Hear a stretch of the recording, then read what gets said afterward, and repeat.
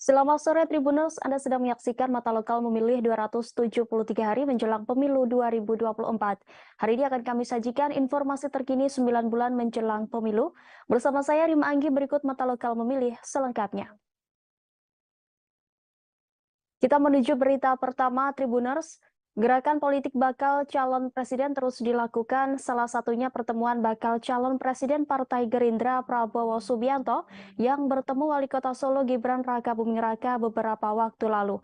Pertemuan ini memunculkan wacana Prabowo akan berpasangan dengan Gibran yang juga sebagai kader Partai Demokrasi Indonesia Perjuangan atau PDIP. Menanggapi wacana tersebut, pengamat politik yang juga Direktur Makara Strategi Mataram Bayu Satria Utama menyebut itu sebagai manuver politik. Lebih lanjut, Bayu mengatakan itu merupakan strategi politik yang dibangun untuk merebut perhatian publik dan membangun opini agar menjadi sebuah pembicaraan saat ini. Menurutnya, untuk memasangkan dua tokoh ini sebagai calon presiden dan wakil presiden sangat kecil kemungkinan. Hal ini dikarenakan Gibran merupakan kader potensial yang dimiliki PDIP saat ini. Informasi selengkapnya akan disampaikan rekan Robi Firmansyah, reporter dari Tribun Lombok yang sudah terhubung dengan kami. Silakan dengan laporan Anda, rekan Robi. Baik, terima kasih Rima dan juga Tribuners. Memang benar wacana terkait dengan mencocokkan Ganjar dengan pencalonan Prabowo sebagai bakal calon presiden dari Partai Gerindra dengan pertemuannya dengan salah satu kader yang juga kader PDIP yang juga Wali Kota Solo Gibran Rakabuming Raka mencuat ke publik.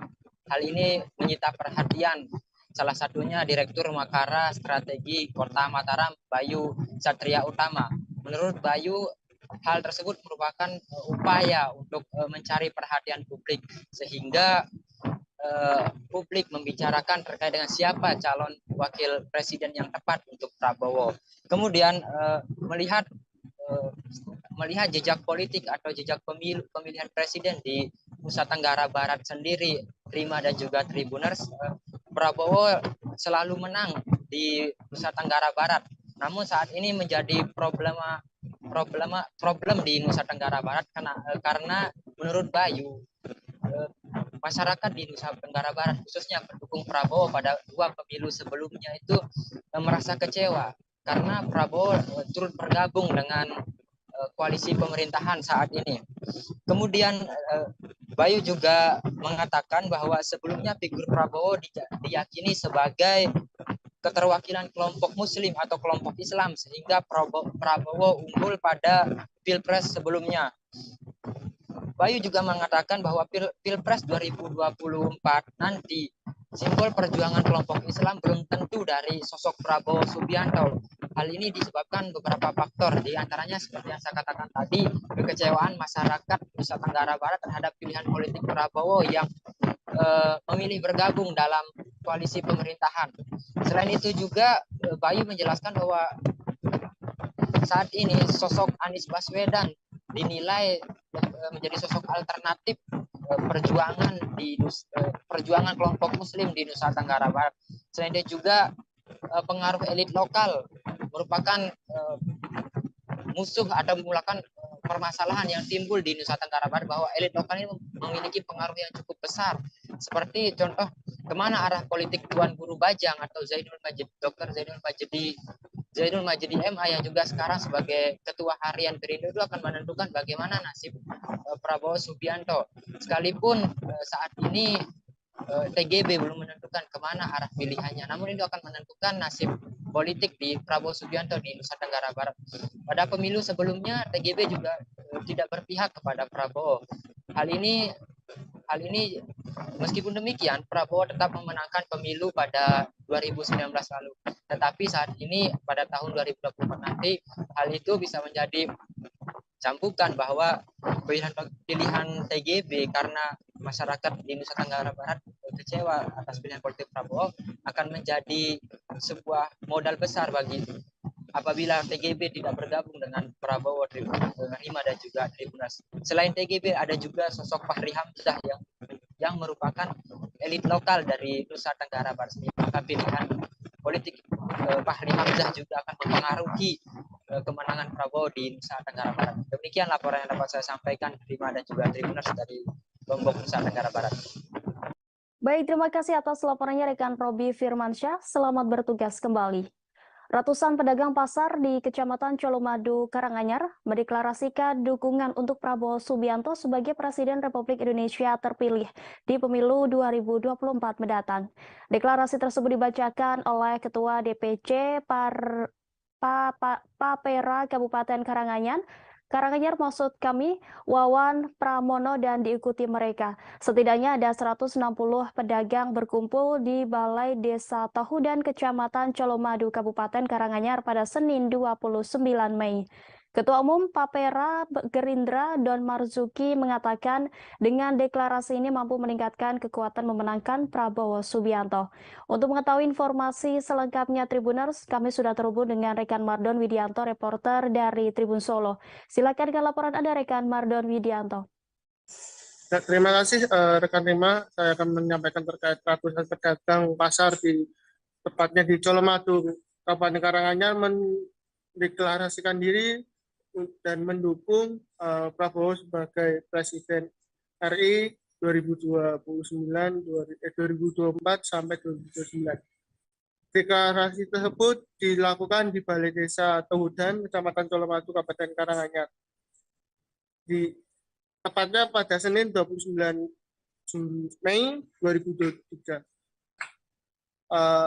Deklarasi tersebut dihadiri sekitar 160 orang yang terdiri dari pedagang pasar di Colomadu. Dan di sana juga ada Ketua Umum Pedagang Pejuang Indonesia atau Partai Indonesia Raya atau Papera, Don Marzuki, Ketua Papera Jateng, Sri Hartini, Ketua DPC Papera Kabupaten Karanganyar, Wawan Pramono, dan Ketua DPC Partai Gerindra Karanganyar, Ade Iliana. Deklarasi ini termasuk dibentuk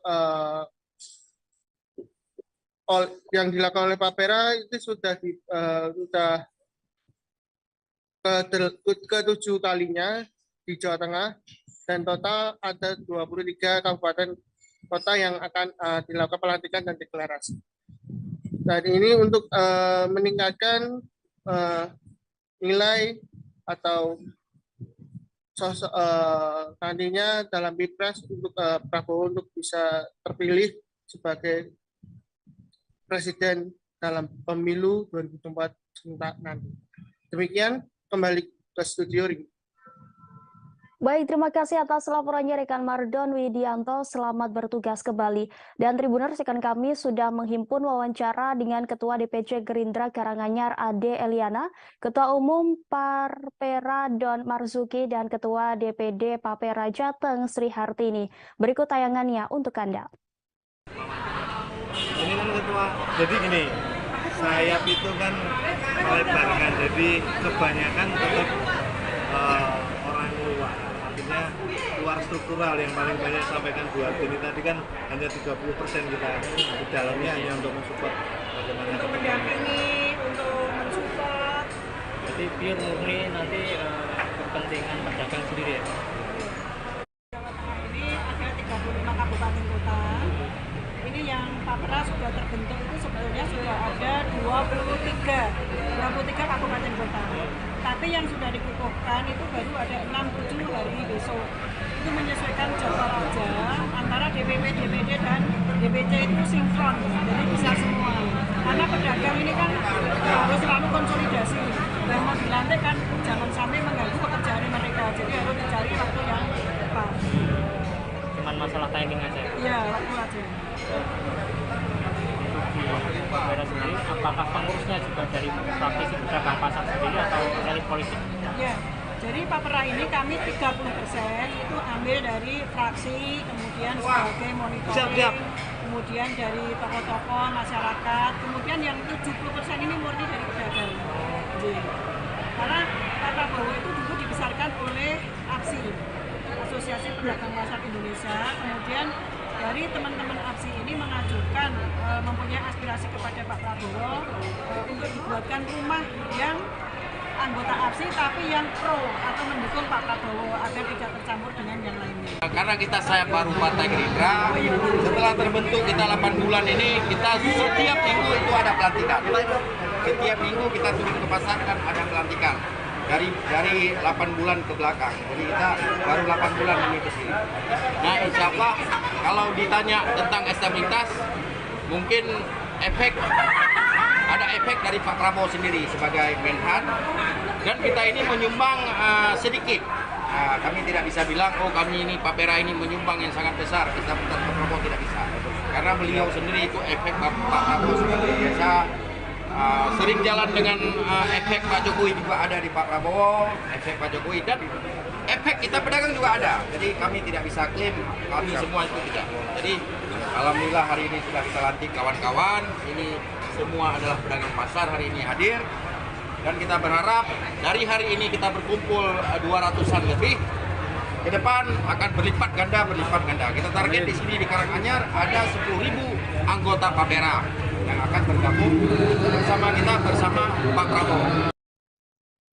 DPD Partai Keadilan Sejahtera atau PKS Kabupaten Pasir telah mendaftarkan 30 bacalek di Komisi Pemilihan Umum Kabupaten Pasir. PKS merupakan partai pertama yang menyerahkan dokumen fisik bakal calon legislatif ke KPU Pasir pada 8 Mei lalu. Ketua DPD PKS Pasir Fatur Rahman menyampaikan bahwa pileg nantinya pihaknya menargetkan mengisi semua dapil di Pasir. Guna mencapai target tersebut, setiap caleg di semua dapil akan dimaksimalkan dengan mengikuti pelatihan. Untuk mengetahui informasi selengkapnya, Tribuners, kami sudah terhubung dengan rekan Syaifullah Ibrahim, reporter dari Tribun Kaltim. Silakan dengan laporan Anda, rekan Syaifullah. Baik, rekan terima ayat untuk partai PKS dari 17 partai yang mengikuti pemilu di Kabupaten Pasir, PKS merupakan partai pertama yang mendaftarkan bacaleknya di KPU Kabupaten Pasir.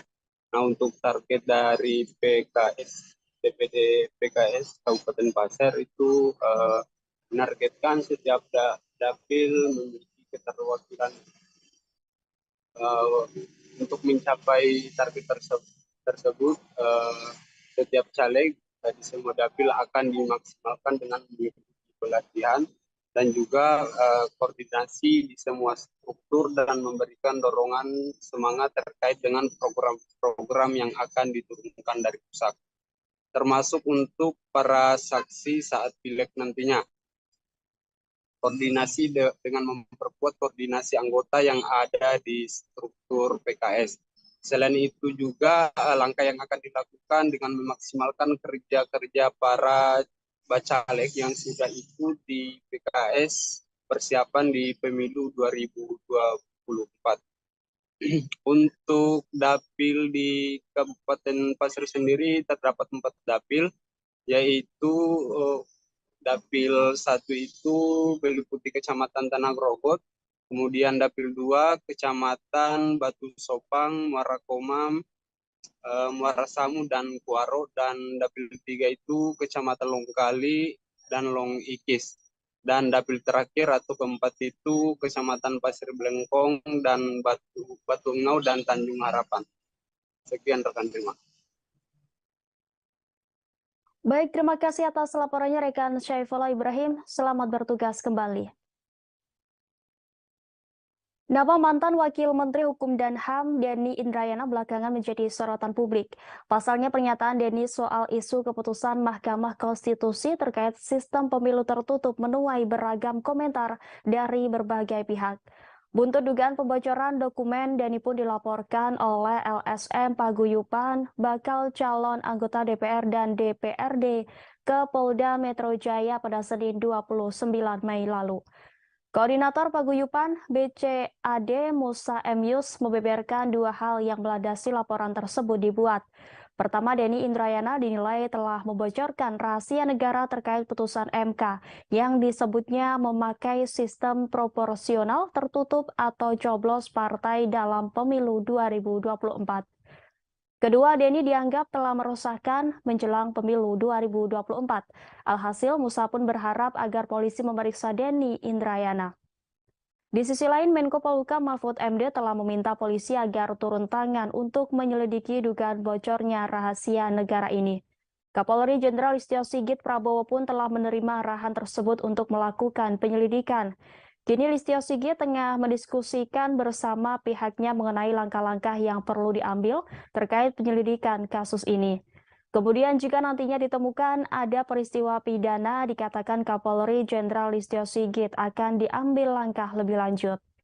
Sebelumnya, pakar hukum tata negara Denny Indrayana membocorkan informasi pribadi yang diterimanya soal putusan Mahkamah Konstitusi terkait sistem pileg.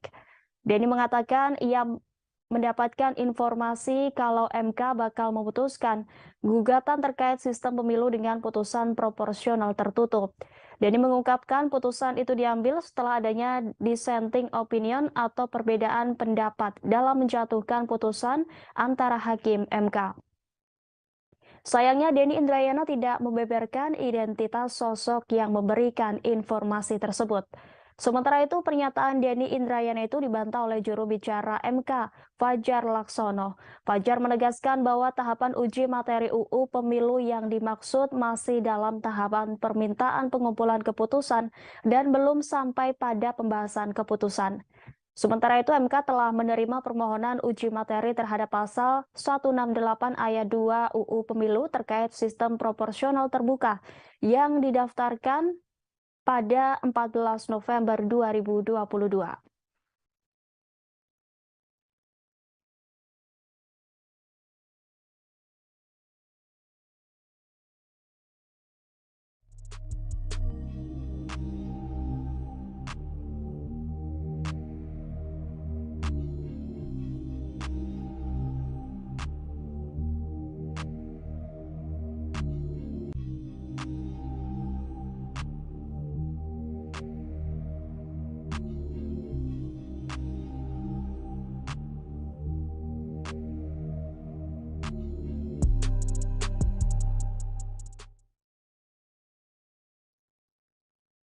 Ex-Wakil Menteri Hukum dan HAM Denny Indrayana memberikan tanggapan setelah dilaporkan polisi buntut pernyataannya soal isu MK memutuskan sistem pemilu tertutup. Denny menegaskan isu MK memutuskan sistem pemilu tertutup bukanlah bentuk pembocoran rahasia negara. Hal tersebut lantaran dirinya memahami untuk tidak masuk dalam wilayah delik pidana maupun pelanggaran etika. Sebagai seorang lawyer, Denny pun menegaskan akan selalu menjaga integritas dan moralitas. Demikian disampaikan Denny melalui siaran pers yang diunggah di akun Twitter pribadinya pada Selasa 30 Mei. Di sisi lain, Denny menegaskan informasi terkait putusan sistem pemilu tertutup bukanlah didapatnya dari lingkungan MK atau hakim MK, sehingga menurutnya pemeriksaan dari lingkungan Mahkamah Konstitusi akan sia-sia. Denny pun menjelaskan lebih lanjut terkait cuitannya soal isu MK memutuskan sistem pemilu tertutup. Dia mengatakan tidak ada pilihan kata bocoran dalam cuitannya tersebut, tetapi kata yang dipilihnya adalah mendapatkan informasi.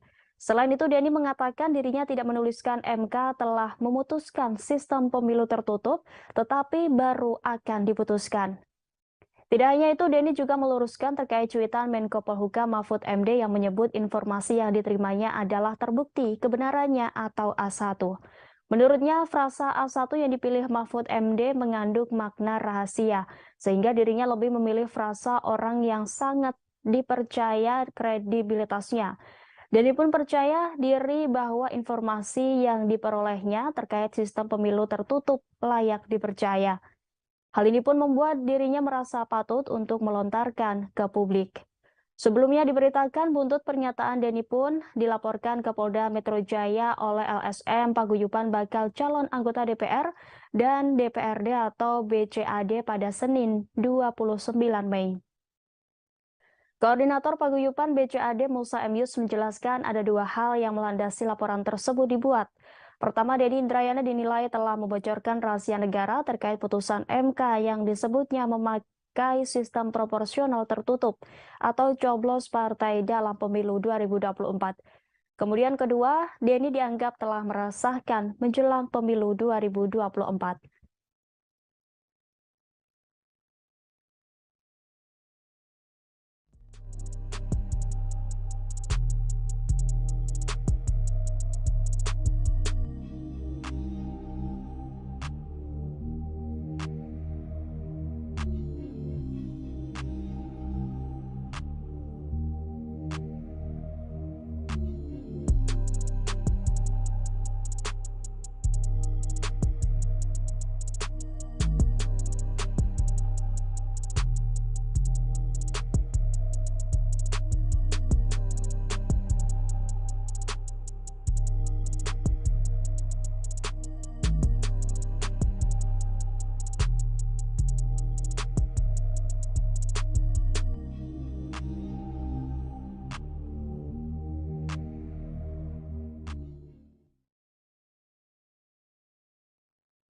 Mantan Wakil Menteri Hukum dan HAM Denny Indrayana kembali membuat pernyataan mengejutkan setelah disebut membocorkan isu terkait MK akan memutuskan sistem pemilu keproporsional tertutup.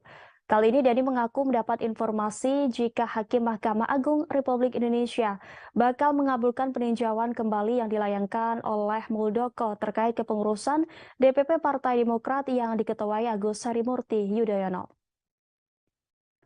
Melalui cuitannya di akun Twitter pribadinya pada Senin 29 Mei, Denny berharap informasi yang didapatkan dari sumber yang dipercayai itu tidak akan terjadi. Denny meminjam istilah dari politisi P3 Romah Hurmuzi yang menjabat sebagai Kepala Staf Presiden Muldoko mencopet Partai Demokrat. Meski demikian, ia berharap soal dugaan pencopetan Partai Demokrat oleh Kepala Staf Presiden Muldoko melalui PK di Mahkamah Konstitusi tidak terjadi. Sebab jika ternyata Mahkamah Agung benar mengabulkan PK dari Muldoko itu, maka hal tersebut akan mencerminkan buruknya demokrasi Indonesia. Pernyataan Denny itu dilandasi karena menurutnya putusan MA itu nantinya akan merupakan arahan dari istana. Pasalnya, kata dia, tujuan dari hal tersebut adalah untuk menjegal atau menggagalkan pencapresan Anies Baswedan.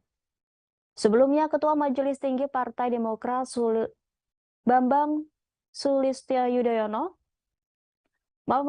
Susilo Bambang Yudhoyono khawatir Partai Demokrat akan diambil alih KSP Muldoko lewat upaya peninjauan kembali atau PK di Mahkamah Agung.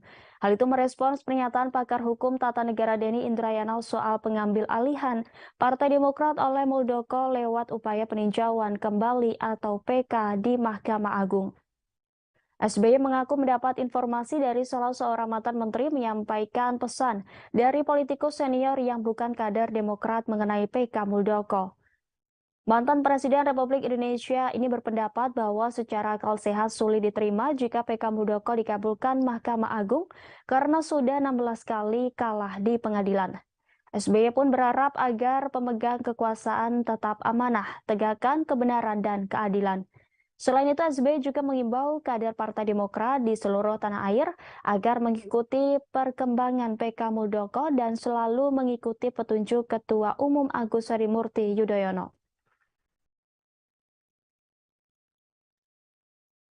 Uang sebesar 70 juta rupiah untuk mendapatkan nomor urut 2. Terkait hal itu, Ketua Lembaga Pemenangan Pemilu DPW PKB Lampung, Jauharo Haddad memberikan klarifikasi. Jauharo mengatakan tidak ada mahar untuk nomor urut baik caleg tingkat provinsi dan kabupaten kota se-Lampung. Dia menjelaskan penentuan nomor urut partai berdasarkan kinerja caleg dan sebelumnya PKB Lampung telah melakukan fit and proper test seluruh bacalek tingkat provinsi dan kabupaten kota.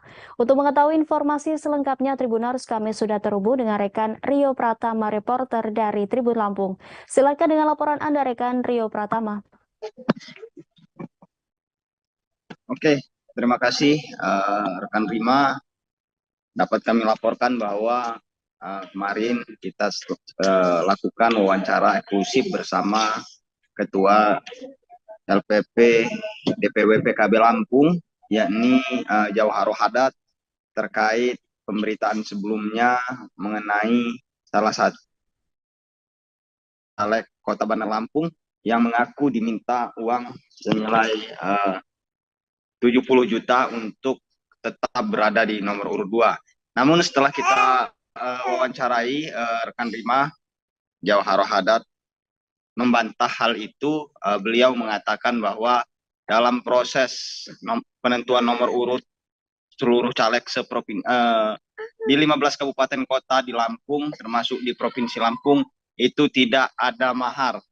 Ia menegaskan bahwa semua proses atau penentuan nomor urut berdasarkan kinerja atau fit and proper test dari beberapa caleg se-Lampung, ya rekan Rima. Jadi dia menegaskan bahwa telah memanggil Ketua DPC PKB Kota Bandar Lampung dan Ketua LPP Kota Bandar Lampung untuk investigasi terkait pengakuan dari caleg yang mengaku telah dimintai uang 70 juta tersebut. Jadi dapat kami sampaikan bahwa kesimpulan dari wawancara kita bersama Ketua LPP PKB Lampung, beliau menyatakan tidak ada mahar politik dalam penentuan nomor urut. Itu yang dapat disampaikan rekan Rima dari hasil wawancara eksklusif kita bersama Ketua LPP DPW PKB Lampung, dengan saya Rio melaporkan. Baik, terima kasih atas laporannya rekan Rio Pratama. Selamat bertugas kembali. Dan Tribuners, rekan kami sudah menghimpun wawancara dengan Ketua LPP DPW PKB Lampung, Jauhar Haddad. Berikut tayangannya untuk Anda. Ingin menjelaskan, ingin mengklarifikasi apa yang menjadi yang mencuat akhir-akhir di media ya soal Bu Nelly ya misalnya. Ya, jadi memang ada mekanisme partai yang kita lalui yang dilakukan oleh DPW PKB, mulai dari penjaringan caleg sampai dengan fit and proper test itu kita lakukan semua. Setelah itu ada beberapa penilaian lanjutan terhadap kinerja bacalek yang bersangkutan. Karena semua bacalek itu kan ada rekam jejak. Ya. Setelah kita mengetahui seperti itu, baru kita mungkin lihat peringkatnya. Kira-kira pasnya masuk di nomor berapa, nomor urut berapa. Karena memang semua penilaian dari situ. Untuk yang dijelaskan oleh Mbak Nelly, saya kira itu sama sekali tidak ada. Apa yang dituduhkan itu tidak ada.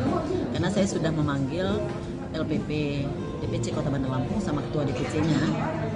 Kita investigasi juga ke tim yang di DPC, ternyata itu tidak ditemukan dan tidak ada sama sekali pembahasan kita soal untuk penempatan nomor urut berapapun itu memakai mahar atau uang, itu tidak ada. Saya pastikan bahwa di DPC PKB Kota Bandar Lampung maupun yang lainnya yang ada di Provinsi Lampung itu tidak ada. Begitu juga kita provinsi, tidak ada yang memakai uang dalam rangka untuk menentukan nomor urut. Saya pastikan bahwa itu tidak ada.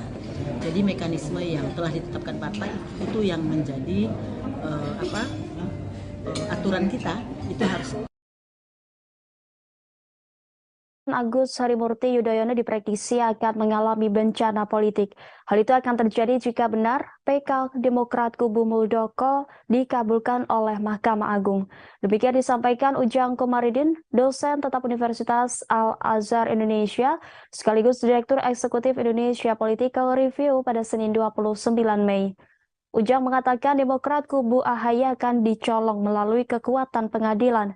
Selain itu, Ujang Komarudin menilai diterimanya PK Muldoko juga berdampak kepada caleg-caleg yang telah mendaftar. Ujang memprediksi situasi di internal Demokrat bakal semrawut ketika Muldoko dimenangkan PK-nya.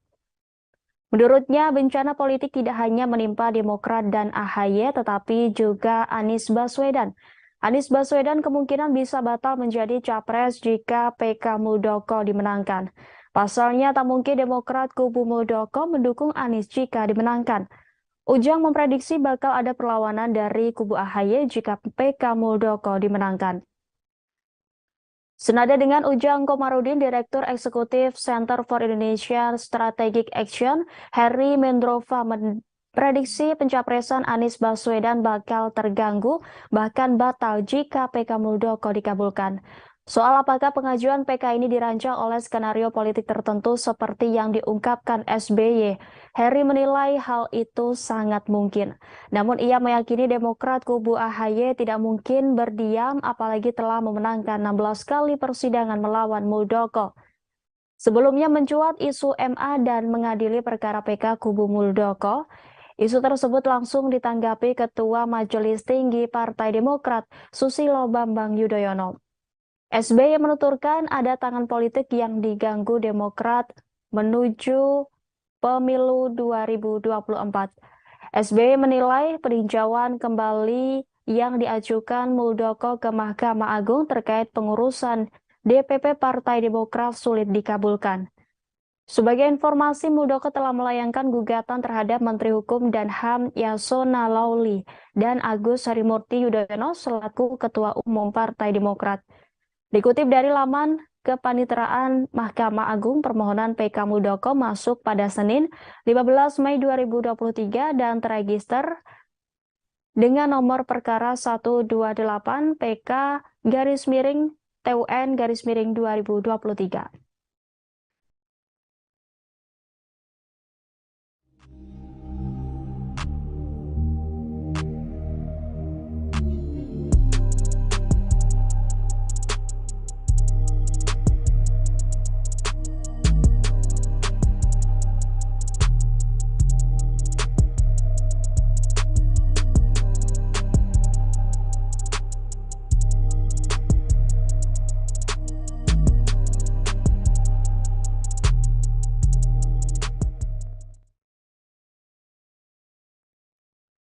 Sejumlah tokoh masyarakat, guru besar, dan akademisi yang tergabung dalam Forum Kalimantan Bangkit menggelar diskusi di Banjarmasin pada Senin 29 Mei. Diskusi digelar sebagai respons atas isu MK yang akan memutuskan sistem pemilu dari terbuka menjadi tertutup. Dalam kesimpulan diskusi, inisiator Forum Kalimantan Bangkit, Subhan Syarif, menegaskan setiap keputusan yang diambil oleh negara harus mengutamakan kepentingan dan keselamatan rakyat. Sistem proporsional terbuka dipandang oleh Forum Kalimantan Bangkit sudah tepat. Ada 6 poin sikap Forum Kalimantan Bangkit sebagai respons atas isu yang menyebutkan MK akan memutuskan sistem pemilu proporsional tertutup. Untuk mengetahui informasi selengkapnya Tribuners, kami sudah terhubung langsung dengan rekan Eka Pratiwi, reporter dari Banjarmasin Pos. Silakan dengan laporan Anda, rekan Eka Pratiwi. Iya, terima kasih Rima. Halo Tribuners, saya melaporkan dari Banjarmasin. Forum Kalimantan Bangkit tadi malam melaksanakan diskusi bersama. Jadi forum Kalimantan Bangkit ini berisikan para tokoh di mana ada guru besar, juga akademisi yang ada di Kalimantan Selatan. Mereka membahas terkait adanya isu yang menjadikan pada pemilu legislatif mendatang dari terbuka menjadi tertutup. Ada 6 poin sikap Forum Kalimantan Bangkit sebagai respon, yakni Forum Kalimantan Bangkit tetap mendorong proporsional terbuka dan tetap dilaksanakan seperti pemilu sebelumnya, yakni pada tahun 2019. Kemudian Forum Kalimantan Bangkit siap menggugat MK jika kemudian diputuskan dengan sistem proporsional tertutup. Tak hanya itu, juga mereka dalam pembahasan tadi malam juga akan terus melakukan kajian terkait sistem pemilu di Indonesia. Kemudian Forum Kalimantan Bangkit juga akan terus mengawal pemilu 2024 agar berlangsung jujur dan adil. Tak hanya itu, Forum Kalimantan Bangkit juga menjalin kerjasama bersama stakeholder untuk mewujudkan pemilu jujur dan adil. Forum Kalimantan Bangkit juga akan terus bersosialisasi tentang fundamental pemilu kepada semua kalangan. Jadi Tribuners, dalam pembahasan tadi malam ada 11 tokoh masyarakat, guru besar dan juga akademisi yang ada di Kalimantan yang membahas terkait rencana pelaksanaan pileg secara proporsional tertutup. Jadi ada beberapa akademisi yang menganggap bahwa ini tidak perlu dilakukan. Artinya mereka beranggapan bahwa lebih mengedepankan pelaksanaan pemilu terbuka pada 2019 lalu. Kemudian dari tanggapan inisiator Forum Kalimantan Bangkit, Martinus menilai jika tidak ada urgensi terhadap perubahan sistem pemilu dari yang awalnya terbuka menjadi tertutup. Menurutnya saat ini situasi politik sudah cukup kondusif. Partai dan KPU serta masyarakat sudah mempersiapkan diri dengan sistem proporsional terbuka. Ia khawatir jika terjadi perubahan sistem di tengah jalan ada terjadi kekacauan politik. Tak hanya itu, akademisi dari Universitas Lambung Mangkurat, Profesor Ihsan Anwari juga akan terus memantau perkembangan di MK. Menurutnya sistem pemilu harus terbuka seperti yang sebelumnya. Ia juga berkekhawatiran akan ada kekacauan politik pada 2024 jika dilaksanakan secara tertutup. Apalagi ia menilai ada fakta kematian para KPPS pada saat pemilu 2019. Kemudian ia menilai juga sistem Pemilu terbuka memungkinkan masyarakat melihat rekam jejak caleg, sementara dengan hal tertutup sementara itu tidak dimungkinkan. Tak hanya itu, jadi ada beberapa akademisi seperti akademisi dari Universitas Islam Kalimantan Selatan, Islam Muhammad Arsyad Al-Banjari, Banjarmasin, Dr. Muhammad Uhaib mengatakan Indonesia sudah 25 tahun menjalani masa transisi dari otoriter ke demokrasi. Ia menilai jika isu pemilu menjadi proporsional tertutup kembali, maka akan kembali dianggapnya sebuah kemunduran.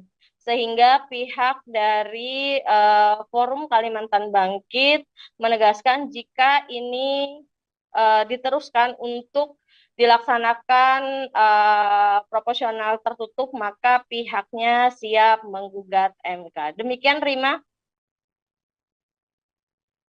Baik, terima kasih atas laporannya rekan Eka Pertiwi. Selamat bertugas kembali.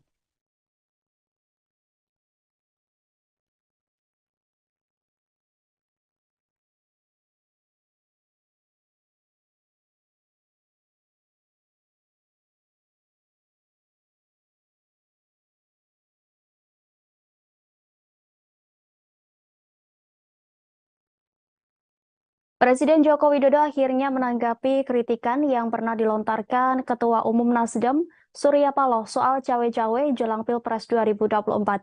Jokowi di Istana Kepresidenan pada Senin 29 Mei mengakui bahwa ia cawe-cawe dalam pemilu mendatang. Akan tetapi, ia cawe-cawe untuk kepentingan bangsa dan negara.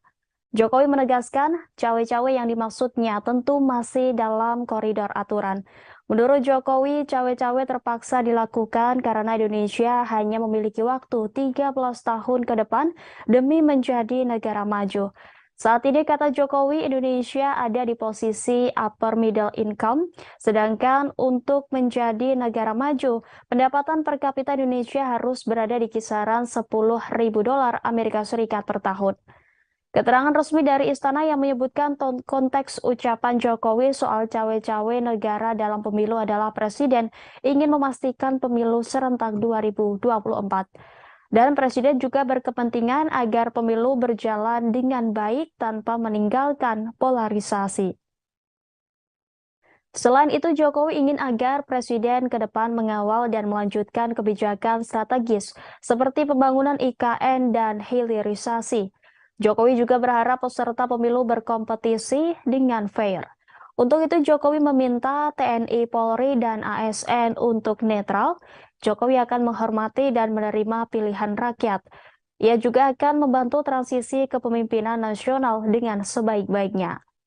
Sebagai informasi, Kepala Negara bertemu para pemimpin media nasional dan pegiat media sosial di Istana Kepresidenan pada Senin 29 Mei. Selain membicarakan perihal cawe-cawe, Presiden Jokowi mengajak diskusi soal ekonomi nasional, teknologi, dan perihal baterai elektronik. Pertemuan dengan para pemimpin media tersebut juga diisi acara makan bersama.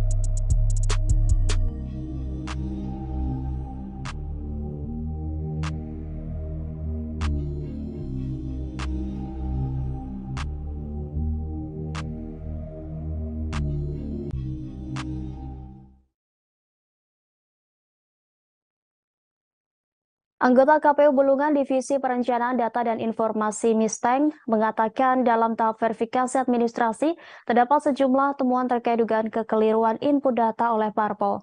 Tidak hanya dugaan kekeliruan saat input data di silon, Misteng mengatakan lembaganya juga menemukan indikasi kegandaan. Menurut dia, setidaknya terdapat 6 orang bacalek yang terindikasi ganda. Meskipun tidak merinci parpol dan bacalek yang dimaksud, Misteng mengatakan indikasi ganda tersebut karena bacalek terdaftar di 2 dapil ataupun ganda karena terdaftar di lebih dari 1 parpol. Gerakan politik bakal calon presiden terus dilakukan, salah satunya pertemuan bakal calon presiden Partai Gerindra Prabowo Subianto yang bertemu Wali Kota Solo Gibran Rakabuming Raka beberapa waktu lalu. Pertemuan ini memunculkan wacana Prabowo akan berpasangan dengan Gibran yang juga sebagai kader Partai Demokrasi Indonesia Perjuangan atau PDIP. Menanggapi wacana tersebut, pengamat politik yang juga Direktur Makara Strategi Mataram Bayu Satria Utama menyebut itu sebagai manuver politik. Lebih lanjut, Bayu mengatakan itu merupakan strategi politik yang dibangun untuk merebut perhatian publik dan membangun opini agar menjadi sebuah pembicaraan saat ini. Menurutnya, untuk memasangkan 2 tokoh ini sebagai calon presiden dan wakil presiden sangat kecil kemungkinan. Hal ini dikarenakan Gibran merupakan kader potensial yang dimiliki PDIP saat ini. Informasi selengkapnya akan disampaikan rekan Robi Firmansyah, reporter dari Tribun Lombok yang sudah terhubung dengan kami. Silakan dengan laporan Anda, rekan Robi. Baik, terima kasih Rima dan juga Tribuners. Memang benar wacana terkait dengan mencocokkan Ganjar dengan pencalonan Prabowo sebagai bakal calon presiden dari Partai Gerindra dengan pertemuannya dengan salah satu kader yang juga kader PDIP yang juga Wali Kota Solo Gibran Rakabuming Raka mencuat ke publik. Hal ini menyita perhatian salah satunya Direktur Makara Strategi Kota Mataram Bayu Satria Utama. Menurut Bayu, hal tersebut merupakan upaya untuk mencari perhatian publik sehingga publik membicarakan terkait dengan siapa calon wakil presiden yang tepat untuk Prabowo. Kemudian melihat jejak politik atau jejak pemilihan presiden di Nusa Tenggara Barat sendiri, Rima dan juga Tribuners, Prabowo selalu menang di Nusa Tenggara Barat. Namun saat ini menjadi problem di Nusa Tenggara Barat karena menurut Bayu masyarakat di Nusa Tenggara Barat khususnya pendukung Prabowo pada 2 pemilu sebelumnya itu merasa kecewa karena Prabowo turut bergabung dengan koalisi pemerintahan saat ini. Kemudian Bayu juga mengatakan bahwa sebelumnya figur Prabowo diyakini sebagai keterwakilan kelompok Muslim atau kelompok Islam sehingga Prabowo unggul pada Pilpres sebelumnya. Bayu juga mengatakan bahwa Pilpres 2024 nanti simbol perjuangan kelompok Islam belum tentu dari sosok Prabowo Subianto. Hal ini disebabkan beberapa faktor, di antaranya seperti yang saya katakan tadi, kekecewaan masyarakat Nusa Tenggara Barat terhadap pilihan politik Prabowo yang memilih bergabung dalam koalisi pemerintahan. Selain itu juga Bayu menjelaskan bahwa saat ini sosok Anies Baswedan dinilai menjadi sosok alternatif perjuangan kelompok Muslim di Nusa Tenggara Barat. Selain itu juga pengaruh elit lokal merupakan musuh atau merupakan permasalahan yang timbul di Nusa Tenggara Barat, bahwa elit lokal ini memiliki pengaruh yang cukup besar. Seperti contoh kemana arah politik Tuan Guru Bajang atau Dr. Zainul Majidi MA yang juga sekarang sebagai ketua harian Perindo itu akan menentukan bagaimana nasib Prabowo Subianto. Sekalipun saat ini TGB belum menentukan kemana arah pilihannya, namun itu akan menentukan nasib politik di Prabowo Subianto di Nusa Tenggara Barat. Pada pemilu sebelumnya TGB juga tidak berpihak kepada Prabowo. Hal ini meskipun demikian Prabowo tetap memenangkan pemilu pada 2019 lalu.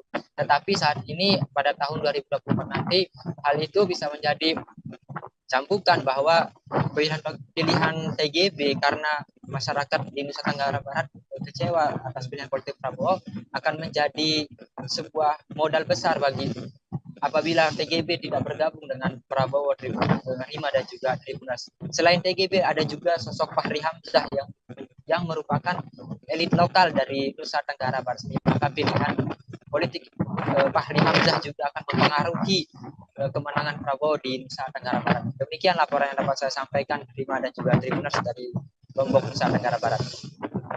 Baik, terima kasih atas laporannya rekan Robi Firmansyah. Selamat bertugas kembali. Ratusan pedagang pasar di Kecamatan Colomadu, Karanganyar mendeklarasikan dukungan untuk Prabowo Subianto sebagai Presiden Republik Indonesia terpilih di pemilu 2024 mendatang. Deklarasi tersebut dibacakan oleh Ketua DPC Papera Kabupaten Karanganyar maksud kami, Wawan Pramono, dan diikuti mereka. Setidaknya ada 160 pedagang berkumpul di Balai Desa Tohudan Kecamatan Colomadu Kabupaten Karanganyar pada Senin 29 Mei. Ketua Umum Papera Gerindra Don Marzuki mengatakan dengan deklarasi ini mampu meningkatkan kekuatan memenangkan Prabowo Subianto.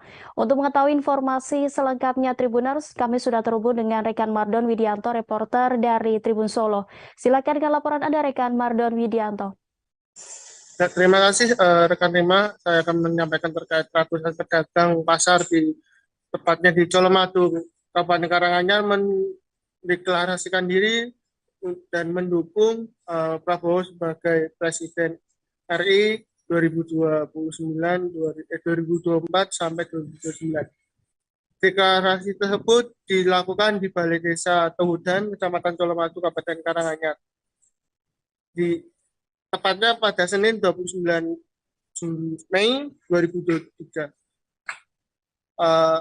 Deklarasi tersebut dihadiri sekitar 160 orang yang terdiri dari pedagang pasar di Colomadu. Dan di sana juga ada Ketua Umum Pedagang Pejuang Indonesia atau Partai Indonesia Raya atau Papera, Don Marzuki, Ketua Papera Jateng, Sri Hartini, Ketua DPC Papera Kabupaten Karanganyar, Wawan Pramono, dan Ketua DPC Partai Gerindra Karanganyar, Ade Ilyana. Deklarasi ini termasuk dibentuk yang dilakukan oleh Papera itu sudah ke-7 kalinya di Jawa Tengah, dan total ada 23 kabupaten kota yang akan dilakukan pelantikan dan deklarasi. Dan ini untuk meningkatkan nilai atau sosok nantinya dalam Pilpres untuk Prabowo untuk bisa terpilih sebagai Presiden dalam pemilu 2024 nanti. Demikian, kembali ke studio Ring. Baik, terima kasih atas laporannya rekan Mardon Widianto. Selamat bertugas kembali. Dan Tribuners, rekan kami sudah menghimpun wawancara dengan Ketua DPC Gerindra Karanganyar Ade Eliana, Ketua Umum Papera Don Marzuki, dan Ketua DPD Papera Jateng Sri Hartini. Berikut tayangannya untuk Anda. Ini kan Ketua, jadi gini, sayap itu kan melebarkan, jadi kebanyakan tetap orang luar. Artinya luar struktural yang paling banyak sampaikan Bu Hartini tadi kan hanya 30% kita di dalamnya hanya untuk mensupport bagaimana untuk mendampingi, untuk mensupport. Jadi pure murni nanti kepentingan pedagang sendiri ya. Ini ada 35 kabupaten kota. Ini yang Papera sudah terbentuk itu sebetulnya sudah ada 23 kabupaten kota. Tapi yang sudah dikukuhkan itu baru ada 6-7 hari besok. Itu menyesuaikan jadwal aja antara DPP, DPD, dan DPC itu sinkron, jadi bisa semua. Karena pedagang ini kan harus selalu konsolidasi. Dan mau dilantik kan jangan sampai mengganggu pekerjaan mereka. Jadi harus dicari waktu yang tepat. Cuman masalah timing aja? Iya, waktu aja. Di Papera sendiri, apakah pengurusnya juga dari praktisi pedagang pasar sendiri atau elit politik? Ya, jadi Papera ini kami 30% itu ambil dari fraksi, kemudian sebagai monitoring, kemudian dari tokoh-tokoh masyarakat, kemudian yang 70% ini murni dari pedagang. Karena Pak Prabowo itu dulu dibesarkan oleh APSI, Asosiasi Pedagang Pasar Indonesia, kemudian dari teman-teman APSI ini mengajukan mempunyai aspirasi kepada Pak Prabowo untuk dibuatkan rumah yang anggota APSI tapi yang pro atau mendukung Pak Prabowo agar tidak tercampur dengan yang lainnya. Karena kita saya baru Partai Gerindra, setelah terbentuk kita 8 bulan ini, kita setiap minggu itu ada pelantikan. Setiap minggu kita turun ke pasar kan ada pelantikan. Dari 8 bulan ke belakang. Jadi kita baru 8 bulan ini ke sini. Nah, insya Allah kalau ditanya tentang stabilitas, mungkin ada efek dari Pak Prabowo sendiri sebagai Menhan, dan kita ini menyumbang sedikit. Kami tidak bisa bilang, oh kami ini Pak Pera ini menyumbang yang sangat besar. Kita Pak Prabowo tidak bisa. Karena beliau sendiri itu efek Pak Prabowo seperti biasa. Sering jalan dengan efek Pak Jokowi juga ada di Pak Prabowo, efek Pak Jokowi, dan efek kita pedagang juga ada. Jadi kami tidak bisa klaim kami semua itu tidak.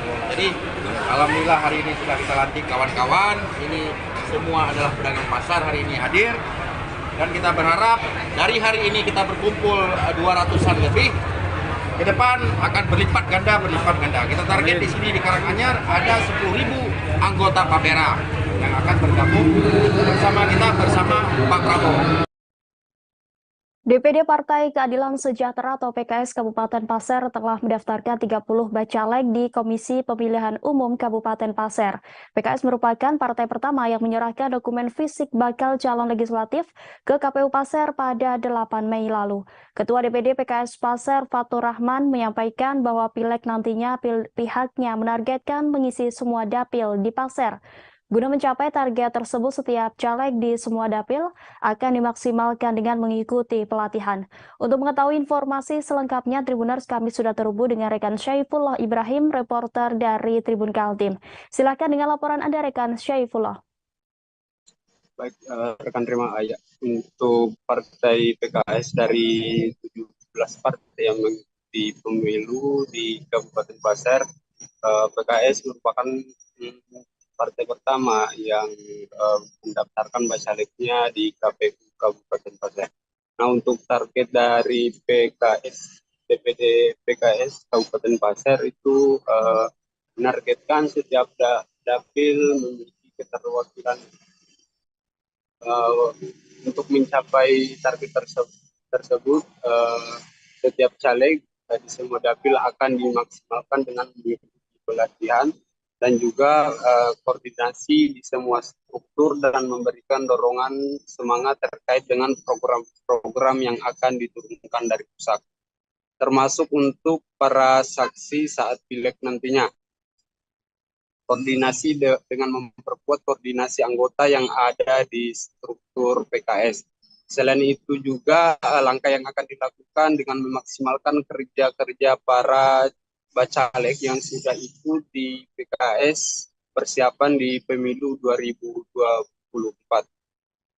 Untuk dapil di Kabupaten Pasir sendiri terdapat 4 dapil, yaitu dapil 1 itu meliputi Kecamatan Tanah Grogot, kemudian dapil 2 Kecamatan Batu Sopang, Muara Komam, Muara Samu dan Kuaro, dan dapil 3 itu Kecamatan Longkali dan Long Ikis, dan dapil terakhir atau keempat itu Kecamatan Pasir Blengkong dan Batu Engau dan Tanjung Harapan. Sekian rekan, terima. Baik, terima kasih atas laporannya rekan Syaifullah Ibrahim. Selamat bertugas kembali. Nama mantan Wakil Menteri Hukum dan HAM Denny Indrayana belakangan menjadi sorotan publik. Pasalnya pernyataan Denny soal isu keputusan Mahkamah Konstitusi terkait sistem pemilu tertutup menuai beragam komentar dari berbagai pihak. Buntut dugaan pembocoran dokumen, Denny pun dilaporkan oleh LSM Paguyuban, bakal calon anggota DPR dan DPRD ke Polda Metro Jaya pada Senin 29 Mei lalu. Koordinator Paguyuban BCAD Musa M. Yus membeberkan 2 hal yang melandasi laporan tersebut dibuat.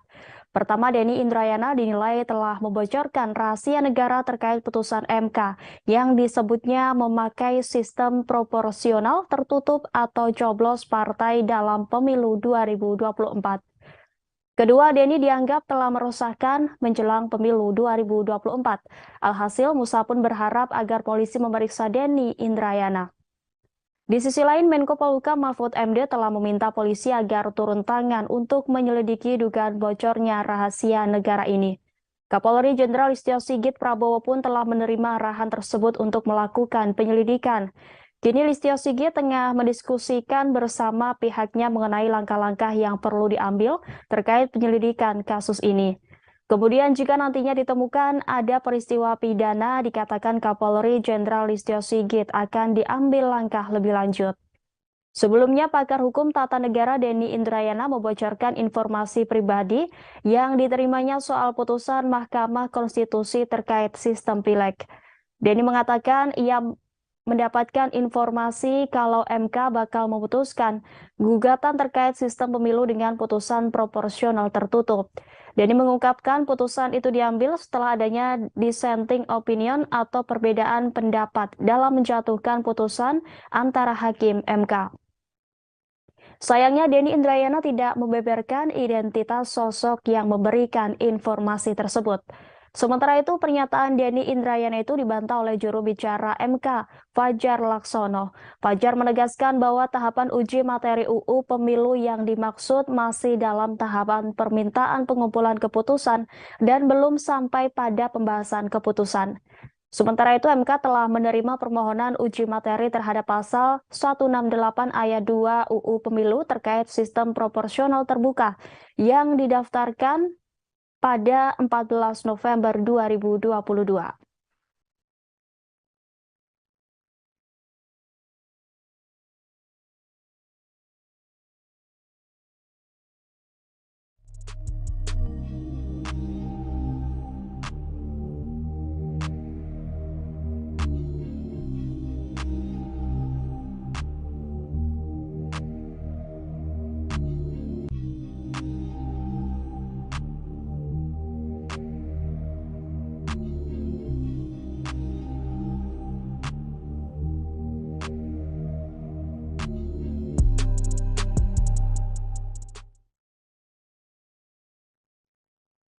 Ex-Wakil Menteri Hukum dan HAM Denny Indrayana memberikan tanggapan setelah dilaporkan polisi buntut pernyataannya soal isu MK memutuskan sistem pemilu tertutup. Denny menegaskan isu MK memutuskan sistem pemilu tertutup bukanlah bentuk pembocoran rahasia negara. Hal tersebut lantaran dirinya memahami untuk tidak masuk dalam wilayah delik pidana maupun pelanggaran etika. Sebagai seorang lawyer, Denny pun menegaskan akan selalu menjaga integritas dan moralitas. Demikian disampaikan Denny melalui siaran pers yang diunggah di akun Twitter pribadinya pada Selasa 30 Mei. Di sisi lain, Denny menegaskan informasi terkait putusan sistem pemilu tertutup bukanlah didapatnya dari lingkungan MK atau hakim MK, sehingga menurutnya pemeriksaan dari lingkungan Mahkamah Konstitusi akan sia-sia. Denny pun menjelaskan lebih lanjut terkait cuitannya soal isu MK memutuskan sistem pemilu tertutup. Dia mengatakan tidak ada pilihan kata bocoran dalam cuitannya tersebut, tetapi kata yang dipilihnya adalah mendapatkan informasi. Selain itu, Denny mengatakan dirinya tidak menuliskan MK telah memutuskan sistem pemilu tertutup, tetapi baru akan diputuskan. Tidak hanya itu, Denny juga meluruskan terkait cuitan Menko Polhukam Mahfud MD yang menyebut informasi yang diterimanya adalah terbukti kebenarannya atau A1. Menurutnya, frasa A1 yang dipilih Mahfud MD mengandung makna rahasia, sehingga dirinya lebih memilih frasa orang yang sangat dipercaya kredibilitasnya. Denny pun percaya diri bahwa informasi yang diperolehnya terkait sistem pemilu tertutup layak dipercaya. Hal ini pun membuat dirinya merasa patut untuk melontarkan ke publik. Sebelumnya diberitakan buntut pernyataan Denny pun dilaporkan ke Polda Metro Jaya oleh LSM Paguyuban bakal calon anggota DPR dan DPRD atau BCAD pada Senin 29 Mei. Koordinator Paguyuban BCAD Musa Emius menjelaskan ada dua hal yang melandasi laporan tersebut dibuat. Pertama, Denny Indrayana dinilai telah membocorkan rahasia negara terkait putusan MK yang disebutnya memakai sistem proporsional tertutup atau coblos partai dalam pemilu 2024. Kemudian kedua, Denny dianggap telah meresahkan menjelang pemilu 2024.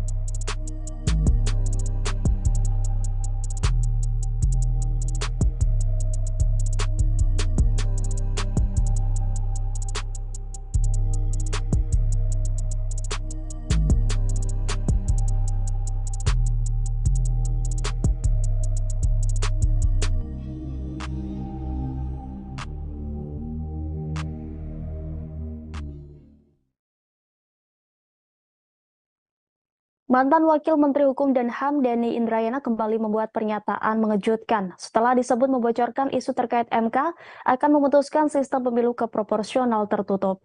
Kali ini Denny mengaku mendapat informasi jika Hakim Mahkamah Agung Republik Indonesia bakal mengabulkan peninjauan kembali yang dilayangkan oleh Muldoko terkait kepengurusan DPP Partai Demokrat yang diketuai Agus Harimurti Yudhoyono.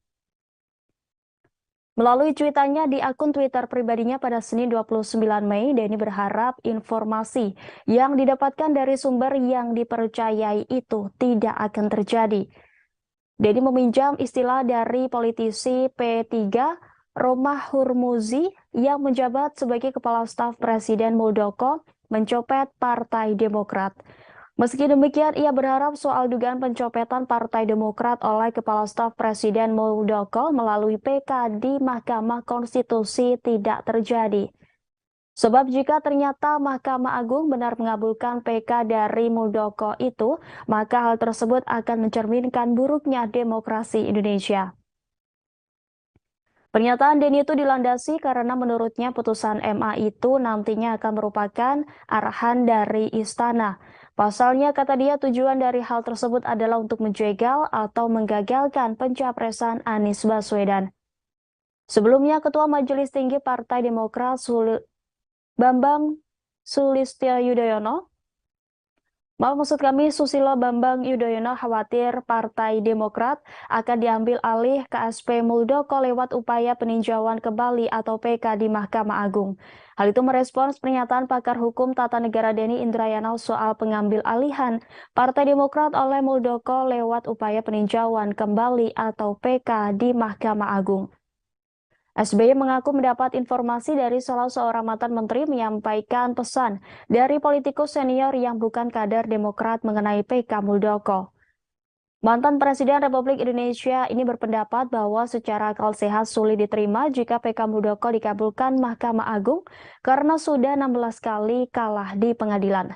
SBY pun berharap agar pemegang kekuasaan tetap amanah, tegakkan kebenaran dan keadilan. Selain itu, SBY juga mengimbau kader Partai Demokrat di seluruh tanah air agar mengikuti perkembangan PK Muldoko dan selalu mengikuti petunjuk Ketua Umum Agus Harimurti Yudhoyono.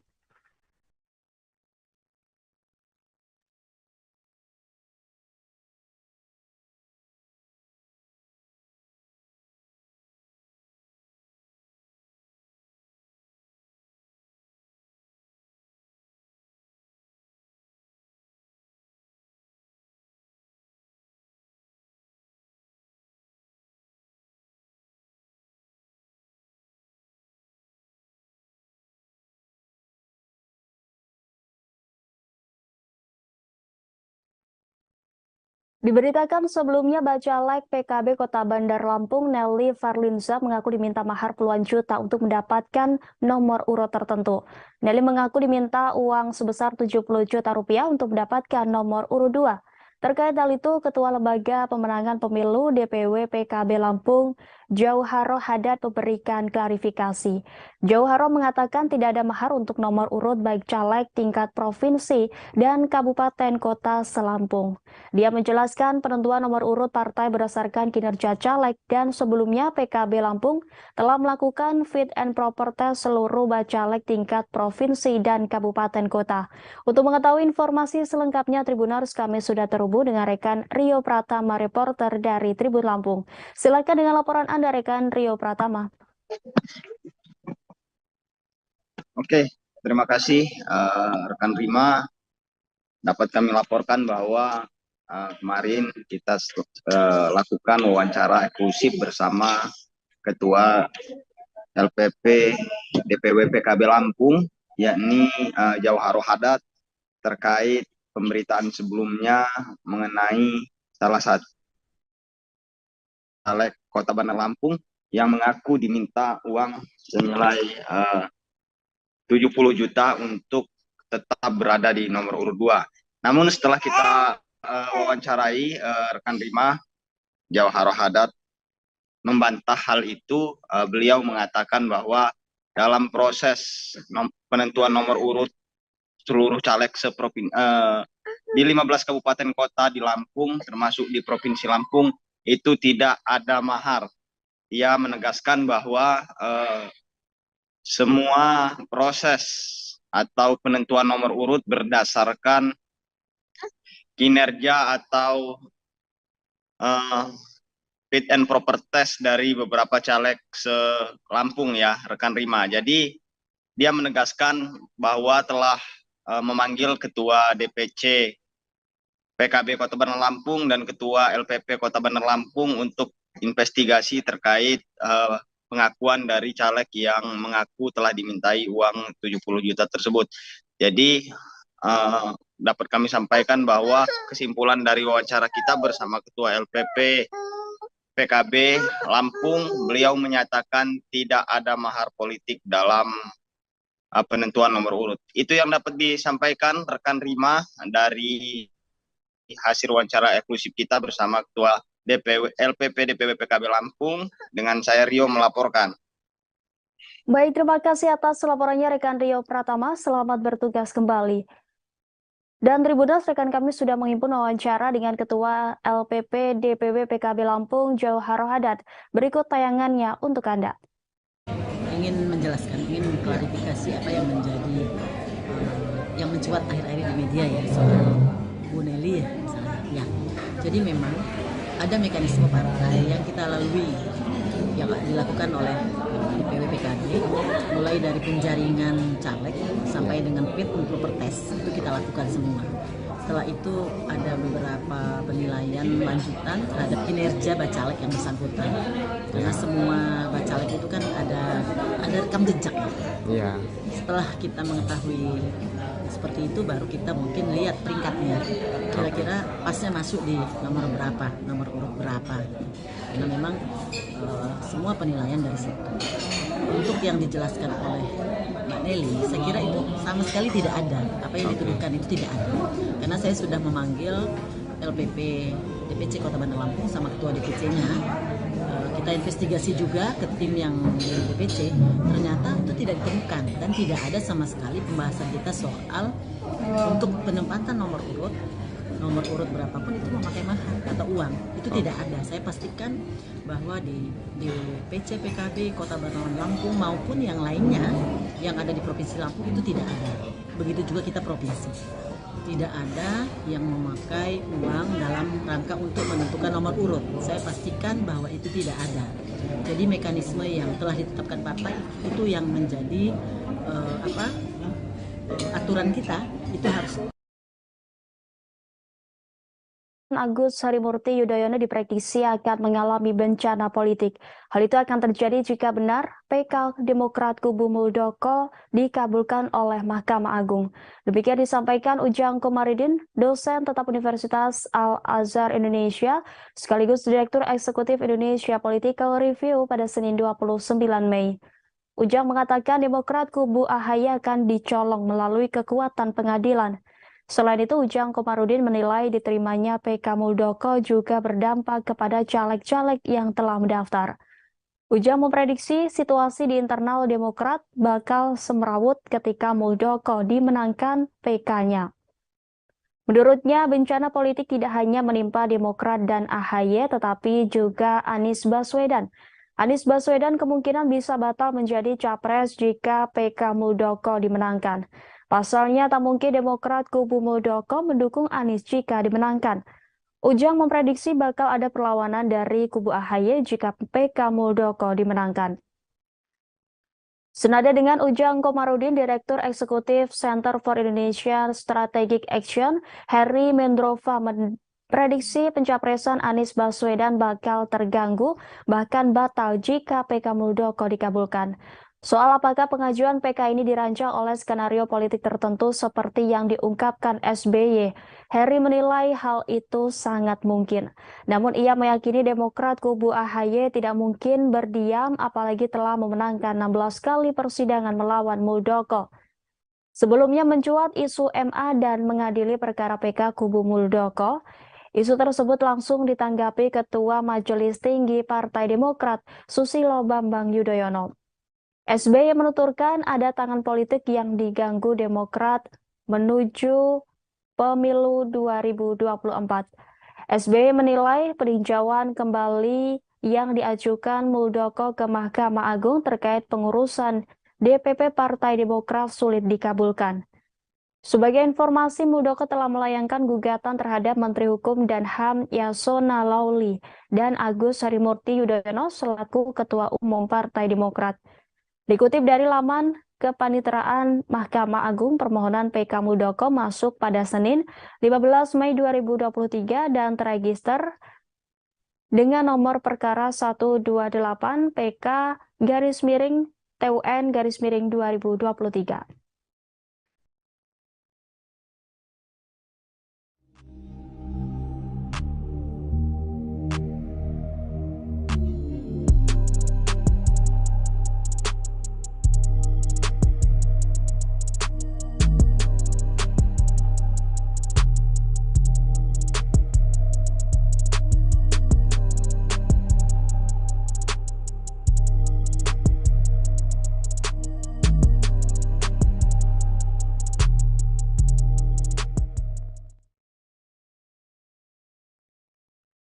Sejumlah tokoh masyarakat, guru besar, dan akademisi yang tergabung dalam Forum Kalimantan Bangkit menggelar diskusi di Banjarmasin pada Senin 29 Mei. Diskusi digelar sebagai respons atas isu MK yang akan memutuskan sistem pemilu dari terbuka menjadi tertutup.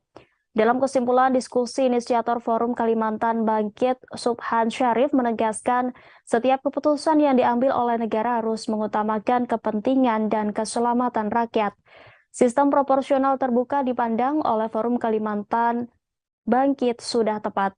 Ada 6 poin sikap Forum Kalimantan Bangkit sebagai respons atas isu yang menyebutkan MK akan memutuskan sistem pemilu proporsional tertutup.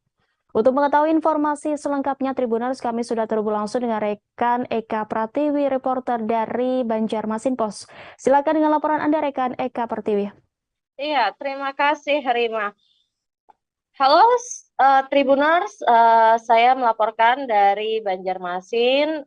Forum Kalimantan Bangkit tadi malam melaksanakan diskusi bersama. Jadi Forum Kalimantan Bangkit ini berisikan para tokoh di mana ada guru besar, juga akademisi yang ada di Kalimantan Selatan.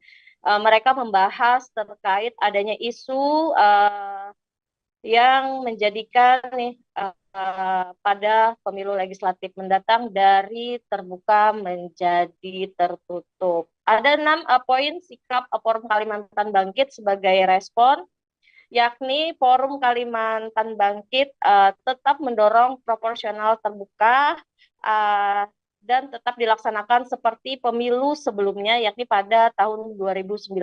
Kemudian Forum Kalimantan Bangkit siap menggugat MK jika kemudian diputuskan dengan sistem proporsional tertutup. Tak hanya itu, juga mereka dalam pembahasan tadi malam juga akan terus melakukan kajian terkait sistem pemilu di Indonesia. Kemudian Forum Kalimantan Bangkit juga akan terus mengawal pemilu 2024 agar berlangsung jujur dan adil.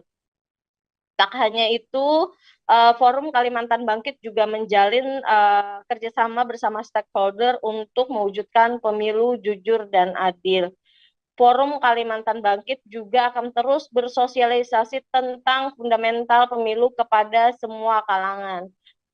Jadi Tribuners, dalam pembahasan tadi malam ada 11 tokoh masyarakat, guru besar dan juga akademisi yang ada di Kalimantan yang membahas terkait rencana pelaksanaan pileg secara proporsional tertutup. Jadi ada beberapa akademisi yang menganggap bahwa ini tidak perlu dilakukan. Artinya mereka beranggapan bahwa lebih mengedepankan pelaksanaan pemilu terbuka pada 2019 lalu. Kemudian dari tanggapan inisiator Forum Kalimantan Bangkit, Martinus menilai jika tidak ada urgensi terhadap perubahan sistem pemilu dari yang awalnya terbuka menjadi tertutup. Menurutnya saat ini situasi politik sudah cukup kondusif. Partai dan KPU serta masyarakat sudah mempersiapkan diri dengan sistem proporsional terbuka. Ia khawatir jika terjadi perubahan sistem di tengah jalan ada terjadi kekacauan politik. Tak hanya itu, akademisi dari Universitas Lambung Mangkurat, Profesor Ihsan Anwari juga akan terus memantau perkembangan di MK. Menurutnya sistem pemilu harus terbuka seperti yang sebelumnya.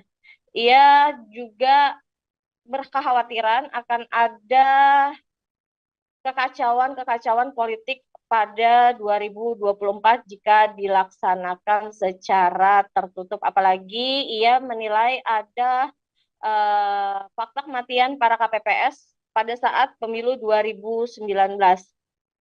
Kemudian ia menilai juga sistem pemilu terbuka memungkinkan masyarakat melihat rekam jejak caleg, sementara dengan hal tertutup sementara itu tidak dimungkinkan. Tak hanya itu, jadi ada beberapa akademisi seperti akademisi dari Universitas Islam Kalimantan Selatan, Islam Muhammad Arsyad Al-Banjari, Banjarmasin, Dr. Muhammad Uhaib mengatakan Indonesia sudah 25 tahun menjalani masa transisi dari otoriter ke demokrasi. Ia menilai jika isu pemilu menjadi proporsional tertutup kembali, maka akan kembali dianggapnya sebuah kemunduran. Sehingga pihak dari Forum Kalimantan Bangkit menegaskan jika ini diteruskan untuk dilaksanakan proporsional tertutup, maka pihaknya siap menggugat MK. Demikian, Rima. Baik, terima kasih atas laporannya rekan Eka Pertiwi. Selamat bertugas kembali.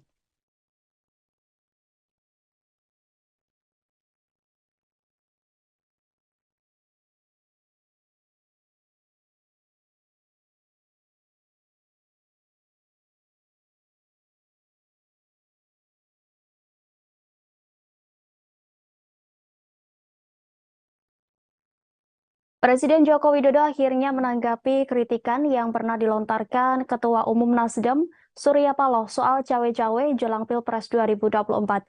Jokowi di Istana Kepresidenan pada Senin 29 Mei mengakui bahwa ia cawe-cawe dalam pemilu mendatang.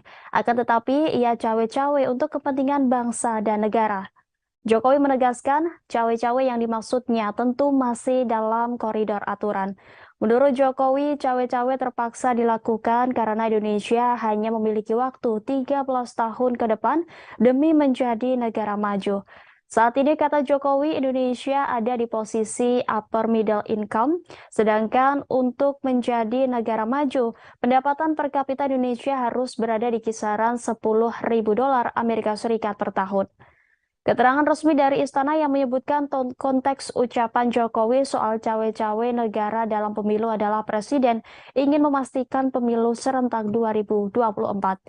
Dan Presiden juga berkepentingan agar pemilu berjalan dengan baik tanpa meninggalkan polarisasi. Selain itu, Jokowi ingin agar Presiden ke depan mengawal dan melanjutkan kebijakan strategis seperti pembangunan IKN dan hilirisasi. Jokowi juga berharap peserta pemilu berkompetisi dengan fair. Untuk itu, Jokowi meminta TNI, Polri, dan ASN untuk netral. Jokowi akan menghormati dan menerima pilihan rakyat. Ia juga akan membantu transisi kepemimpinan nasional dengan sebaik-baiknya.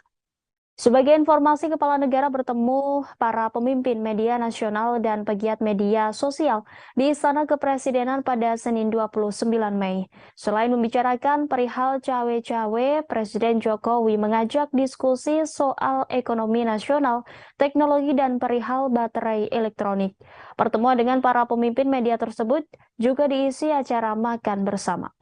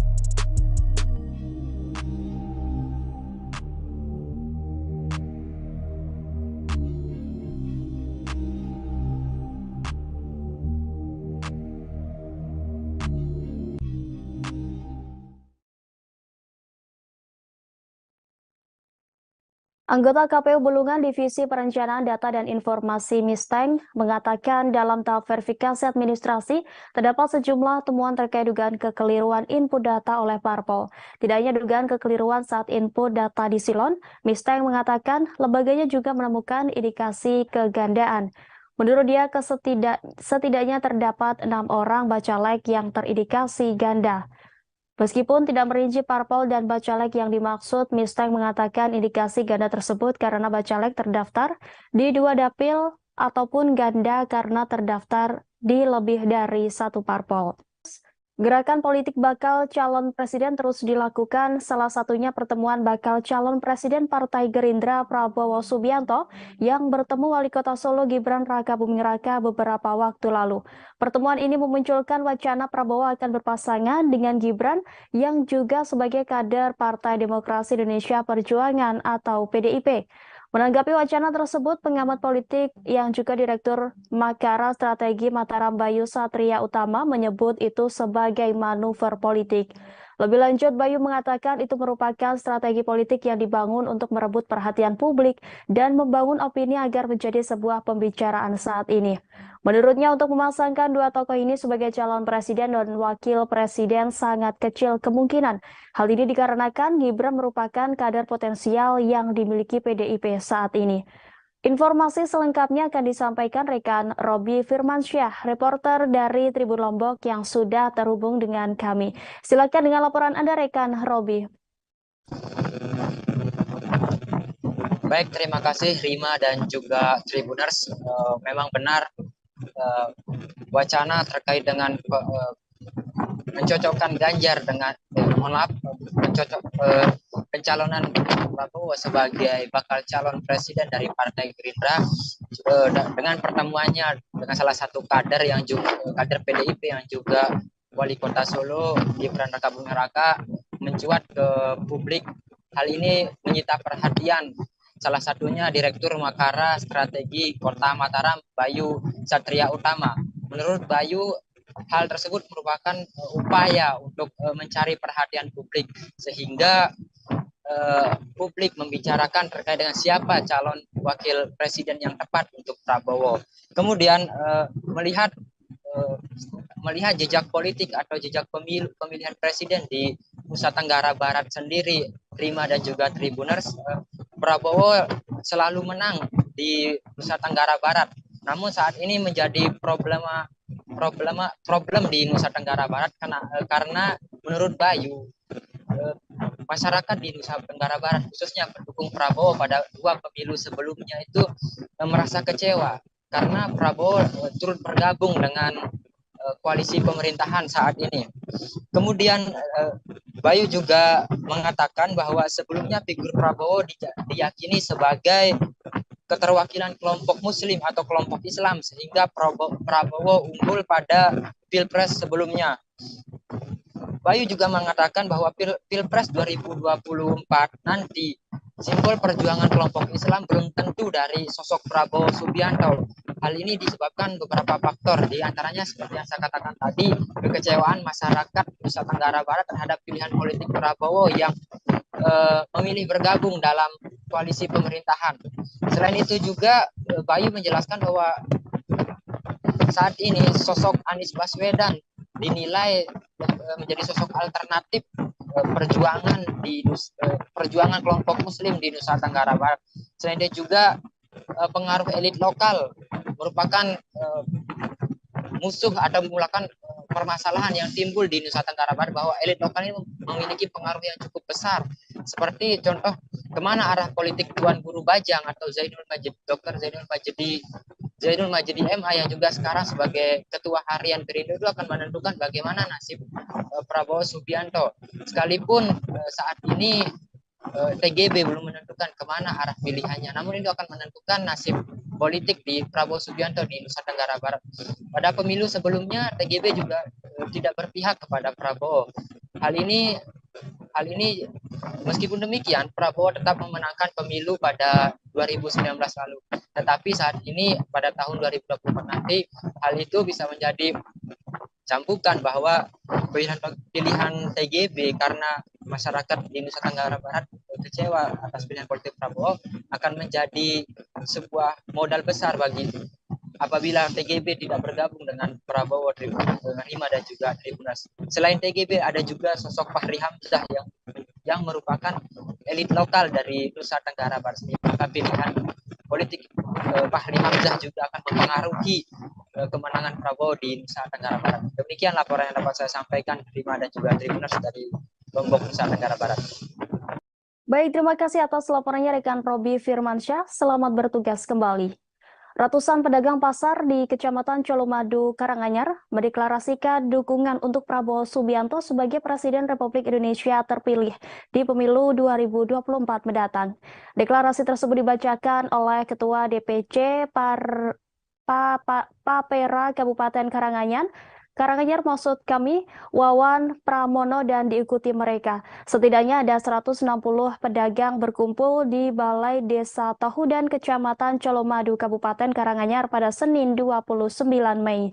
Ketua Umum Papera Gerindra Don Marzuki mengatakan dengan deklarasi ini mampu meningkatkan kekuatan memenangkan Prabowo Subianto. Untuk mengetahui informasi selengkapnya Tribuners, kami sudah terhubung dengan rekan Mardon Widianto, reporter dari Tribun Solo. Silakan dengan laporan Anda, rekan Mardon Widianto.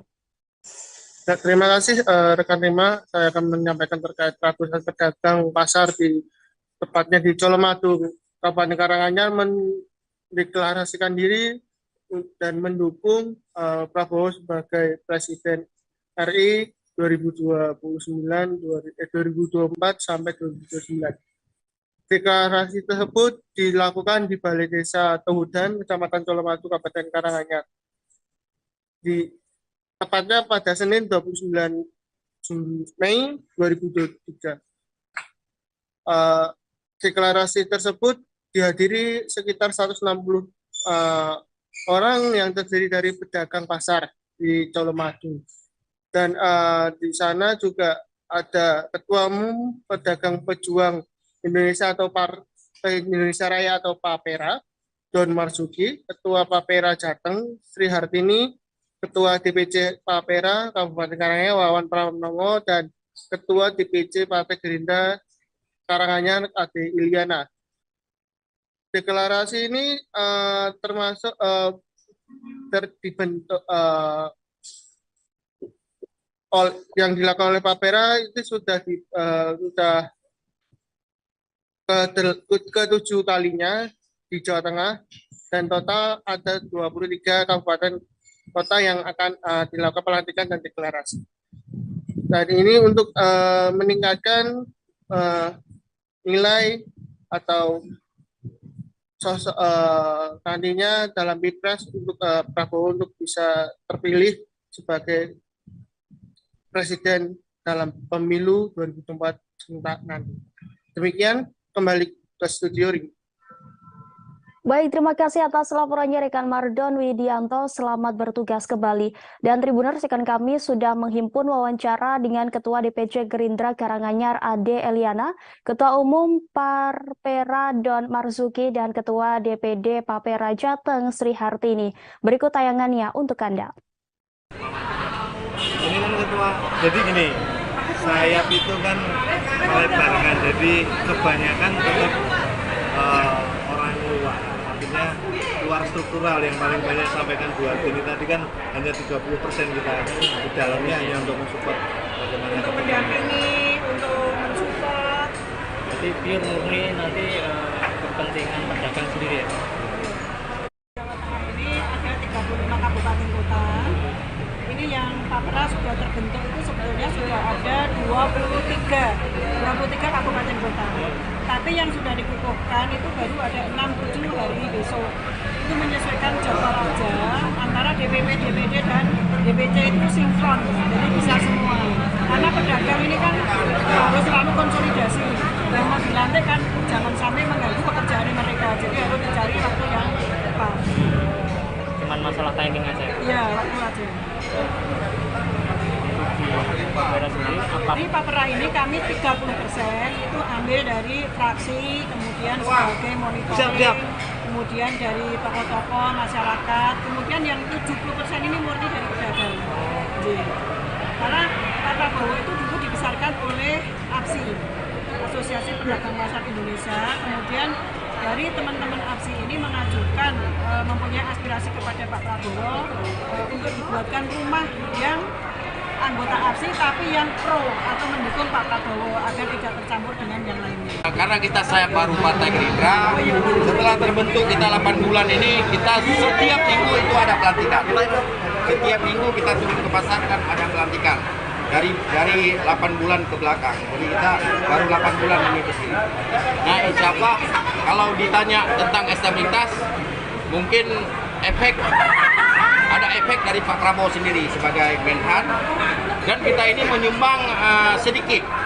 Kami tidak bisa bilang, oh kami ini Papera ini menyumbang yang sangat besar. Kita Pak Prabowo tidak bisa. Karena beliau sendiri itu efek Pak Prabowo seperti biasa.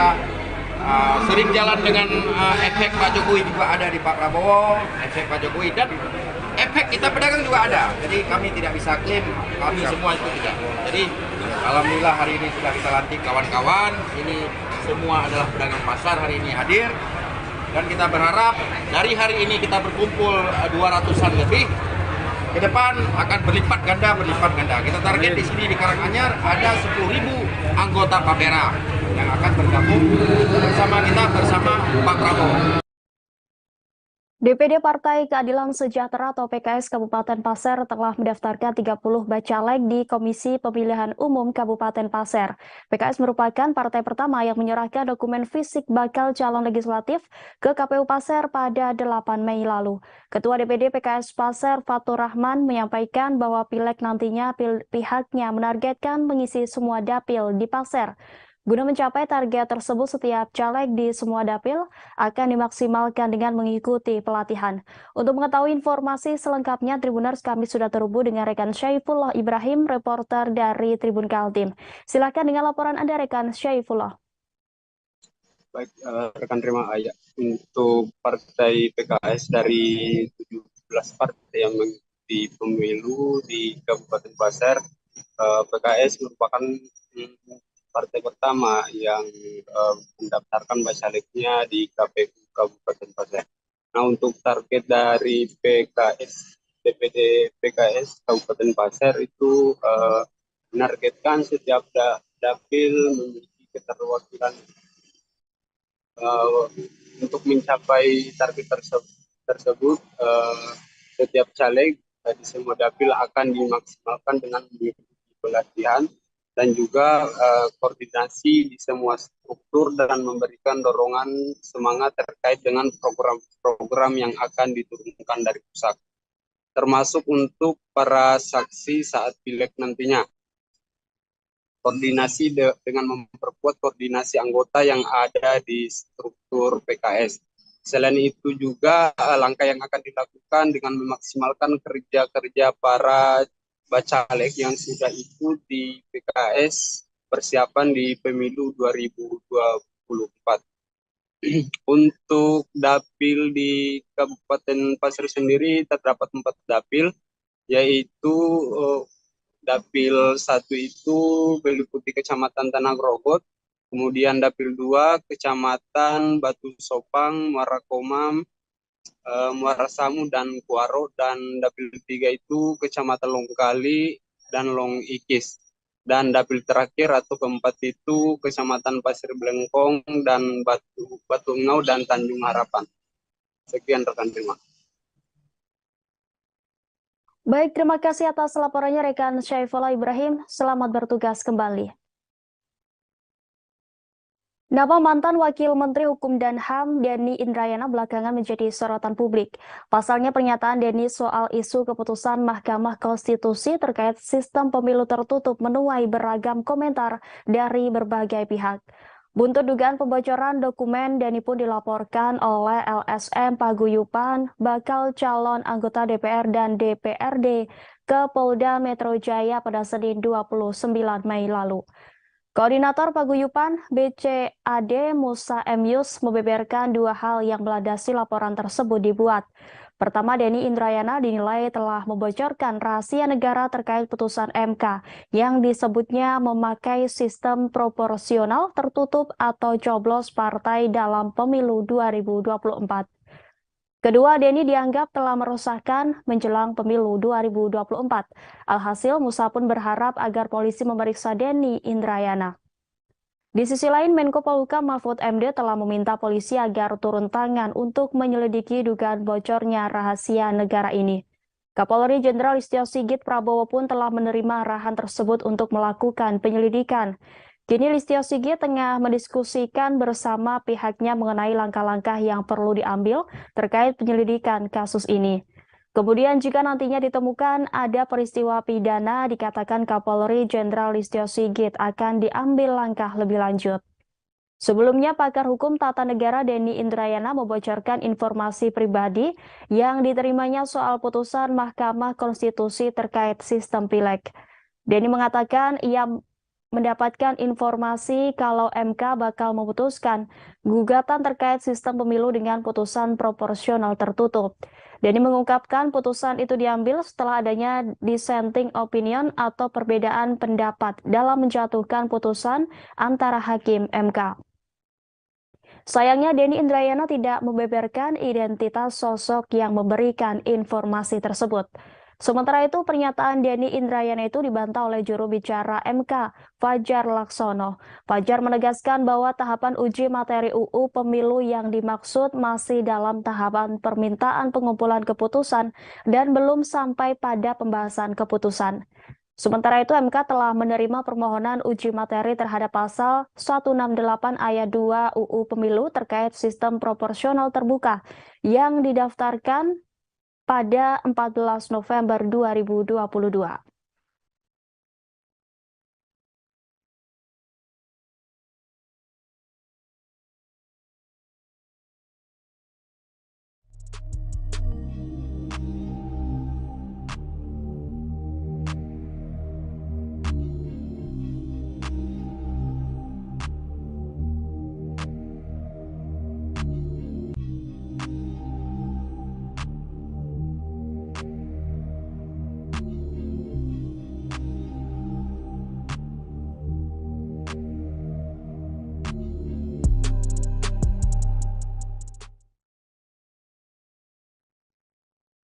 Ex-Wakil Menteri Hukum dan HAM Denny Indrayana memberikan tanggapan setelah dilaporkan polisi buntut pernyataannya soal isu MK memutuskan sistem pemilu tertutup.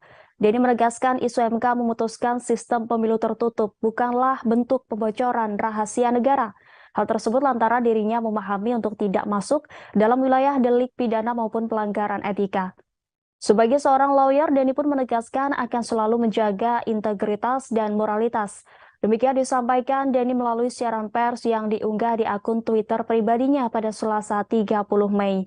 Di sisi lain, Denny menegaskan informasi terkait putusan sistem pemilu tertutup bukanlah didapatnya dari lingkungan MK atau Hakim MK, sehingga menurutnya pemeriksaan dari lingkungan Mahkamah Konstitusi akan sia-sia.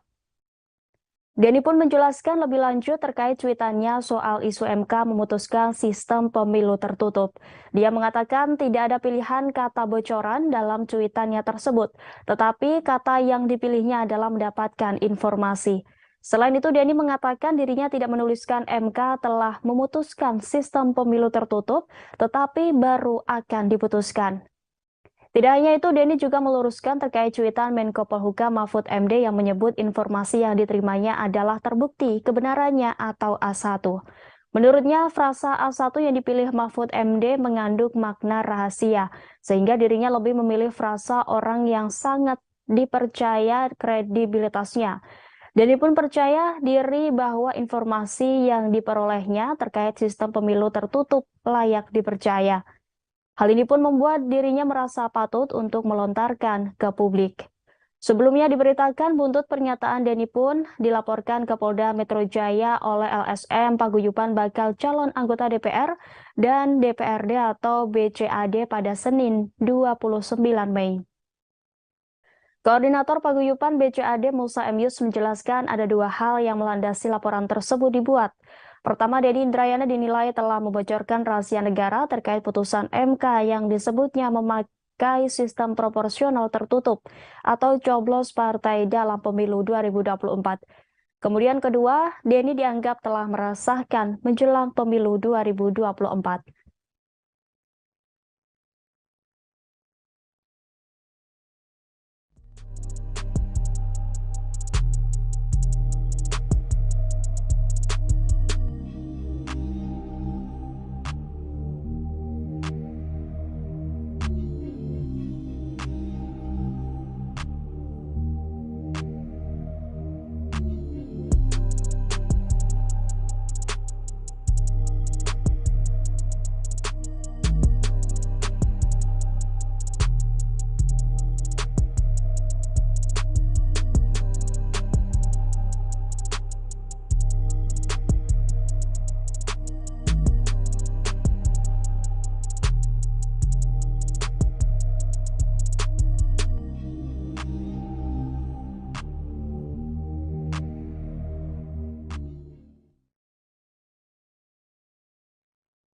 Mantan Wakil Menteri Hukum dan HAM Denny Indrayana kembali membuat pernyataan mengejutkan setelah disebut membocorkan isu terkait MK akan memutuskan sistem pemilu keproporsional tertutup. Kali ini Denny mengaku mendapat informasi jika Hakim Mahkamah Agung Republik Indonesia bakal mengabulkan peninjauan kembali yang dilayangkan oleh Muldoko terkait kepengurusan DPP Partai Demokrat yang diketuai Agus Harimurti Yudhoyono. Melalui cuitannya di akun Twitter pribadinya pada Senin 29 Mei, Denny berharap informasi yang didapatkan dari sumber yang dipercayai itu tidak akan terjadi. Denny meminjam istilah dari politisi P3 Romah Hurmuzi yang menjabat sebagai Kepala Staf Presiden Muldoko mencopet Partai Demokrat. Meski demikian, ia berharap soal dugaan pencopetan Partai Demokrat oleh Kepala Staf Presiden Muldoko melalui PK di Mahkamah Konstitusi tidak terjadi. Sebab jika ternyata Mahkamah Agung benar mengabulkan PK dari Muldoko itu, maka hal tersebut akan mencerminkan buruknya demokrasi Indonesia.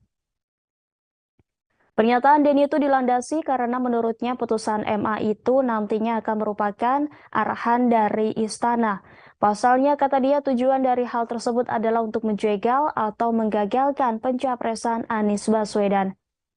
Sebelumnya, Ketua Majelis Tinggi Partai Demokrat Bambang Sulistyo Yudhoyono Maksud kami, Susilo Bambang Yudhoyono khawatir Partai Demokrat akan diambil alih KSP Muldoko lewat upaya peninjauan kembali atau PK di Mahkamah Agung.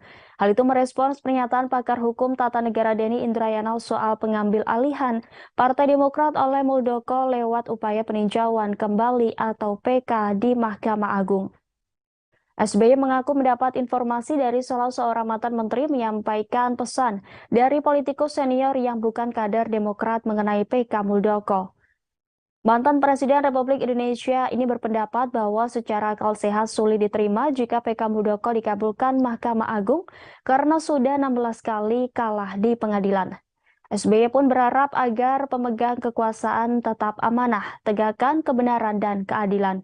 Selain itu, SBY juga mengimbau kader Partai Demokrat di seluruh tanah air agar mengikuti perkembangan PK Muldoko dan selalu mengikuti petunjuk Ketua Umum Agus Harimurti Yudhoyono.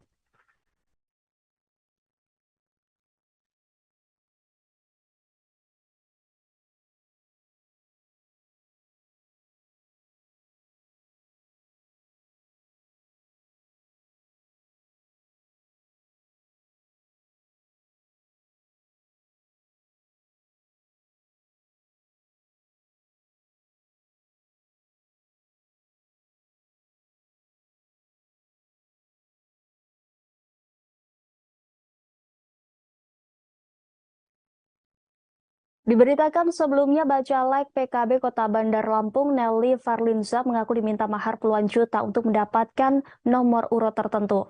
Nelly mengaku diminta uang sebesar 70 juta rupiah untuk mendapatkan nomor urut 2. Terkait hal itu, Ketua Lembaga Pemenangan Pemilu DPW PKB Lampung, Jauharo Haddad memberikan klarifikasi. Jauharo mengatakan tidak ada mahar untuk nomor urut baik caleg tingkat provinsi dan kabupaten kota selampung. Dia menjelaskan penentuan nomor urut partai berdasarkan kinerja caleg dan sebelumnya PKB Lampung telah melakukan fit and proper test seluruh bacalek tingkat provinsi dan kabupaten kota. Untuk mengetahui informasi selengkapnya Tribuners, kami sudah terhubung dengan rekan Rio Pratama, reporter dari Tribun Lampung. Silakan dengan laporan Anda, rekan Rio Pratama. Oke, terima kasih rekan Rima. Dapat kami laporkan bahwa kemarin kita lakukan wawancara eksklusif bersama Ketua LPP DPW PKB Lampung, yakni Jauharo Haddad, terkait pemberitaan sebelumnya mengenai salah satu caleg Kota Bandar Lampung yang mengaku diminta uang senilai 70 juta untuk tetap berada di nomor urut 2. Namun setelah kita wawancarai rekan Rima, Jauharo Haddad membantah hal itu. Beliau mengatakan bahwa dalam proses penentuan nomor urut seluruh caleg di 15 kabupaten kota di Lampung, termasuk di Provinsi Lampung, itu tidak ada mahar. Ia menegaskan bahwa semua proses atau penentuan nomor urut berdasarkan kinerja atau fit and proper test dari beberapa caleg se-Lampung ya, rekan Rima. Jadi dia menegaskan bahwa telah memanggil Ketua DPC PKB Kota Bandar Lampung dan Ketua LPP Kota Bandar Lampung untuk investigasi terkait pengakuan dari caleg yang mengaku telah dimintai uang 70 juta tersebut. Jadi dapat kami sampaikan bahwa kesimpulan dari wawancara kita bersama Ketua LPP PKB Lampung, beliau menyatakan tidak ada mahar politik dalam penentuan nomor urut. Itu yang dapat disampaikan rekan Rima dari hasil wawancara eksklusif kita bersama Ketua LPP DPW PKB Lampung. Dengan saya Rio melaporkan. Baik, terima kasih atas laporannya rekan Rio Pratama. Selamat bertugas kembali. Dan Tribuners, rekan kami sudah menghimpun wawancara dengan Ketua LPP DPW PKB Lampung, Jauharo Haddad. Berikut tayangannya untuk Anda. Ingin mengklarifikasi apa yang menjadi yang mencuat akhir-akhir di media ya soal Bu Nelly ya misalnya. Ya. Jadi memang ada mekanisme partai yang kita lalui yang dilakukan oleh DPW PKB, mulai dari penjaringan caleg sampai dengan fit and proper test, itu kita lakukan semua. Setelah itu ada beberapa penilaian lanjutan terhadap kinerja bacalek yang bersangkutan, karena semua bacalek itu kan ada rekam jejak ya. Iya. Setelah kita mengetahui seperti itu, baru kita mungkin lihat peringkatnya, kira-kira pasnya masuk di nomor berapa, nomor urut berapa. Karena memang semua penilaian dari situ. Untuk yang dijelaskan oleh Mbak Nelly, saya kira itu sama sekali tidak ada. Apa yang dituduhkan itu tidak ada. Karena saya sudah memanggil LPP DPC Kota Bandar Lampung sama ketua DPC-nya. Kita investigasi juga ke tim yang di DPC, ternyata itu tidak ditemukan dan tidak ada sama sekali pembahasan kita soal untuk penempatan nomor urut berapapun itu memakai mahar atau uang, itu tidak ada. Saya pastikan bahwa di DPC PKB Kota Bandar Lampung maupun yang lainnya yang ada di Provinsi Lampung itu tidak ada. Begitu juga kita provinsi, tidak ada yang memakai uang dalam rangka untuk menentukan nomor urut. Saya pastikan bahwa itu tidak ada. Jadi mekanisme yang telah ditetapkan partai itu yang menjadi aturan kita, itu harus. Agus Harimurti Yudhoyono diprediksi akan mengalami bencana politik. Hal itu akan terjadi jika benar PK Demokrat kubu Muldoko dikabulkan oleh Mahkamah Agung. Demikian disampaikan Ujang Komarudin, dosen tetap Universitas Al-Azhar Indonesia, sekaligus Direktur Eksekutif Indonesia Political Review pada Senin 29 Mei. Ujang mengatakan Demokrat kubu AHY akan dicolong melalui kekuatan pengadilan. Selain itu, Ujang Komarudin menilai diterimanya PK Muldoko juga berdampak kepada caleg-caleg yang telah mendaftar. Ujang memprediksi situasi di internal Demokrat bakal semrawut ketika Muldoko dimenangkan PK-nya. Menurutnya, bencana politik tidak hanya menimpa Demokrat dan AHY, tetapi juga Anies Baswedan. Anies Baswedan kemungkinan bisa batal menjadi capres jika PK Muldoko dimenangkan. Pasalnya, tak mungkin Demokrat kubu Muldoko mendukung Anies jika dimenangkan. Ujang memprediksi bakal ada perlawanan dari kubu AHY jika PK Muldoko dimenangkan. Senada dengan Ujang Komarudin, Direktur Eksekutif Center for Indonesian Strategic Action, Heri Mendrova memprediksi pencapresan Anies Baswedan bakal terganggu, bahkan batal jika PK Muldoko dikabulkan. Soal apakah pengajuan PK ini dirancang oleh skenario politik tertentu seperti yang diungkapkan SBY, Heri menilai hal itu sangat mungkin. Namun ia meyakini Demokrat kubu AHY tidak mungkin berdiam apalagi telah memenangkan 16 kali persidangan melawan Muldoko.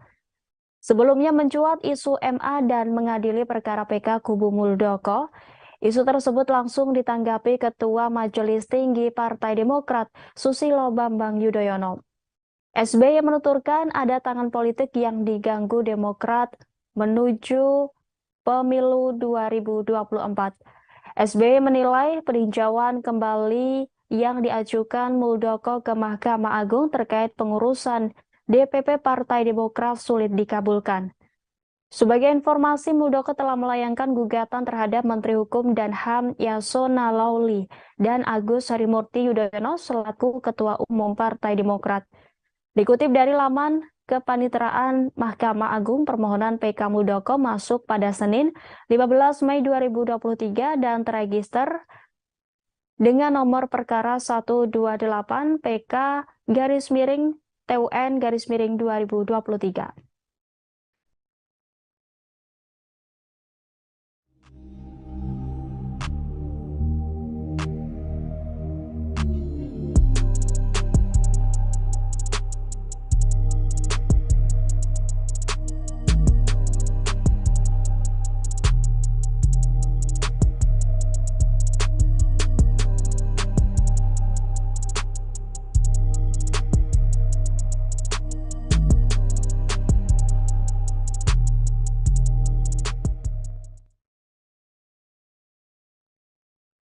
Sejumlah tokoh masyarakat, guru besar, dan akademisi yang tergabung dalam Forum Kalimantan Bangkit menggelar diskusi di Banjarmasin pada Senin 29 Mei.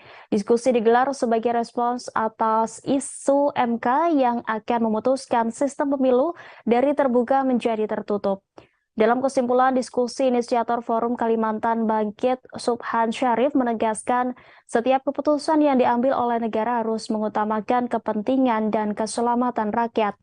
Sistem proporsional terbuka dipandang oleh Forum Kalimantan Bangkit sudah tepat.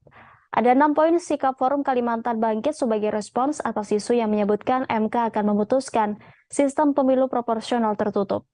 Untuk mengetahui informasi selengkapnya, Tribuners, kami sudah terhubung langsung dengan rekan Eka Pratiwi, reporter dari Banjarmasin Pos.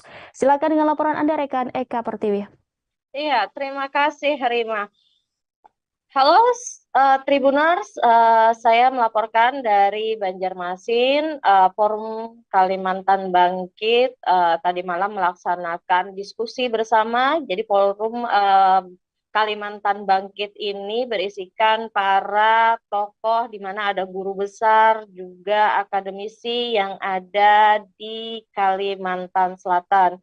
Mereka membahas terkait adanya isu yang menjadikan pada pemilu legislatif mendatang dari terbuka menjadi tertutup. Ada 6 poin sikap Forum Kalimantan Bangkit sebagai respon, yakni Forum Kalimantan Bangkit tetap mendorong proporsional terbuka dan tetap dilaksanakan seperti pemilu sebelumnya, yakni pada tahun 2019.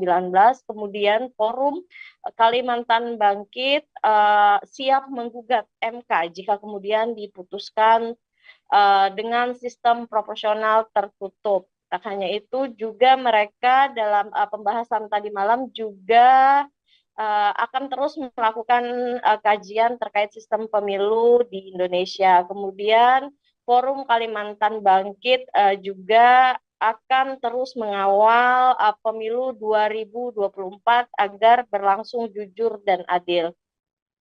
Tak hanya itu, Forum Kalimantan Bangkit juga menjalin kerjasama bersama stakeholder untuk mewujudkan pemilu jujur dan adil. Forum Kalimantan Bangkit juga akan terus bersosialisasi tentang fundamental pemilu kepada semua kalangan. Jadi Tribuners, dalam pembahasan tadi malam ada 11 tokoh masyarakat, guru besar dan juga akademisi yang ada di Kalimantan yang membahas terkait rencana pelaksanaan pileg secara proporsional tertutup. Jadi ada beberapa akademisi yang menganggap bahwa ini tidak perlu dilakukan. Artinya mereka beranggapan bahwa lebih mengedepankan pelaksanaan pemilu terbuka pada 2019 lalu. Kemudian dari tanggapan inisiator Forum Kalimantan Bangkit, Martinus menilai jika tidak ada urgensi terhadap perubahan sistem pemilu dari yang awalnya terbuka menjadi tertutup. Menurutnya saat ini situasi politik sudah cukup kondusif. Partai dan KPU serta masyarakat sudah mempersiapkan diri dengan sistem proporsional terbuka. Ia khawatir jika terjadi perubahan sistem di tengah jalan ada terjadi kekacauan politik. Tak hanya itu, akademisi dari Universitas Lambung Mangkurat, Profesor Ihsan Anwari juga akan terus memantau perkembangan di MK. Menurutnya sistem pemilu harus terbuka seperti yang sebelumnya. Ia juga berkekhawatiran akan ada kekacauan politik pada 2024 jika dilaksanakan secara tertutup. Apalagi ia menilai ada fakta kematian para KPPS pada saat pemilu 2019. Kemudian ia menilai juga sistem Pemilu terbuka memungkinkan masyarakat melihat rekam jejak caleg, sementara dengan hal tertutup sementara itu tidak dimungkinkan. Tak hanya itu, jadi ada beberapa akademisi seperti akademisi dari Universitas Islam Kalimantan Selatan, Islam Muhammad Arsyad Al-Banjari, Banjarmasin, Dr. Muhammad Uhaib mengatakan Indonesia sudah 25 tahun menjalani masa transisi dari otoriter ke demokrasi. Ia menilai jika isu pemilu menjadi proporsional tertutup kembali, maka akan kembali dianggapnya sebuah kemunduran. Sehingga pihak dari Forum Kalimantan Bangkit menegaskan jika ini diteruskan untuk dilaksanakan proporsional tertutup, maka pihaknya siap menggugat MK. Demikian, Rima. Baik, terima kasih atas laporannya rekan Eka Pertiwi. Selamat bertugas kembali.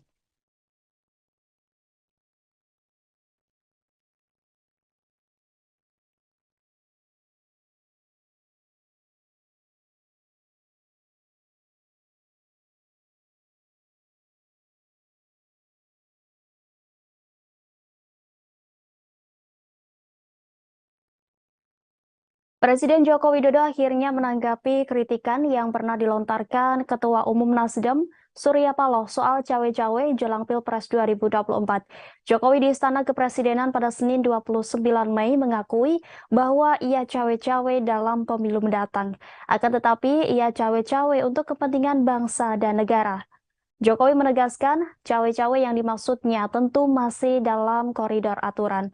Menurut Jokowi, cawe-cawe terpaksa dilakukan karena Indonesia hanya memiliki waktu 13 tahun ke depan demi menjadi negara maju. Saat ini, kata Jokowi, Indonesia ada di posisi upper middle income, sedangkan untuk menjadi negara maju, pendapatan per kapita Indonesia harus berada di kisaran $10.000 Amerika Serikat per tahun. Keterangan resmi dari Istana yang menyebutkan konteks ucapan Jokowi soal cawe-cawe negara dalam pemilu adalah Presiden ingin memastikan pemilu serentak 2024. Dan Presiden juga berkepentingan agar pemilu berjalan dengan baik tanpa meninggalkan polarisasi. Selain itu, Jokowi ingin agar Presiden ke depan mengawal dan melanjutkan kebijakan strategis seperti pembangunan IKN dan hilirisasi. Jokowi juga berharap peserta pemilu berkompetisi dengan fair. Untuk itu, Jokowi meminta TNI, Polri, dan ASN untuk netral. Jokowi akan menghormati dan menerima pilihan rakyat. Ia juga akan membantu transisi kepemimpinan nasional dengan sebaik-baiknya.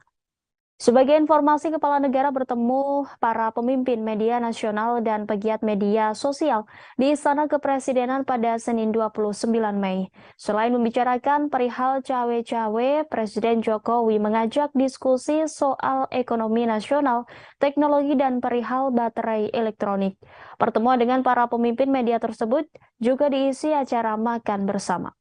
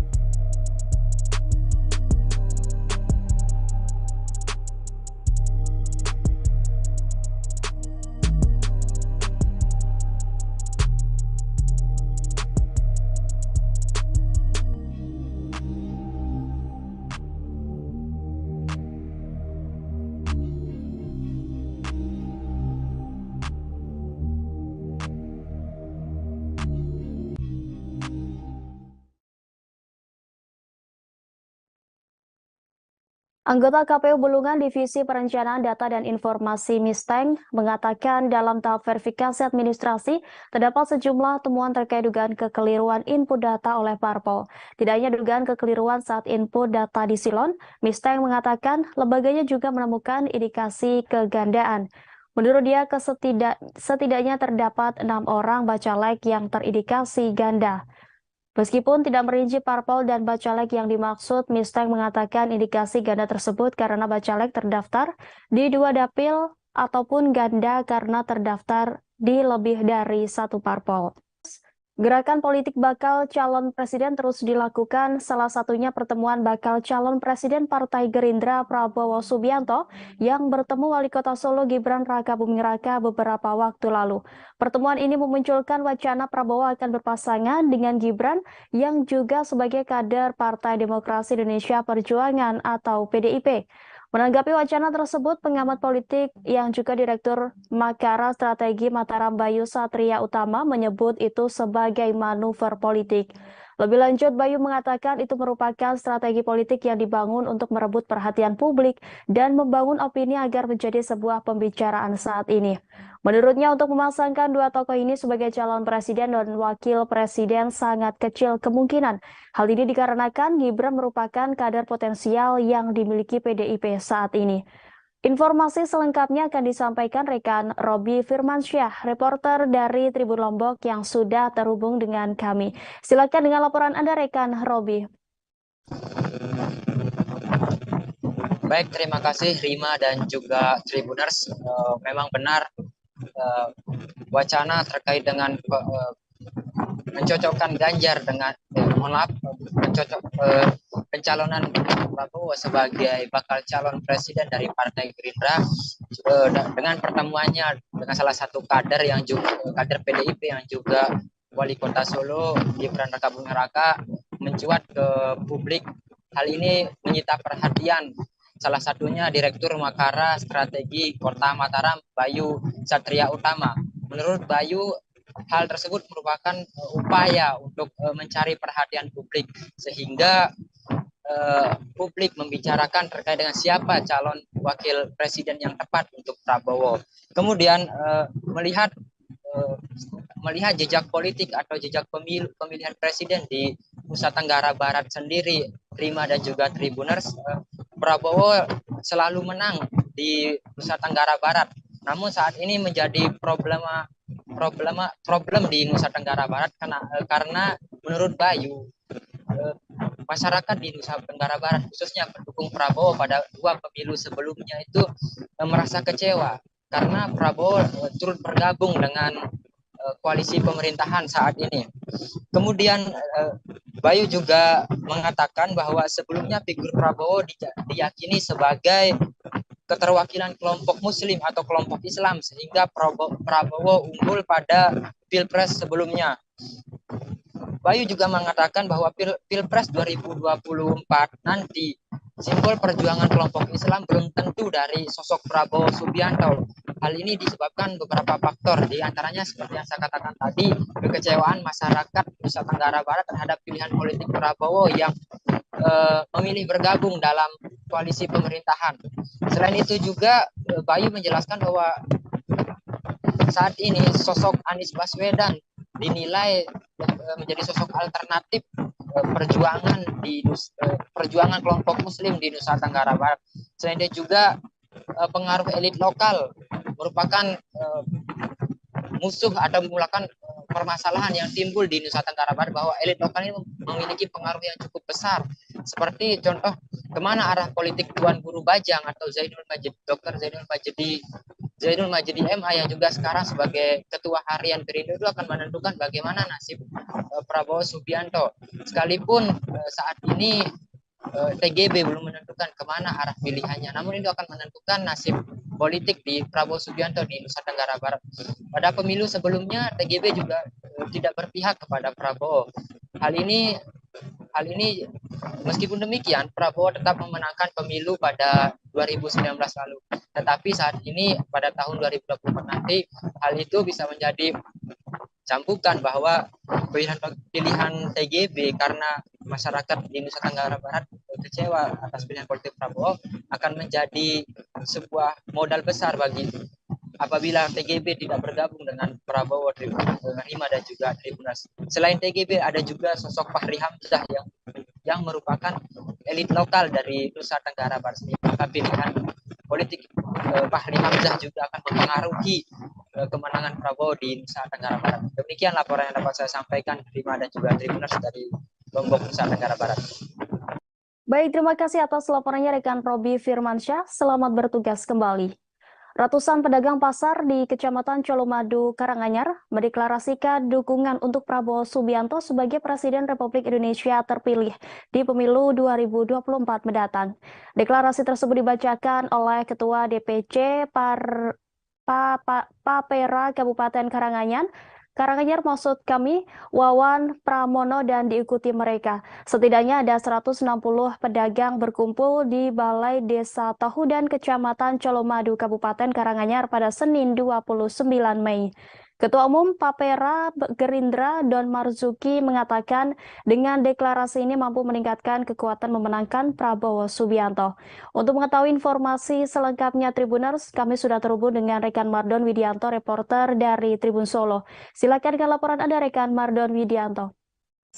Terima kasih rekan Rima. Saya akan menyampaikan terkait ratusan pedagang pasar tepatnya di Colomadu, Kabupaten Karanganyar mendeklarasikan diri dan mendukung Prabowo sebagai Presiden RI 2024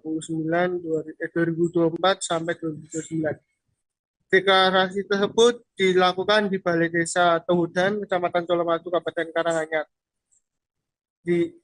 Tepatnya pada Senin 29 Mei 2023.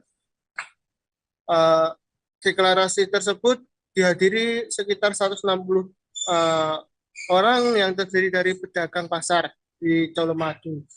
Dan di sana juga ada Ketua Umum Pedagang Pejuang Indonesia atau Partai Indonesia Raya atau Papera, Don Marzuki, Ketua Papera Jateng, Sri Hartini, Ketua DPC Papera Kabupaten Karanganyar, Wawan Pramono, dan Ketua DPC Partai Gerindra Karanganyar, Ade Iliana. Deklarasi ini termasuk dibentuk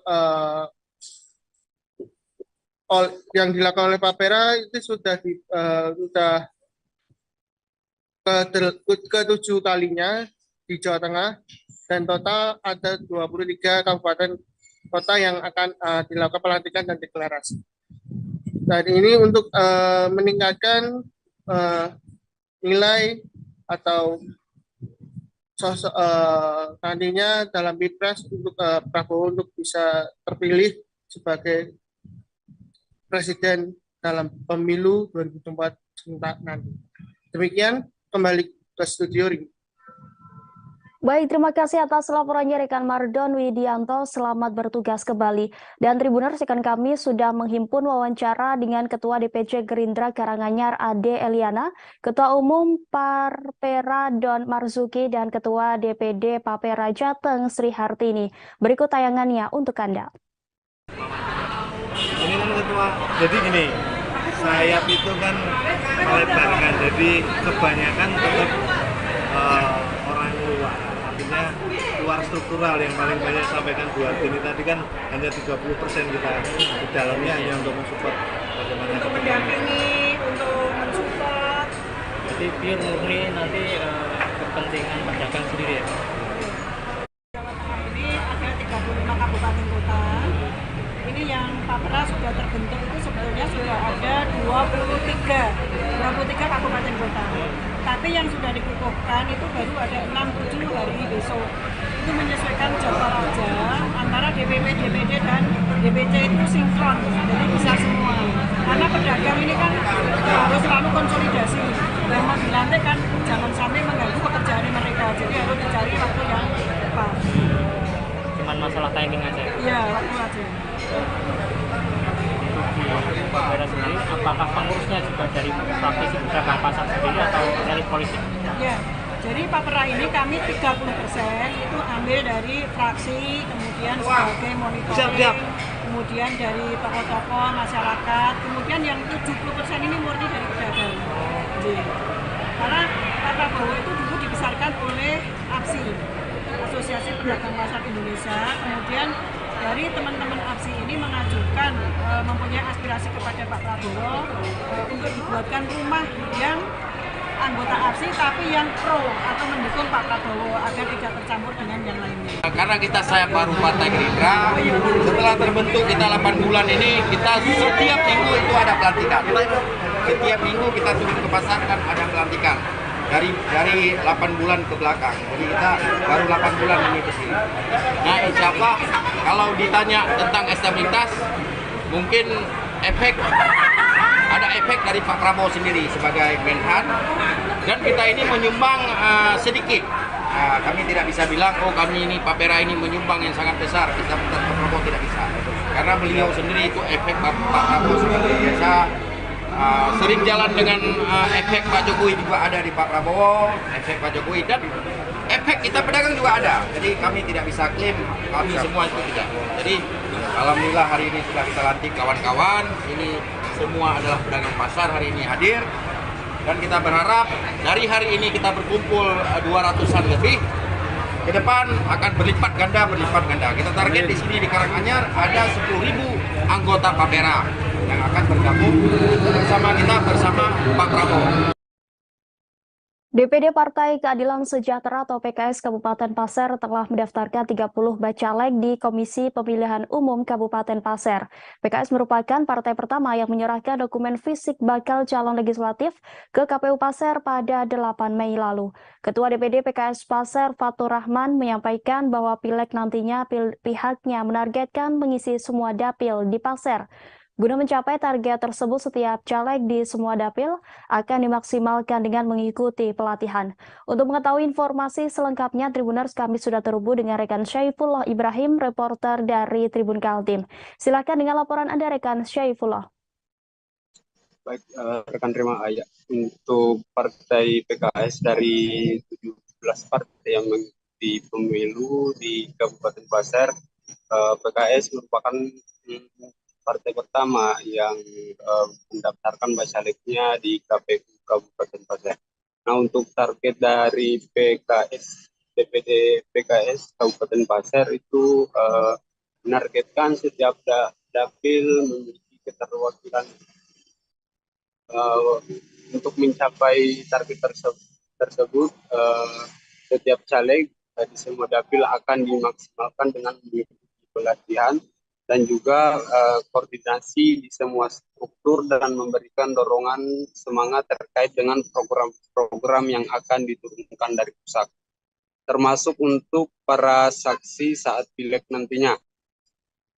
Koordinasi dengan memperkuat koordinasi anggota yang ada di struktur PKS. Selain itu juga langkah yang akan dilakukan dengan memaksimalkan kerja-kerja para bacalek yang sudah ikut di PKS persiapan di pemilu 2024.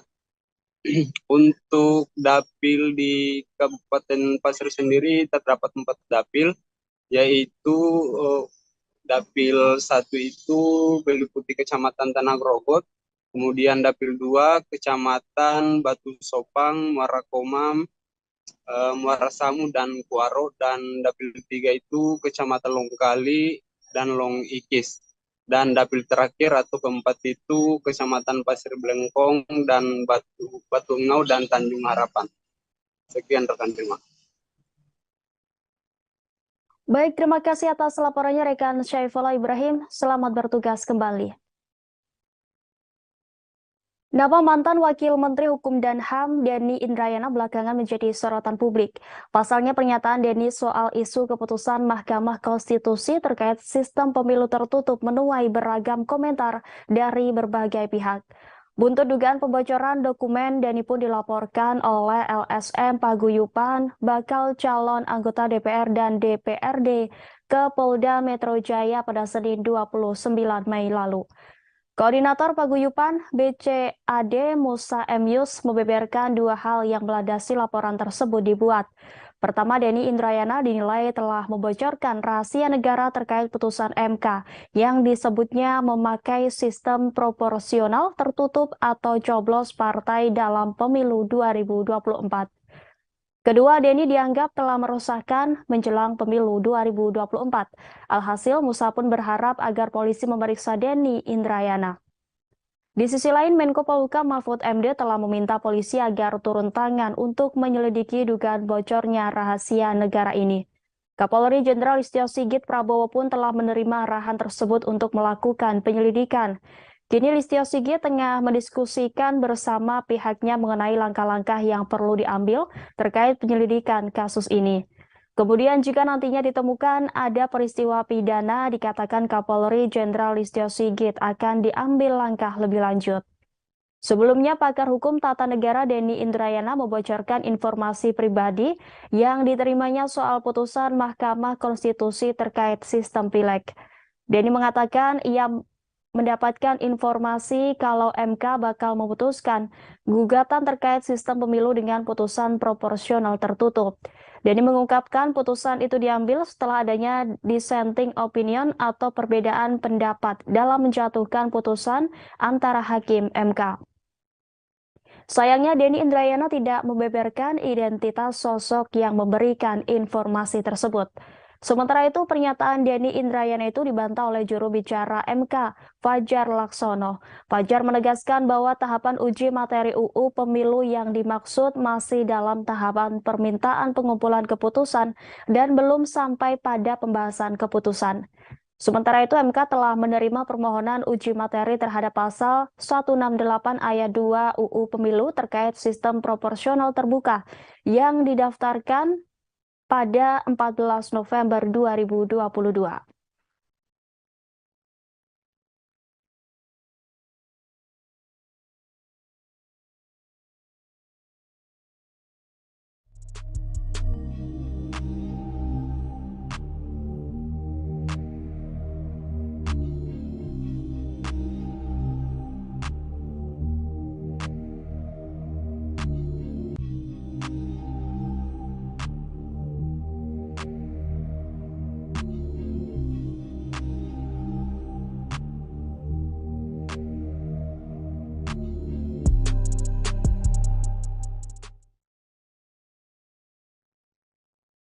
Ex-Wakil Menteri Hukum dan HAM Denny Indrayana memberikan tanggapan setelah dilaporkan polisi buntut pernyataannya soal isu MK memutuskan sistem pemilu tertutup.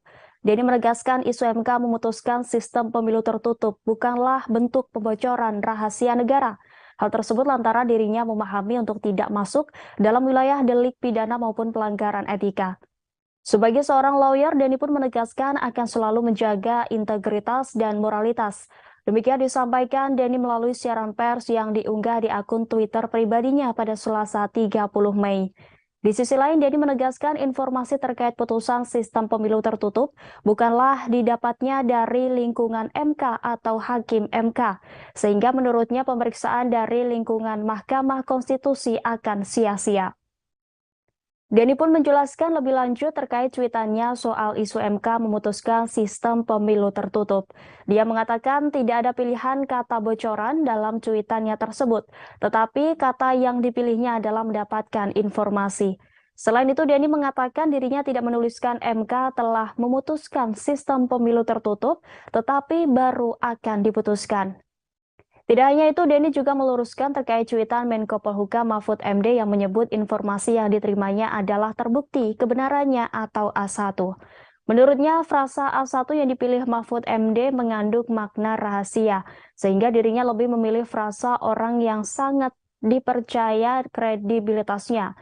Denny pun percaya diri bahwa informasi yang diperolehnya terkait sistem pemilu tertutup layak dipercaya. Hal ini pun membuat dirinya merasa patut untuk melontarkan ke publik.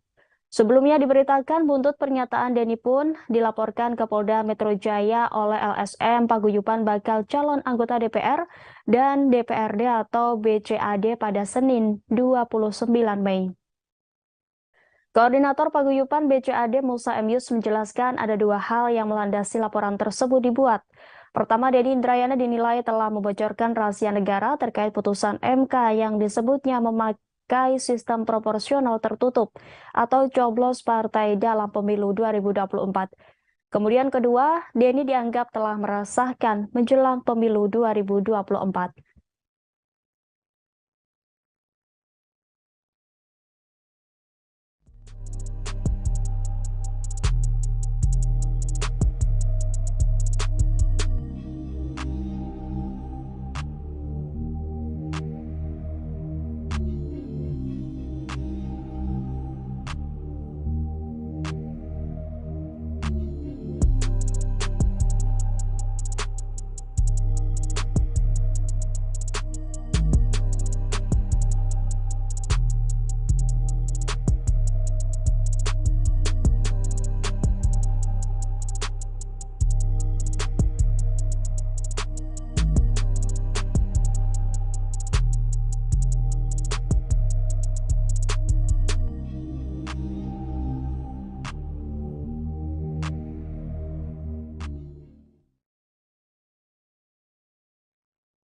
Mantan Wakil Menteri Hukum dan HAM Denny Indrayana kembali membuat pernyataan mengejutkan setelah disebut membocorkan isu terkait MK akan memutuskan sistem pemilu keproporsional tertutup.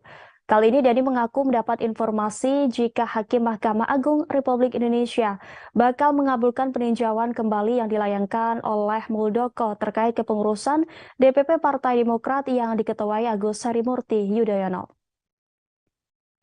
Melalui cuitannya di akun Twitter pribadinya pada Senin 29 Mei, Denny berharap informasi yang didapatkan dari sumber yang dipercayai itu tidak akan terjadi. Denny meminjam istilah dari politisi P3 Romah Hurmuzi yang menjabat sebagai Kepala Staf Presiden Muldoko mencopet Partai Demokrat. Meski demikian, ia berharap soal dugaan pencopetan Partai Demokrat oleh Kepala Staf Presiden Muldoko melalui PK di Mahkamah Konstitusi tidak terjadi. Sebab jika ternyata Mahkamah Agung benar mengabulkan PK dari Muldoko itu, maka hal tersebut akan mencerminkan buruknya demokrasi Indonesia. Pernyataan Denny itu dilandasi karena menurutnya putusan MA itu nantinya akan merupakan arahan dari istana.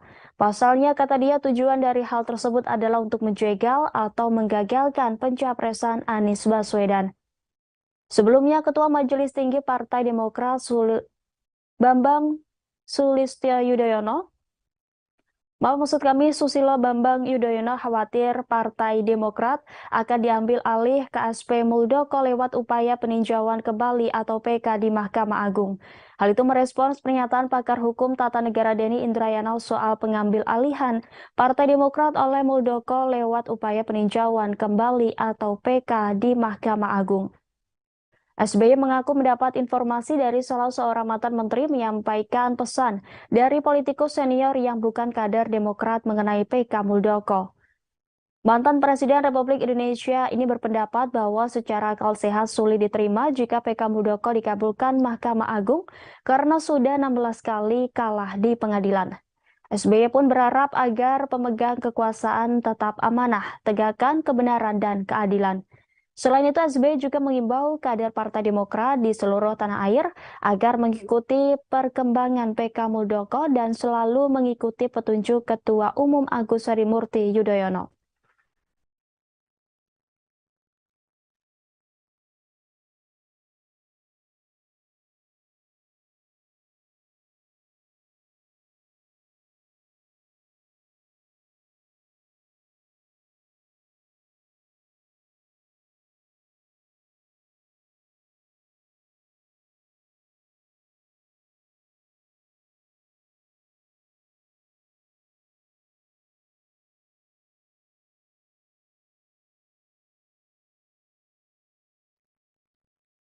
Diberitakan sebelumnya Bacalek PKB Kota Bandar Lampung Nelly Farlinza mengaku diminta mahar puluhan juta untuk mendapatkan nomor urut tertentu. Nelly mengaku diminta uang sebesar 70 juta rupiah untuk mendapatkan nomor urut 2. Terkait hal itu, Ketua Lembaga Pemenangan Pemilu DPW PKB Lampung Jauharo Hadad memberikan klarifikasi. Jauharo mengatakan tidak ada mahar untuk nomor urut baik caleg tingkat provinsi dan kabupaten kota se-Lampung. Dia menjelaskan penentuan nomor urut partai berdasarkan kinerja caleg dan sebelumnya PKB Lampung telah melakukan fit and proper test seluruh bacalek tingkat provinsi dan kabupaten kota. Untuk mengetahui informasi selengkapnya Tribuners, kami sudah terhubung dengan rekan Rio Pratama, reporter dari Tribun Lampung. Silakan dengan laporan Anda, rekan Rio Pratama. Oke, terima kasih rekan Rima. Dapat kami laporkan bahwa kemarin kita lakukan wawancara eksklusif bersama Ketua LPP DPW PKB Lampung, yakni Jauharo Hadad, terkait pemberitaan sebelumnya mengenai salah satu caleg Kota Bandar Lampung yang mengaku diminta uang senilai 70 juta untuk tetap berada di nomor urut 2. Namun setelah kita wawancarai rekan Rima, Jauharo Hadad membantah hal itu. Beliau mengatakan bahwa dalam proses penentuan nomor urut seluruh caleg di 15 kabupaten kota di Lampung, termasuk di Provinsi Lampung, itu tidak ada mahar. Ia menegaskan bahwa semua proses atau penentuan nomor urut berdasarkan kinerja atau fit and proper test dari beberapa caleg se-Lampung ya, rekan Rima. Jadi dia menegaskan bahwa telah memanggil Ketua DPC PKB Kota Bandar Lampung dan Ketua LPP Kota Bandar Lampung untuk investigasi terkait pengakuan dari caleg yang mengaku telah dimintai uang 70 juta tersebut.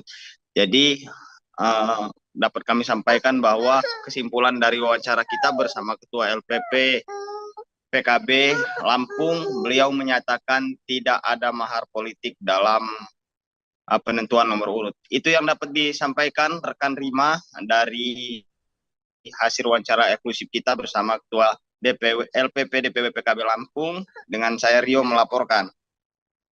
Baik, terima kasih atas laporannya rekan Rio Pratama. Selamat bertugas kembali.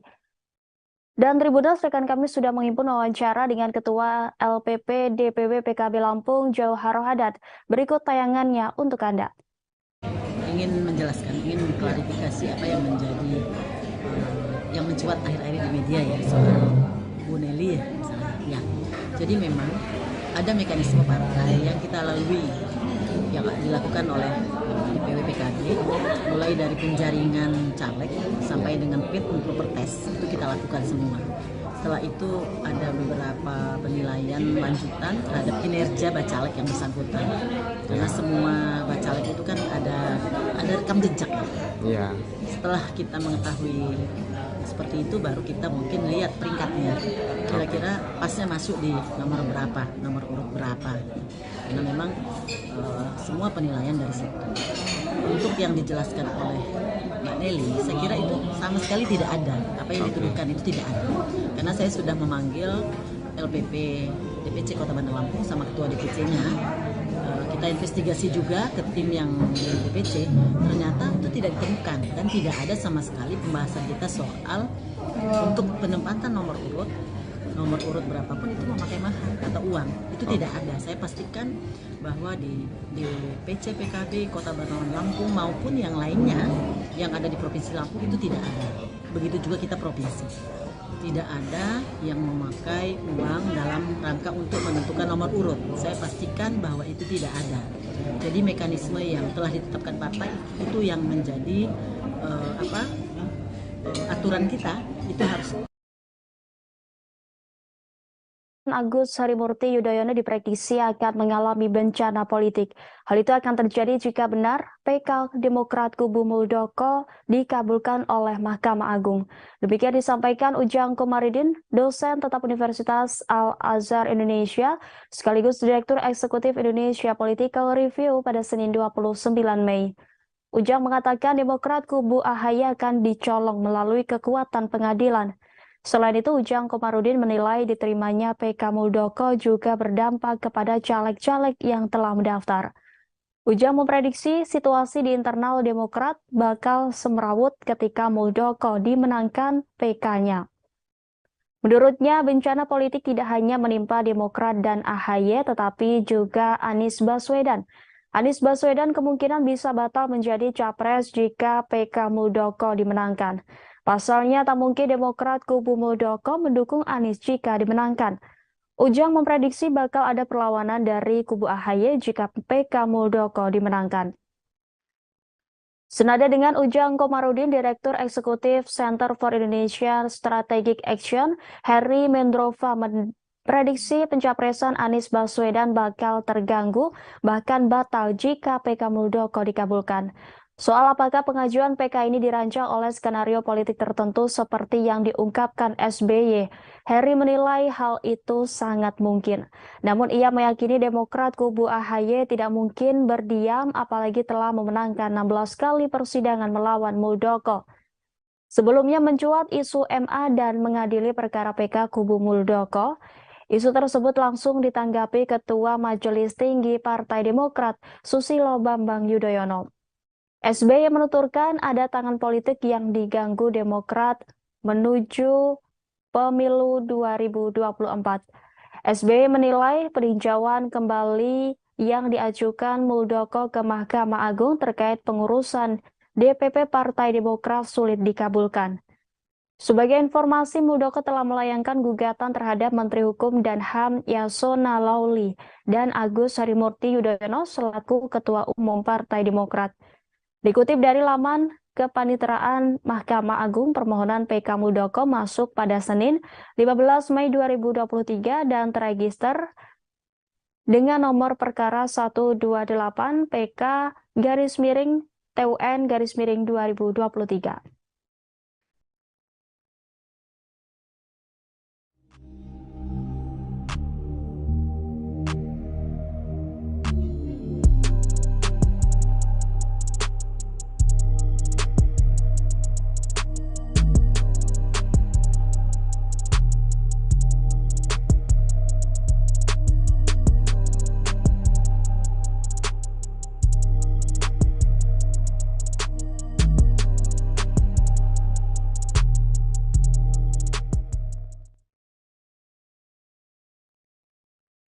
Sejumlah tokoh masyarakat, guru besar, dan akademisi yang tergabung dalam Forum Kalimantan Bangkit menggelar diskusi di Banjarmasin pada Senin 29 Mei.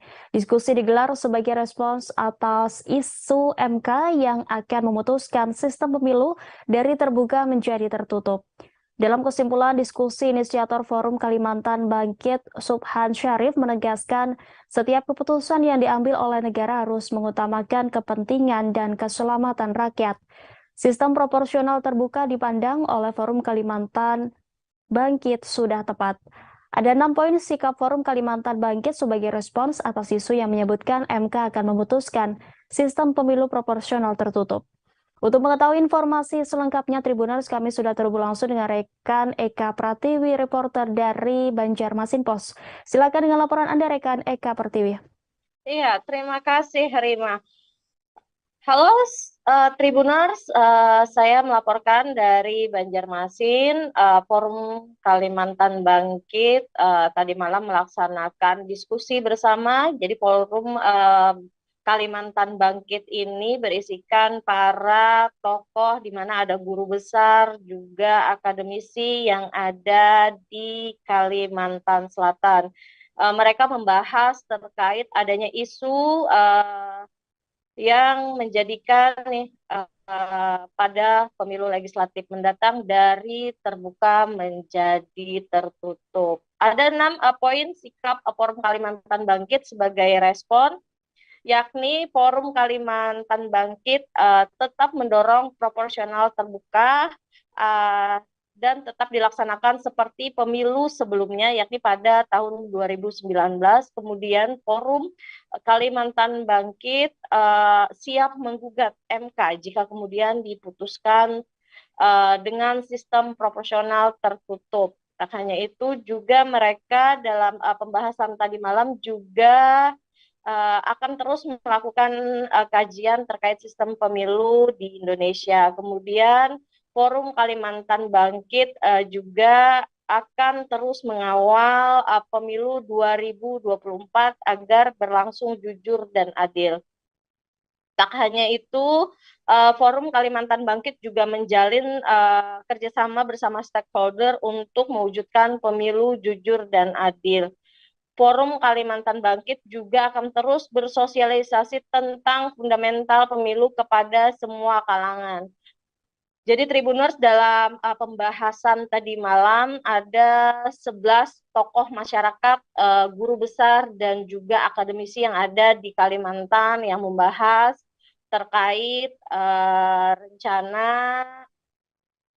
pelaksanaan pileg secara proporsional tertutup. Jadi ada beberapa akademisi yang menganggap bahwa ini tidak perlu dilakukan. Artinya mereka beranggapan bahwa lebih mengedepankan pelaksanaan pemilu terbuka pada 2019 lalu. Kemudian dari tanggapan inisiator Forum Kalimantan Bangkit, Martinus menilai jika tidak ada urgensi terhadap perubahan sistem pemilu dari yang awalnya terbuka menjadi tertutup.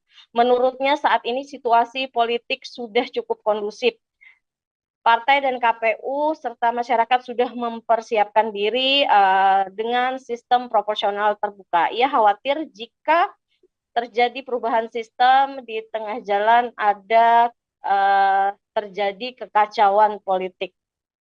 Tak hanya itu, akademisi dari Universitas Lambung Mangkurat, Profesor Ihsan Anwari juga akan terus memantau perkembangan di MK. Menurutnya, sistem pemilu harus terbuka seperti yang sebelumnya. Ia juga berkekhawatiran akan ada kekacauan politik pada 2024 jika dilaksanakan secara tertutup. Apalagi ia menilai ada fakta kematian para KPPS pada saat pemilu 2019. Kemudian ia menilai juga sistem pemilu terbuka memungkinkan masyarakat melihat rekam jejak caleg, sementara dengan hal tertutup sementara itu tidak dimungkinkan. Tak hanya itu, jadi ada beberapa akademisi seperti akademisi dari Universitas Islam Kalimantan Selatan, Islam Muhammad Arsyad Al-Banjari, Banjarmasin, Dr. Muhammad Uhaib mengatakan Indonesia sudah 25 tahun menjalani masa transisi dari otoriter ke demokrasi. Ia menilai jika isu pemilu menjadi proporsional tertutup kembali, maka akan kembali dianggapnya sebuah kemunduran. Sehingga pihak dari Forum Kalimantan Bangkit menegaskan jika ini diteruskan untuk dilaksanakan proporsional tertutup, maka pihaknya siap menggugat MK. Demikian, Rima. Baik, terima kasih atas laporannya rekan Eka Pertiwi. Selamat bertugas kembali.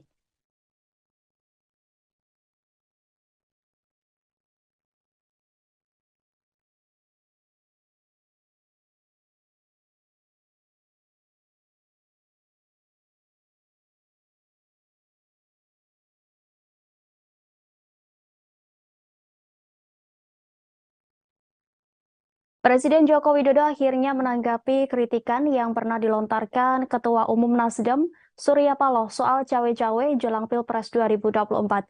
Jokowi di Istana Kepresidenan pada Senin 29 Mei mengakui bahwa ia cawe-cawe dalam pemilu mendatang. Akan tetapi, ia cawe-cawe untuk kepentingan bangsa dan negara. Jokowi menegaskan cawe-cawe yang dimaksudnya tentu masih dalam koridor aturan. Menurut Jokowi, cawe-cawe terpaksa dilakukan karena Indonesia hanya memiliki waktu 13 tahun ke depan demi menjadi negara maju.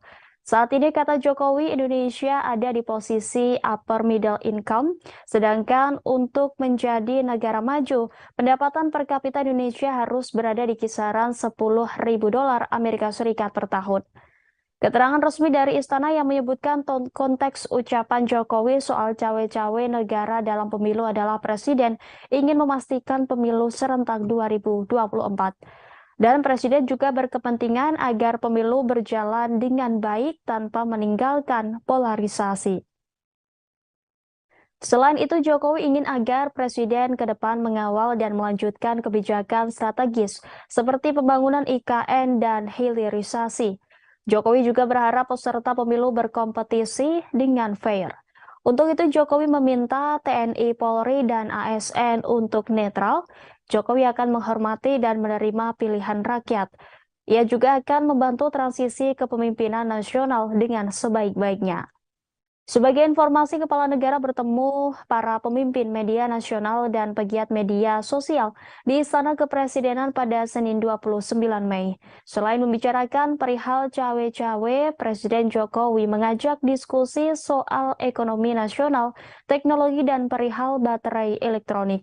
Pertemuan dengan para pemimpin media tersebut juga diisi acara makan bersama.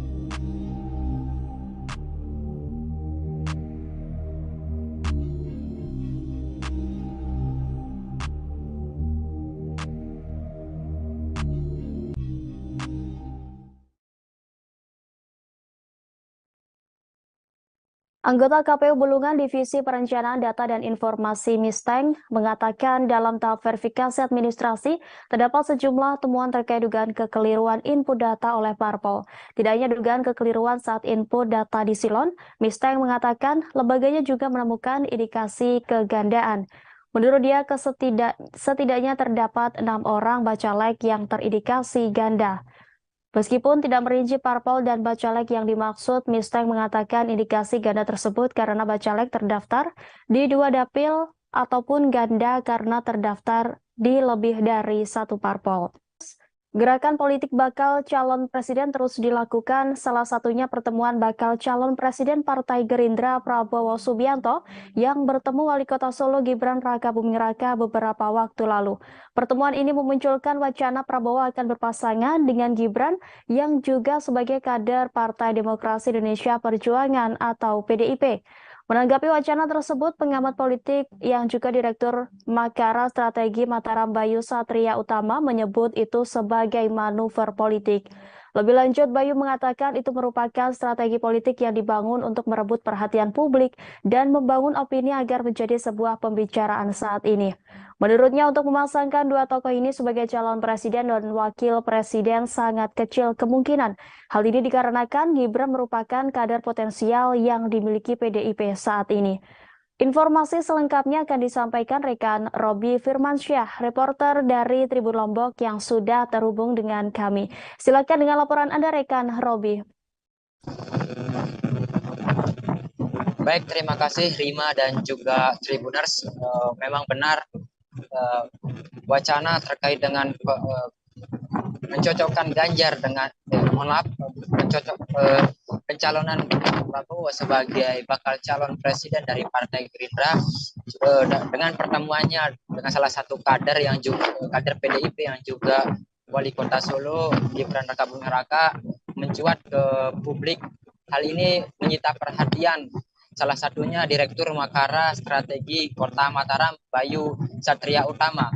Menurut Bayu, hal tersebut merupakan upaya untuk mencari perhatian publik sehingga publik membicarakan terkait dengan siapa calon wakil presiden yang tepat untuk Prabowo.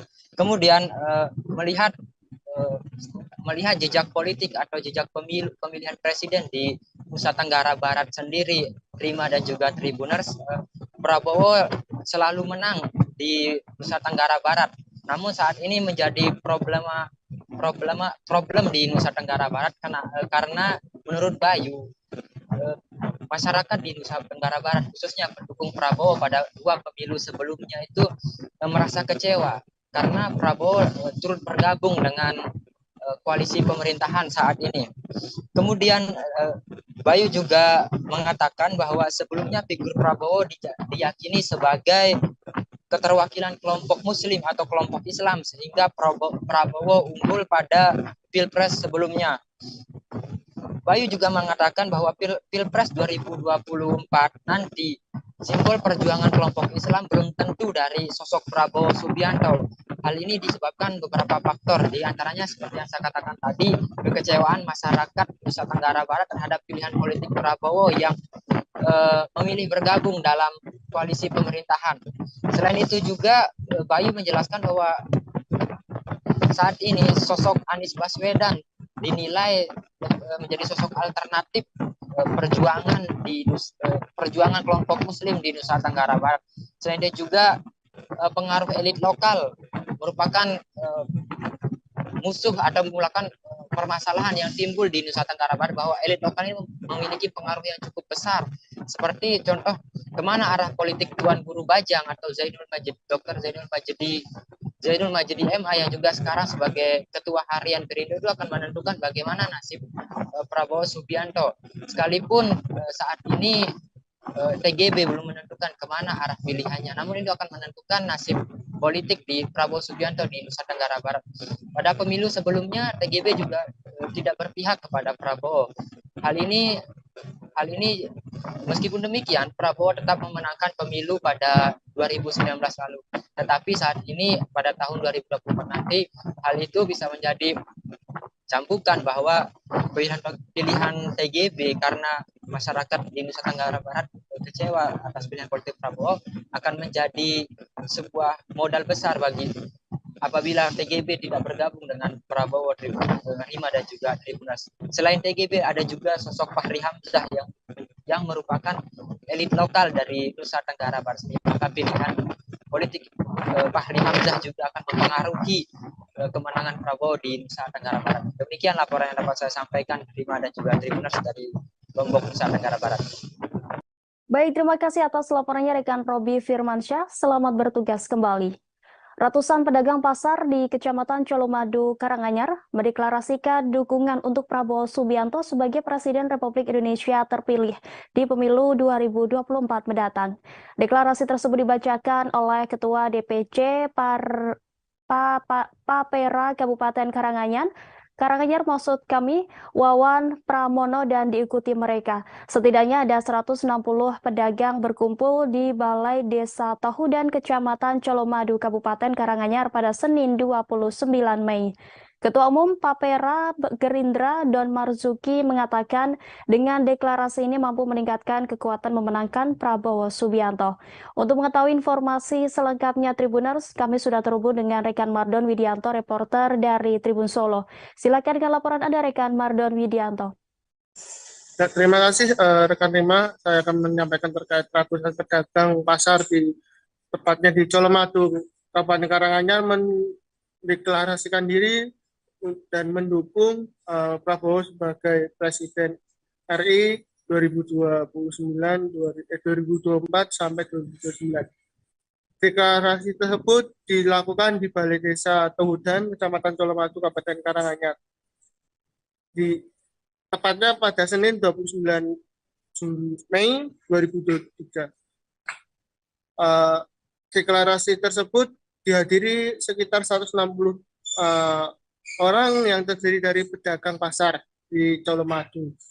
Dan di sana juga ada Ketua Umum Pedagang Pejuang Indonesia atau Partai Indonesia Raya atau Papera, Don Marzuki, Ketua Papera Jateng Sri Hartini, Ketua DPC Papera Kabupaten Karanganyar Wawan Pranowo, dan Ketua DPC Partai Gerindra Karanganyar Ade Ilyana. Deklarasi ini termasuk dibentuk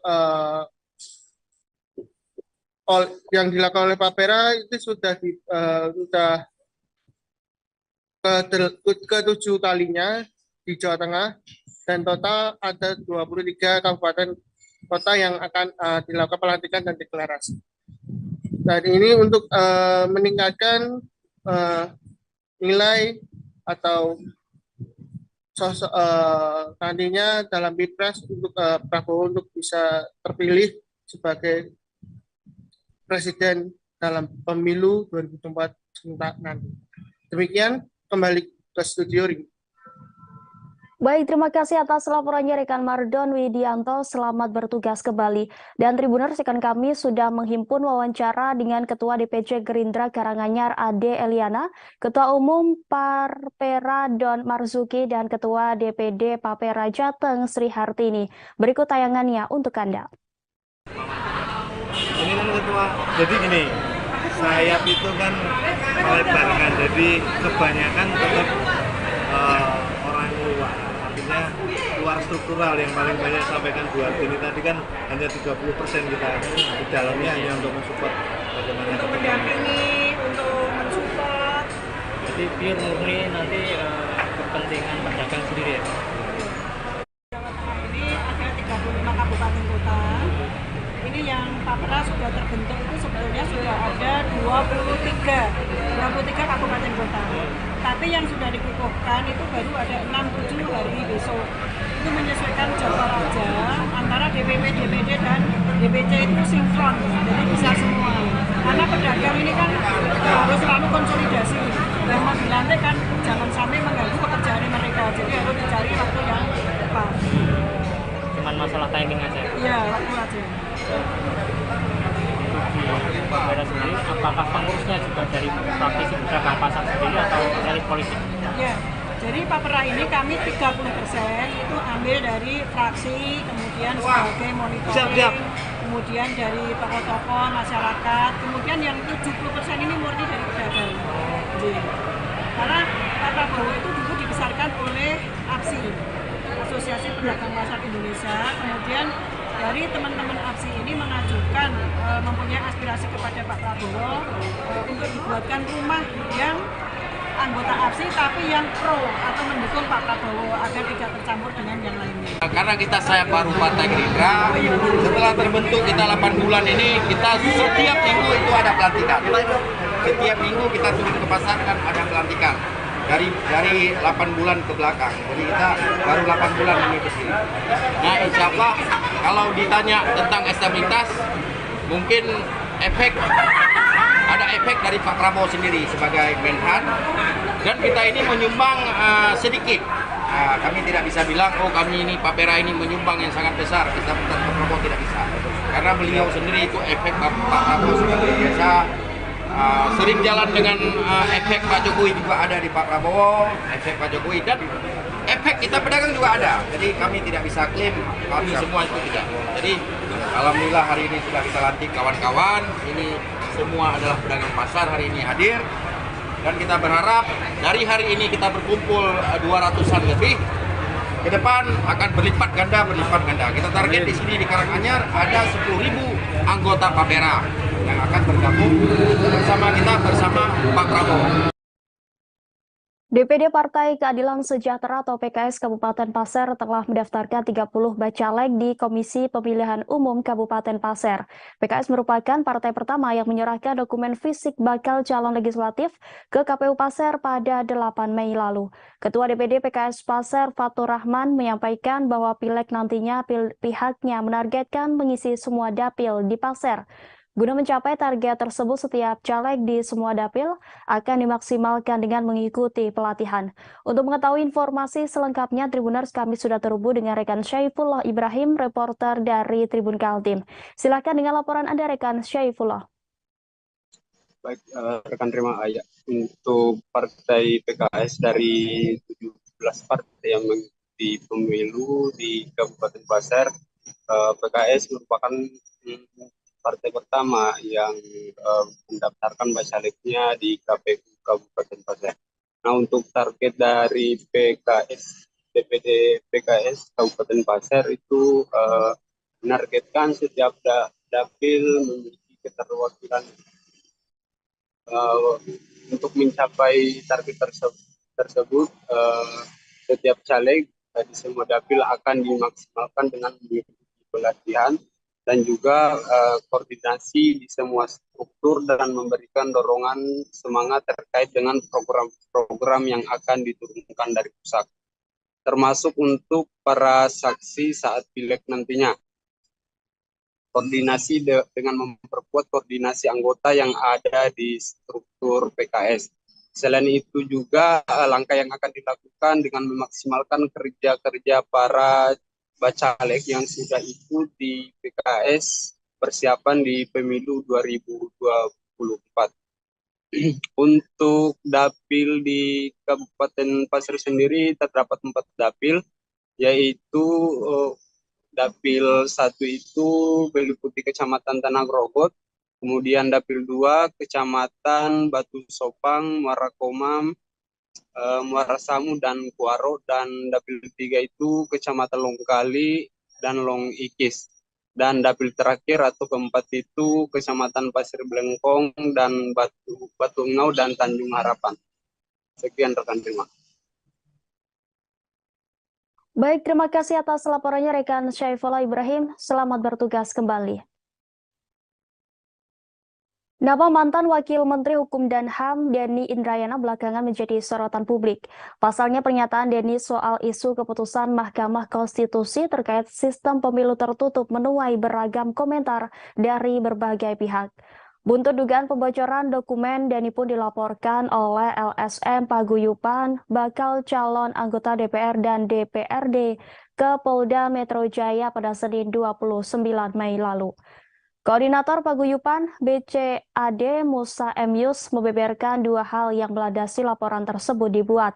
Pertama, Denny Indrayana dinilai telah membocorkan rahasia negara terkait putusan MK yang disebutnya memakai sistem proporsional tertutup atau coblos partai dalam pemilu 2024. Kedua, Denny dianggap telah merusakkan menjelang pemilu 2024. Alhasil, Musa pun berharap agar polisi memeriksa Denny Indrayana. Di sisi lain, Menko Polhukam Mahfud MD telah meminta polisi agar turun tangan untuk menyelidiki dugaan bocornya rahasia negara ini.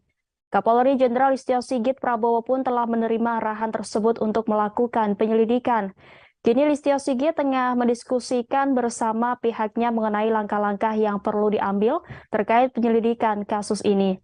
Kemudian jika nantinya ditemukan ada peristiwa pidana, dikatakan Kapolri Jenderal Listio Sigit akan diambil langkah lebih lanjut. Sebelumnya, pakar hukum tata negara Denny Indrayana membocorkan informasi pribadi yang diterimanya soal putusan Mahkamah Konstitusi terkait sistem pileg. Denny mengatakan ia mendapatkan informasi kalau MK bakal memutuskan gugatan terkait sistem pemilu dengan putusan proporsional tertutup. Denny mengungkapkan putusan itu diambil setelah adanya dissenting opinion atau perbedaan pendapat dalam menjatuhkan putusan antara hakim MK. Sayangnya Denny Indrayana tidak membeberkan identitas sosok yang memberikan informasi tersebut. Sementara itu, pernyataan Denny Indrayana itu dibantah oleh juru bicara MK, Fajar Laksono. Fajar menegaskan bahwa tahapan uji materi UU Pemilu yang dimaksud masih dalam tahapan permintaan pengumpulan keputusan dan belum sampai pada pembahasan keputusan. Sementara itu, MK telah menerima permohonan uji materi terhadap pasal 168 ayat 2 UU Pemilu terkait sistem proporsional terbuka yang didaftarkan pada 14 November 2022.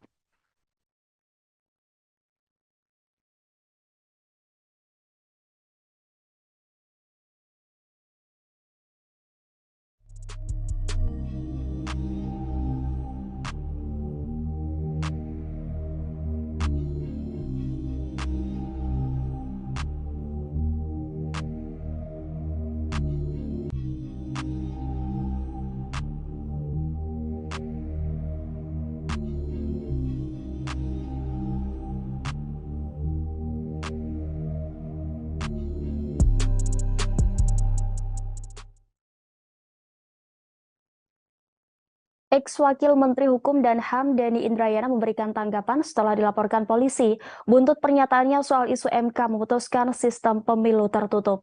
Denny menegaskan isu MK memutuskan sistem pemilu tertutup bukanlah bentuk pembocoran rahasia negara. Hal tersebut lantaran dirinya memahami untuk tidak masuk dalam wilayah delik pidana maupun pelanggaran etika. Sebagai seorang lawyer, Denny pun menegaskan akan selalu menjaga integritas dan moralitas. Demikian disampaikan Denny melalui siaran pers yang diunggah di akun Twitter pribadinya pada Selasa 30 Mei. Di sisi lain, Denny menegaskan informasi terkait putusan sistem pemilu tertutup bukanlah didapatnya dari lingkungan MK atau hakim MK, sehingga menurutnya pemeriksaan dari lingkungan Mahkamah Konstitusi akan sia-sia. Denny pun menjelaskan lebih lanjut terkait cuitannya soal isu MK memutuskan sistem pemilu tertutup. Dia mengatakan tidak ada pilihan kata bocoran dalam cuitannya tersebut, tetapi kata yang dipilihnya adalah mendapatkan informasi. Selain itu, Denny mengatakan dirinya tidak menuliskan MK telah memutuskan sistem pemilu tertutup, tetapi baru akan diputuskan. Tidak hanya itu, Denny juga meluruskan terkait cuitan Menko Polhukam Mahfud MD yang menyebut informasi yang diterimanya adalah terbukti kebenarannya atau A1.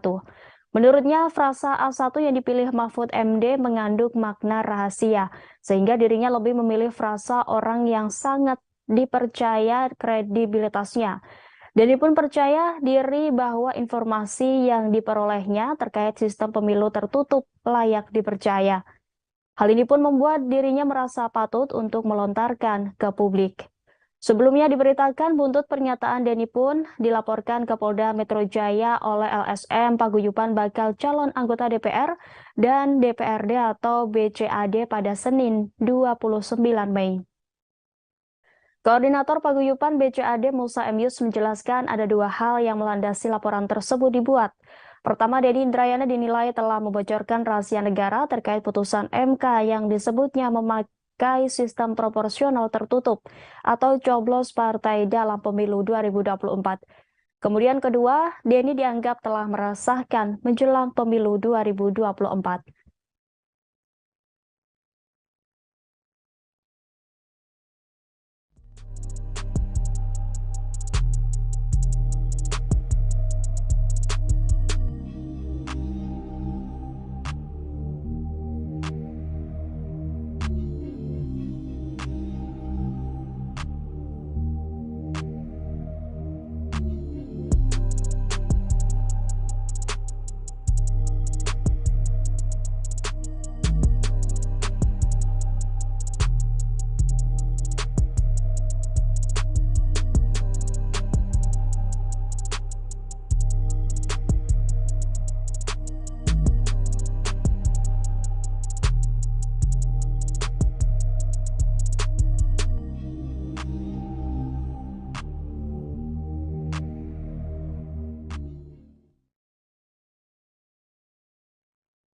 Mantan Wakil Menteri Hukum dan HAM Denny Indrayana kembali membuat pernyataan mengejutkan setelah disebut membocorkan isu terkait MK akan memutuskan sistem pemilu keproporsional tertutup.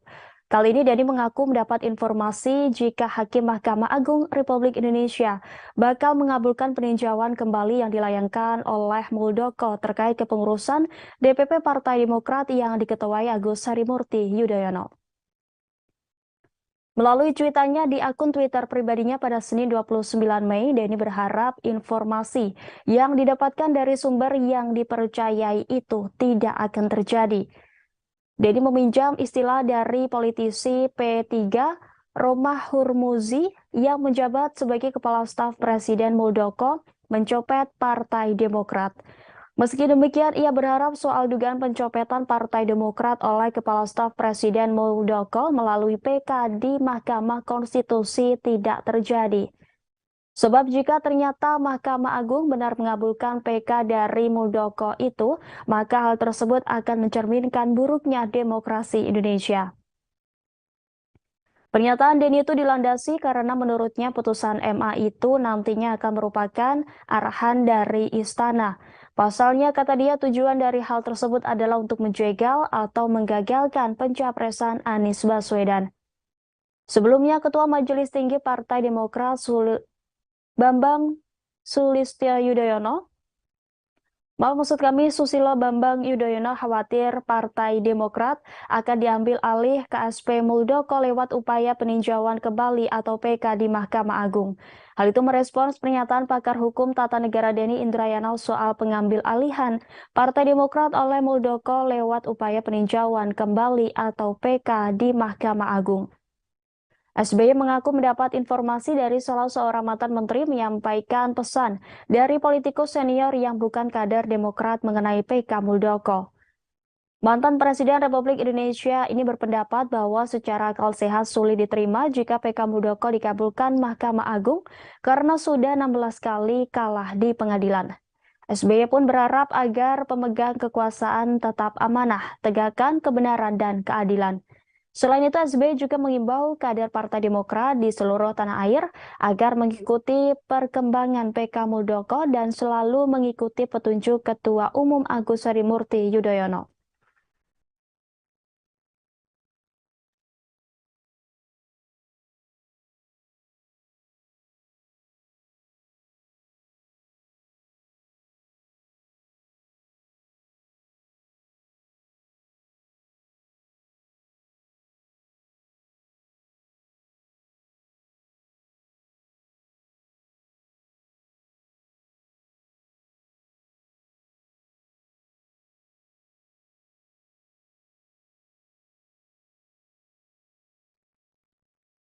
Diberitakan sebelumnya Bacalek PKB Kota Bandar Lampung Nelly Farlinza mengaku diminta mahar puluhan juta untuk mendapatkan nomor urut tertentu.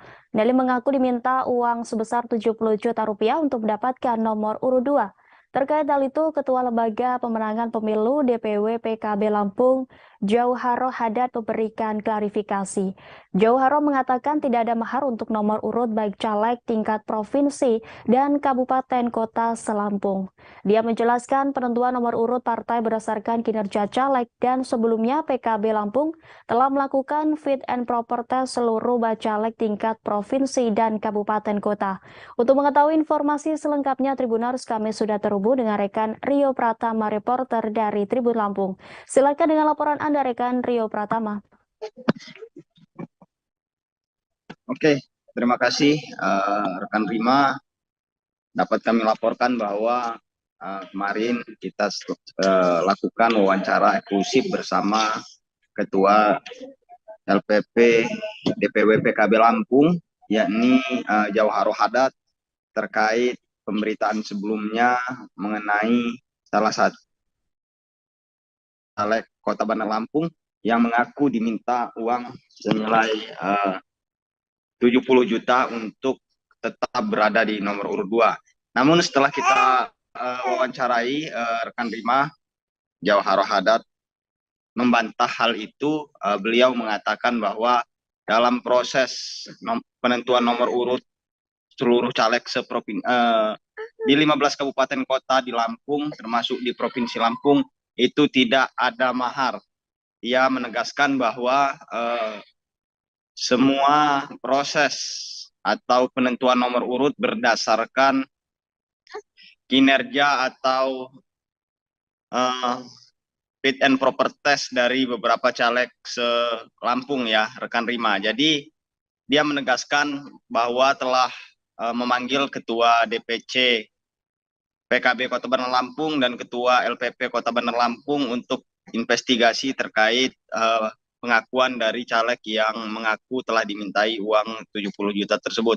Jadi dapat kami sampaikan bahwa kesimpulan dari wawancara kita bersama Ketua LPP PKB Lampung, beliau menyatakan tidak ada mahar politik dalam penentuan nomor urut. Itu yang dapat disampaikan rekan Rima dari hasil wawancara eksklusif kita bersama Ketua LPP DPW PKB Lampung. Dengan saya Rio melaporkan. Baik, terima kasih atas laporannya rekan Rio Pratama. Selamat bertugas kembali. Dan Tribuners, rekan kami sudah menghimpun wawancara dengan Ketua LPP DPW PKB Lampung, Jauharo Haddad. Berikut tayangannya untuk Anda. Ingin mengklarifikasi apa yang menjadi yang mencuat akhir-akhir di media ya soal Bu Nelly ya misalnya. Ya.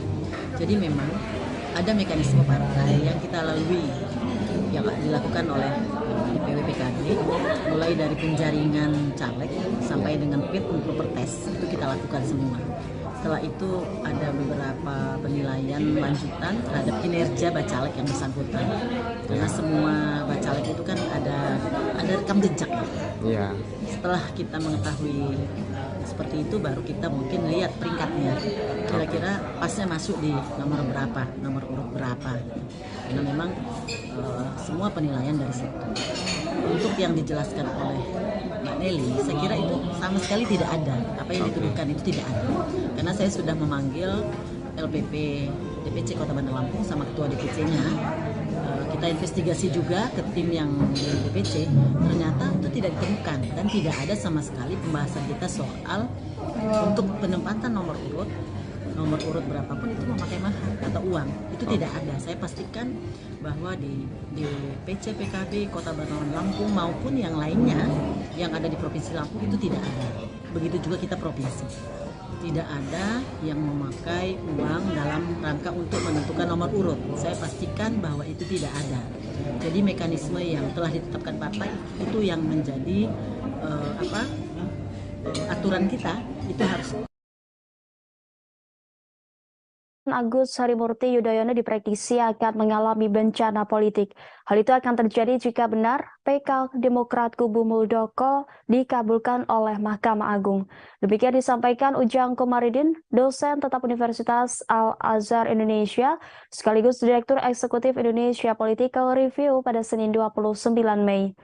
Ujang mengatakan Demokrat kubu AHY akan dicolong melalui kekuatan pengadilan. Selain itu, Ujang Komarudin menilai diterimanya PK Muldoko juga berdampak kepada caleg-caleg yang telah mendaftar. Ujang memprediksi situasi di internal Demokrat bakal semrawut ketika Muldoko dimenangkan PK-nya. Menurutnya, bencana politik tidak hanya menimpa Demokrat dan AHY, tetapi juga Anies Baswedan. Anies Baswedan kemungkinan bisa batal menjadi capres jika PK Muldoko dimenangkan. Pasalnya, tak mungkin Demokrat kubu Muldoko mendukung Anies jika dimenangkan. Ujang memprediksi bakal ada perlawanan dari kubu AHY jika PK Muldoko dimenangkan. Senada dengan Ujang Komarudin, Direktur Eksekutif Center for Indonesia Strategic Action, Heri Mendrova memprediksi pencapresan Anies Baswedan bakal terganggu, bahkan batal jika PK Muldoko dikabulkan.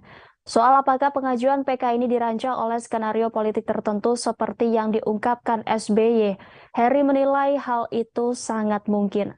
Namun ia meyakini Demokrat kubu AHY tidak mungkin berdiam apalagi telah memenangkan 16 kali persidangan melawan Muldoko. Sebelumnya mencuat isu MA dan mengadili perkara PK kubu Muldoko. Isu tersebut langsung ditanggapi Ketua Majelis Tinggi Partai Demokrat, Susilo Bambang Yudhoyono.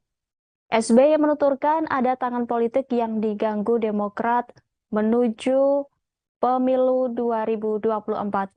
SBY menilai peninjauan kembali yang diajukan Muldoko ke Mahkamah Agung terkait pengurusan DPP Partai Demokrat sulit dikabulkan. Sebagai informasi, Muldoko telah melayangkan gugatan terhadap Menteri Hukum dan HAM Yasona Lauli dan Agus Harimurti Yudhoyono selaku Ketua Umum Partai Demokrat.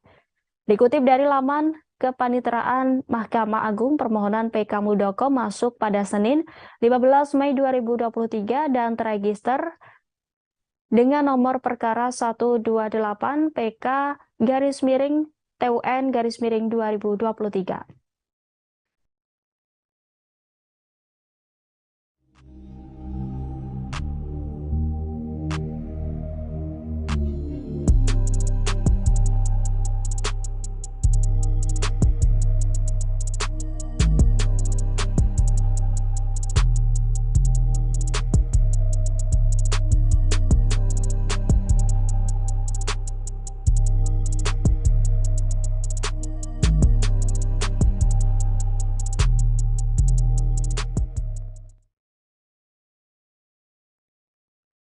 Sejumlah tokoh masyarakat, guru besar, dan akademisi yang tergabung dalam Forum Kalimantan Bangkit menggelar diskusi di Banjarmasin pada Senin 29 Mei. Diskusi digelar sebagai respons atas isu MK yang akan memutuskan sistem pemilu dari terbuka menjadi tertutup. Dalam kesimpulan diskusi, inisiator Forum Kalimantan Bangkit, Subhan Syarif, menegaskan setiap keputusan yang diambil oleh negara harus mengutamakan kepentingan dan keselamatan rakyat. Sistem proporsional terbuka dipandang oleh Forum Kalimantan Bangkit sudah tepat. Ada 6 poin sikap Forum Kalimantan Bangkit sebagai respons atas isu yang menyebutkan MK akan memutuskan sistem pemilu proporsional tertutup. Untuk mengetahui informasi selengkapnya Tribuners, kami sudah terhubung langsung dengan rekan Eka Pratiwi, reporter dari Banjarmasin Pos. Silakan dengan laporan Anda, rekan Eka Pratiwi. Iya, terima kasih Rima. Halo Tribuners, saya melaporkan dari Banjarmasin. Forum Kalimantan Bangkit tadi malam melaksanakan diskusi bersama. Jadi Forum Kalimantan Bangkit ini berisikan para tokoh di mana ada guru besar, juga akademisi yang ada di Kalimantan Selatan. Mereka membahas terkait adanya isu yang menjadikan pada pemilu legislatif mendatang dari terbuka menjadi tertutup. Ada 6 poin sikap Forum Kalimantan Bangkit sebagai respon, yakni Forum Kalimantan Bangkit tetap mendorong proporsional terbuka dan tetap dilaksanakan seperti pemilu sebelumnya, yakni pada tahun 2019. Kemudian Forum Kalimantan Bangkit siap menggugat MK jika kemudian diputuskan dengan sistem proporsional tertutup. Tak hanya itu, juga mereka dalam pembahasan tadi malam juga akan terus melakukan kajian terkait sistem pemilu di Indonesia. Kemudian Forum Kalimantan Bangkit juga akan terus mengawal pemilu 2024 agar berlangsung jujur dan adil. Tak hanya itu, Forum Kalimantan Bangkit juga menjalin kerjasama bersama stakeholder untuk mewujudkan pemilu jujur dan adil. Forum Kalimantan Bangkit juga akan terus bersosialisasi tentang fundamental pemilu kepada semua kalangan. Jadi Tribuners, dalam pembahasan tadi malam ada 11 tokoh masyarakat, guru besar dan juga akademisi yang ada di Kalimantan yang membahas terkait rencana pelaksanaan pileg secara proporsional tertutup. Jadi ada beberapa akademisi yang menganggap bahwa ini tidak perlu dilakukan. Artinya mereka beranggapan bahwa lebih mengedepankan pelaksanaan pemilu terbuka pada 2019 lalu. Kemudian dari tanggapan inisiator Forum Kalimantan Bangkit, Martinus menilai jika tidak ada urgensi terhadap perubahan sistem pemilu dari yang awalnya terbuka menjadi tertutup. Menurutnya saat ini situasi politik sudah cukup kondusif. Partai dan KPU serta masyarakat sudah mempersiapkan diri dengan sistem proporsional terbuka. Ia khawatir jika terjadi perubahan sistem di tengah jalan ada terjadi kekacauan politik. Tak hanya itu, akademisi dari Universitas Lambung Mangkurat, Profesor Ihsan Anwari juga akan terus memantau perkembangan di MK. Menurutnya sistem pemilu harus terbuka seperti yang sebelumnya. Ia juga berkekhawatiran akan ada kekacauan politik pada 2024 jika dilaksanakan secara tertutup. Apalagi ia menilai ada fakta kematian para KPPS pada saat pemilu 2019. Kemudian ia menilai juga sistem Pemilu terbuka memungkinkan masyarakat melihat rekam jejak caleg, sementara dengan hal tertutup sementara itu tidak dimungkinkan. Tak hanya itu, jadi ada beberapa akademisi seperti akademisi dari Universitas Islam Kalimantan Selatan, Islam Muhammad Arsyad Al-Banjari, Banjarmasin, Dr. Muhammad Uhaib mengatakan Indonesia sudah 25 tahun menjalani masa transisi dari otoriter ke demokrasi. Ia menilai jika isu pemilu menjadi proporsional tertutup kembali, maka akan kembali dianggapnya sebuah kemunduran. Sehingga pihak dari Forum Kalimantan Bangkit menegaskan jika ini diteruskan untuk dilaksanakan proporsional tertutup, maka pihaknya siap menggugat MK. Demikian, Rima. Baik, terima kasih atas laporannya rekan Eka Pertiwi. Selamat bertugas kembali.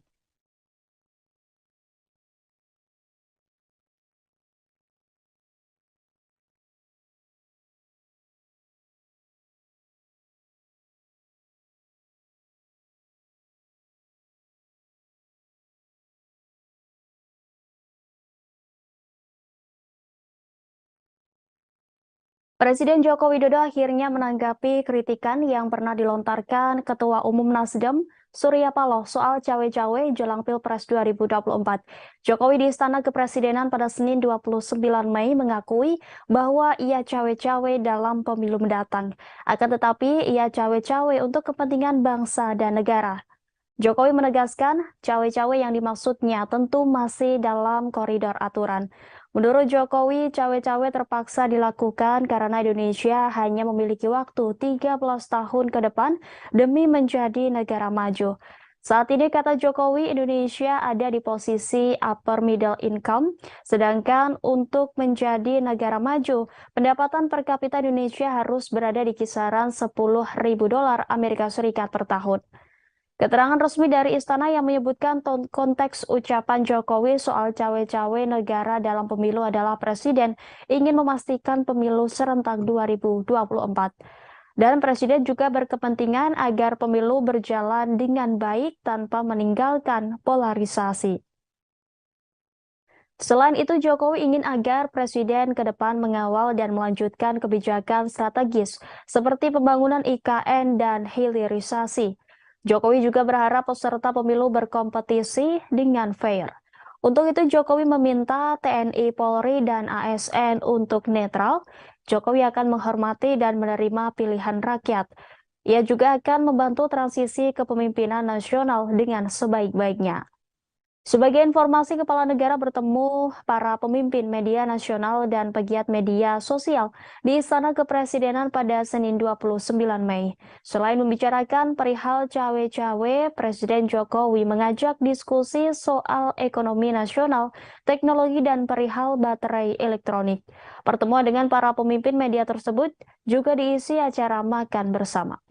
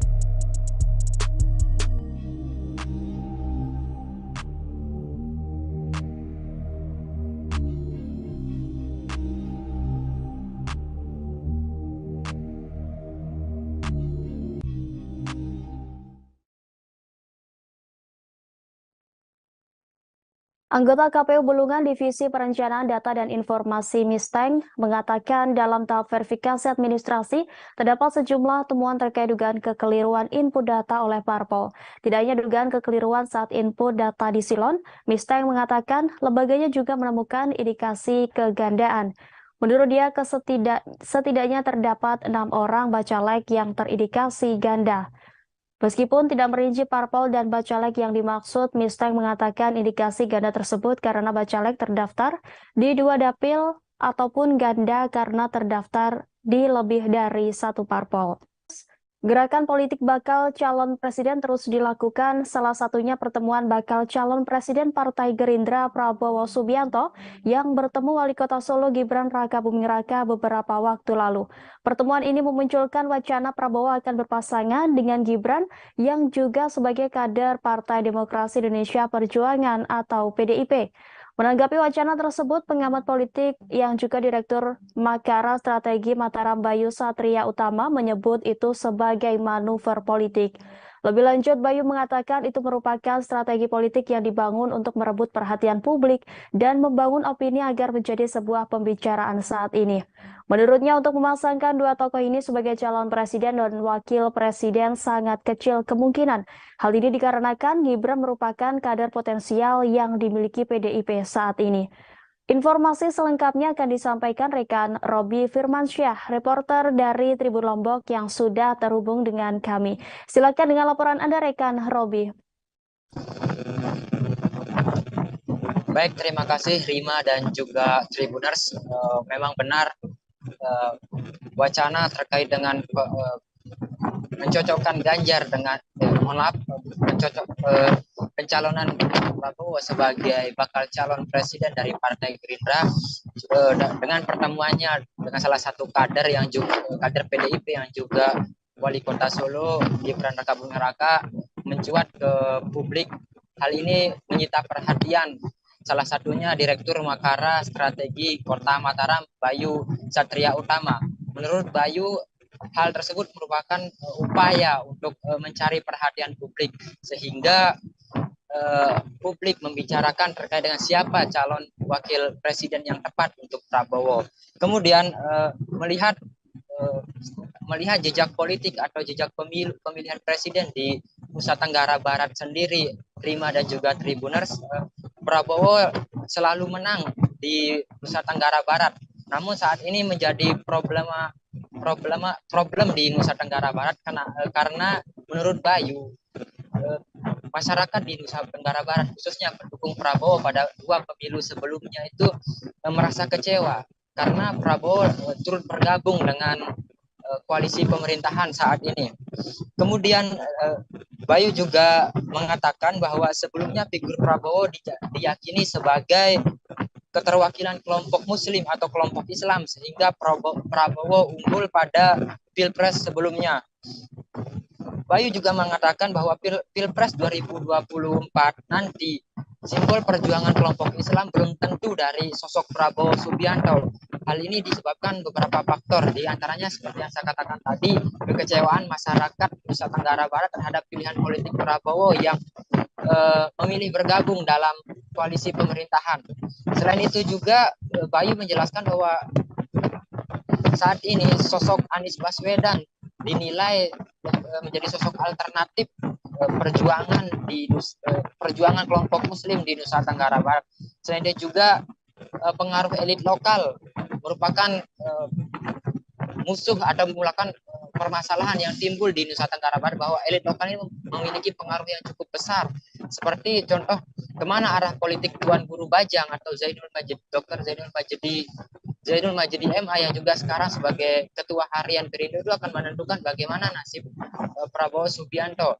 Sekalipun saat ini TGB belum menentukan kemana arah pilihannya, namun itu akan menentukan nasib politik di Prabowo Subianto di Nusa Tenggara Barat. Pada pemilu sebelumnya TGB juga tidak berpihak kepada Prabowo. Hal ini meskipun demikian Prabowo tetap memenangkan pemilu pada 2019 lalu. Tetapi saat ini pada tahun 2024 nanti hal itu bisa menjadi campukan bahwa pilihan TGB karena masyarakat di Nusa Tenggara Barat kecewa atas pilihan politik Prabowo akan menjadi sebuah modal besar bagi apabila TGB tidak bergabung dengan Prabowo, Rima dan juga Tribuners. Selain TGB ada juga sosok Fahri Hamzah yang merupakan elit lokal dari Nusa Tenggara Barat. Maka pilihan politik Fahri Hamzah juga akan mempengaruhi kemenangan Prabowo di Nusa Tenggara Barat. Demikian laporan yang dapat saya sampaikan, Rima dan juga Tribuners dari Lombok, Nusa Tenggara Barat. Baik, terima kasih atas laporannya rekan Robi Firmansyah. Selamat bertugas kembali. Ratusan pedagang pasar di Kecamatan Colomadu, Karanganyar mendeklarasikan dukungan untuk Prabowo Subianto sebagai Presiden Republik Indonesia terpilih di pemilu 2024 mendatang. Deklarasi tersebut dibacakan oleh Ketua DPC Papera Kabupaten Karanganyar maksud kami, Wawan Pramono, dan diikuti mereka. Setidaknya ada 160 pedagang berkumpul di Balai Desa Tahudan Kecamatan Colomadu Kabupaten Karanganyar pada Senin 29 Mei. Ketua Umum Papera Gerindra Don Marzuki mengatakan dengan deklarasi ini mampu meningkatkan kekuatan memenangkan Prabowo Subianto. Untuk mengetahui informasi selengkapnya Tribuners, kami sudah terhubung dengan rekan Mardon Widianto, reporter dari Tribun Solo. Silakan dengan laporan Anda, rekan Mardon Widianto. Ya, terima kasih rekan Rima. Saya akan menyampaikan terkait ratusan pedagang pasar tepatnya di Colomadu, Kabupaten Karanganyar mendeklarasikan diri dan mendukung Prabowo sebagai Presiden RI 2024 sampai 2029. Deklarasi tersebut dilakukan di Balai Desa Tahudan, Kecamatan Colomadu, Kabupaten Karanganyar. Tepatnya pada Senin 29 Mei 2023. Deklarasi tersebut dihadiri sekitar 160 orang yang terdiri dari pedagang pasar di Colomadu. Dan di sana juga ada Ketua Umum Pedagang Pejuang Indonesia atau Partai Indonesia Raya atau Papera, Don Marzuki, Ketua Papera Jateng, Sri Hartini, Ketua DPC Papera Kabupaten Karanganyar, Wawan Pramono, dan Ketua DPC Partai Gerindra Karanganyar, Ade Ilyana. Deklarasi ini termasuk dibentuk yang dilakukan oleh Papera itu sudah ke-7 kalinya di Jawa Tengah, dan total ada 23 kabupaten kota yang akan dilakukan pelantikan dan deklarasi. Dan ini untuk meningkatkan nilai atau sosok nantinya dalam Pilpres untuk Prabowo untuk bisa terpilih sebagai Presiden dalam pemilu 2024 nanti. Demikian, kembali ke studio Ring. Baik, terima kasih atas laporannya rekan Mardon Widianto. Selamat bertugas kembali. Dan Tribuners, rekan kami sudah menghimpun wawancara dengan Ketua DPC Gerindra Karanganyar Ade Eliana, Ketua Umum Papera Don Marzuki, dan Ketua DPD Papera Jateng Sri Hartini. Berikut tayangannya untuk Anda. Ini kan Ketua, jadi gini, sayap itu kan melebar kan, jadi kebanyakan tetap orang luar. Artinya luar struktural yang paling banyak sampaikan Bu Hartini tadi kan hanya 30% kita di dalamnya hanya untuk mensupport bagaimana untuk mendampingi, untuk mensupport. Jadi pure murni nanti kepentingan pedagang sendiri ya. Ini ada 35 kabupaten kota. Ini yang Papera sudah terbentuk itu sebetulnya sudah ada 23 kabupaten kota. Tapi yang sudah dikukuhkan itu baru ada 6-7 hari besok. Itu menyesuaikan jadwal aja antara DPP, DPD, dan DPC itu sinkron, jadi bisa semua. Karena pedagang ini kan harus selalu konsolidasi. Yang mau dilantik kan jangan sampai mengganggu pekerjaan mereka. Jadi harus dicari waktu yang tepat. Cuman masalah timing aja? Iya, waktu aja.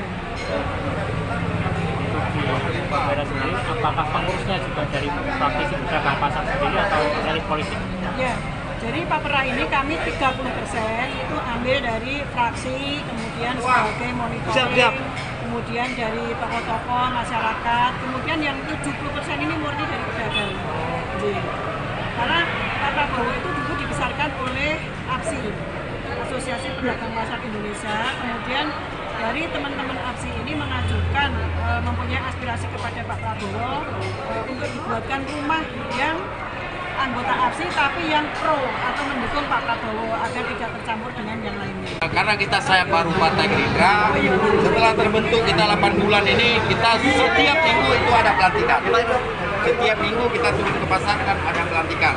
Dari 8 bulan ke belakang. Jadi kita baru 8 bulan ini ke sini. Nah, insya Allah kalau ditanya tentang stabilitas, mungkin ada efek dari Pak Prabowo sendiri sebagai Menhan, dan kita ini menyumbang sedikit. Kami tidak bisa bilang, oh kami ini Pak Pera ini menyumbang yang sangat besar. Kita Pak Prabowo tidak bisa, karena beliau sendiri itu efek Pak Prabowo seperti biasa. Sering jalan dengan efek Pak Jokowi juga ada di Pak Prabowo, efek Pak Jokowi, dan efek kita pedagang juga ada. Jadi kami tidak bisa klaim kami semua itu tidak. Jadi alhamdulillah hari ini sudah kita lantik kawan-kawan. Ini semua adalah pedagang pasar hari ini hadir, dan kita berharap dari hari ini kita berkumpul 200-an lebih. Ke depan akan berlipat ganda.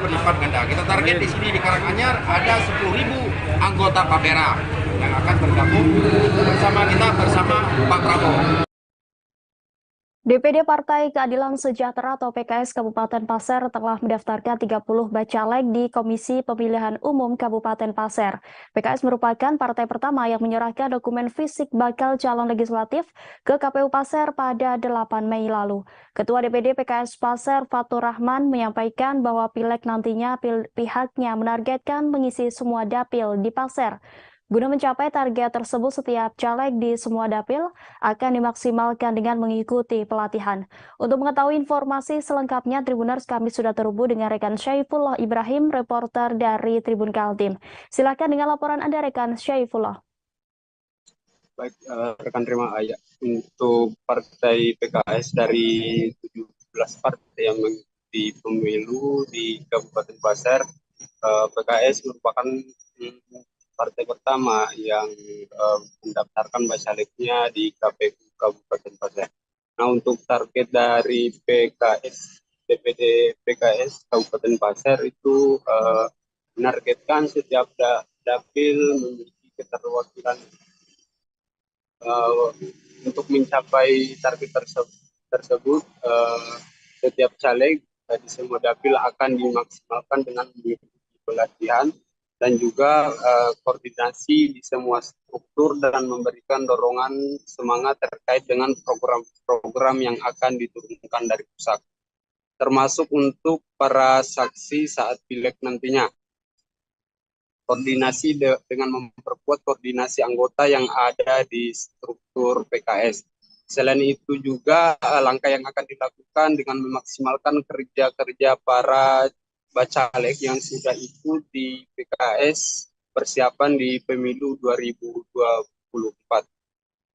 Untuk dapil di Kabupaten Pasir sendiri terdapat 4 dapil, yaitu dapil 1 itu meliputi Kecamatan Tanah Grogot, kemudian dapil 2 Kecamatan Batu Sopang, Muara Komam, Muara Samu dan Kuaro, dan dapil 3 itu Kecamatan Longkali dan Long Ikis, dan dapil terakhir atau keempat itu Kecamatan Pasir Blengkong dan Batu Engau dan Tanjung Harapan.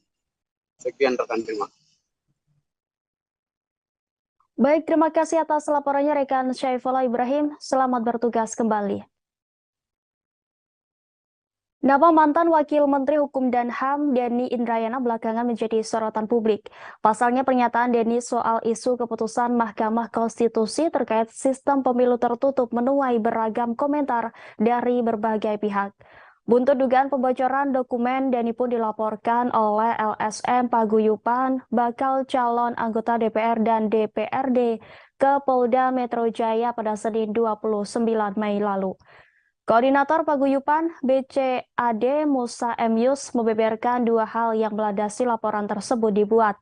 Pertama, Denny Indrayana dinilai telah membocorkan rahasia negara terkait putusan MK yang disebutnya memakai sistem proporsional tertutup atau coblos partai dalam pemilu 2024. Kedua, Denny dianggap telah meresahkan menjelang pemilu 2024. Alhasil, Musa pun berharap agar polisi memeriksa Denny Indrayana. Di sisi lain, Menko Polhukam Mahfud MD telah meminta polisi agar turun tangan untuk menyelidiki dugaan bocornya rahasia negara ini. Kapolri Jenderal Listio Sigit Prabowo pun telah menerima arahan tersebut untuk melakukan penyelidikan. Kini Listio Sigit tengah mendiskusikan bersama pihaknya mengenai langkah-langkah yang perlu diambil terkait penyelidikan kasus ini. Kemudian jika nantinya ditemukan ada peristiwa pidana, dikatakan Kapolri Jenderal Listio Sigit akan diambil langkah lebih lanjut. Sebelumnya, pakar hukum tata negara Denny Indrayana membocorkan informasi pribadi yang diterimanya soal putusan Mahkamah Konstitusi terkait sistem pileg. Denny mengatakan ia mendapatkan informasi kalau MK bakal memutuskan gugatan terkait sistem pemilu dengan putusan proporsional tertutup. Denny mengungkapkan putusan itu diambil setelah adanya dissenting opinion atau perbedaan pendapat dalam menjatuhkan putusan antara hakim MK. Sayangnya Denny Indrayana tidak membeberkan identitas sosok yang memberikan informasi tersebut. Sementara itu, pernyataan Denny Indrayana itu dibantah oleh juru bicara MK, Fajar Laksono. Fajar menegaskan bahwa tahapan uji materi UU Pemilu yang dimaksud masih dalam tahapan permintaan pengumpulan keputusan dan belum sampai pada pembahasan keputusan. Sementara itu, MK telah menerima permohonan uji materi terhadap pasal 168 ayat 2 UU Pemilu terkait sistem proporsional terbuka yang didaftarkan pada 14 November 2022.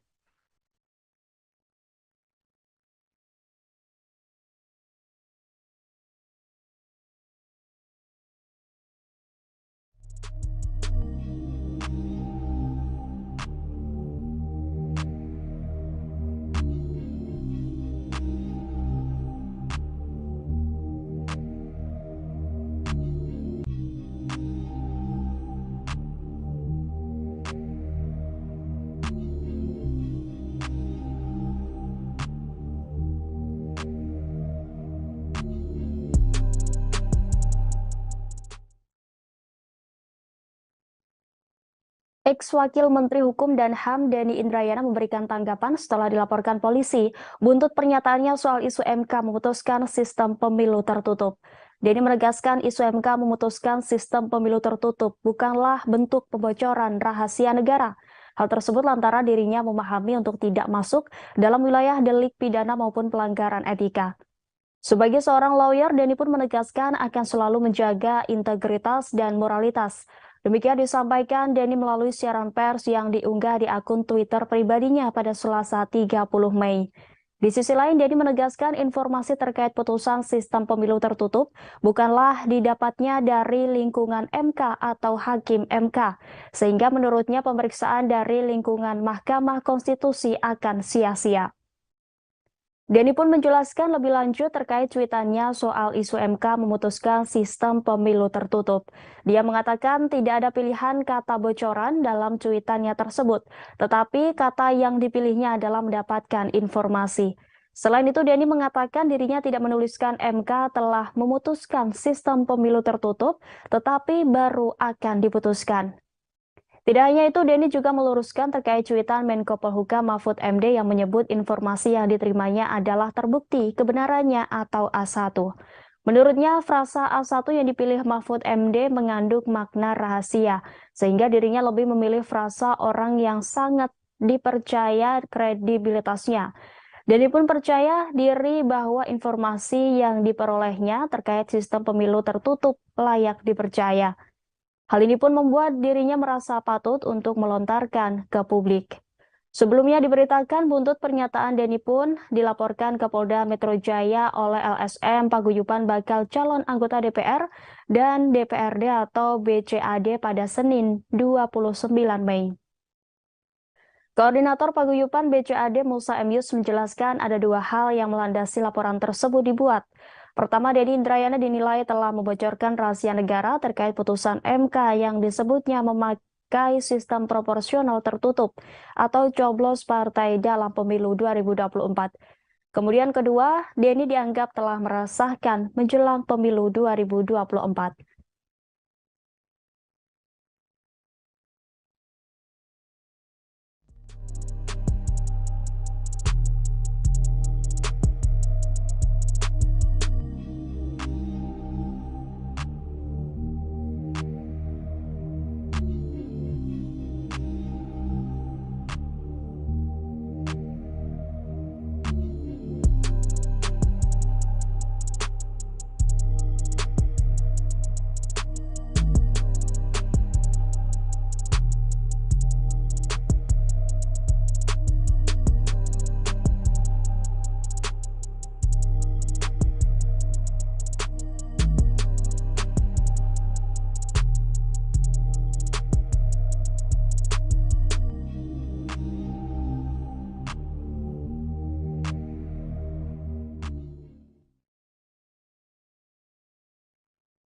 Mantan Wakil Menteri Hukum dan HAM Denny Indrayana kembali membuat pernyataan mengejutkan setelah disebut membocorkan isu terkait MK akan memutuskan sistem pemilu keproporsional tertutup.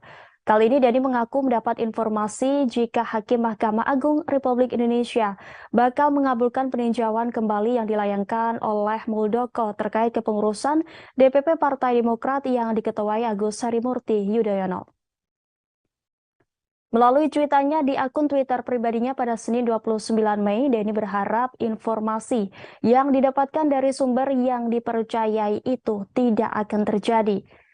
Denny meminjam istilah dari politisi P3 Romah Hurmuzi yang menjabat sebagai Kepala Staf Presiden Muldoko mencopet Partai Demokrat. Meski demikian, ia berharap soal dugaan pencopetan Partai Demokrat oleh Kepala Staf Presiden Muldoko melalui PK di Mahkamah Konstitusi tidak terjadi. Sebab jika ternyata Mahkamah Agung benar mengabulkan PK dari Muldoko itu, maka hal tersebut akan mencerminkan buruknya demokrasi Indonesia.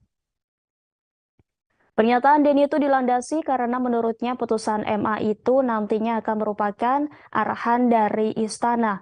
Pasalnya, kata dia, tujuan dari hal tersebut adalah untuk menjegal atau menggagalkan pencapresan Anies Baswedan. Sebelumnya, Ketua Majelis Tinggi Partai Demokrat Bambang Sulistyo Yudhoyono, Susilo Bambang Yudhoyono khawatir Partai Demokrat akan diambil alih KSP Muldoko lewat upaya peninjauan kembali atau PK di Mahkamah Agung. Hal itu merespons pernyataan pakar hukum tata negara Denny Indrayana soal pengambil alihan Partai Demokrat oleh Muldoko lewat upaya peninjauan kembali atau PK di Mahkamah Agung. SBY mengaku mendapat informasi dari salah seorang mantan menteri menyampaikan pesan dari politikus senior yang bukan kader Demokrat mengenai PK Muldoko.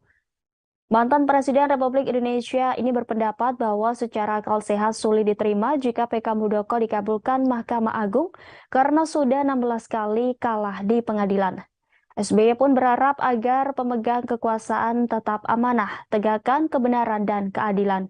Selain itu, SBY juga mengimbau kader Partai Demokrat di seluruh tanah air agar mengikuti perkembangan PK Muldoko dan selalu mengikuti petunjuk Ketua Umum Agus Harimurti Yudhoyono.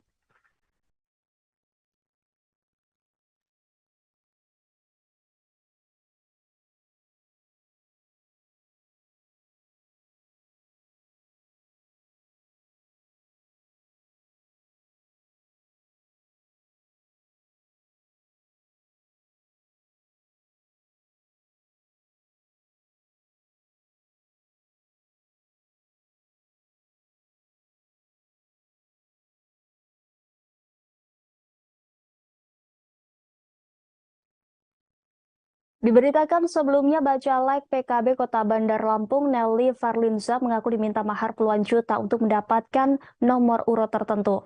Nelly mengaku diminta uang sebesar 70 juta rupiah untuk mendapatkan nomor urut 2.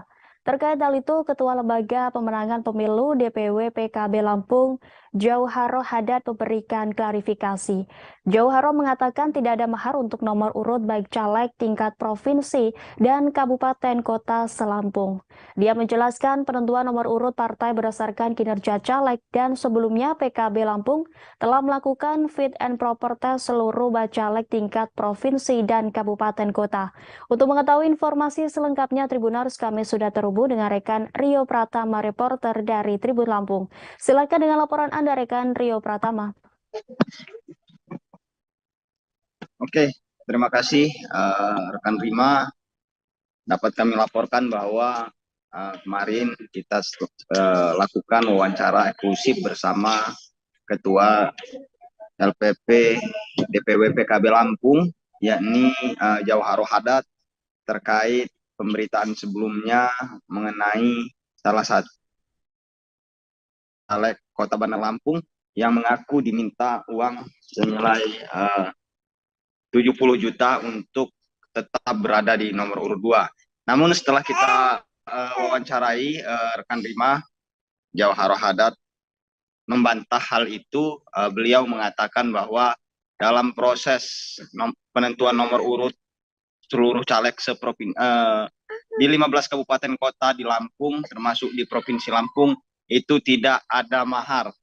Ia menegaskan bahwa semua proses atau penentuan nomor urut berdasarkan kinerja atau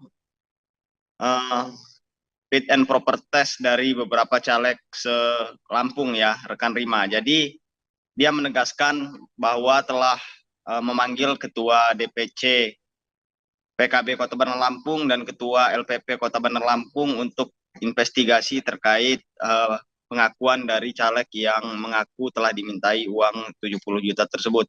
Jadi dapat kami sampaikan bahwa kesimpulan dari wawancara kita bersama Ketua LPP PKB Lampung, beliau menyatakan tidak ada mahar politik dalam penentuan nomor urut. Itu yang dapat disampaikan rekan Rima dari hasil wawancara eksklusif kita bersama Ketua LPP DPW PKB Lampung. Dengan saya Rio melaporkan. Baik, terima kasih atas laporannya rekan Rio Pratama. Selamat bertugas kembali. Dan Tribuners, rekan kami sudah menghimpun wawancara dengan Ketua LPP DPW PKB Lampung, Jauharo Hadad. Berikut tayangannya untuk Anda. Ingin menjelaskan, ingin mengklarifikasi apa yang menjadi yang mencuat akhir-akhir di media ya soal Bu Nelly ya misalnya. Ya, jadi memang ada mekanisme partai yang kita lalui yang dilakukan oleh DPW PKB, mulai dari penjaringan caleg sampai dengan fit and proper test itu kita lakukan semua. Setelah itu ada beberapa penilaian lanjutan terhadap kinerja bacalek yang bersangkutan. Karena semua bacalek itu kan ada rekam jejak ya. Iya. Setelah kita mengetahui seperti itu baru kita mungkin lihat peringkatnya. Kira-kira pasnya masuk di nomor berapa, nomor urut berapa. Karena memang semua penilaian dari situ. Untuk yang dijelaskan oleh Mbak Nelly, saya kira itu sama sekali tidak ada. Apa yang dituduhkan itu tidak ada. Karena saya sudah memanggil LPP DPC Kota Bandar Lampung sama Ketua DPC-nya. Kita investigasi juga ke tim yang di DPC, ternyata itu tidak ditemukan dan tidak ada sama sekali pembahasan kita soal untuk penempatan nomor urut berapapun itu memakai mahar atau uang, itu tidak ada. Saya pastikan bahwa di DPC PKB Kota Bandar Lampung maupun yang lainnya yang ada di Provinsi Lampung itu tidak ada. Begitu juga kita provinsi. Tidak ada yang memakai uang dalam rangka untuk menentukan nomor urut. Saya pastikan bahwa itu tidak ada. Jadi mekanisme yang telah ditetapkan partai itu yang menjadi aturan kita itu harus. Agus Harimurti Yudhoyono diprediksi akan mengalami bencana politik. Hal itu akan terjadi jika benar PK Demokrat kubu Muldoko dikabulkan oleh Mahkamah Agung. Demikian disampaikan Ujang Komarudin, dosen tetap Universitas Al-Azhar Indonesia, sekaligus Direktur Eksekutif Indonesia Political Review pada Senin 29 Mei. Ujang mengatakan Demokrat kubu AHY akan dicolong melalui kekuatan pengadilan. Selain itu, Ujang Komarudin menilai diterimanya PK Muldoko juga berdampak kepada caleg-caleg yang telah mendaftar. Ujang memprediksi situasi di internal Demokrat bakal semrawut ketika Muldoko dimenangkan PK-nya. Menurutnya, bencana politik tidak hanya menimpa Demokrat dan AHY, tetapi juga Anies Baswedan. Anies Baswedan kemungkinan bisa batal menjadi capres jika PK Muldoko dimenangkan. Pasalnya, tak mungkin Demokrat kubu Muldoko mendukung Anies jika dimenangkan. Ujang memprediksi bakal ada perlawanan dari kubu AHY jika PK Muldoko dimenangkan. Senada dengan Ujang Komarudin, Direktur Eksekutif Center for Indonesian Strategic Action, Heri Mendrova memprediksi pencapresan Anies Baswedan bakal terganggu, bahkan batal jika PK Muldoko dikabulkan. Soal apakah pengajuan PK ini dirancang oleh skenario politik tertentu seperti yang diungkapkan SBY, Heri menilai hal itu sangat mungkin.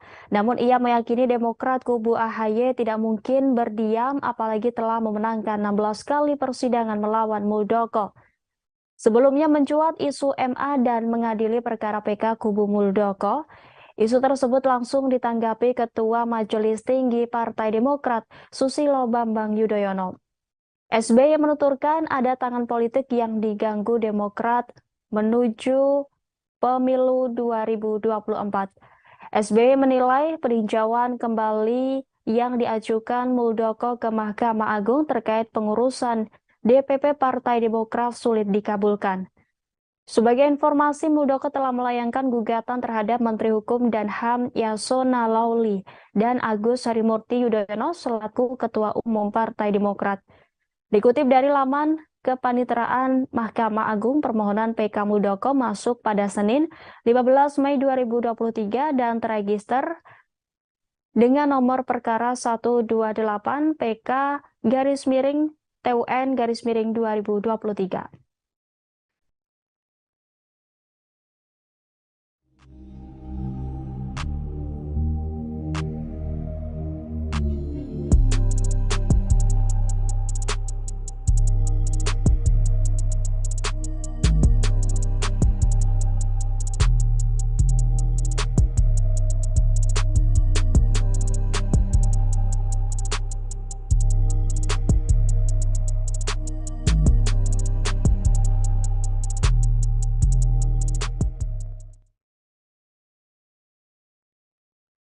Sejumlah tokoh masyarakat, guru besar, dan akademisi yang tergabung dalam Forum Kalimantan Bangkit menggelar diskusi di Banjarmasin pada Senin 29 Mei.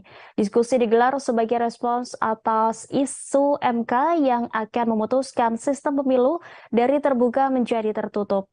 Dalam kesimpulan diskusi, inisiator Forum Kalimantan Bangkit, Subhan Syarif, menegaskan setiap keputusan yang diambil oleh negara harus mengutamakan kepentingan dan keselamatan rakyat.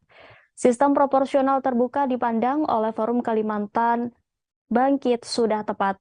Ada 6 poin sikap Forum Kalimantan Bangkit sebagai respons atas isu yang menyebutkan MK akan memutuskan sistem pemilu proporsional tertutup. Untuk mengetahui informasi selengkapnya Tribuners, kami sudah terhubung langsung dengan rekan Eka Pratiwi, reporter dari Banjarmasin Pos. Silakan dengan laporan Anda, rekan Eka Pratiwi. Iya, terima kasih Rima. Halo Tribuners, saya melaporkan dari Banjarmasin.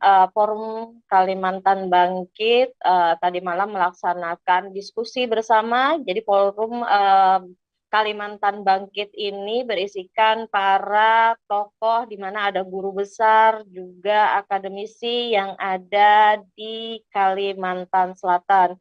Mereka membahas terkait adanya isu yang menjadikan pada pemilu legislatif mendatang dari terbuka menjadi tertutup. Ada 6 poin sikap Forum Kalimantan Bangkit sebagai respon, yakni Forum Kalimantan Bangkit tetap mendorong proporsional terbuka dan tetap dilaksanakan seperti pemilu sebelumnya, yakni pada tahun 2019. Kemudian Forum Kalimantan Bangkit siap menggugat MK jika kemudian diputuskan dengan sistem proporsional tertutup. Tak hanya itu, juga mereka dalam pembahasan tadi malam juga akan terus melakukan kajian terkait sistem pemilu di Indonesia. Kemudian Forum Kalimantan Bangkit juga akan terus mengawal pemilu 2024 agar berlangsung jujur dan adil. Tak hanya itu, Forum Kalimantan Bangkit juga menjalin kerjasama bersama stakeholder untuk mewujudkan pemilu jujur dan adil. Forum Kalimantan Bangkit juga akan terus bersosialisasi tentang fundamental pemilu kepada semua kalangan.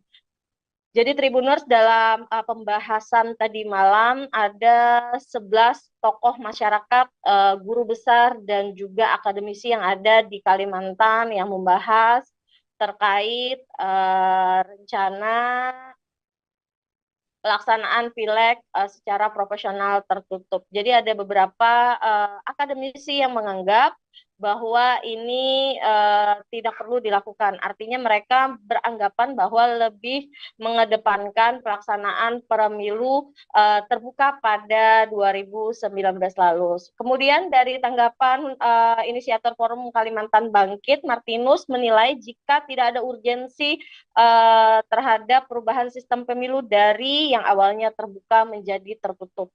Menurutnya saat ini situasi politik sudah cukup kondusif.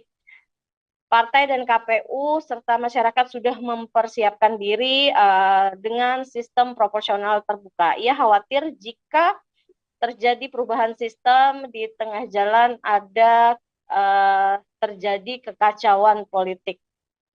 Tak hanya itu, akademisi dari Universitas Lambung Mangkurat, Profesor Ihsan Anwari juga akan terus memantau perkembangan di MK. Menurutnya sistem pemilu harus terbuka seperti yang sebelumnya. Ia juga berkekhawatiran akan ada kekacauan politik pada 2024 jika dilaksanakan secara tertutup. Apalagi ia menilai ada fakta kematian para KPPS pada saat pemilu 2019.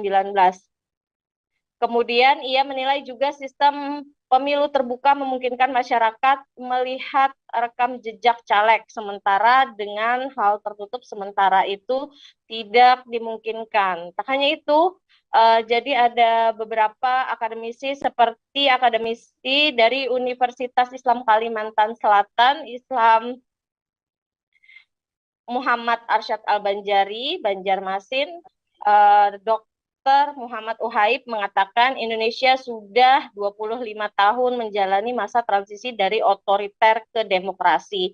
Ia menilai jika isu pemilu menjadi proporsional tertutup kembali, maka akan kembali dianggapnya sebuah kemunduran. Sehingga pihak dari Forum Kalimantan Bangkit menegaskan jika ini diteruskan untuk dilaksanakan proporsional tertutup, maka pihaknya siap menggugat MK. Demikian, Rima. Baik, terima kasih atas laporannya rekan Eka Pertiwi. Selamat bertugas kembali.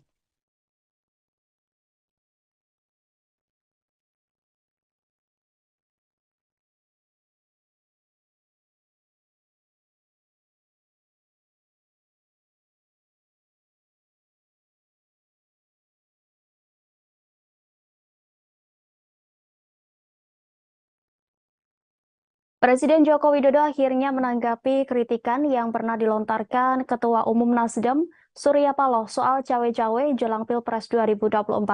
Jokowi di Istana Kepresidenan pada Senin 29 Mei mengakui bahwa ia cawe-cawe dalam pemilu mendatang. Akan tetapi, ia cawe-cawe untuk kepentingan bangsa dan negara. Jokowi menegaskan, cawe-cawe yang dimaksudnya tentu masih dalam koridor aturan. Menurut Jokowi, cawe-cawe terpaksa dilakukan karena Indonesia hanya memiliki waktu 13 tahun ke depan demi menjadi negara maju. Saat ini, kata Jokowi, Indonesia ada di posisi upper middle income, sedangkan untuk menjadi negara maju, pendapatan per kapita Indonesia harus berada di kisaran $10.000 Amerika Serikat per tahun. Keterangan resmi dari Istana yang menyebutkan konteks ucapan Jokowi soal cawe-cawe negara dalam pemilu adalah Presiden ingin memastikan pemilu serentak 2024. Dan Presiden juga berkepentingan agar pemilu berjalan dengan baik tanpa meninggalkan polarisasi. Selain itu, Jokowi ingin agar Presiden ke depan mengawal dan melanjutkan kebijakan strategis seperti pembangunan IKN dan hilirisasi. Jokowi juga berharap peserta pemilu berkompetisi dengan fair. Untuk itu, Jokowi meminta TNI, Polri, dan ASN untuk netral. Jokowi akan menghormati dan menerima pilihan rakyat. Ia juga akan membantu transisi kepemimpinan nasional dengan sebaik-baiknya. Sebagai informasi, Kepala Negara bertemu para pemimpin media nasional dan pegiat media sosial di Istana Kepresidenan pada Senin 29 Mei. Selain membicarakan perihal cawe-cawe, Presiden Jokowi mengajak diskusi soal ekonomi nasional, teknologi, dan perihal baterai elektronik. Pertemuan dengan para pemimpin media tersebut juga diisi acara makan bersama.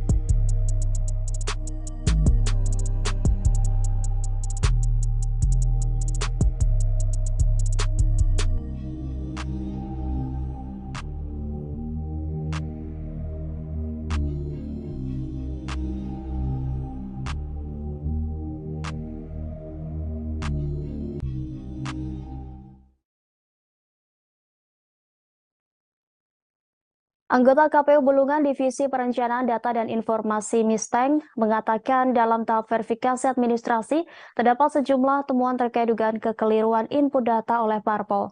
Tidak hanya dugaan kekeliruan saat input data di silon, Misteng mengatakan lembaganya juga menemukan indikasi kegandaan. Menurut dia, setidaknya terdapat 6 orang bacalek yang terindikasi ganda. Meskipun tidak merinci parpol dan bacalek yang dimaksud, Misteng mengatakan indikasi ganda tersebut karena bacalek terdaftar di 2 dapil ataupun ganda karena terdaftar di lebih dari 1 parpol. Gerakan politik bakal calon presiden terus dilakukan, salah satunya pertemuan bakal calon presiden Partai Gerindra Prabowo Subianto yang bertemu Wali Kota Solo Gibran Rakabuming Raka beberapa waktu lalu. Pertemuan ini memunculkan wacana Prabowo akan berpasangan dengan Gibran yang juga sebagai kader Partai Demokrasi Indonesia Perjuangan atau PDIP. Menanggapi wacana tersebut, pengamat politik yang juga Direktur Makara Strategi Mataram Bayu Satria Utama menyebut itu sebagai manuver politik. Lebih lanjut, Bayu mengatakan itu merupakan strategi politik yang dibangun untuk merebut perhatian publik dan membangun opini agar menjadi sebuah pembicaraan saat ini. Menurutnya, untuk memasangkan 2 tokoh ini sebagai calon presiden dan wakil presiden sangat kecil kemungkinan. Hal ini dikarenakan Gibran merupakan kader potensial yang dimiliki PDIP saat ini. Informasi selengkapnya akan disampaikan rekan Robi Firmansyah, reporter dari Tribun Lombok yang sudah terhubung dengan kami. Silakan dengan laporan Anda, rekan Robi. Baik, terima kasih Rima dan juga Tribuners. Memang benar wacana terkait dengan mencocokkan Ganjar dengan pencalonan Prabowo sebagai bakal calon presiden dari Partai Gerindra dengan pertemuannya dengan salah satu kader yang juga kader PDIP yang juga Wali Kota Solo Gibran Rakabuming Raka mencuat ke publik. Hal ini menyita perhatian salah satunya Direktur Makara Strategi Kota Mataram Bayu Satria Utama. Menurut Bayu, hal tersebut merupakan upaya untuk mencari perhatian publik sehingga publik membicarakan terkait dengan siapa calon wakil presiden yang tepat untuk Prabowo. Kemudian melihat jejak politik atau jejak pemilihan presiden di Nusa Tenggara Barat sendiri, Prima dan juga Tribuners, Prabowo selalu menang di Nusa Tenggara Barat. Namun saat ini menjadi problem di Nusa Tenggara Barat karena menurut Bayu, masyarakat di Nusa Tenggara Barat khususnya pendukung Prabowo pada 2 pemilu sebelumnya itu merasa kecewa karena Prabowo turut bergabung dengan koalisi pemerintahan saat ini. Kemudian Bayu juga mengatakan bahwa sebelumnya figur Prabowo diyakini sebagai keterwakilan kelompok Muslim atau kelompok Islam sehingga Prabowo unggul pada Pilpres sebelumnya.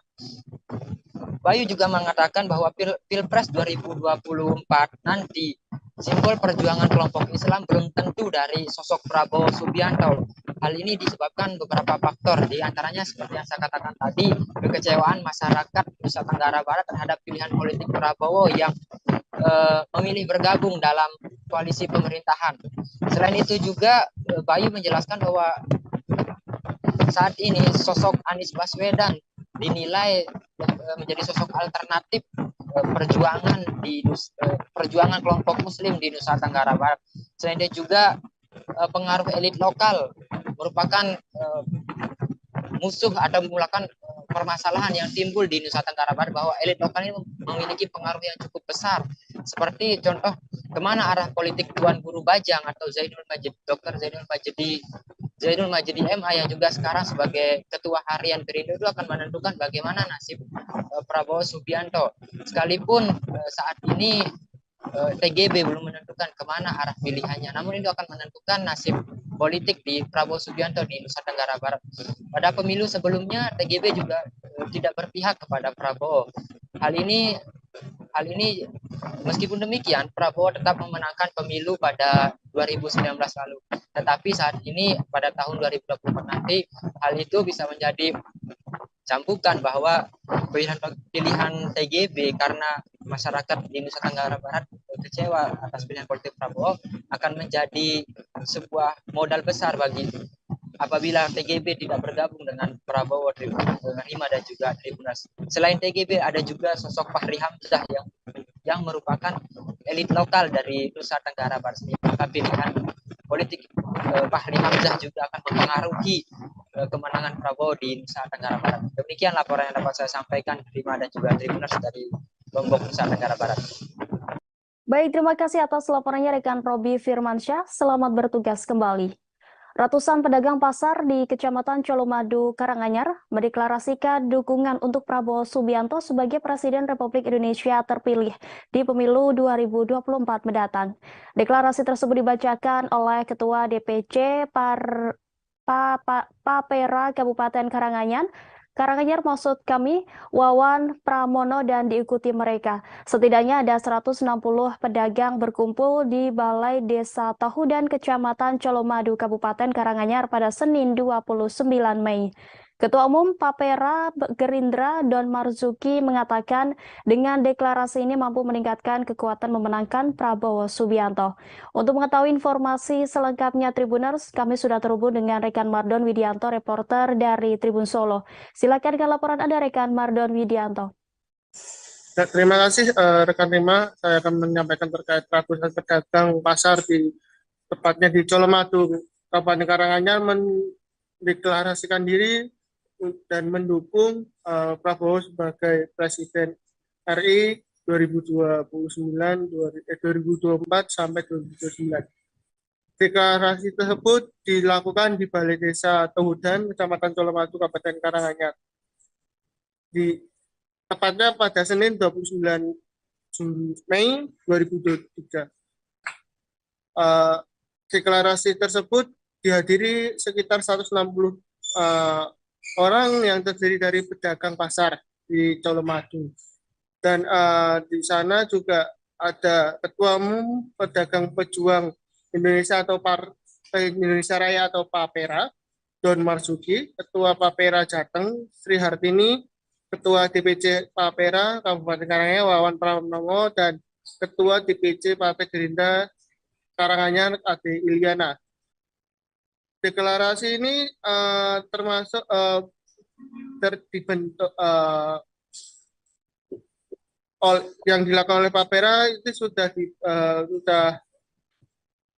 ke-7 kalinya di Jawa Tengah, dan total ada 23 kabupaten kota yang akan dilakukan pelantikan dan deklarasi.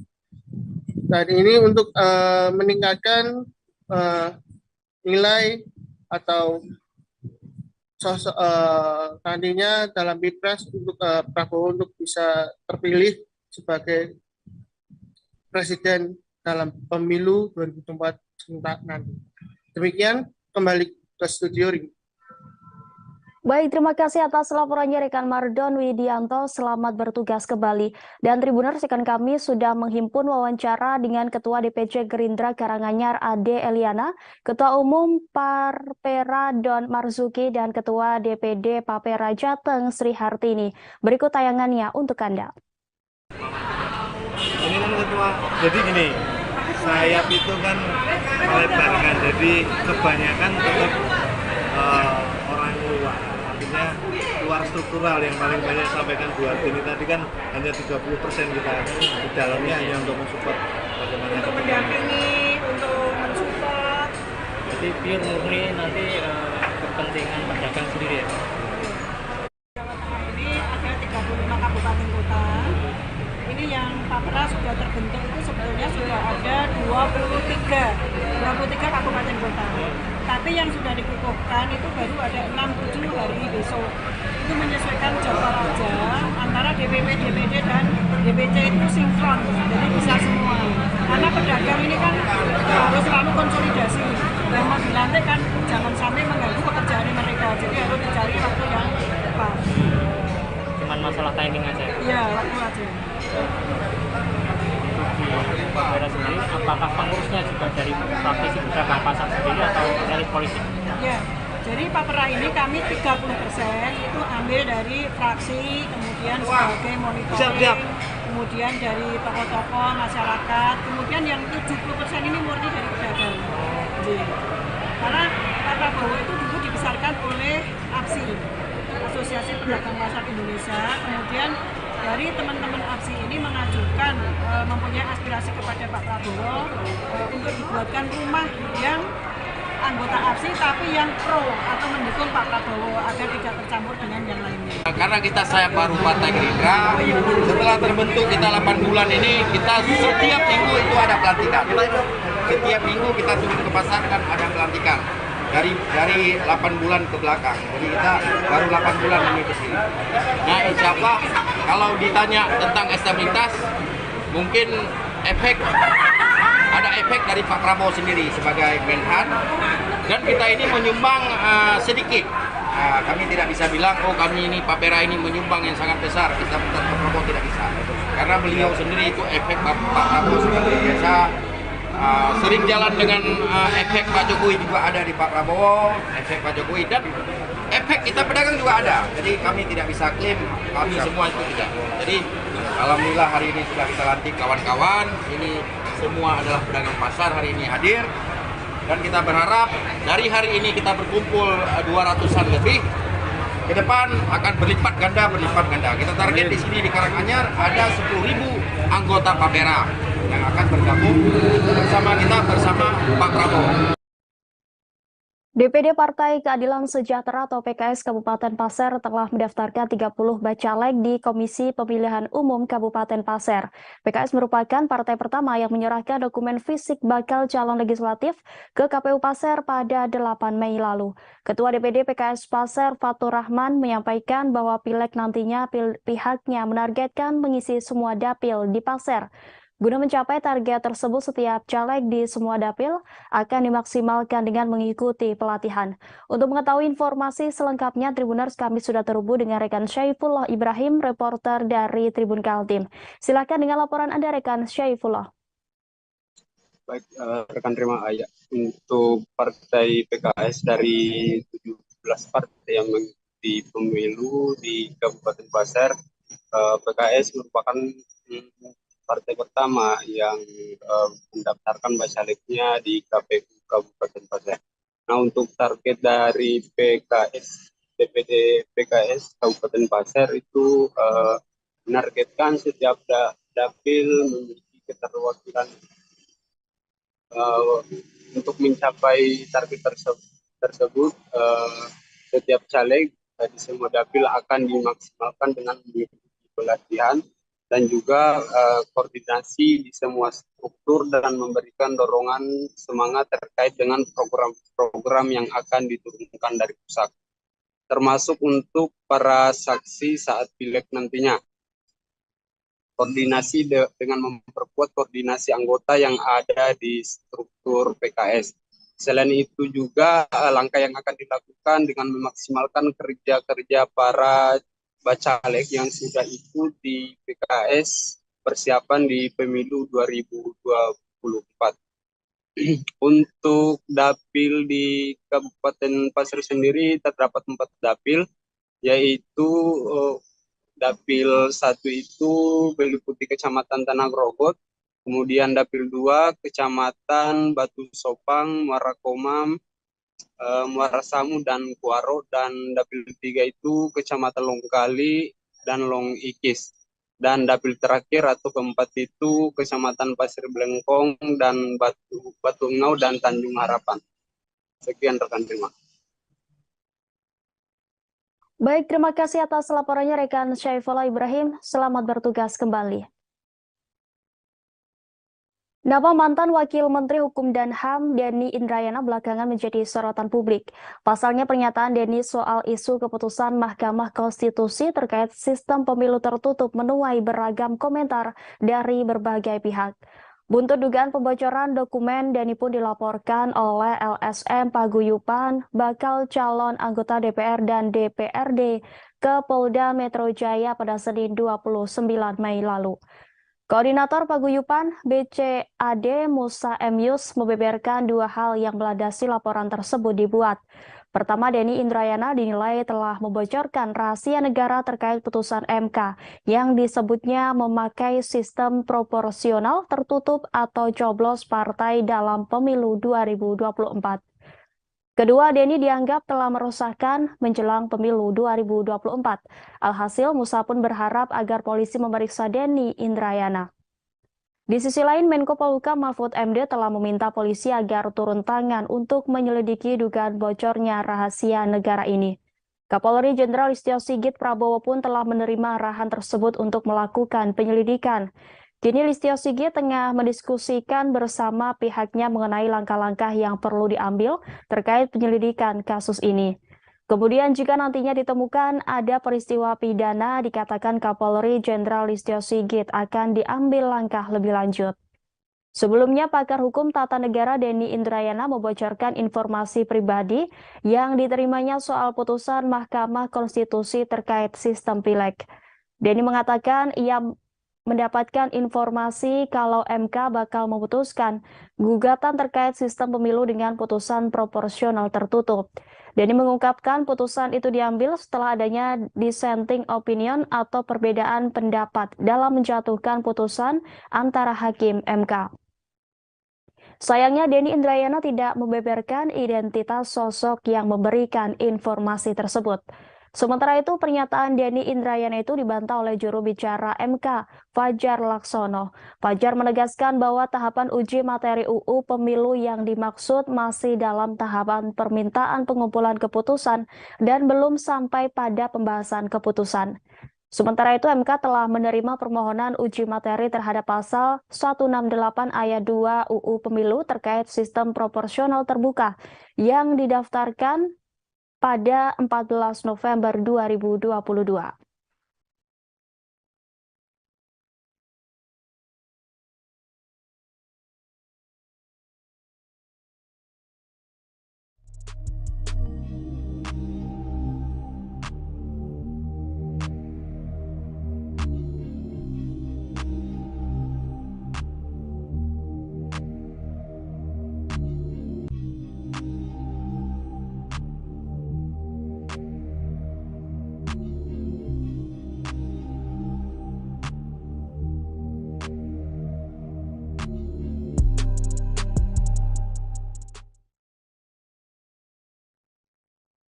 Ex-Wakil Menteri Hukum dan HAM Denny Indrayana memberikan tanggapan setelah dilaporkan polisi buntut pernyataannya soal isu MK memutuskan sistem pemilu tertutup.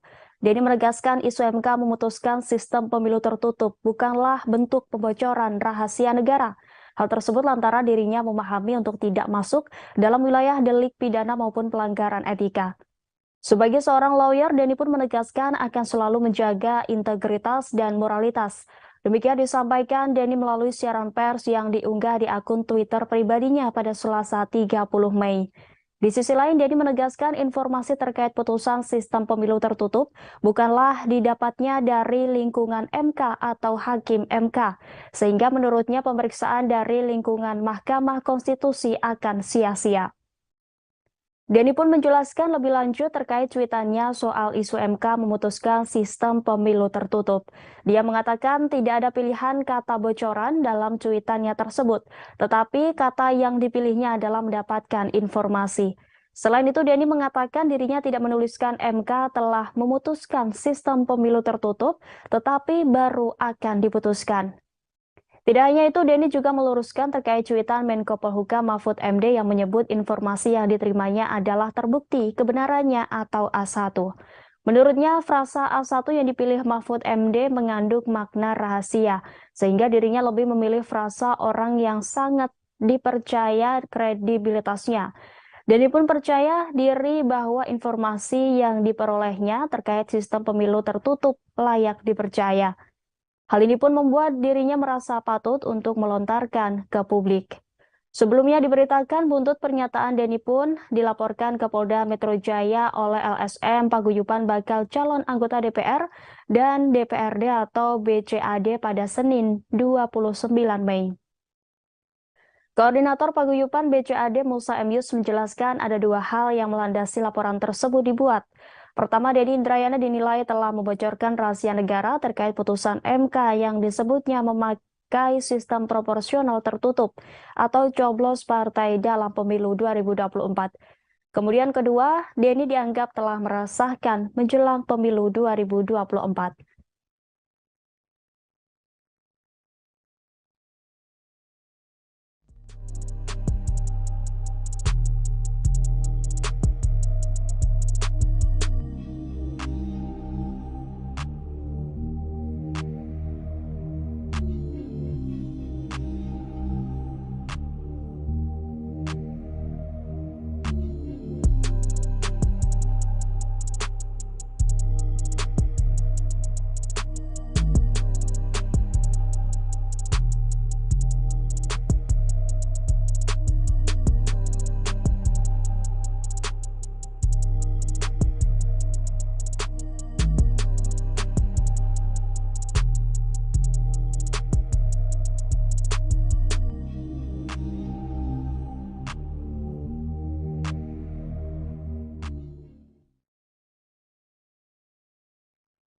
Mantan Wakil Menteri Hukum dan HAM Denny Indrayana kembali membuat pernyataan mengejutkan setelah disebut membocorkan isu terkait MK akan memutuskan sistem pemilu keproporsional tertutup. Kali ini Denny mengaku mendapat informasi jika Hakim Mahkamah Agung Republik Indonesia bakal mengabulkan peninjauan kembali yang dilayangkan oleh Muldoko terkait kepengurusan DPP Partai Demokrat yang diketuai Agus Harimurti Yudhoyono. Melalui cuitannya di akun Twitter pribadinya pada Senin 29 Mei, Denny berharap informasi yang didapatkan dari sumber yang dipercayai itu tidak akan terjadi. Denny meminjam istilah dari politisi P3 Romah Hurmuzi yang menjabat sebagai Kepala Staf Presiden Muldoko mencopet Partai Demokrat. Meski demikian, ia berharap soal dugaan pencopetan Partai Demokrat oleh Kepala Staf Presiden Muldoko melalui PK di Mahkamah Konstitusi tidak terjadi. Sebab jika ternyata Mahkamah Agung benar mengabulkan PK dari Muldoko itu, maka hal tersebut akan mencerminkan buruknya demokrasi Indonesia. Pernyataan Denny itu dilandasi karena menurutnya putusan MA itu nantinya akan merupakan arahan dari istana. Pasalnya, kata dia, tujuan dari hal tersebut adalah untuk menjegal atau menggagalkan pencapresan Anies Baswedan. Sebelumnya, Ketua Majelis Tinggi Partai Demokrat Bambang Sulistyo Yudhoyono Maksud kami, Susilo Bambang Yudhoyono khawatir Partai Demokrat akan diambil alih KSP Muldoko lewat upaya peninjauan kembali atau PK di Mahkamah Agung. Hal itu merespons pernyataan pakar hukum tata negara Denny Indrayana soal pengambil alihan Partai Demokrat oleh Muldoko lewat upaya peninjauan kembali atau PK di Mahkamah Agung. SBY mengaku mendapat informasi dari salah seorang mantan menteri menyampaikan pesan dari politikus senior yang bukan kader Demokrat mengenai PK Muldoko. Mantan Presiden Republik Indonesia ini berpendapat bahwa secara akal sehat sulit diterima jika PK Muldoko dikabulkan Mahkamah Agung karena sudah 16 kali kalah di pengadilan. SBY pun berharap agar pemegang kekuasaan tetap amanah, tegakkan kebenaran dan keadilan. Selain itu, SBY juga mengimbau kader Partai Demokrat di seluruh tanah air agar mengikuti perkembangan PK Muldoko dan selalu mengikuti petunjuk Ketua Umum Agus Harimurti Yudhoyono.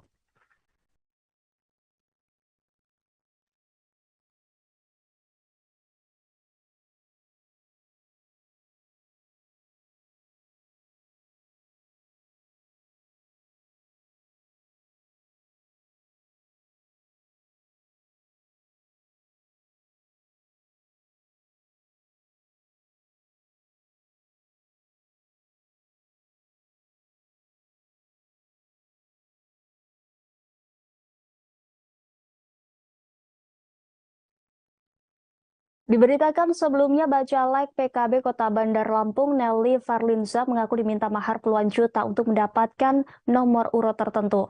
Nelly mengaku diminta uang sebesar 70 juta rupiah untuk mendapatkan nomor urut 2. Terkait hal itu, Ketua Lembaga Pemenangan Pemilu DPW PKB Lampung, Jauharo Haddad memberikan klarifikasi. Jauharo mengatakan tidak ada mahar untuk nomor urut baik caleg tingkat provinsi dan kabupaten kota selampung. Dia menjelaskan penentuan nomor urut partai berdasarkan kinerja caleg dan sebelumnya PKB Lampung telah melakukan fit and proper test seluruh bacalek tingkat provinsi dan kabupaten kota. Untuk mengetahui informasi selengkapnya Tribuners, kami sudah terhubung dengan rekan Rio Pratama, reporter dari Tribun Lampung. Silakan dengan laporan Anda, rekan Rio Pratama. Oke, terima kasih rekan Rima. Dapat kami laporkan bahwa kemarin kita lakukan wawancara eksklusif bersama Ketua LPP DPW PKB Lampung, yakni Jauharo Haddad, terkait pemberitaan sebelumnya mengenai salah satu caleg Kota Bandar Lampung yang mengaku diminta uang senilai 70 juta untuk tetap berada di nomor urut 2. Namun setelah kita wawancarai rekan Rima, Jauharo Haddad membantah hal itu. Beliau mengatakan bahwa dalam proses penentuan nomor urut seluruh caleg di 15 kabupaten kota di Lampung, termasuk di Provinsi Lampung, itu tidak ada mahar. Ia menegaskan bahwa semua proses atau penentuan nomor urut berdasarkan kinerja atau fit and proper test dari beberapa caleg se-Lampung ya, rekan Rima. Jadi dia menegaskan bahwa telah memanggil Ketua DPC PKB Kota Bandar Lampung dan Ketua LPP Kota Bandar Lampung untuk investigasi terkait pengakuan dari caleg yang mengaku telah dimintai uang 70 juta tersebut. Jadi dapat kami sampaikan bahwa kesimpulan dari wawancara kita bersama Ketua LPP PKB Lampung, beliau menyatakan tidak ada mahar politik dalam penentuan nomor urut. Itu yang dapat disampaikan rekan Rima dari hasil wawancara eksklusif kita bersama Ketua LPP DPW PKB Lampung. Dengan saya Rio melaporkan. Baik, terima kasih atas laporannya rekan Rio Pratama. Selamat bertugas kembali. Dan Tribuners, rekan kami sudah menghimpun wawancara dengan Ketua LPP DPW PKB Lampung, Jauharo Haddad. Berikut tayangannya untuk Anda. Ingin mengklarifikasi apa yang menjadi yang mencuat akhir-akhir di media ya soal Bu Nelly ya misalnya. Ya. Jadi memang ada mekanisme partai yang kita lalui yang dilakukan oleh DPW PKB, mulai dari penjaringan caleg sampai dengan fit and proper test, itu kita lakukan semua. Setelah itu ada beberapa penilaian lanjutan terhadap kinerja bacalek yang bersangkutan. Karena semua bacalek itu kan ada rekam jejak ya. Iya. Setelah kita mengetahui seperti itu, baru kita mungkin lihat peringkatnya. Kira-kira pasnya masuk di nomor berapa, nomor urut berapa. Karena memang semua penilaian dari situ. Untuk yang dijelaskan oleh Mbak Nelly, saya kira itu sama sekali tidak ada. Apa yang dituduhkan itu tidak ada. Karena saya sudah memanggil LPP DPC Kota Bandar Lampung sama ketua DPC-nya. Kita investigasi juga ke tim yang di DPC, ternyata itu tidak ditemukan dan tidak ada sama sekali pembahasan kita soal untuk penempatan nomor urut berapapun itu memakai mahar atau uang, itu tidak ada. Saya pastikan bahwa di PC PKB Kota Bandar Lampung maupun yang lainnya yang ada di Provinsi Lampung itu tidak ada. Begitu juga kita provinsi, tidak ada yang memakai uang dalam rangka untuk menentukan nomor urut. Saya pastikan bahwa itu tidak ada. Jadi mekanisme yang telah ditetapkan partai itu yang menjadi aturan kita, itu harus. Agus Harimurti Yudhoyono diprediksi akan mengalami bencana politik. Hal itu akan terjadi jika benar PK Demokrat kubu Muldoko dikabulkan oleh Mahkamah Agung. Demikian disampaikan Ujang Komarudin, dosen tetap Universitas Al-Azhar Indonesia, sekaligus Direktur Eksekutif Indonesia Political Review pada Senin 29 Mei. Ujang mengatakan Demokrat kubu AHY akan dicolong melalui kekuatan pengadilan.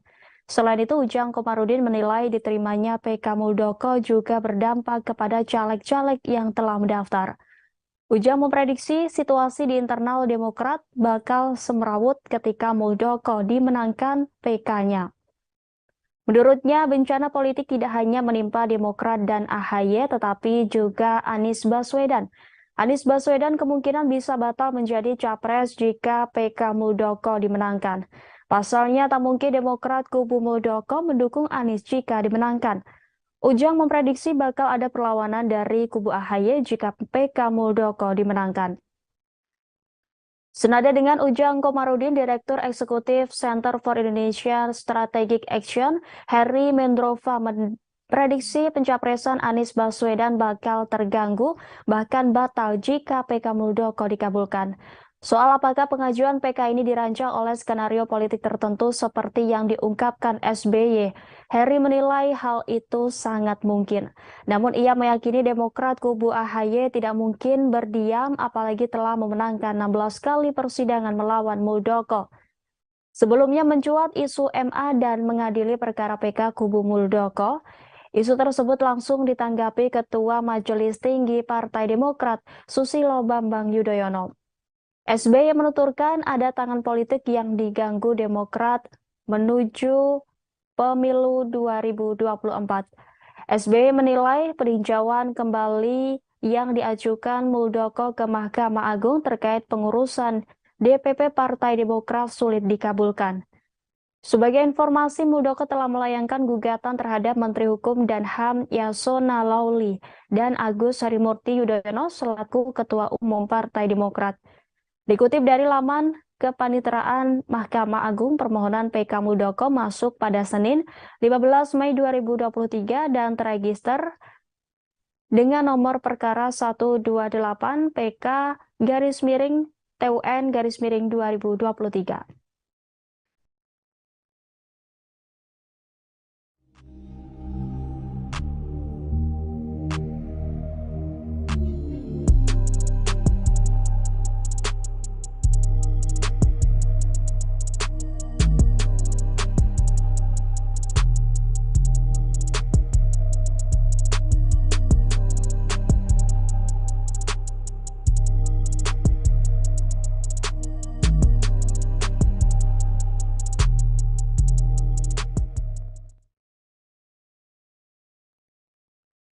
Sejumlah tokoh masyarakat, guru besar, dan akademisi yang tergabung dalam Forum Kalimantan Bangkit menggelar diskusi di Banjarmasin pada Senin 29 Mei.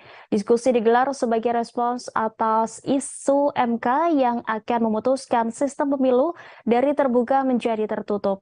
Dalam kesimpulan diskusi, inisiator Forum Kalimantan Bangkit, Subhan Syarif, menegaskan setiap keputusan yang diambil oleh negara harus mengutamakan kepentingan dan keselamatan rakyat. Sistem proporsional terbuka dipandang oleh Forum Kalimantan Bangkit sudah tepat. Ada 6 poin sikap Forum Kalimantan Bangkit sebagai respons atas isu yang menyebutkan MK akan memutuskan sistem pemilu proporsional tertutup. Untuk mengetahui informasi selengkapnya Tribuners, kami sudah terhubung langsung dengan rekan Eka Pratiwi, reporter dari Banjarmasin Pos. Silakan dengan laporan Anda, rekan Eka Pratiwi. Iya, terima kasih Rima. Halo Tribuners, saya melaporkan dari Banjarmasin. Forum Kalimantan Bangkit tadi malam melaksanakan diskusi bersama. Jadi forum Kalimantan Bangkit ini berisikan para tokoh di mana ada guru besar, juga akademisi yang ada di Kalimantan Selatan. Mereka membahas terkait adanya isu yang menjadikan pada pemilu legislatif mendatang dari terbuka menjadi tertutup. Ada 6 poin sikap Forum Kalimantan Bangkit sebagai respon, yakni Forum Kalimantan Bangkit tetap mendorong proporsional terbuka dan tetap dilaksanakan seperti pemilu sebelumnya, yakni pada tahun 2019. Kemudian Forum Kalimantan Bangkit siap menggugat MK jika kemudian diputuskan dengan sistem proporsional tertutup. Tak hanya itu, juga mereka dalam pembahasan tadi malam juga akan terus melakukan kajian terkait sistem pemilu di Indonesia. Kemudian Forum Kalimantan Bangkit juga akan terus mengawal pemilu 2024 agar berlangsung jujur dan adil. Tak hanya itu, Forum Kalimantan Bangkit juga menjalin kerjasama bersama stakeholder untuk mewujudkan pemilu jujur dan adil. Forum Kalimantan Bangkit juga akan terus bersosialisasi tentang fundamental pemilu kepada semua kalangan. Jadi Tribuners, dalam pembahasan tadi malam ada 11 tokoh masyarakat, guru besar dan juga akademisi yang ada di Kalimantan yang membahas terkait rencana pelaksanaan pileg secara proporsional tertutup. Jadi ada beberapa akademisi yang menganggap bahwa ini tidak perlu dilakukan. Artinya mereka beranggapan bahwa lebih mengedepankan pelaksanaan pemilu terbuka pada 2019 lalu. Kemudian dari tanggapan inisiator Forum Kalimantan Bangkit, Martinus menilai jika tidak ada urgensi terhadap perubahan sistem pemilu dari yang awalnya terbuka menjadi tertutup. Menurutnya saat ini situasi politik sudah cukup kondusif. Partai dan KPU serta masyarakat sudah mempersiapkan diri dengan sistem proporsional terbuka. Ia khawatir jika terjadi perubahan sistem di tengah jalan ada terjadi kekacauan politik. Tak hanya itu, akademisi dari Universitas Lambung Mangkurat, Profesor Ihsan Anwari juga akan terus memantau perkembangan di MK. Menurutnya sistem pemilu harus terbuka seperti yang sebelumnya. Ia juga berkekhawatiran akan ada kekacauan politik pada 2024 jika dilaksanakan secara tertutup. Apalagi ia menilai ada fakta kematian para KPPS pada saat pemilu 2019. Kemudian ia menilai juga sistem pemilu terbuka memungkinkan masyarakat melihat rekam jejak caleg, sementara dengan hal tertutup sementara itu tidak dimungkinkan. Tak hanya itu, jadi ada beberapa akademisi seperti akademisi dari Universitas Islam Kalimantan Selatan, Islam Muhammad Arsyad Al-Banjari, Banjarmasin, Dr. Dr. Muhammad Uhaib mengatakan Indonesia sudah 25 tahun menjalani masa transisi dari otoriter ke demokrasi. Ia menilai jika isu pemilu menjadi proporsional tertutup kembali, maka akan kembali dianggapnya sebuah kemunduran.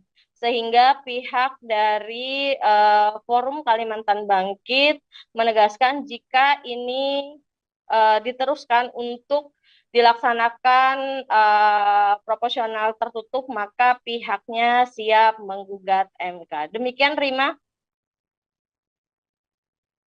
Baik, terima kasih atas laporannya rekan Eka Pertiwi. Selamat bertugas kembali.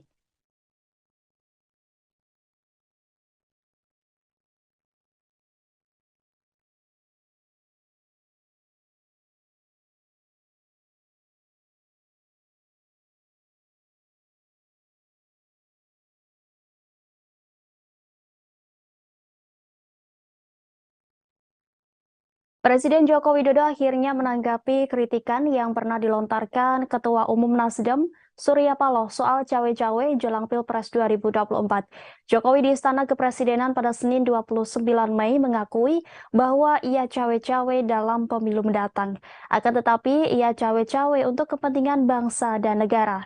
Jokowi menegaskan cawe-cawe yang dimaksudnya tentu masih dalam koridor aturan.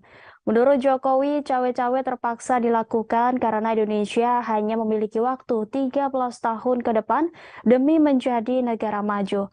Saat ini, kata Jokowi, Indonesia ada di posisi upper middle income, sedangkan untuk menjadi negara maju, pendapatan per kapita Indonesia harus berada di kisaran $10.000 Amerika Serikat per tahun.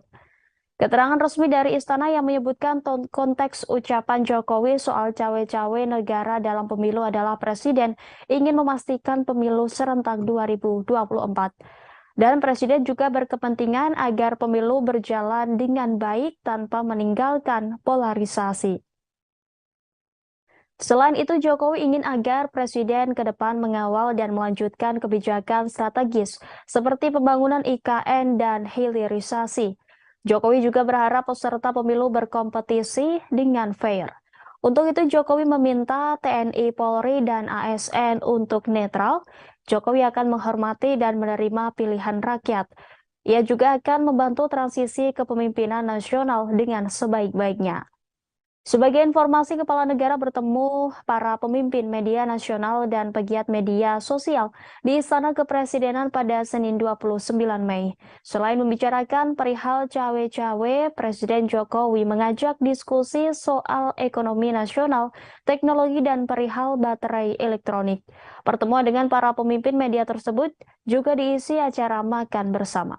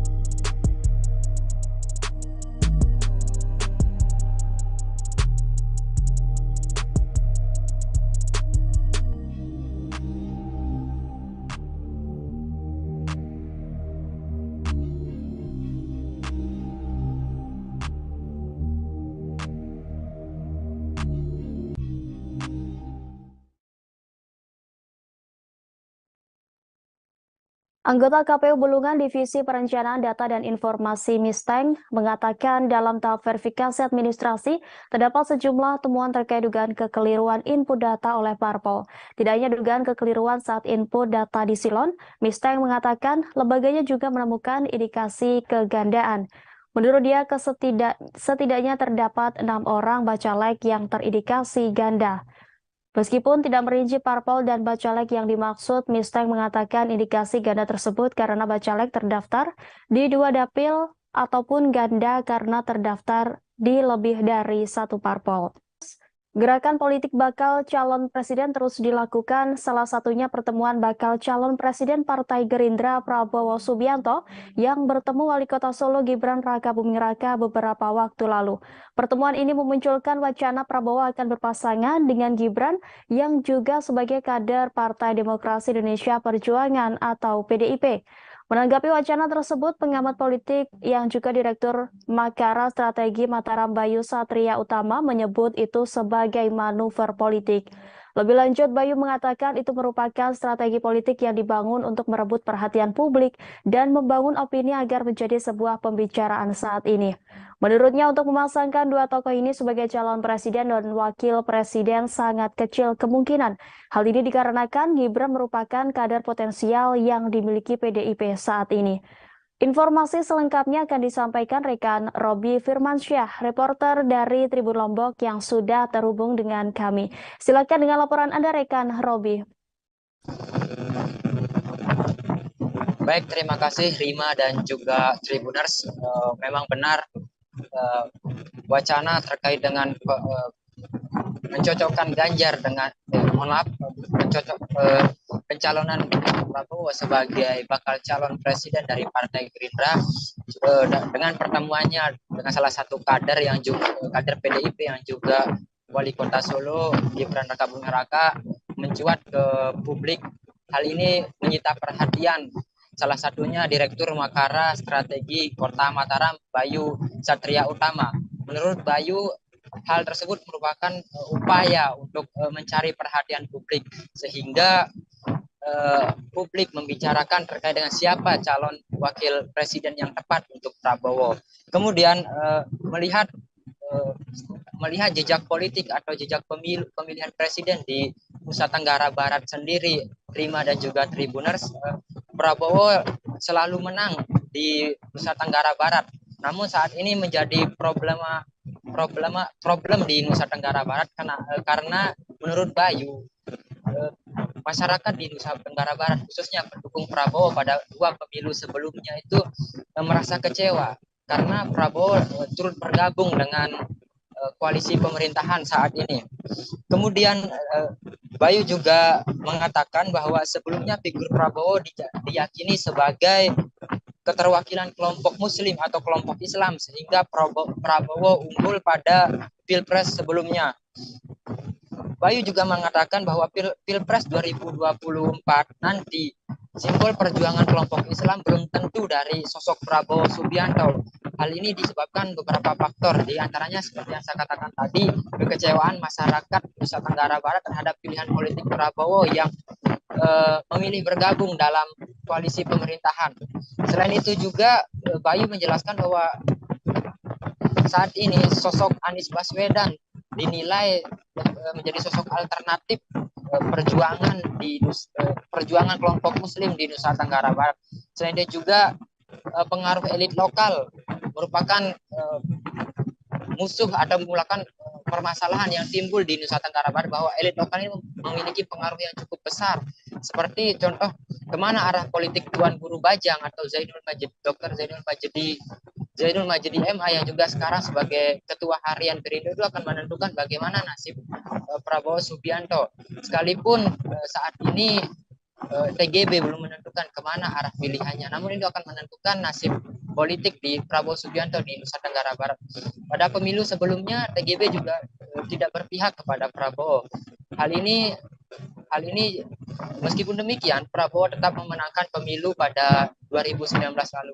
Tetapi saat ini pada tahun 2024 nanti hal itu bisa menjadi cambukan bahwa pilihan TGB karena masyarakat di Nusa Tenggara Barat kecewa atas pilihan politik Prabowo akan menjadi sebuah modal besar bagi apabila TGB tidak bergabung dengan Prabowo, Rima dan juga Tribuners. Selain TGB ada juga sosok Fahri Hamzah yang merupakan elit lokal dari Nusa Tenggara Barat. Maka pilihan politik Fahri Hamzah juga akan mempengaruhi kemenangan Prabowo di Nusa Tenggara Barat. Demikian laporan yang dapat saya sampaikan, Rima dan juga Tribuners dari Lombok, Nusa Tenggara Barat. Baik, terima kasih atas laporannya rekan Robi Firmansyah. Selamat bertugas kembali. Ratusan pedagang pasar di Kecamatan Colomadu, Karanganyar mendeklarasikan dukungan untuk Prabowo Subianto sebagai Presiden Republik Indonesia terpilih di pemilu 2024 mendatang. Deklarasi tersebut dibacakan oleh Ketua DPC Papera Kabupaten Karanganyar maksud kami, Wawan Pramono, dan diikuti mereka. Setidaknya ada 160 pedagang berkumpul di Balai Desa Tahudan Kecamatan Colomadu Kabupaten Karanganyar pada Senin 29 Mei. Ketua Umum Papera Gerindra Don Marzuki mengatakan dengan deklarasi ini mampu meningkatkan kekuatan memenangkan Prabowo Subianto. Untuk mengetahui informasi selengkapnya Tribuners, kami sudah terhubung dengan rekan Mardon Widianto, reporter dari Tribun Solo. Silakan dengan laporan Anda, rekan Mardon Widianto. Ya, terima kasih rekan Rima. Saya akan menyampaikan terkait ratusan pedagang pasar tepatnya di Colomadu, Kabupaten Karanganyar mendeklarasikan diri dan mendukung Prabowo sebagai Presiden RI 2024 sampai 2029.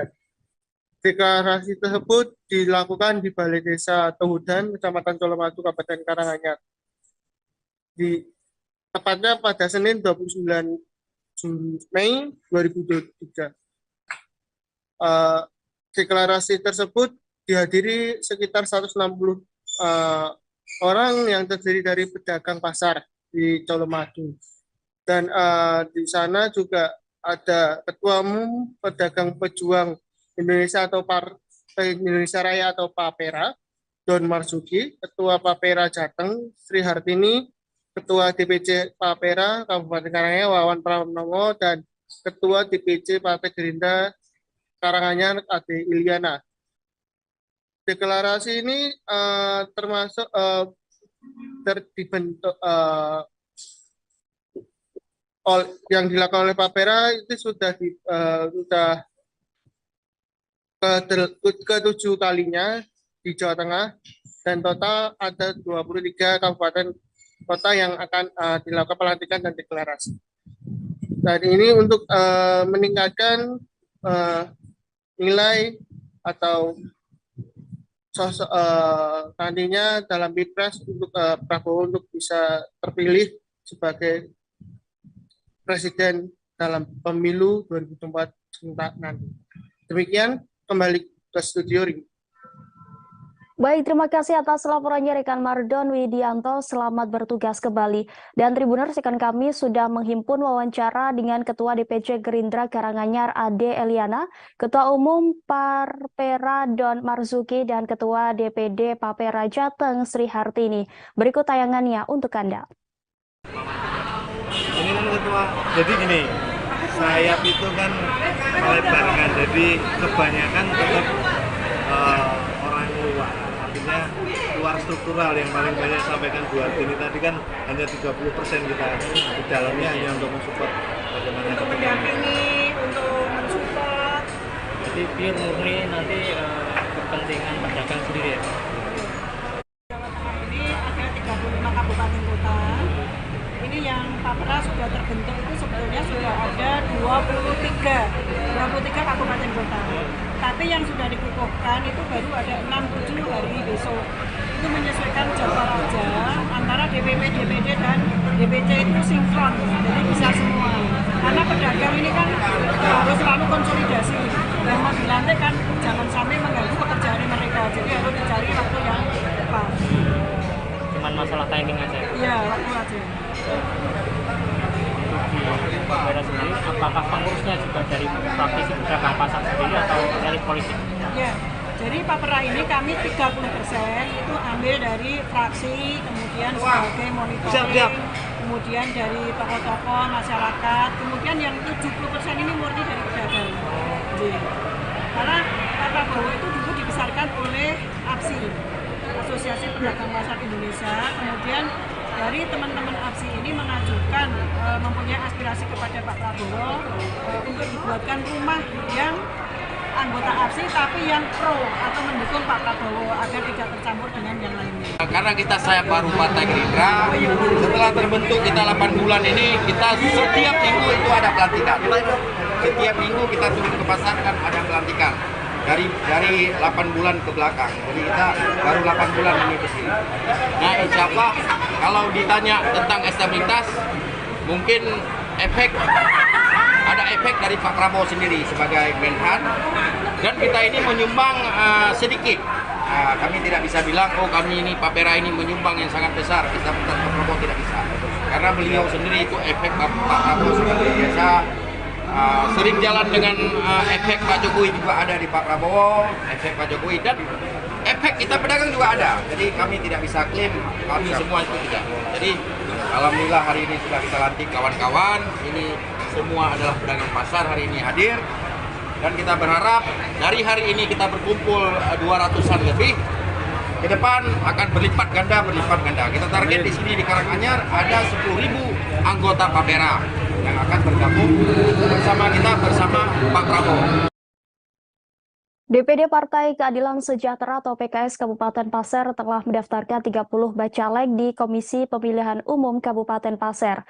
PKS merupakan partai pertama yang menyerahkan dokumen fisik bakal calon legislatif ke KPU Pasir pada 8 Mei lalu. Ketua DPD PKS Pasir Fatur Rahman menyampaikan bahwa pileg nantinya pihaknya menargetkan mengisi semua dapil di Pasir. Guna mencapai target tersebut, setiap caleg di semua dapil akan dimaksimalkan dengan mengikuti pelatihan. Untuk mengetahui informasi selengkapnya, Tribuners, kami sudah terhubung dengan rekan Syaifullah Ibrahim, reporter dari Tribun Kaltim. Silakan dengan laporan Anda, rekan Syaifullah.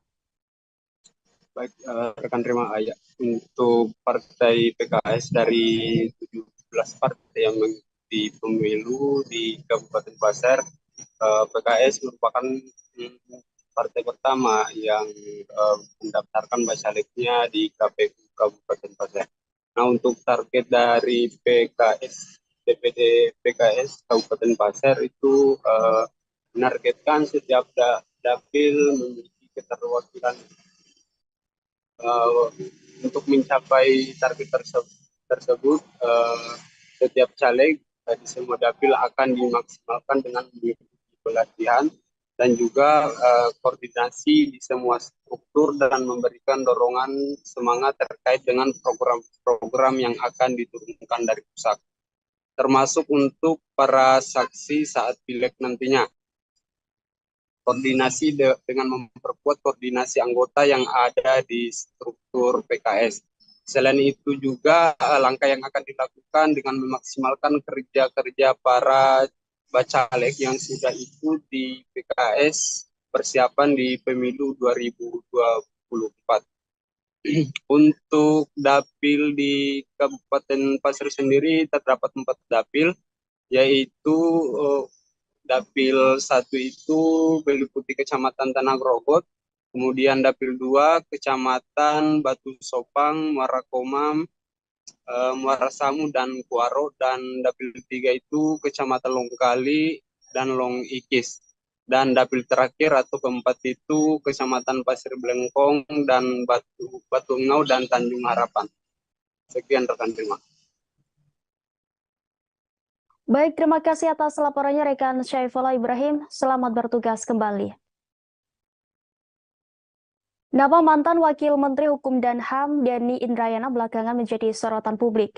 Pasalnya pernyataan Denny soal isu keputusan Mahkamah Konstitusi terkait sistem pemilu tertutup menuai beragam komentar dari berbagai pihak.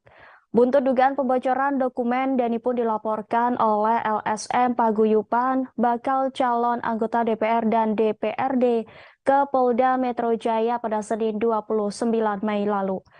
Koordinator Paguyupan BCAD Musa M. Yus membeberkan 2 hal yang melandasi laporan tersebut dibuat. Pertama, Denny Indrayana dinilai telah membocorkan rahasia negara terkait putusan MK yang disebutnya memakai sistem proporsional tertutup atau coblos partai dalam pemilu 2024. Kedua, Denny dianggap telah merusakkan menjelang pemilu 2024. Alhasil, Musa pun berharap agar polisi memeriksa Denny Indrayana. Di sisi lain, Menko Polhukam Mahfud MD telah meminta polisi agar turun tangan untuk menyelidiki dugaan bocornya rahasia negara ini. Kapolri Jenderal Listio Sigit Prabowo pun telah menerima arahan tersebut untuk melakukan penyelidikan. Kini Listio Sigit tengah mendiskusikan bersama pihaknya mengenai langkah-langkah yang perlu diambil terkait penyelidikan kasus ini.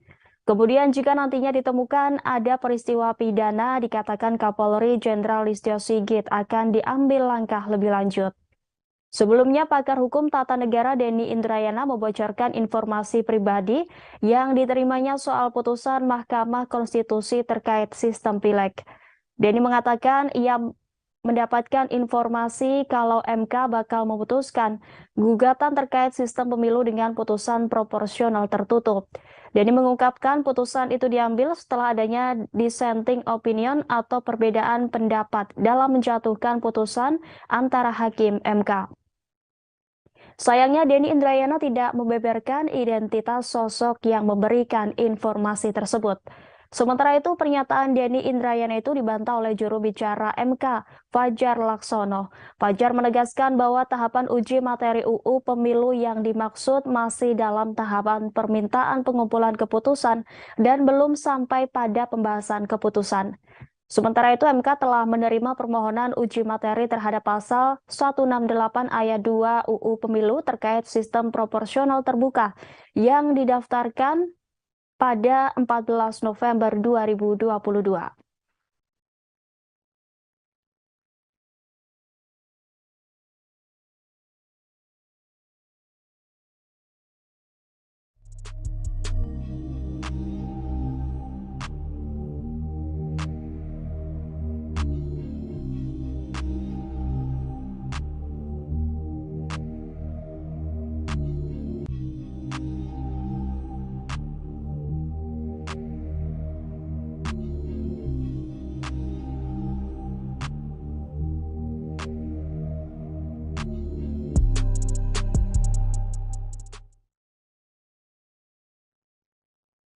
Ex-Wakil Menteri Hukum dan HAM Denny Indrayana memberikan tanggapan setelah dilaporkan polisi buntut pernyataannya soal isu MK memutuskan sistem pemilu tertutup.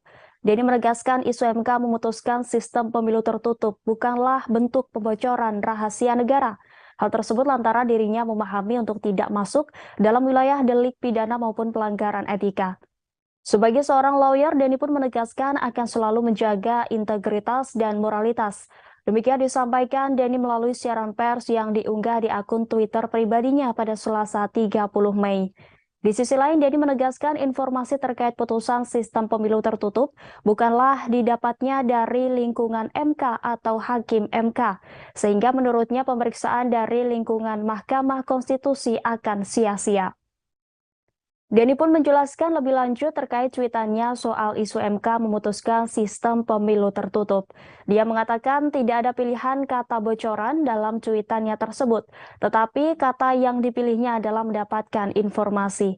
Selain itu, Denny mengatakan dirinya tidak menuliskan MK telah memutuskan sistem pemilu tertutup, tetapi baru akan diputuskan. Tidak hanya itu, Denny juga meluruskan terkait cuitan Menko Polhukam Mahfud MD yang menyebut informasi yang diterimanya adalah terbukti kebenarannya atau A1. Menurutnya, frasa A1 yang dipilih Mahfud MD mengandung makna rahasia, sehingga dirinya lebih memilih frasa orang yang sangat dipercaya kredibilitasnya. Denny pun percaya diri bahwa informasi yang diperolehnya terkait sistem pemilu tertutup layak dipercaya. Hal ini pun membuat dirinya merasa patut untuk melontarkan ke publik. Sebelumnya diberitakan buntut pernyataan Denny pun dilaporkan ke Polda Metro Jaya oleh LSM Paguyuban bakal calon anggota DPR dan DPRD atau BCAD pada Senin 29 Mei. Koordinator Paguyuban BCAD Musa Emius menjelaskan ada dua hal yang melandasi laporan tersebut dibuat. Pertama, Denny Indrayana dinilai telah membocorkan rahasia negara terkait putusan MK yang disebutnya memakai sistem proporsional tertutup atau coblos partai dalam pemilu 2024. Kemudian kedua, Denny dianggap telah meresahkan menjelang pemilu 2024.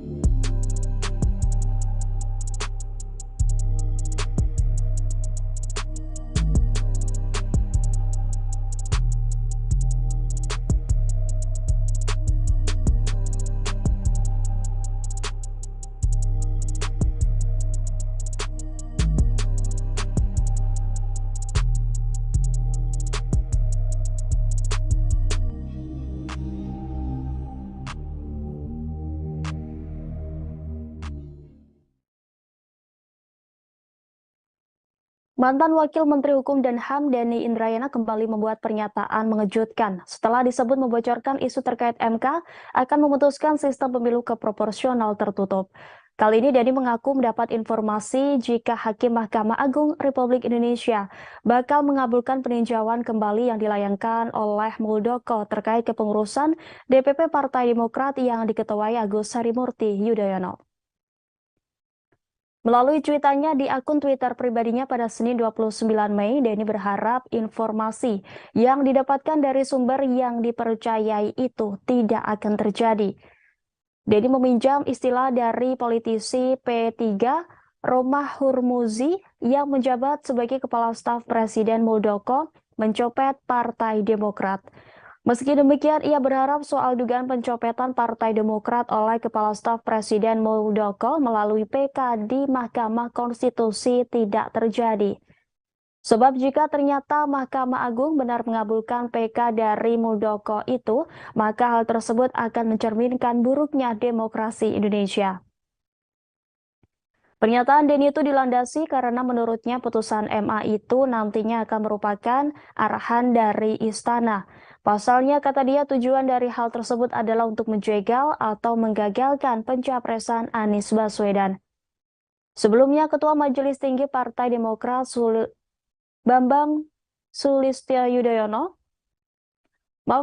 Susilo Bambang Yudhoyono khawatir Partai Demokrat akan diambil alih KSP Muldoko lewat upaya peninjauan kembali atau PK di Mahkamah Agung. Hal itu merespons pernyataan pakar hukum tata negara Denny Indrayana soal pengambil alihan Partai Demokrat oleh Muldoko lewat upaya peninjauan kembali atau PK di Mahkamah Agung.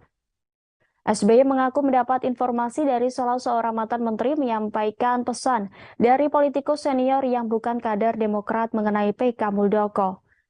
Mantan Presiden Republik Indonesia ini berpendapat bahwa secara akal sehat sulit diterima jika PK Muldoko dikabulkan Mahkamah Agung karena sudah 16 kali kalah di pengadilan.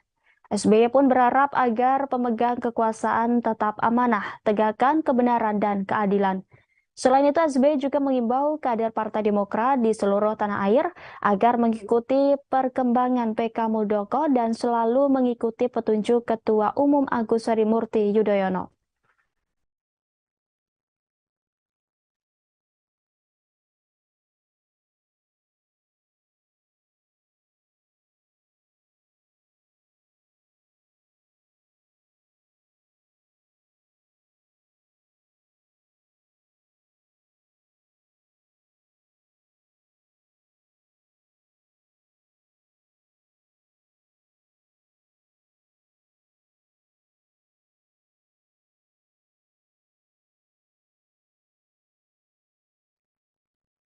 Diberitakan sebelumnya Bacalek PKB Kota Bandar Lampung Nelly Farlinza mengaku diminta mahar puluhan juta untuk mendapatkan nomor urut tertentu. Nelly mengaku diminta uang sebesar 70 juta rupiah untuk mendapatkan nomor urut 2. Terkait hal itu, Ketua Lembaga Pemenangan Pemilu DPW PKB Lampung, Jauharo Haddad memberikan klarifikasi. Jauharo mengatakan tidak ada mahar untuk nomor urut baik caleg tingkat provinsi dan kabupaten kota selampung. Dia menjelaskan penentuan nomor urut partai berdasarkan kinerja caleg dan sebelumnya PKB Lampung telah melakukan fit and proper test seluruh bacalek tingkat provinsi dan kabupaten kota. Untuk mengetahui informasi selengkapnya Tribuners, kami sudah terhubung dengan rekan Rio Pratama, reporter dari Tribun Lampung. Silakan dengan laporan Anda, rekan Rio Pratama. Oke, terima kasih rekan Rima. Dapat kami laporkan bahwa kemarin kita lakukan wawancara eksklusif bersama Ketua LPP DPW PKB Lampung, yakni Jauharo Haddad, terkait pemberitaan sebelumnya mengenai salah satu caleg Kota Bandar Lampung yang mengaku diminta uang senilai 70 juta untuk tetap berada di nomor urut 2. Namun setelah kita wawancarai rekan Rima, Jauharo Haddad membantah hal itu. Beliau mengatakan bahwa dalam proses penentuan nomor urut seluruh caleg di 15 kabupaten kota di Lampung, termasuk di Provinsi Lampung, itu tidak ada mahar. Ia menegaskan bahwa semua proses atau penentuan nomor urut berdasarkan kinerja atau fit and proper test dari beberapa caleg se-Lampung ya, rekan Rima. Jadi dia menegaskan bahwa telah memanggil Ketua DPC PKB Kota Bandar Lampung dan Ketua LPP Kota Bandar Lampung untuk investigasi terkait pengakuan dari caleg yang mengaku telah dimintai uang 70 juta tersebut. Jadi dapat kami sampaikan bahwa kesimpulan dari wawancara kita bersama Ketua LPP PKB Lampung, beliau menyatakan tidak ada mahar politik dalam penentuan nomor urut. Itu yang dapat disampaikan rekan Rima dari hasil wawancara eksklusif kita bersama Ketua LPP DPW PKB Lampung, dengan saya Rio melaporkan. Baik, terima kasih atas laporannya rekan Rio Pratama. Selamat bertugas kembali. Dan Tribuners, rekan kami sudah menghimpun wawancara dengan Ketua LPP DPW PKB Lampung, Jauhar Hadad. Berikut tayangannya untuk Anda. Ingin menjelaskan, ingin mengklarifikasi apa yang menjadi yang mencuat akhir-akhir di media ya soal Bu Nelly ya misalnya. Ya, jadi memang ada mekanisme partai yang kita lalui yang dilakukan oleh DPW PKB, mulai dari penjaringan caleg sampai dengan fit and proper test, itu kita lakukan semua. Setelah itu ada beberapa penilaian lanjutan terhadap kinerja bacalek yang bersangkutan, karena semua bacalek itu kan ada rekam jejak ya. Setelah kita mengetahui seperti itu, baru kita mungkin lihat peringkatnya, kira-kira pasnya masuk di nomor berapa, nomor urut berapa. Karena memang semua penilaian dari situ. Untuk yang dijelaskan oleh Mbak Nelly, saya kira itu sama sekali tidak ada. Apa yang dituduhkan itu tidak ada. Karena saya sudah memanggil LPP DPC Kota Bandar Lampung sama Ketua DPC-nya. Kita investigasi juga ke tim yang di DPC, ternyata itu tidak ditemukan dan tidak ada sama sekali pembahasan kita soal untuk penempatan nomor urut berapapun itu memakai mahar atau uang, itu tidak ada. Saya pastikan bahwa di DPC PKB Kota Bandar Lampung maupun yang lainnya yang ada di Provinsi Lampung itu tidak ada. Begitu juga kita provinsi, tidak ada yang memakai uang dalam rangka untuk menentukan nomor urut. Saya pastikan bahwa itu tidak ada. Jadi mekanisme yang telah ditetapkan partai itu yang menjadi aturan kita, itu harus. Agus Harimurti Yudhoyono diprediksi akan mengalami bencana politik. Hal itu akan terjadi jika benar PK Demokrat kubu Muldoko dikabulkan oleh Mahkamah Agung. Demikian disampaikan Ujang Komarudin, dosen tetap Universitas Al-Azhar Indonesia, sekaligus Direktur Eksekutif Indonesia Political Review pada Senin 29 Mei. Ujang mengatakan Demokrat kubu AHY akan dicolong melalui kekuatan pengadilan. Selain itu, Ujang Komarudin menilai diterimanya PK Muldoko juga berdampak kepada caleg-caleg yang telah mendaftar. Ujang memprediksi situasi di internal Demokrat bakal semrawut ketika Muldoko dimenangkan PK-nya.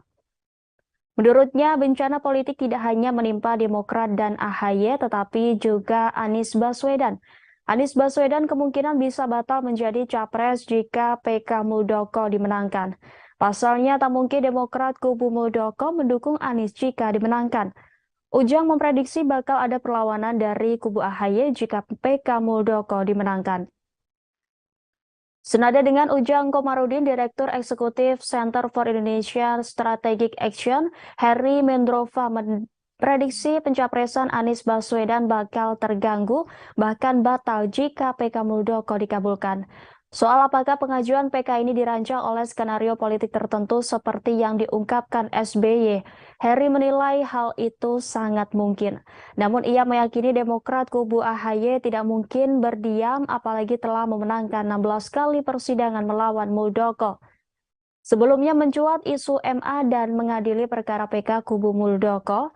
Isu tersebut langsung ditanggapi Ketua Majelis Tinggi Partai Demokrat, Susilo Bambang Yudhoyono. SBY menuturkan ada tangan politik yang diganggu Demokrat menuju pemilu 2024. SBY menilai peninjauan kembali yang diajukan Muldoko ke Mahkamah Agung terkait pengurusan DPP Partai Demokrat sulit dikabulkan. Sebagai informasi, Muldoko telah melayangkan gugatan terhadap Menteri Hukum dan HAM Yasona Lauli dan Agus Harimurti Yudhoyono selaku Ketua Umum Partai Demokrat. Dikutip dari laman Kepaniteraan Mahkamah Agung, permohonan PK Muldoko masuk pada Senin 15 Mei 2023 dan terregister dengan nomor perkara 128 PK-TUN-2023.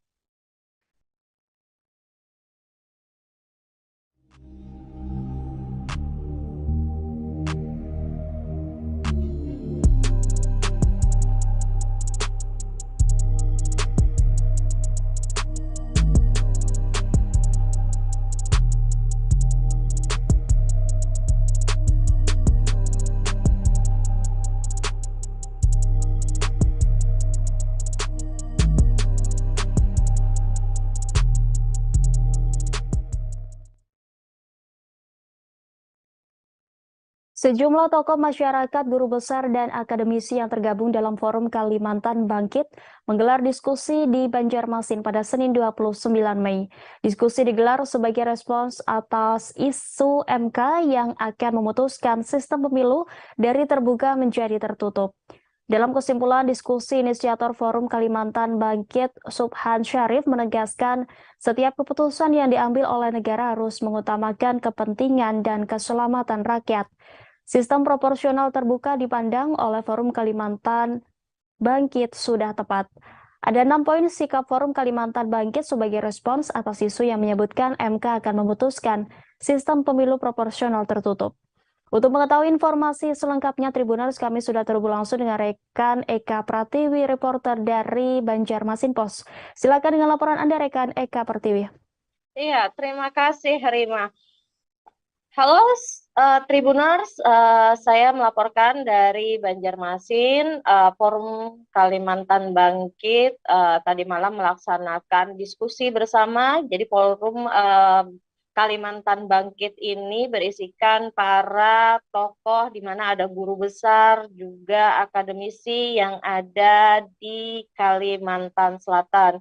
Mereka membahas terkait adanya isu yang menjadikan pada pemilu legislatif mendatang dari terbuka menjadi tertutup. Ada 6 poin sikap Forum Kalimantan Bangkit sebagai respon, yakni Forum Kalimantan Bangkit tetap mendorong proporsional terbuka dan tetap dilaksanakan seperti pemilu sebelumnya, yakni pada tahun 2019.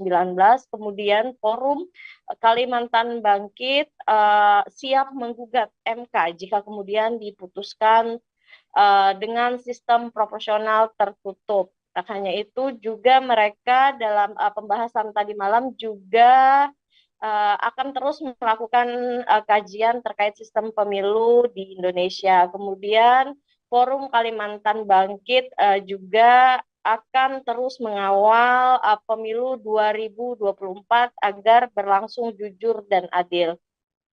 Tak hanya itu, Forum Kalimantan Bangkit juga menjalin kerjasama bersama stakeholder untuk mewujudkan pemilu jujur dan adil. Forum Kalimantan Bangkit juga akan terus bersosialisasi tentang fundamental pemilu kepada semua kalangan. Jadi Tribuners, dalam pembahasan tadi malam ada 11 tokoh masyarakat, guru besar dan juga akademisi yang ada di Kalimantan yang membahas terkait rencana pelaksanaan pileg secara proporsional tertutup. Jadi ada beberapa akademisi yang menganggap bahwa ini tidak perlu dilakukan. Artinya mereka beranggapan bahwa lebih mengedepankan pelaksanaan pemilu terbuka pada 2019 lalu. Kemudian dari tanggapan inisiator Forum Kalimantan Bangkit, Martinus menilai jika tidak ada urgensi terhadap perubahan sistem pemilu dari yang awalnya terbuka menjadi tertutup. Menurutnya saat ini situasi politik sudah cukup kondusif. partai dan KPU serta masyarakat sudah mempersiapkan diri dengan sistem proporsional terbuka. Ia khawatir jika terjadi perubahan sistem di tengah jalan ada terjadi kekacauan politik.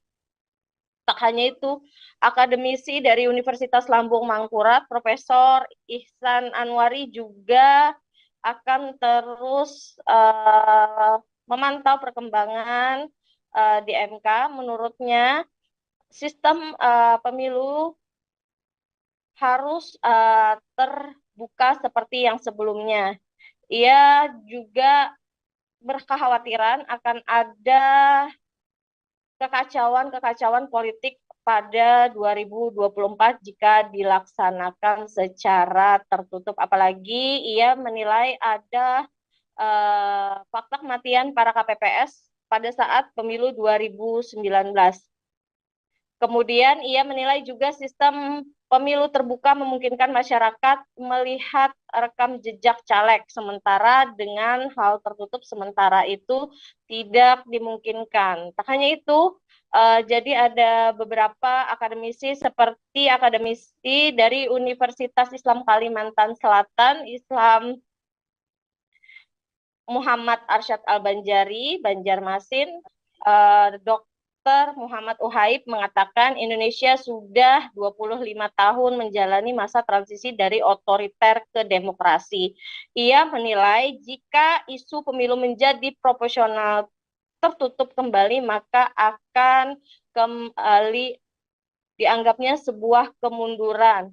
Sehingga pihak dari Forum Kalimantan Bangkit menegaskan jika ini diteruskan untuk dilaksanakan proporsional tertutup, maka pihaknya siap menggugat MK. Demikian, Rima. Baik, terima kasih atas laporannya rekan Eka Pertiwi. Selamat bertugas kembali.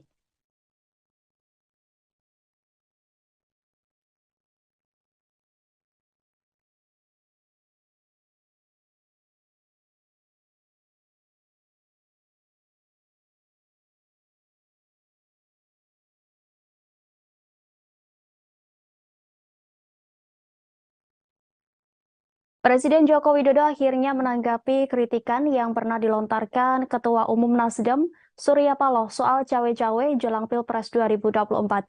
Jokowi di Istana Kepresidenan pada Senin 29 Mei mengakui bahwa ia cawe-cawe dalam pemilu mendatang. Akan tetapi, ia cawe-cawe untuk kepentingan bangsa dan negara. Jokowi menegaskan cawe-cawe yang dimaksudnya tentu masih dalam koridor aturan. Menurut Jokowi, cawe-cawe terpaksa dilakukan karena Indonesia hanya memiliki waktu 13 tahun ke depan demi menjadi negara maju. Saat ini, kata Jokowi, Indonesia ada di posisi upper middle income, sedangkan untuk menjadi negara maju, pendapatan per kapita Indonesia harus berada di kisaran $10.000 Amerika Serikat per tahun. Keterangan resmi dari Istana yang menyebutkan konteks ucapan Jokowi soal cawe-cawe negara dalam pemilu adalah Presiden ingin memastikan pemilu serentak 2024. Dan Presiden juga berkepentingan agar pemilu berjalan dengan baik tanpa meninggalkan polarisasi. Selain itu, Jokowi ingin agar Presiden ke depan mengawal dan melanjutkan kebijakan strategis seperti pembangunan IKN dan hilirisasi. Jokowi juga berharap peserta pemilu berkompetisi dengan fair. Untuk itu, Jokowi meminta TNI, Polri, dan ASN untuk netral. Jokowi akan menghormati dan menerima pilihan rakyat. Ia juga akan membantu transisi kepemimpinan nasional dengan sebaik-baiknya. Sebagai informasi, Kepala Negara bertemu para pemimpin media nasional dan pegiat media sosial di Istana Kepresidenan pada Senin 29 Mei. Selain membicarakan perihal cawe-cawe, Presiden Jokowi mengajak diskusi soal ekonomi nasional, teknologi, dan perihal baterai elektronik. Pertemuan dengan para pemimpin media tersebut juga diisi acara makan bersama.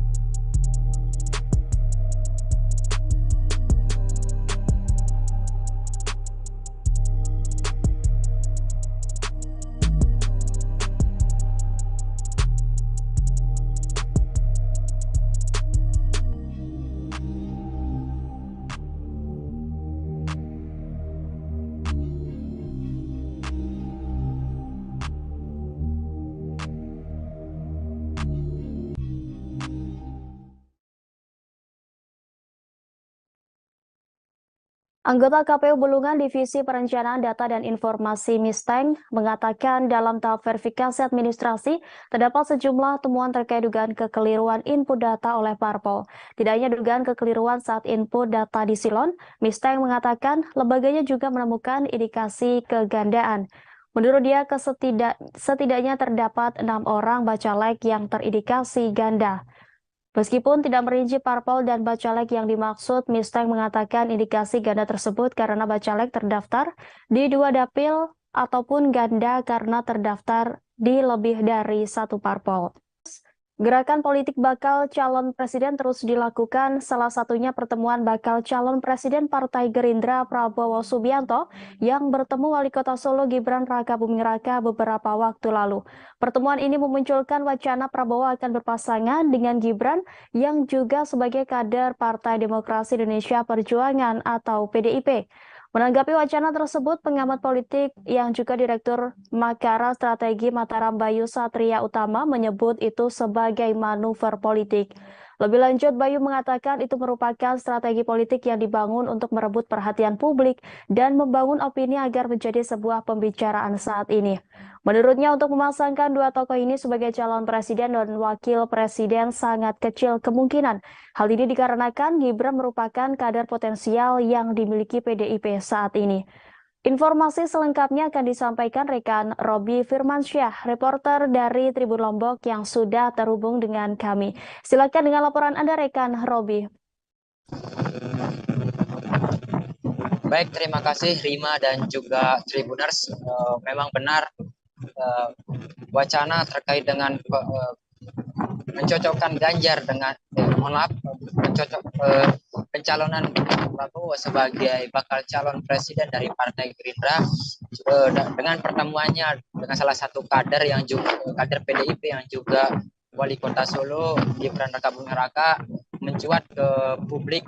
Hal ini menyita perhatian salah satunya Direktur Makara Strategi Kota Mataram Bayu Satria Utama. Menurut Bayu, hal tersebut merupakan upaya untuk mencari perhatian publik sehingga publik membicarakan terkait dengan siapa calon wakil presiden yang tepat untuk Prabowo. Kemudian melihat jejak politik atau jejak pemilihan presiden di Nusa Tenggara Barat sendiri, Rima dan juga Tribuners, Prabowo selalu menang di Nusa Tenggara Barat. Namun saat ini menjadi problem di Nusa Tenggara Barat karena menurut Bayu masyarakat di Nusa Tenggara Barat khususnya pendukung Prabowo pada 2 pemilu sebelumnya itu merasa kecewa karena Prabowo turut bergabung dengan koalisi pemerintahan saat ini. Kemudian Bayu juga mengatakan bahwa sebelumnya figur Prabowo diyakini sebagai keterwakilan kelompok Muslim atau kelompok Islam sehingga Prabowo unggul pada Pilpres sebelumnya. Bayu juga mengatakan bahwa Pilpres 2024 nanti simbol perjuangan kelompok Islam belum tentu dari sosok Prabowo Subianto. Hal ini disebabkan beberapa faktor, di antaranya seperti yang saya katakan tadi, kekecewaan masyarakat Nusa Tenggara Barat terhadap pilihan politik Prabowo yang memilih bergabung dalam koalisi pemerintahan. Selain itu juga Bayu menjelaskan bahwa saat ini sosok Anies Baswedan dinilai menjadi sosok alternatif perjuangan kelompok Muslim di Nusa Tenggara Barat. Selain itu juga pengaruh elit lokal merupakan musuh atau merupakan permasalahan yang timbul di Nusa Tenggara Barat, bahwa elit lokal ini memiliki pengaruh yang cukup besar. Seperti contoh kemana arah politik Tuan Guru Bajang atau Dr. Zainul Majdi MA yang juga sekarang sebagai ketua harian Perindo itu akan menentukan bagaimana nasib Prabowo Subianto. Sekalipun saat ini TGB belum menentukan kemana arah pilihannya, namun itu akan menentukan nasib politik di Prabowo Subianto di Nusa Tenggara Barat. Pada pemilu sebelumnya TGB juga tidak berpihak kepada Prabowo. Hal ini meskipun demikian Prabowo tetap memenangkan pemilu pada 2019 lalu.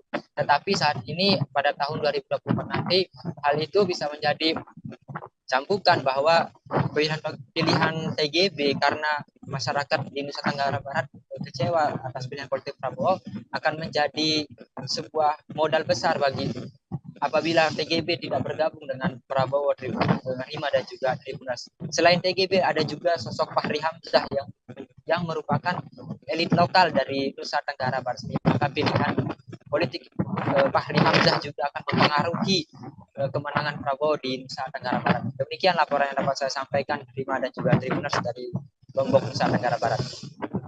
Baik, terima kasih atas laporannya rekan Robi Firmansyah. Selamat bertugas kembali. Ratusan pedagang pasar di Kecamatan Colomadu, Karanganyar mendeklarasikan dukungan untuk Prabowo Subianto sebagai Presiden Republik Indonesia terpilih di pemilu 2024 mendatang. Deklarasi tersebut dibacakan oleh Ketua DPC Papera Kabupaten Karanganyar maksud kami, Wawan Pramono, dan diikuti mereka. Setidaknya ada 160 pedagang berkumpul di Balai Desa Tahudan Kecamatan Colomadu Kabupaten Karanganyar pada Senin 29 Mei. Ketua Umum Papera Gerindra Don Marzuki mengatakan dengan deklarasi ini mampu meningkatkan kekuatan memenangkan Prabowo Subianto. Untuk mengetahui informasi selengkapnya Tribuners, kami sudah terhubung dengan rekan Mardon Widianto, reporter dari Tribun Solo. Silakan dengan laporan Anda, rekan Mardon Widianto. Ya, terima kasih rekan Rima. Saya akan menyampaikan terkait ratusan pedagang pasar tepatnya di Colomadu, Kabupaten Karanganyar mendeklarasikan diri dan mendukung Prabowo sebagai Presiden RI 2024 sampai 2029. Deklarasi tersebut dilakukan di Balai Desa Tahudan, Kecamatan Colomadu, Kabupaten Karanganyar. Tepatnya pada Senin 29 Mei 2023. Deklarasi tersebut dihadiri sekitar 160 orang yang terdiri dari pedagang pasar di Colomadu. Dan di sana juga ada Ketua Umum Pedagang Pejuang Indonesia atau Partai Indonesia Raya atau Papera, Don Marzuki, Ketua Papera Jateng, Sri Hartini, Ketua DPC Papera Kabupaten Karanganyar, Wawan Pramono, dan Ketua DPC Partai Gerindra Karanganyar, Ade Iliana. Deklarasi ini termasuk dibentuk yang dilakukan oleh Papera itu sudah ke-7 kalinya di Jawa Tengah, dan total ada 23 kabupaten kota yang akan dilakukan pelantikan dan deklarasi. Dan ini untuk meningkatkan nilai atau sosok nantinya dalam Pilpres untuk Prabowo untuk bisa terpilih sebagai Presiden dalam pemilu 2024 nanti. Demikian, kembali ke studio Ring. Baik, terima kasih atas laporannya rekan Mardon Widianto. Selamat bertugas kembali. Dan Tribuners, rekan kami sudah menghimpun wawancara dengan Ketua DPC Gerindra Karanganyar Ade Eliana, Ketua Umum Papera Don Marzuki, dan Ketua DPD Papera Jateng Sri Hartini. Berikut tayangannya untuk Anda. Ini kan Ketua, jadi gini, sayap itu kan melebar kan, jadi kebanyakan tetap orang luar. Luar struktural yang paling banyak sampaikan buat ini tadi kan hanya 30% kita di dalamnya hanya untuk mensupport bagaimana untuk mendampingi, untuk mensupport. Jadi pure murni nanti kepentingan pedagang sendiri ya. Ini ada 35 kabupaten kota. Ini yang Papera sudah terbentuk itu sebetulnya sudah ada 23 kabupaten kota. Tapi yang sudah dikukuhkan itu baru ada 6-7 hari besok. Itu menyesuaikan jadwal aja antara DPP, DPD, dan DPC itu sinkron, jadi bisa semua. Karena pedagang ini kan harus selalu konsolidasi. Dan mau dilantik kan jangan sampai mengganggu pekerjaan mereka. Jadi harus dicari waktu yang tepat. Cuman masalah timing aja? Iya, waktu aja. Di Papera sendiri, apakah pengurusnya juga dari praktisi pedagang pasar sendiri atau elit politik? Ya, Jadi Papera ini kami 30% itu ambil dari fraksi, kemudian sebagai monitoring, kemudian dari tokoh-tokoh masyarakat, kemudian yang 70% ini murni dari pedagang. Karena Pak Prabowo itu dulu dibesarkan oleh APSI, Asosiasi Pedagang Pasar Indonesia, kemudian dari teman-teman APSI ini mengajukan mempunyai aspirasi kepada Pak Prabowo untuk dibuatkan rumah yang anggota APSI tapi yang pro atau mendukung Pak Prabowo agar tidak tercampur dengan yang lainnya. Karena kita saya baru Partai Gerindra, setelah terbentuk kita 8 bulan ini, kita setiap minggu itu ada pelantikan. Setiap minggu kita turun ke pasar kan ada pelantikan. Dari 8 bulan ke belakang. Jadi kita baru 8 bulan ini ke sini. Nah, insya Allah kalau ditanya tentang stabilitas, mungkin ada efek dari Pak Prabowo sendiri sebagai Menhan, dan kita ini menyumbang sedikit. Kami tidak bisa bilang, oh kami ini Papera ini menyumbang yang sangat besar. Kita Pak Prabowo tidak bisa. Karena beliau sendiri itu efek Pak Prabowo seperti biasa. Sering jalan dengan efek Pak Jokowi juga ada di Pak Prabowo, efek Pak Jokowi, dan efek kita pedagang juga ada. Jadi kami tidak bisa klaim kami semua itu tidak.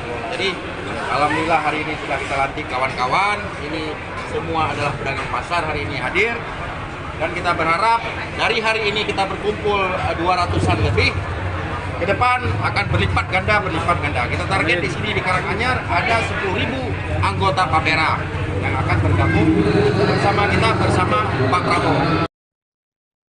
DPD Partai Keadilan Sejahtera atau PKS Kabupaten Pasir telah mendaftarkan 30 bacalek di Komisi Pemilihan Umum Kabupaten Pasir. PKS merupakan partai pertama yang menyerahkan dokumen fisik bakal calon legislatif ke KPU Pasir pada 8 Mei lalu. Ketua DPD PKS Pasir Fatur Rahman menyampaikan bahwa pileg nantinya pihaknya menargetkan mengisi semua dapil di Pasir. Guna mencapai target tersebut, setiap caleg di semua dapil akan dimaksimalkan dengan mengikuti pelatihan. Untuk mengetahui informasi selengkapnya, Tribuners, kami sudah terhubung dengan rekan Syaifullah Ibrahim, reporter dari Tribun Kaltim. Silakan dengan laporan Anda, rekan Syaifullah. Baik, rekan terima ayat untuk partai PKS dari 17 partai yang mengikuti pemilu di Kabupaten Pasir, PKS merupakan partai pertama yang mendaftarkan bacaleknya di KPU Kabupaten Pasir. Nah, untuk target dari DPD PKS Kabupaten Pasir itu menargetkan setiap dapil memiliki keterwakilan. Untuk mencapai target tersebut, setiap caleg di semua dapil akan dimaksimalkan dengan mengikuti pelatihan dan juga koordinasi di semua struktur dan memberikan dorongan semangat terkait dengan program-program yang akan diturunkan dari pusat, termasuk untuk para saksi saat pileg nantinya. Koordinasi dengan memperkuat koordinasi anggota yang ada di struktur PKS. Selain itu juga langkah yang akan dilakukan dengan memaksimalkan kerja-kerja para bacalek yang sudah ikut di PKS persiapan di pemilu 2024. Untuk dapil di Kabupaten Pasir sendiri terdapat 4 dapil, yaitu dapil 1 itu meliputi Kecamatan Tanah Grogot, kemudian dapil 2 Kecamatan Batu Sopang, Muara Komam, Muara Samu dan Kuaro, dan dapil 3 itu Kecamatan Longkali dan Long Ikis, dan dapil terakhir atau keempat itu Kecamatan Pasir Blengkong dan Batu Engau dan Tanjung Harapan. Sekian rekan, terima. Baik, terima kasih atas laporannya rekan Syaifullah Ibrahim. Selamat bertugas kembali. Nama mantan Wakil Menteri Hukum dan HAM Denny Indrayana belakangan menjadi sorotan publik. Pasalnya pernyataan Denny soal isu keputusan Mahkamah Konstitusi terkait sistem pemilu tertutup menuai beragam komentar dari berbagai pihak. Buntut dugaan pembocoran dokumen, Denny pun dilaporkan oleh LSM Paguyupan, bakal calon anggota DPR dan DPRD ke Polda Metro Jaya pada Senin 29 Mei lalu.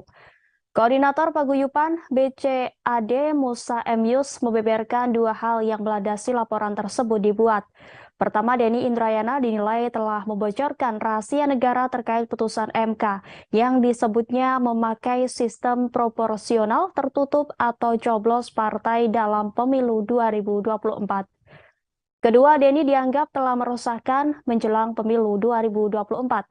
Alhasil, Musa pun berharap agar polisi memeriksa Denny Indrayana. Di sisi lain, Menko Polhukam Mahfud MD telah meminta polisi agar turun tangan untuk menyelidiki dugaan bocornya rahasia negara ini. Kapolri Jenderal Listio Sigit Prabowo pun telah menerima arahan tersebut untuk melakukan penyelidikan. Kini Listio Sigit tengah mendiskusikan bersama pihaknya mengenai langkah-langkah yang perlu diambil terkait penyelidikan kasus ini. Kemudian jika nantinya ditemukan ada peristiwa pidana, dikatakan Kapolri Jenderal Listio Sigit akan diambil langkah lebih lanjut. Sebelumnya, pakar hukum tata negara Denny Indrayana membocorkan informasi pribadi yang diterimanya soal putusan Mahkamah Konstitusi terkait sistem pileg. Denny mengatakan ia mendapatkan informasi kalau MK bakal memutuskan gugatan terkait sistem pemilu dengan putusan proporsional tertutup. Denny mengungkapkan putusan itu diambil setelah adanya dissenting opinion atau perbedaan pendapat dalam menjatuhkan putusan antara hakim MK. Sayangnya, Denny Indrayana tidak membeberkan identitas sosok yang memberikan informasi tersebut. Sementara itu, pernyataan Denny Indrayana itu dibantah oleh juru bicara MK, Fajar Laksono. Fajar menegaskan bahwa tahapan uji materi UU Pemilu yang dimaksud masih dalam tahapan permintaan pengumpulan keputusan dan belum sampai pada pembahasan keputusan. Sementara itu, MK telah menerima permohonan uji materi terhadap pasal 168 ayat 2 UU Pemilu terkait sistem proporsional terbuka yang didaftarkan pada 14 November 2022.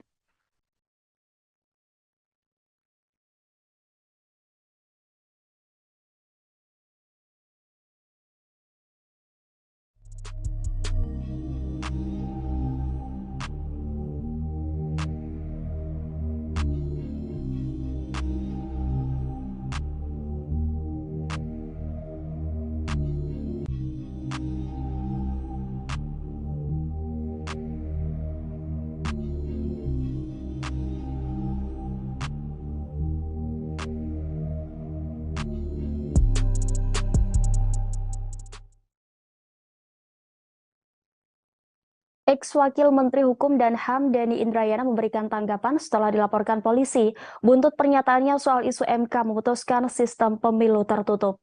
Denny menegaskan isu MK memutuskan sistem pemilu tertutup bukanlah bentuk pembocoran rahasia negara. Hal tersebut lantaran dirinya memahami untuk tidak masuk dalam wilayah delik pidana maupun pelanggaran etika. Sebagai seorang lawyer, Denny pun menegaskan akan selalu menjaga integritas dan moralitas. Demikian disampaikan Denny melalui siaran pers yang diunggah di akun Twitter pribadinya pada Selasa 30 Mei. Di sisi lain, Denny menegaskan informasi terkait putusan sistem pemilu tertutup bukanlah didapatnya dari lingkungan MK atau hakim MK, sehingga menurutnya pemeriksaan dari lingkungan Mahkamah Konstitusi akan sia-sia. Denny pun menjelaskan lebih lanjut terkait cuitannya soal isu MK memutuskan sistem pemilu tertutup. Dia mengatakan tidak ada pilihan kata bocoran dalam cuitannya tersebut, tetapi kata yang dipilihnya adalah mendapatkan informasi. Selain itu, Denny mengatakan dirinya tidak menuliskan MK telah memutuskan sistem pemilu tertutup, tetapi baru akan diputuskan. Tidak hanya itu, Denny juga meluruskan terkait cuitan Menko Polhukam Mahfud MD yang menyebut informasi yang diterimanya adalah terbukti kebenarannya atau A1. Menurutnya, frasa A1 yang dipilih Mahfud MD mengandung makna rahasia, sehingga dirinya lebih memilih frasa orang yang sangat dipercaya kredibilitasnya. Denny pun percaya diri bahwa informasi yang diperolehnya terkait sistem pemilu tertutup layak dipercaya. Hal ini pun membuat dirinya merasa patut untuk melontarkan ke publik. Sebelumnya diberitakan buntut pernyataan Denny pun dilaporkan ke Polda Metro Jaya oleh LSM Paguyuban bakal calon anggota DPR dan DPRD atau BCAD pada Senin 29 Mei. Koordinator Paguyuban BCAD Musa Emius menjelaskan ada dua hal yang melandasi laporan tersebut dibuat. Pertama, Denny Indrayana dinilai telah membocorkan rahasia negara terkait putusan MK yang disebutnya memakai sistem proporsional tertutup atau coblos partai dalam pemilu 2024. Kemudian kedua, Denny dianggap telah meresahkan menjelang pemilu 2024.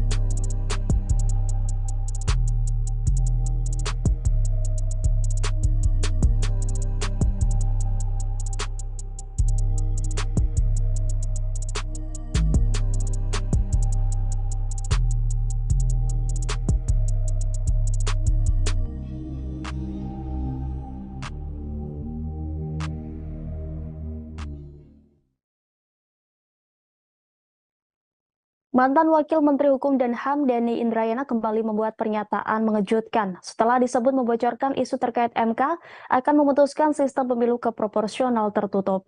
Kali ini Denny mengaku mendapat informasi jika Hakim Mahkamah Agung Republik Indonesia bakal mengabulkan peninjauan kembali yang dilayangkan oleh Muldoko terkait kepengurusan DPP Partai Demokrat yang diketuai Agus Harimurti Yudhoyono. Melalui cuitannya di akun Twitter pribadinya pada Senin 29 Mei, Denny berharap informasi yang didapatkan dari sumber yang dipercayai itu tidak akan terjadi. Denny meminjam istilah dari politisi P3 Romah Hurmuzi yang menjabat sebagai Kepala Staf Presiden Muldoko mencopet Partai Demokrat.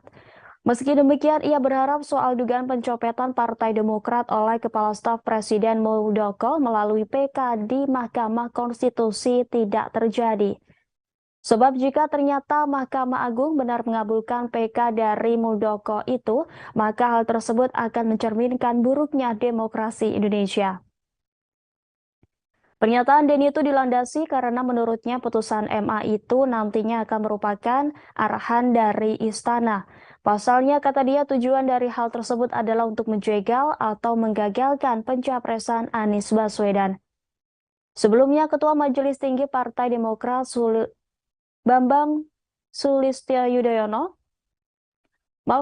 Susilo Bambang Yudhoyono khawatir Partai Demokrat akan diambil alih KSP Muldoko lewat upaya peninjauan kembali atau PK di Mahkamah Agung. Hal itu merespons pernyataan pakar hukum tata negara Denny Indrayana soal pengambil alihan Partai Demokrat oleh Muldoko lewat upaya peninjauan kembali atau PK di Mahkamah Agung. SBY mengaku mendapat informasi dari salah seorang mantan menteri menyampaikan pesan dari politikus senior yang bukan kader Demokrat mengenai PK Muldoko. Mantan Presiden Republik Indonesia ini berpendapat bahwa secara akal sehat sulit diterima jika PK Muldoko dikabulkan Mahkamah Agung karena sudah 16 kali kalah di pengadilan.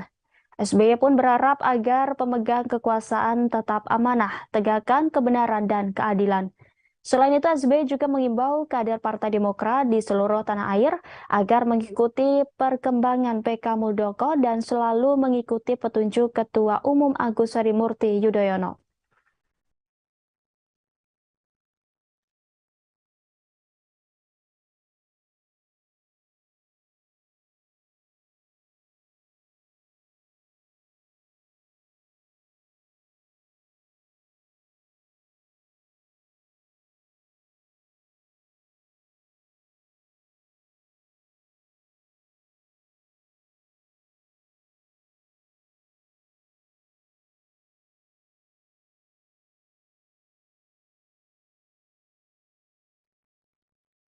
Diberitakan sebelumnya Bacalek PKB Kota Bandar Lampung Nelly Farlinza mengaku diminta mahar puluhan juta untuk mendapatkan nomor urut tertentu.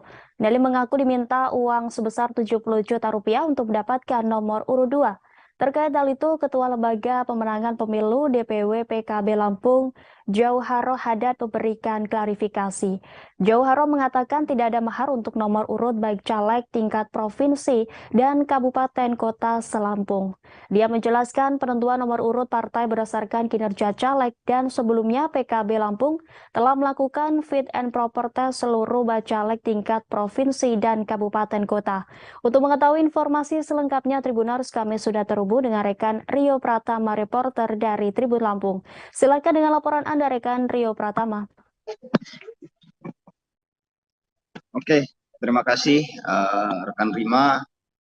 Dapat kami laporkan bahwa kemarin kita lakukan wawancara eksklusif bersama Ketua LPP DPW PKB Lampung, yakni Jauharo Hadad, terkait pemberitaan sebelumnya mengenai salah satu caleg Kota Bandar Lampung yang mengaku diminta uang senilai 70 juta untuk tetap berada di nomor urut 2. Namun setelah kita wawancarai rekan Rima, Jauharo Hadad membantah hal itu. Beliau mengatakan bahwa dalam proses penentuan nomor urut seluruh caleg di 15 kabupaten kota di Lampung, termasuk di Provinsi Lampung, itu tidak ada mahar. Ia menegaskan bahwa semua proses atau penentuan nomor urut berdasarkan kinerja atau fit and proper test dari beberapa caleg se-Lampung ya, rekan Rima. Jadi dia menegaskan bahwa telah memanggil Ketua DPC PKB Kota Bandar Lampung dan Ketua LPP Kota Bandar Lampung untuk investigasi terkait pengakuan dari caleg yang mengaku telah dimintai uang 70 juta tersebut. Jadi dapat kami sampaikan bahwa kesimpulan dari wawancara kita bersama Ketua LPP PKB Lampung, beliau menyatakan tidak ada mahar politik dalam penentuan nomor urut. Itu yang dapat disampaikan rekan Rima dari hasil wawancara eksklusif kita bersama Ketua LPP DPW PKB Lampung. Dengan saya Rio melaporkan. Baik, terima kasih atas laporannya rekan Rio Pratama. Selamat bertugas kembali. Dan Tribuners, rekan kami sudah menghimpun wawancara dengan Ketua LPP DPW PKB Lampung, Jauharo Hadad.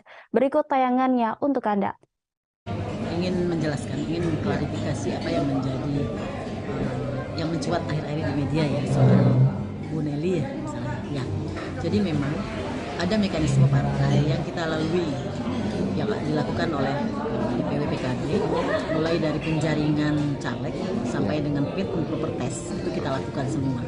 Setelah itu ada beberapa penilaian lanjutan terhadap kinerja bacalek yang bersangkutan, karena semua bacalek itu kan ada rekam jejak ya.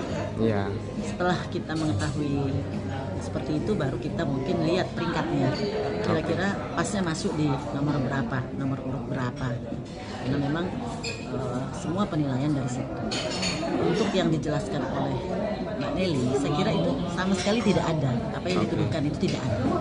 Karena saya sudah memanggil LPP DPC Kota Bandar Lampung sama Ketua DPC-nya. Kita investigasi juga ke tim yang di DPC, ternyata itu tidak ditemukan dan tidak ada sama sekali pembahasan kita soal untuk penempatan nomor urut berapapun itu memakai mahar atau uang, itu tidak ada. Saya pastikan bahwa di DPC PKB Kota Bandar Lampung maupun yang lainnya yang ada di Provinsi Lampung itu tidak ada. Begitu juga kita provinsi, tidak ada yang memakai uang dalam rangka untuk menentukan nomor urut. Saya pastikan bahwa itu tidak ada. Jadi mekanisme yang telah ditetapkan partai itu yang menjadi aturan kita itu harus. Agus Harimurti Yudhoyono diprediksi akan mengalami bencana politik. Hal itu akan terjadi jika benar PK Demokrat kubu Muldoko dikabulkan oleh Mahkamah Agung. Demikian disampaikan Ujang Komarudin, dosen tetap Universitas Al-Azhar Indonesia, sekaligus Direktur Eksekutif Indonesia Political Review pada Senin 29 Mei. Ujang mengatakan Demokrat kubu AHY akan dicolong melalui kekuatan pengadilan. Selain itu, Ujang Komarudin menilai diterimanya PK Muldoko juga berdampak kepada caleg-caleg yang telah mendaftar. Ujang memprediksi situasi di internal Demokrat bakal semrawut ketika Muldoko dimenangkan PK-nya. Menurutnya, bencana politik tidak hanya menimpa Demokrat dan AHY, tetapi juga Anies Baswedan. Anies Baswedan kemungkinan bisa batal menjadi capres jika PK Muldoko dimenangkan. Pasalnya, tak mungkin Demokrat kubu Muldoko mendukung Anies jika dimenangkan. Ujang memprediksi bakal ada perlawanan dari kubu AHY jika PK Muldoko dimenangkan. Senada dengan Ujang Komarudin, Direktur Eksekutif Center for Indonesian Strategic Action, Heri Mendrova memprediksi pencapresan Anies Baswedan bakal terganggu, bahkan batal jika PK Muldoko dikabulkan. Soal apakah pengajuan PK ini dirancang oleh skenario politik tertentu seperti yang diungkapkan SBY, Heri menilai hal itu sangat mungkin.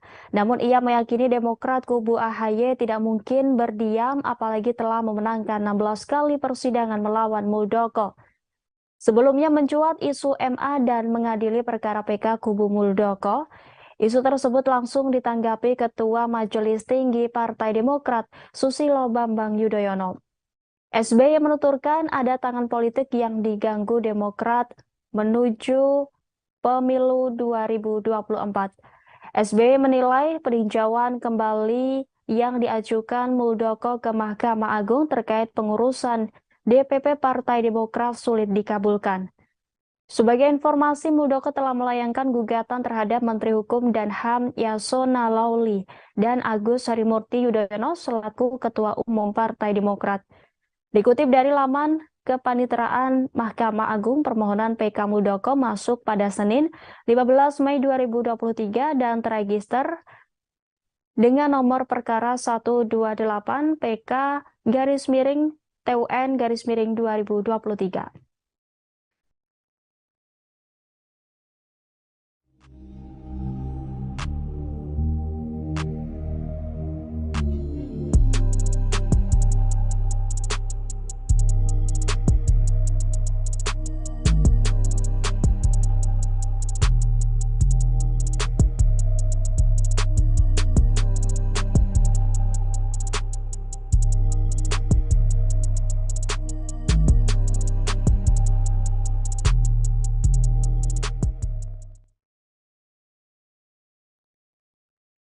Sejumlah tokoh masyarakat, guru besar, dan akademisi yang tergabung dalam Forum Kalimantan Bangkit menggelar diskusi di Banjarmasin pada Senin 29 Mei. Diskusi digelar sebagai respons atas isu MK yang akan memutuskan sistem pemilu dari terbuka menjadi tertutup. Dalam kesimpulan diskusi, inisiator Forum Kalimantan Bangkit, Subhan Syarif, menegaskan setiap keputusan yang diambil oleh negara harus mengutamakan kepentingan dan keselamatan rakyat. Sistem proporsional terbuka dipandang oleh Forum Kalimantan Bangkit sudah tepat. Ada 6 poin sikap Forum Kalimantan Bangkit sebagai respons atas isu yang menyebutkan MK akan memutuskan sistem pemilu proporsional tertutup. Untuk mengetahui informasi selengkapnya, Tribuners, kami sudah terhubung langsung dengan rekan Eka Pratiwi, reporter dari Banjarmasin Pos. Silakan dengan laporan Anda, rekan Eka Pratiwi. Iya, terima kasih, Rima. Halo Tribuners, saya melaporkan dari Banjarmasin.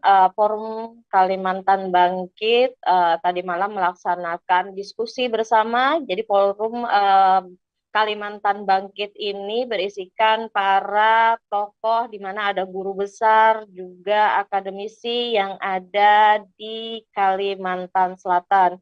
Mereka membahas terkait adanya isu yang menjadikan pada pemilu legislatif mendatang dari terbuka menjadi tertutup. Ada 6 poin sikap Forum Kalimantan Bangkit sebagai respon, yakni Forum Kalimantan Bangkit tetap mendorong proporsional terbuka dan tetap dilaksanakan seperti pemilu sebelumnya, yakni pada tahun 2019.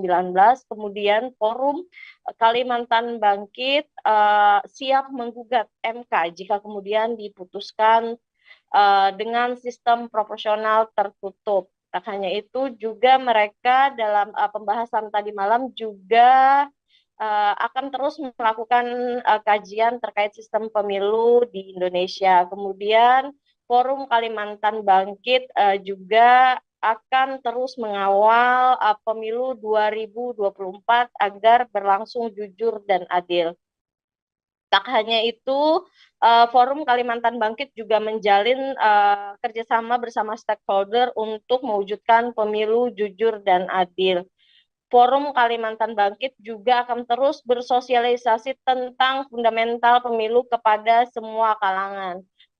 Jadi Tribuners, dalam pembahasan tadi malam ada 11 tokoh masyarakat, guru besar dan juga akademisi yang ada di Kalimantan yang membahas terkait rencana pelaksanaan pileg secara proporsional tertutup. Jadi ada beberapa akademisi yang menganggap bahwa ini tidak perlu dilakukan. Artinya mereka beranggapan bahwa lebih mengedepankan pelaksanaan pemilu terbuka pada 2019 lalu. Kemudian dari tanggapan inisiator Forum Kalimantan Bangkit, Martinus menilai jika tidak ada urgensi terhadap perubahan sistem pemilu dari yang awalnya terbuka menjadi tertutup. Menurutnya saat ini situasi politik sudah cukup kondusif. Partai dan KPU serta masyarakat sudah mempersiapkan diri dengan sistem proporsional terbuka. Ia khawatir jika terjadi perubahan sistem di tengah jalan ada terjadi kekacauan politik. Tak hanya itu, akademisi dari Universitas Lambung Mangkurat, Profesor Ihsan Anwari juga akan terus memantau perkembangan di MK. Menurutnya sistem pemilu harus terbuka seperti yang sebelumnya. Ia juga berkekhawatiran akan ada kekacauan politik pada 2024 jika dilaksanakan secara tertutup. Apalagi ia menilai ada fakta kematian para KPPS pada saat pemilu 2019. Kemudian ia menilai juga sistem pemilu terbuka memungkinkan masyarakat melihat rekam jejak caleg, sementara dengan hal tertutup sementara itu tidak dimungkinkan. Tak hanya itu, jadi ada beberapa akademisi seperti akademisi dari Universitas Islam Kalimantan Selatan, Islam Muhammad Arsyad Al-Banjari, Banjarmasin, Dr. Muhammad Uhaib mengatakan Indonesia sudah 25 tahun menjalani masa transisi dari otoriter ke demokrasi. Ia menilai jika isu pemilu menjadi proporsional tertutup kembali, maka akan kembali dianggapnya sebuah kemunduran. Sehingga pihak dari Forum Kalimantan Bangkit menegaskan jika ini diteruskan untuk dilaksanakan proporsional tertutup, maka pihaknya siap menggugat MK. Demikian, Rima. Baik, terima kasih atas laporannya rekan Eka Pertiwi. Selamat bertugas kembali.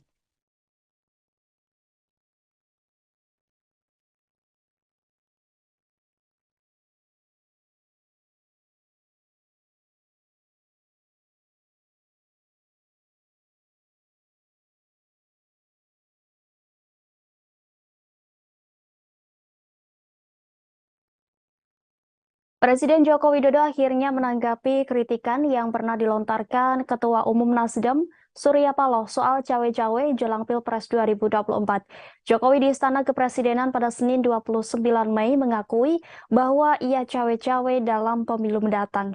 Akan tetapi, ia cawe-cawe untuk kepentingan bangsa dan negara. Jokowi menegaskan cawe-cawe yang dimaksudnya tentu masih dalam koridor aturan. Menurut Jokowi, cawe-cawe terpaksa dilakukan karena Indonesia hanya memiliki waktu 13 tahun ke depan demi menjadi negara maju. Saat ini, kata Jokowi, Indonesia ada di posisi upper middle income, sedangkan untuk menjadi negara maju, pendapatan per kapita Indonesia harus berada di kisaran $10.000 Amerika Serikat per tahun. Keterangan resmi dari Istana yang menyebutkan konteks ucapan Jokowi soal cawe-cawe negara dalam pemilu adalah Presiden ingin memastikan pemilu serentak 2024. Dan Presiden juga berkepentingan agar pemilu berjalan dengan baik tanpa meninggalkan polarisasi. Selain itu, Jokowi ingin agar Presiden ke depan mengawal dan melanjutkan kebijakan strategis seperti pembangunan IKN dan hilirisasi. Jokowi juga berharap peserta pemilu berkompetisi dengan fair. Untuk itu, Jokowi meminta TNI, Polri, dan ASN untuk netral. Jokowi akan menghormati dan menerima pilihan rakyat. Ia juga akan membantu transisi kepemimpinan nasional dengan sebaik-baiknya. Sebagai informasi, Kepala Negara bertemu para pemimpin media nasional dan pegiat media sosial di Istana Kepresidenan pada Senin 29 Mei. Selain membicarakan perihal cawe-cawe, Presiden Jokowi mengajak diskusi soal ekonomi nasional, teknologi, dan perihal baterai elektronik.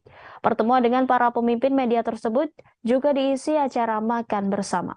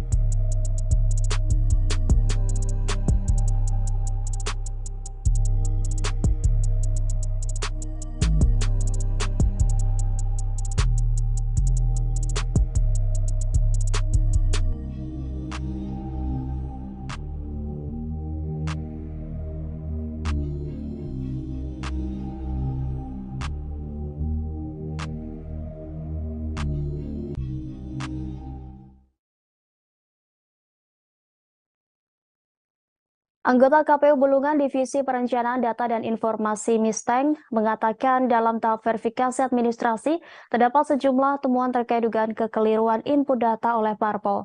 Tidak hanya dugaan kekeliruan saat input data di Silon, Misteng mengatakan lembaganya juga menemukan indikasi kegandaan. Menurut dia, setidaknya terdapat 6 orang bacalek yang terindikasi ganda. Meskipun tidak merinci parpol dan bacalek yang dimaksud, Misteng mengatakan indikasi ganda tersebut karena bacalek terdaftar di 2 dapil ataupun ganda karena terdaftar di lebih dari 1 parpol. Gerakan politik bakal calon presiden terus dilakukan, salah satunya pertemuan bakal calon presiden Partai Gerindra Prabowo Subianto yang bertemu Wali Kota Solo Gibran Rakabuming Raka beberapa waktu lalu.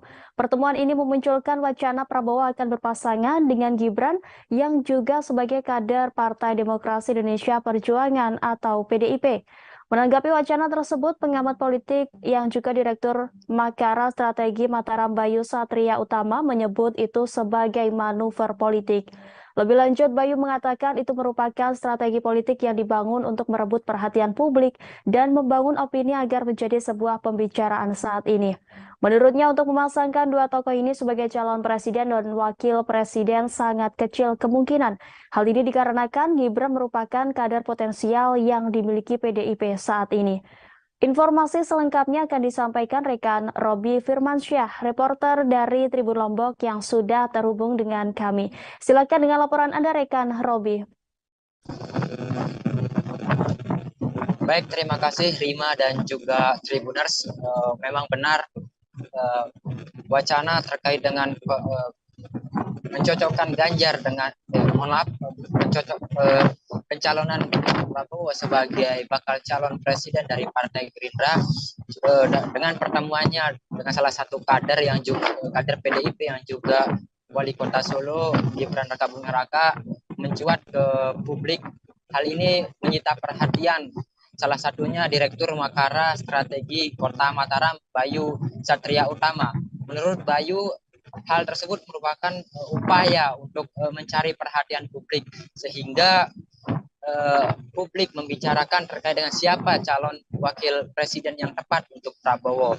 Kemudian melihat jejak politik atau jejak pemilihan presiden di Nusa Tenggara Barat sendiri, Prima dan juga Tribuners, Prabowo selalu menang di Nusa Tenggara Barat.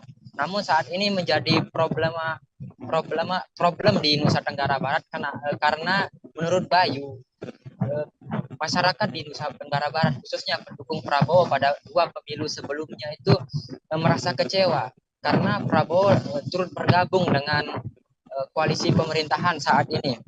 Kemudian Bayu juga mengatakan bahwa sebelumnya figur Prabowo diyakini sebagai keterwakilan kelompok Muslim atau kelompok Islam sehingga Prabowo unggul pada Pilpres sebelumnya. Bayu juga mengatakan bahwa Pilpres 2024 nanti simbol perjuangan kelompok Islam belum tentu dari sosok Prabowo Subianto. Hal ini disebabkan beberapa faktor, di antaranya seperti yang saya katakan tadi, kekecewaan masyarakat Nusa Tenggara Barat terhadap pilihan politik Prabowo yang memilih bergabung dalam koalisi pemerintahan. Selain itu juga Bayu menjelaskan bahwa saat ini sosok Anies Baswedan dinilai menjadi sosok alternatif perjuangan kelompok Muslim di Nusa Tenggara Barat. Selain itu juga pengaruh elit lokal merupakan musuh atau memulakan permasalahan yang timbul di Nusa Tenggara Barat, bahwa elit lokal ini memiliki pengaruh yang cukup besar. Seperti contoh kemana arah politik Tuan Guru Bajang atau Dr. Zainul Majdi MA yang juga sekarang sebagai Ketua Harian Perindo itu akan menentukan bagaimana nasib Prabowo Subianto. Sekalipun saat ini TGB belum menentukan kemana arah pilihannya, namun itu akan menentukan nasib politik di Prabowo Subianto di Nusa Tenggara Barat. Pada pemilu sebelumnya TGB juga tidak berpihak kepada Prabowo. Hal ini meskipun demikian Prabowo tetap memenangkan pemilu pada 2019 lalu. Tetapi saat ini pada tahun 2024 nanti hal itu bisa menjadi campukan bahwa pilihan TGB karena masyarakat di Nusa Tenggara Barat kecewa atas pilihan politik Prabowo akan menjadi sebuah modal besar bagi apabila TGB tidak bergabung dengan Prabowo, Rima dan juga Tribuners. Selain TGB ada juga sosok Fahri Hamzah yang merupakan elit lokal dari Nusa Tenggara Barat. Maka pilihan politik Fahri Hamzah juga akan mempengaruhi kemenangan Prabowo di Nusa Tenggara Barat. Demikian laporan yang dapat saya sampaikan, Rima dan juga Tribuners dari Lombok, Nusa Tenggara Barat. Baik, terima kasih atas laporannya rekan Robi Firmansyah. Selamat bertugas kembali. Ratusan pedagang pasar di Kecamatan Colomadu, Karanganyar mendeklarasikan dukungan untuk Prabowo Subianto sebagai Presiden Republik Indonesia terpilih di pemilu 2024 mendatang. Deklarasi tersebut dibacakan oleh Ketua DPC Papera Kabupaten Karanganyar maksud kami, Wawan Pramono, dan diikuti mereka. Setidaknya ada 160 pedagang berkumpul di Balai Desa Tahudan Kecamatan Colomadu Kabupaten Karanganyar pada Senin 29 Mei.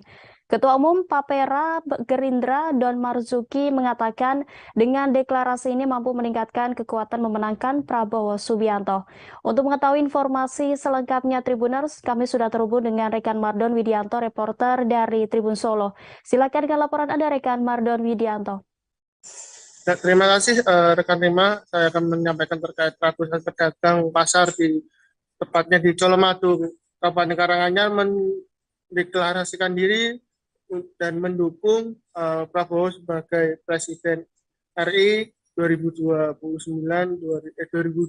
sampai 2029. Deklarasi tersebut dilakukan di Balai Desa Tahudan, Kecamatan Colomadu, Kabupaten Karanganyar. Tepatnya pada Senin 29 Mei 2023. Deklarasi tersebut dihadiri sekitar 160 orang yang terdiri dari pedagang pasar di Colomadu. Dan di sana juga ada Ketua Umum Pedagang Pejuang Indonesia atau Partai Indonesia Raya atau Papera, Don Marzuki, Ketua Papera Jateng Sri Hartini, Ketua DPC Papera Kabupaten Karanganyar Wawan Pranowo, dan Ketua DPC Partai Gerindra Karanganyar Ade Ilyana. Deklarasi ini termasuk dibentuk yang dilakukan oleh Papera itu sudah ke-7 kalinya di Jawa Tengah, dan total ada 23 kabupaten kota yang akan dilakukan pelantikan dan deklarasi. Dan ini untuk meningkatkan nilai atau sosok nantinya dalam Pilpres untuk Prabowo untuk bisa terpilih sebagai presiden dalam pemilu 2024 nanti. Demikian, kembali ke studio Ring. Baik, terima kasih atas laporannya rekan Mardon Widianto. Selamat bertugas kembali. Dan Tribuners, rekan kami sudah menghimpun wawancara dengan Ketua DPC Gerindra Karanganyar Ade Eliana, Ketua Umum Papera Don Marzuki, dan Ketua DPD Papera Jateng Sri Hartini. Berikut tayangannya untuk Anda. Ini kan ketua, jadi gini, sayap itu kan melebarkan, jadi kebanyakan tetap orang luar, artinya luar struktural yang paling banyak sampaikan Bu Hartini tadi kan hanya 30% kita di dalamnya hanya untuk mensupport bagaimana untuk mendampingi, untuk mensupport. Jadi pure murni nanti kepentingan pedagang sendiri ya. Ini ada 35 kabupaten kota. Ini yang Papera sudah terbentuk itu sebetulnya sudah ada 23 kabupaten kota. Tapi yang sudah dikukuhkan itu baru ada 6-7 hari besok. Itu menyesuaikan jadwal aja antara DPP, DPD, dan DPC itu sinkron, jadi bisa semua. Karena pedagang ini kan harus selalu konsolidasi. Dan mau dilantik kan jangan sampai mengganggu pekerjaan mereka. Jadi harus dicari waktu yang tepat. Cuman masalah timing aja. Iya, waktu aja. Untuk di Papera sendiri, apakah pengurusnya juga dari praktisi pedagang pasar sendiri atau elit politik? Ya, jadi Papera ini kami 30% itu ambil dari fraksi, kemudian sebagai monitoring, kemudian dari tokoh-tokoh masyarakat, kemudian yang 70% ini murni dari pedagang. Karena Pak Prabowo itu dulu dibesarkan oleh APSI, Asosiasi Pedagang Pasar Indonesia, kemudian dari teman-teman APSI ini mengajukan mempunyai aspirasi kepada Pak Prabowo untuk dibuatkan rumah yang anggota APSI tapi yang pro atau mendukung Pak Prabowo agar tidak tercampur dengan yang lainnya. Karena kita sayap baru Partai Gerindra, setelah terbentuk kita 8 bulan ini, kita setiap minggu itu ada pelantikan. Setiap minggu kita turun ke pasar kan ada pelantikan. Dari 8 bulan ke belakang, jadi kita baru 8 bulan ini ke sini. Nah, insya Allah kalau ditanya tentang stabilitas, mungkin ada efek dari Pak Prabowo sendiri sebagai Menhan, dan kita ini menyumbang sedikit. Kami tidak bisa bilang, oh kami ini Papera ini menyumbang yang sangat besar, kita Pak Prabowo tidak bisa. Karena beliau sendiri itu efek Pak Prabowo sebagai biasa.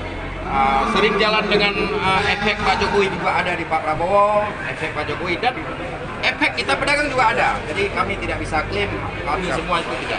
Jadi alhamdulillah hari ini sudah kita lantik kawan-kawan. Ini semua adalah pedagang pasar hari ini hadir, dan kita berharap dari hari ini kita berkumpul 200-an lebih. Ke depan akan berlipat ganda. Kita target di sini di Karanganyar ada 10.000 anggota Papera yang akan bergabung bersama kita bersama Pak Prabowo.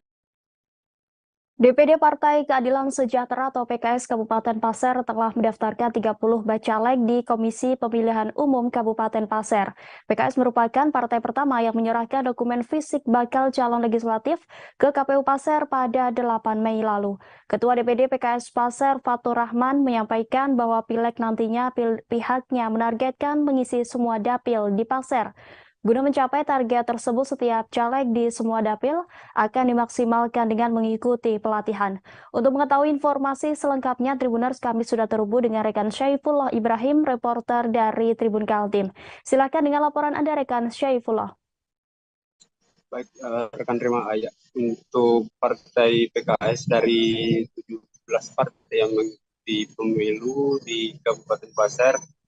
PKS merupakan partai pertama yang mendaftarkan bacaleknya di KPU Kabupaten Pasir. Nah, untuk target dari DPD PKS Kabupaten Pasir itu menargetkan setiap dapil memiliki keterwakilan. Untuk mencapai target tersebut, setiap caleg di semua dapil akan dimaksimalkan dengan mengikuti pelatihan dan juga koordinasi di semua struktur dan memberikan dorongan semangat terkait dengan program-program yang akan diturunkan dari pusat, termasuk untuk para saksi saat pileg nantinya. Koordinasi dengan memperkuat koordinasi anggota yang ada di struktur PKS. Selain itu juga langkah yang akan dilakukan dengan memaksimalkan kerja-kerja para bacalek yang sudah ikut di PKS persiapan di pemilu 2024.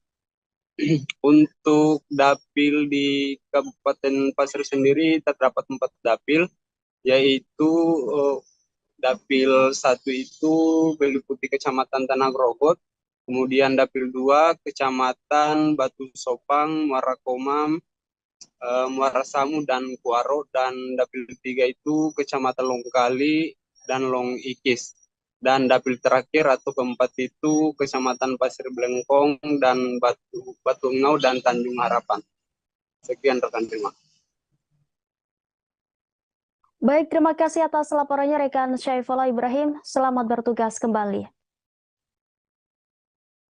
Nama mantan Wakil Menteri Hukum dan HAM Denny Indrayana belakangan menjadi sorotan publik.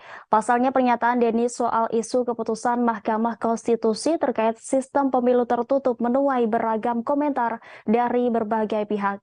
Buntut dugaan pembocoran dokumen, Denny pun dilaporkan oleh LSM Paguyupan, bakal calon anggota DPR dan DPRD ke Polda Metro Jaya pada Senin 29 Mei lalu. Koordinator Paguyupan BCAD Musa M. Yus membeberkan 2 hal yang melandasi laporan tersebut dibuat. Pertama, Denny Indrayana dinilai telah membocorkan rahasia negara terkait putusan MK yang disebutnya memakai sistem proporsional tertutup atau coblos partai dalam pemilu 2024. Kedua, Denny dianggap telah merusakkan menjelang pemilu 2024. Alhasil, Musa pun berharap agar polisi memeriksa Denny Indrayana. Di sisi lain, Menko Polhukam Mahfud MD telah meminta polisi agar turun tangan untuk menyelidiki dugaan bocornya rahasia negara ini. Kapolri Jenderal Listio Sigit Prabowo pun telah menerima arahan tersebut untuk melakukan penyelidikan. Kini Listio Sigit tengah mendiskusikan bersama pihaknya mengenai langkah-langkah yang perlu diambil terkait penyelidikan kasus ini. Kemudian jika nantinya ditemukan ada peristiwa pidana, dikatakan Kapolri Jenderal Listio Sigit akan diambil langkah lebih lanjut. Sebelumnya, pakar hukum tata negara Denny Indrayana membocorkan informasi pribadi yang diterimanya soal putusan Mahkamah Konstitusi terkait sistem pileg. Denny mengatakan ia mendapatkan informasi kalau MK bakal memutuskan gugatan terkait sistem pemilu dengan putusan proporsional tertutup. Denny mengungkapkan putusan itu diambil setelah adanya dissenting opinion atau perbedaan pendapat dalam menjatuhkan putusan antara hakim MK. Sayangnya Denny Indrayana tidak membeberkan identitas sosok yang memberikan informasi tersebut. Sementara itu, pernyataan Denny Indrayana itu dibantah oleh juru bicara MK, Fajar Laksono. Fajar menegaskan bahwa tahapan uji materi UU Pemilu yang dimaksud masih dalam tahapan permintaan pengumpulan keputusan dan belum sampai pada pembahasan keputusan. Sementara itu, MK telah menerima permohonan uji materi terhadap pasal 168 ayat 2 UU Pemilu terkait sistem proporsional terbuka yang didaftarkan pada 14 November 2022.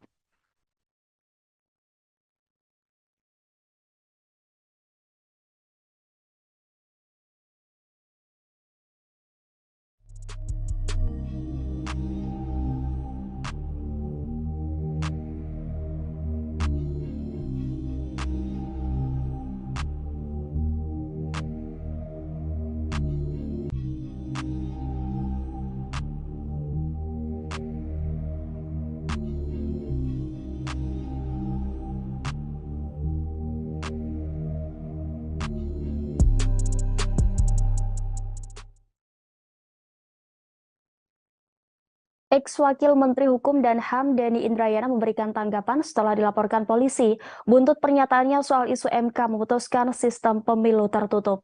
Denny menegaskan isu MK memutuskan sistem pemilu tertutup bukanlah bentuk pembocoran rahasia negara. Hal tersebut lantaran dirinya memahami untuk tidak masuk dalam wilayah delik pidana maupun pelanggaran etika. Sebagai seorang lawyer, Denny pun menegaskan akan selalu menjaga integritas dan moralitas. Demikian disampaikan Denny melalui siaran pers yang diunggah di akun Twitter pribadinya pada Selasa 30 Mei. Di sisi lain, Denny menegaskan informasi terkait putusan sistem pemilu tertutup bukanlah didapatnya dari lingkungan MK atau hakim MK, sehingga menurutnya pemeriksaan dari lingkungan Mahkamah Konstitusi akan sia-sia. Denny pun menjelaskan lebih lanjut terkait cuitannya soal isu MK memutuskan sistem pemilu tertutup. Dia mengatakan tidak ada pilihan kata bocoran dalam cuitannya tersebut, tetapi kata yang dipilihnya adalah mendapatkan informasi.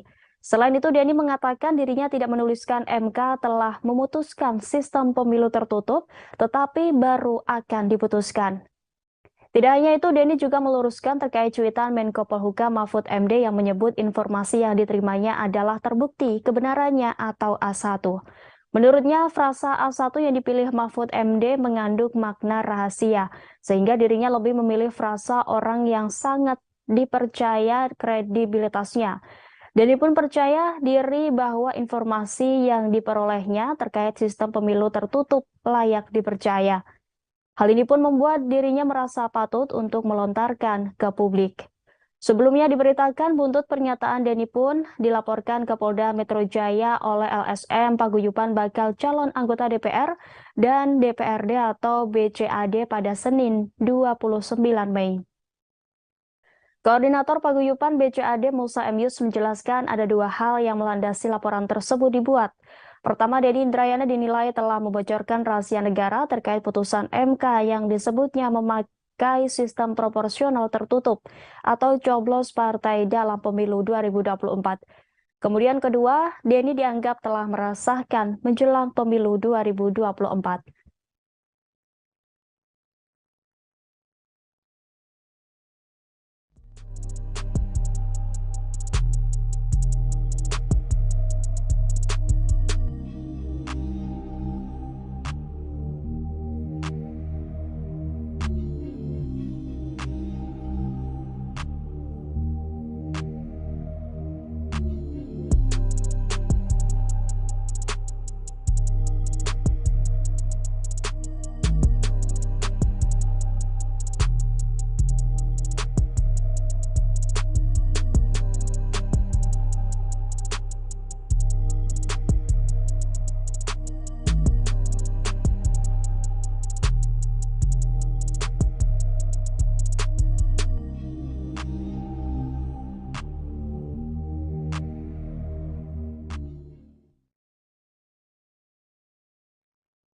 Mantan Wakil Menteri Hukum dan HAM Denny Indrayana kembali membuat pernyataan mengejutkan setelah disebut membocorkan isu terkait MK akan memutuskan sistem pemilu keproporsional tertutup.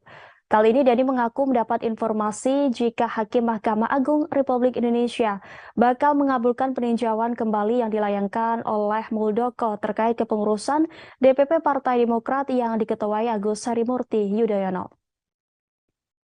Melalui cuitannya di akun Twitter pribadinya pada Senin 29 Mei, Denny berharap informasi yang didapatkan dari sumber yang dipercayai itu tidak akan terjadi. Denny meminjam istilah dari politisi P3 Romah Hurmuzi yang menjabat sebagai Kepala Staf Presiden Muldoko mencopet Partai Demokrat. Meski demikian, ia berharap soal dugaan pencopetan Partai Demokrat oleh Kepala Staf Presiden Muldoko melalui PK di Mahkamah Konstitusi tidak terjadi. Sebab jika ternyata Mahkamah Agung benar mengabulkan PK dari Muldoko itu, maka hal tersebut akan mencerminkan buruknya demokrasi Indonesia. Pernyataan Denny itu dilandasi karena menurutnya putusan MA itu nantinya akan merupakan arahan dari istana. Pasalnya, kata dia, tujuan dari hal tersebut adalah untuk menjegal atau menggagalkan pencapresan Anies Baswedan. Sebelumnya, Ketua Majelis Tinggi Partai Demokrat Bambang Sulistyo Yudhoyono Maksud kami, Susilo Bambang Yudhoyono khawatir Partai Demokrat akan diambil alih KSP Muldoko lewat upaya peninjauan kembali atau PK di Mahkamah Agung. Hal itu merespons pernyataan pakar hukum tata negara Denny Indrayana soal pengambil alihan Partai Demokrat oleh Muldoko lewat upaya peninjauan kembali atau PK di Mahkamah Agung. SBY mengaku mendapat informasi dari salah seorang mantan menteri menyampaikan pesan dari politikus senior yang bukan kader Demokrat mengenai PK Muldoko. Mantan Presiden Republik Indonesia ini berpendapat bahwa secara akal sehat sulit diterima jika PK Muldoko dikabulkan Mahkamah Agung karena sudah 16 kali kalah di pengadilan. SBY pun berharap agar pemegang kekuasaan tetap amanah, tegakkan kebenaran dan keadilan. Selain itu, SBY juga mengimbau kader Partai Demokrat di seluruh tanah air agar mengikuti perkembangan PK Muldoko dan selalu mengikuti petunjuk Ketua Umum Agus Harimurti Yudhoyono.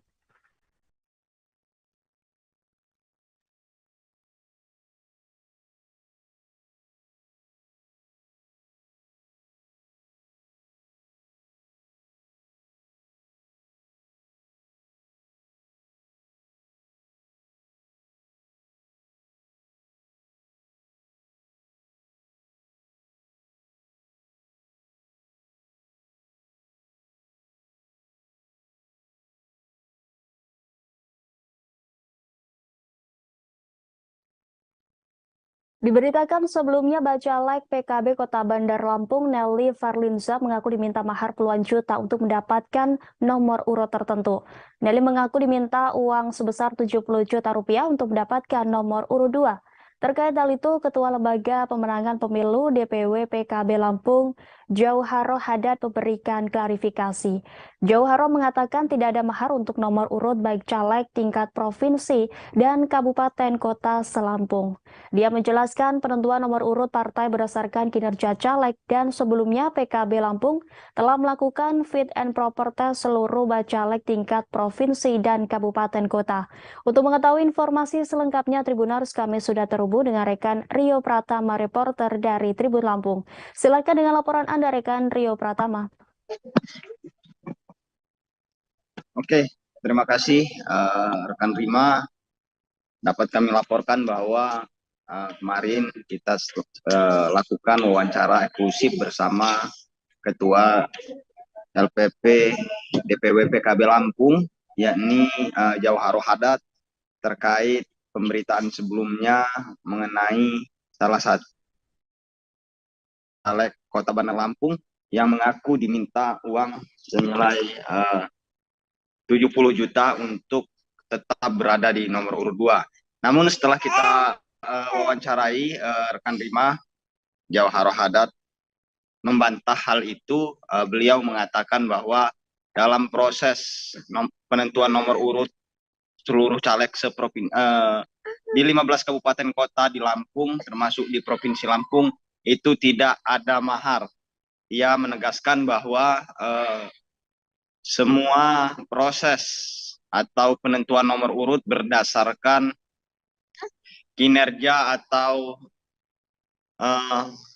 fit and proper test dari beberapa caleg se-Lampung ya, rekan Rima. Jadi dia menegaskan bahwa telah memanggil Ketua DPC PKB Kota Bandar Lampung dan Ketua LPP Kota Bandar Lampung untuk investigasi terkait pengakuan dari caleg yang mengaku telah dimintai uang 70 juta tersebut. Jadi dapat kami sampaikan bahwa kesimpulan dari wawancara kita bersama Ketua LPP PKB Lampung, beliau menyatakan tidak ada mahar politik dalam penentuan nomor urut. Itu yang dapat disampaikan rekan Rima dari hasil wawancara eksklusif kita bersama Ketua LPP DPW PKB Lampung. Dengan saya Rio melaporkan. Baik, terima kasih atas laporannya rekan Rio Pratama. Selamat bertugas kembali. Dan Tribuners, rekan kami sudah menghimpun wawancara dengan Ketua LPP DPW PKB Lampung, Jauharo Haddad. Berikut tayangannya untuk Anda. Ingin menjelaskan, ingin klarifikasi apa yang menjadi yang mencuat akhir-akhir di media ya soal Bu Nelly ya misalnya. Ya, jadi memang ada mekanisme partai yang kita lalui yang dilakukan oleh DPW PKB, mulai dari penjaringan caleg sampai dengan fit and proper test, itu kita lakukan semua. Setelah itu ada beberapa penilaian lanjutan terhadap kinerja bacalek yang bersangkutan. Karena semua bacalek itu kan ada rekam jejak. Ya. Setelah kita mengetahui seperti itu, baru kita mungkin lihat peringkatnya. Kira-kira pasnya masuk di nomor berapa, nomor urut berapa. Karena memang semua penilaian dari situ. Untuk yang dijelaskan oleh Mbak Nelly, saya kira itu sama sekali tidak ada. Apa yang dituduhkan itu tidak ada. Karena saya sudah memanggil LPP DPC Kota Bandar Lampung sama ketua DPC-nya. Kita investigasi juga ke tim yang dari DPC, ternyata itu tidak ditemukan dan tidak ada sama sekali pembahasan kita soal untuk penempatan nomor urut berapapun itu memakai mahar atau uang, itu tidak ada. Saya pastikan bahwa di PC PKB Kota Bandar Lampung maupun yang lainnya yang ada di Provinsi Lampung itu tidak ada. Begitu juga kita provinsi, tidak ada yang memakai uang dalam rangka untuk menentukan nomor urut. Saya pastikan bahwa itu tidak ada. Jadi mekanisme yang telah ditetapkan partai itu yang menjadi aturan kita, itu harus. Agus Harimurti Yudhoyono diprediksi akan mengalami bencana politik. Hal itu akan terjadi jika benar PK Demokrat kubu Muldoko dikabulkan oleh Mahkamah Agung. Demikian disampaikan Ujang Komarudin, dosen tetap Universitas Al-Azhar Indonesia, sekaligus Direktur Eksekutif Indonesia Political Review pada Senin 29 Mei. Ujang mengatakan Demokrat kubu AHY akan dicolong melalui kekuatan pengadilan. Selain itu, Ujang Komarudin menilai diterimanya PK Muldoko juga berdampak kepada caleg-caleg yang telah mendaftar. Ujang memprediksi situasi di internal Demokrat bakal semrawut ketika Muldoko dimenangkan PK-nya. Menurutnya, bencana politik tidak hanya menimpa Demokrat dan AHY, tetapi juga Anies Baswedan. Anies Baswedan kemungkinan bisa batal menjadi capres jika PK Muldoko dimenangkan. Pasalnya, tak mungkin Demokrat kubu Muldoko mendukung Anies jika dimenangkan. Ujang memprediksi bakal ada perlawanan dari kubu AHY jika PK Muldoko dimenangkan. Senada dengan Ujang Komarudin, Direktur Eksekutif Center for Indonesian Strategic Action, Heri Mendrova memprediksi pencapresan Anies Baswedan bakal terganggu, bahkan batal jika PK Muldoko dikabulkan. Soal apakah pengajuan PK ini dirancang oleh skenario politik tertentu seperti yang diungkapkan SBY, Heri menilai hal itu sangat mungkin. Namun ia meyakini Demokrat kubu AHY tidak mungkin berdiam apalagi telah memenangkan 16 kali persidangan melawan Muldoko. Sebelumnya mencuat isu MA dan mengadili perkara PK kubu Muldoko. Isu tersebut langsung ditanggapi Ketua Majelis Tinggi Partai Demokrat, Susilo Bambang Yudhoyono. SBY menuturkan ada tangan politik yang diganggu Demokrat menuju pemilu 2024. SBY menilai peninjauan kembali yang diajukan Muldoko ke Mahkamah Agung terkait pengurusan DPP Partai Demokrat sulit dikabulkan. Sebagai informasi, Muldoko telah melayangkan gugatan terhadap Menteri Hukum dan HAM Yasona Lauli dan Agus Harimurti Yudhoyono selaku Ketua Umum Partai Demokrat. Dikutip dari laman Kepaniteraan Mahkamah Agung, permohonan PK Muldoko masuk pada Senin 15 Mei 2023 dan terregister dengan nomor perkara 128 PK-TUN-2023.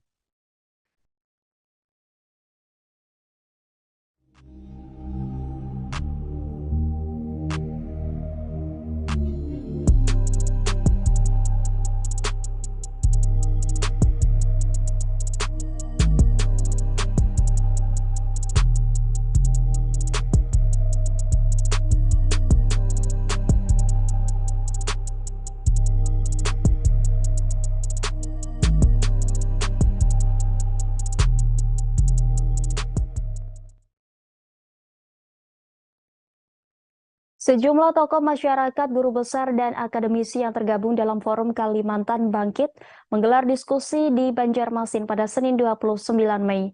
Diskusi digelar sebagai respons atas isu MK yang akan memutuskan sistem pemilu dari terbuka menjadi tertutup. Dalam kesimpulan diskusi, inisiator Forum Kalimantan Bangkit, Subhan Syarif, menegaskan setiap keputusan yang diambil oleh negara harus mengutamakan kepentingan dan keselamatan rakyat. Sistem proporsional terbuka dipandang oleh Forum Kalimantan Bangkit sudah tepat. Ada 6 poin sikap Forum Kalimantan Bangkit sebagai respons atas isu yang menyebutkan MK akan memutuskan sistem pemilu proporsional tertutup. Untuk mengetahui informasi selengkapnya Tribuners, kami sudah terhubung langsung dengan rekan Eka Pratiwi, reporter dari Banjarmasin Pos. Silakan dengan laporan Anda, rekan Eka Pratiwi. Iya, terima kasih, Rima. Halo, Tribuners, saya melaporkan dari Banjarmasin. Forum Kalimantan Bangkit tadi malam melaksanakan diskusi bersama. Jadi forum Kalimantan Bangkit ini berisikan para tokoh di mana ada guru besar, juga akademisi yang ada di Kalimantan Selatan.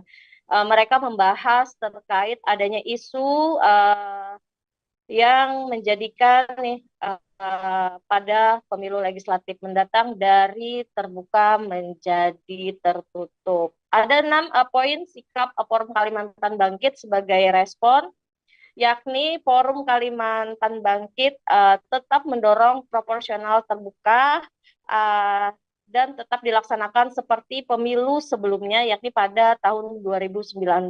Kemudian Forum Kalimantan Bangkit siap menggugat MK jika kemudian diputuskan dengan sistem proporsional tertutup. Tak hanya itu, juga mereka dalam pembahasan tadi malam juga akan terus melakukan kajian terkait sistem pemilu di Indonesia. Kemudian Forum Kalimantan Bangkit juga akan terus mengawal pemilu 2024 agar berlangsung jujur dan adil. Tak hanya itu, Forum Kalimantan Bangkit juga menjalin kerjasama bersama stakeholder untuk mewujudkan pemilu jujur dan adil.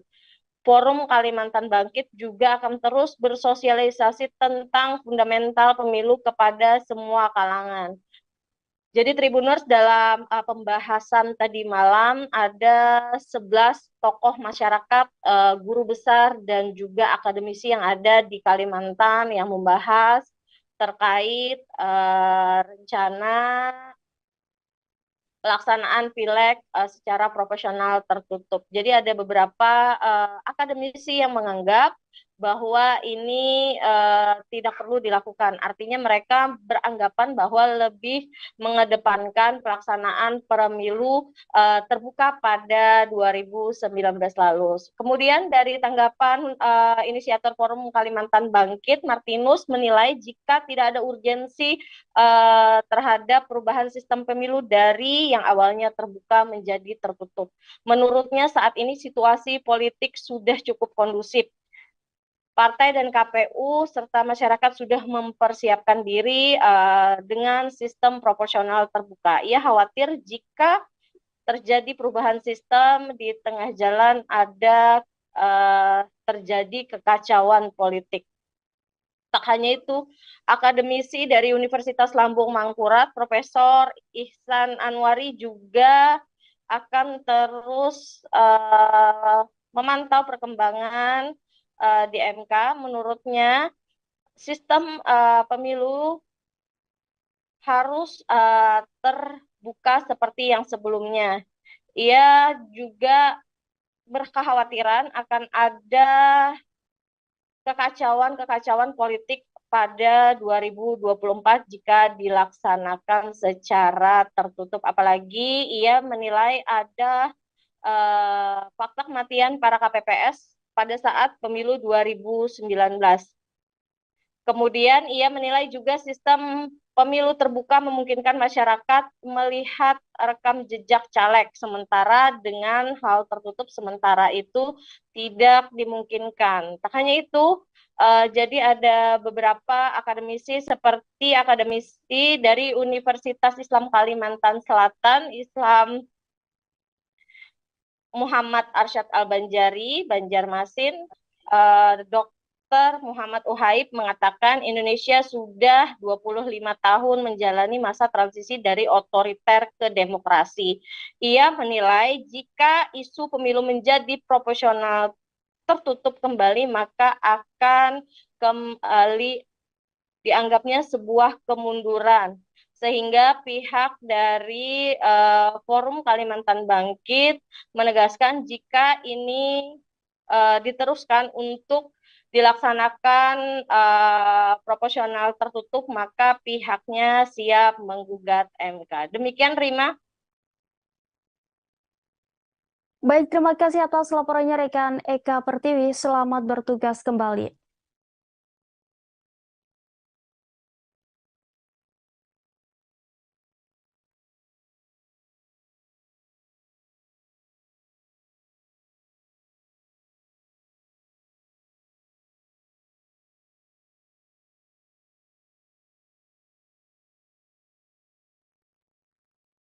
Presiden Joko Widodo akhirnya menanggapi kritikan yang pernah dilontarkan Ketua Umum Nasdem, Surya Paloh, soal cawe-cawe jelang Pilpres 2024. Jokowi di Istana Kepresidenan pada Senin 29 Mei mengakui bahwa ia cawe-cawe dalam pemilu mendatang. Akan tetapi, ia cawe-cawe untuk kepentingan bangsa dan negara. Jokowi menegaskan, cawe-cawe yang dimaksudnya tentu masih dalam koridor aturan.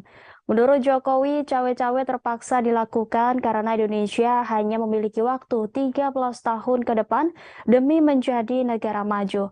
Saat ini, kata Jokowi, Indonesia ada di posisi upper middle income, sedangkan untuk menjadi negara maju, pendapatan per kapita Indonesia harus berada di kisaran $10.000 Amerika Serikat per tahun.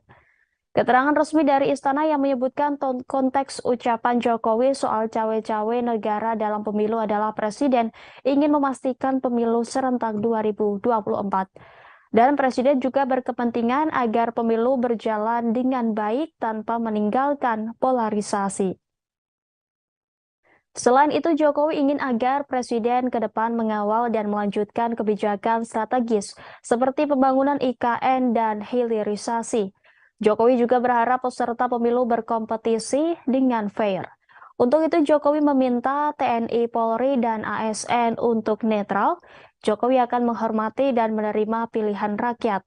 Ia juga akan membantu transisi kepemimpinan nasional dengan sebaik-baiknya. Sebagai informasi, Kepala Negara bertemu para pemimpin media nasional dan pegiat media sosial di Istana Kepresidenan pada Senin 29 Mei. Selain membicarakan perihal cawe-cawe, Presiden Jokowi mengajak diskusi soal ekonomi nasional, teknologi, dan perihal baterai elektronik. Pertemuan dengan para pemimpin media tersebut juga diisi acara makan bersama.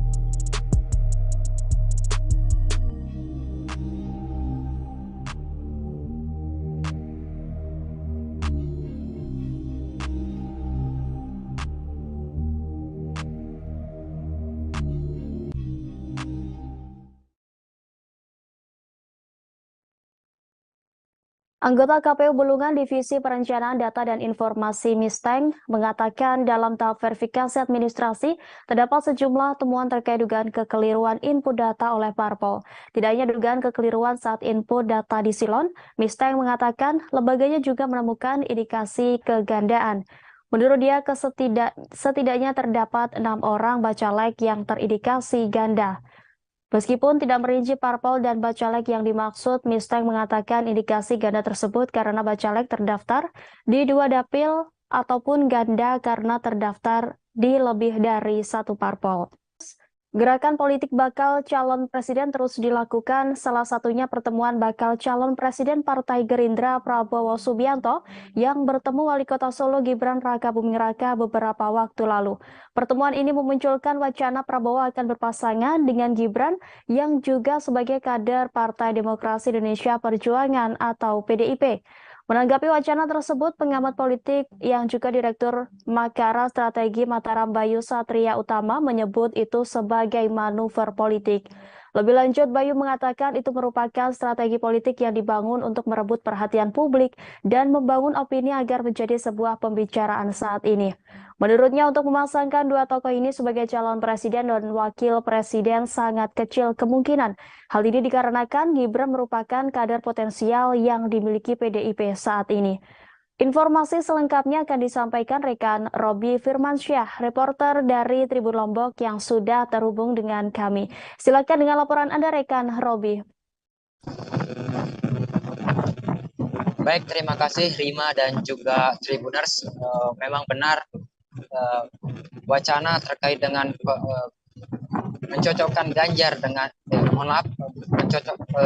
pencalonan Prabowo sebagai bakal calon presiden dari Partai Gerindra dengan pertemuannya dengan salah satu kader yang juga kader PDIP yang juga Wali Kota Solo Gibran Rakabuming Raka mencuat ke publik.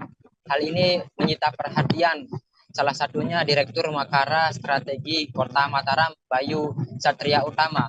Menurut Bayu, hal tersebut merupakan upaya untuk mencari perhatian publik sehingga publik membicarakan terkait dengan siapa calon wakil presiden yang tepat untuk Prabowo.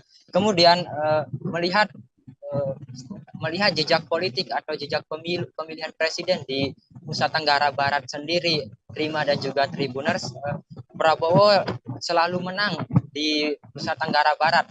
Namun saat ini menjadi problem di Nusa Tenggara Barat karena menurut Bayu masyarakat di Nusa Tenggara Barat khususnya pendukung Prabowo pada 2 pemilu sebelumnya itu merasa kecewa karena Prabowo turut bergabung dengan koalisi pemerintahan saat ini. Kemudian Bayu juga mengatakan bahwa sebelumnya figur Prabowo diyakini sebagai keterwakilan kelompok Muslim atau kelompok Islam sehingga Prabowo unggul pada Pilpres sebelumnya. Bayu juga mengatakan bahwa Pilpres 2024 nanti simbol perjuangan kelompok Islam belum tentu dari sosok Prabowo Subianto. Hal ini disebabkan beberapa faktor, di antaranya seperti yang saya katakan tadi, kekecewaan masyarakat Nusa Tenggara Barat terhadap pilihan politik Prabowo yang memilih bergabung dalam koalisi pemerintahan. Selain itu juga Bayu menjelaskan bahwa saat ini sosok Anies Baswedan dinilai menjadi sosok alternatif perjuangan kelompok Muslim di Nusa Tenggara Barat. Selain itu juga pengaruh elit lokal merupakan musuh atau merupakan permasalahan yang timbul di Nusa Tenggara Barat, bahwa elit lokal ini memiliki pengaruh yang cukup besar. Seperti contoh kemana arah politik Tuan Guru Bajang atau Dr. Zainul Majdi MA yang juga sekarang sebagai Ketua Harian Perindo itu akan menentukan bagaimana nasib Prabowo Subianto. Sekalipun saat ini TGB belum menentukan kemana arah pilihannya, namun itu akan menentukan nasib politik di Prabowo Subianto di Nusa Tenggara Barat. Pada pemilu sebelumnya TGB juga tidak berpihak kepada Prabowo. Hal ini meskipun demikian Prabowo tetap memenangkan pemilu pada 2019 lalu.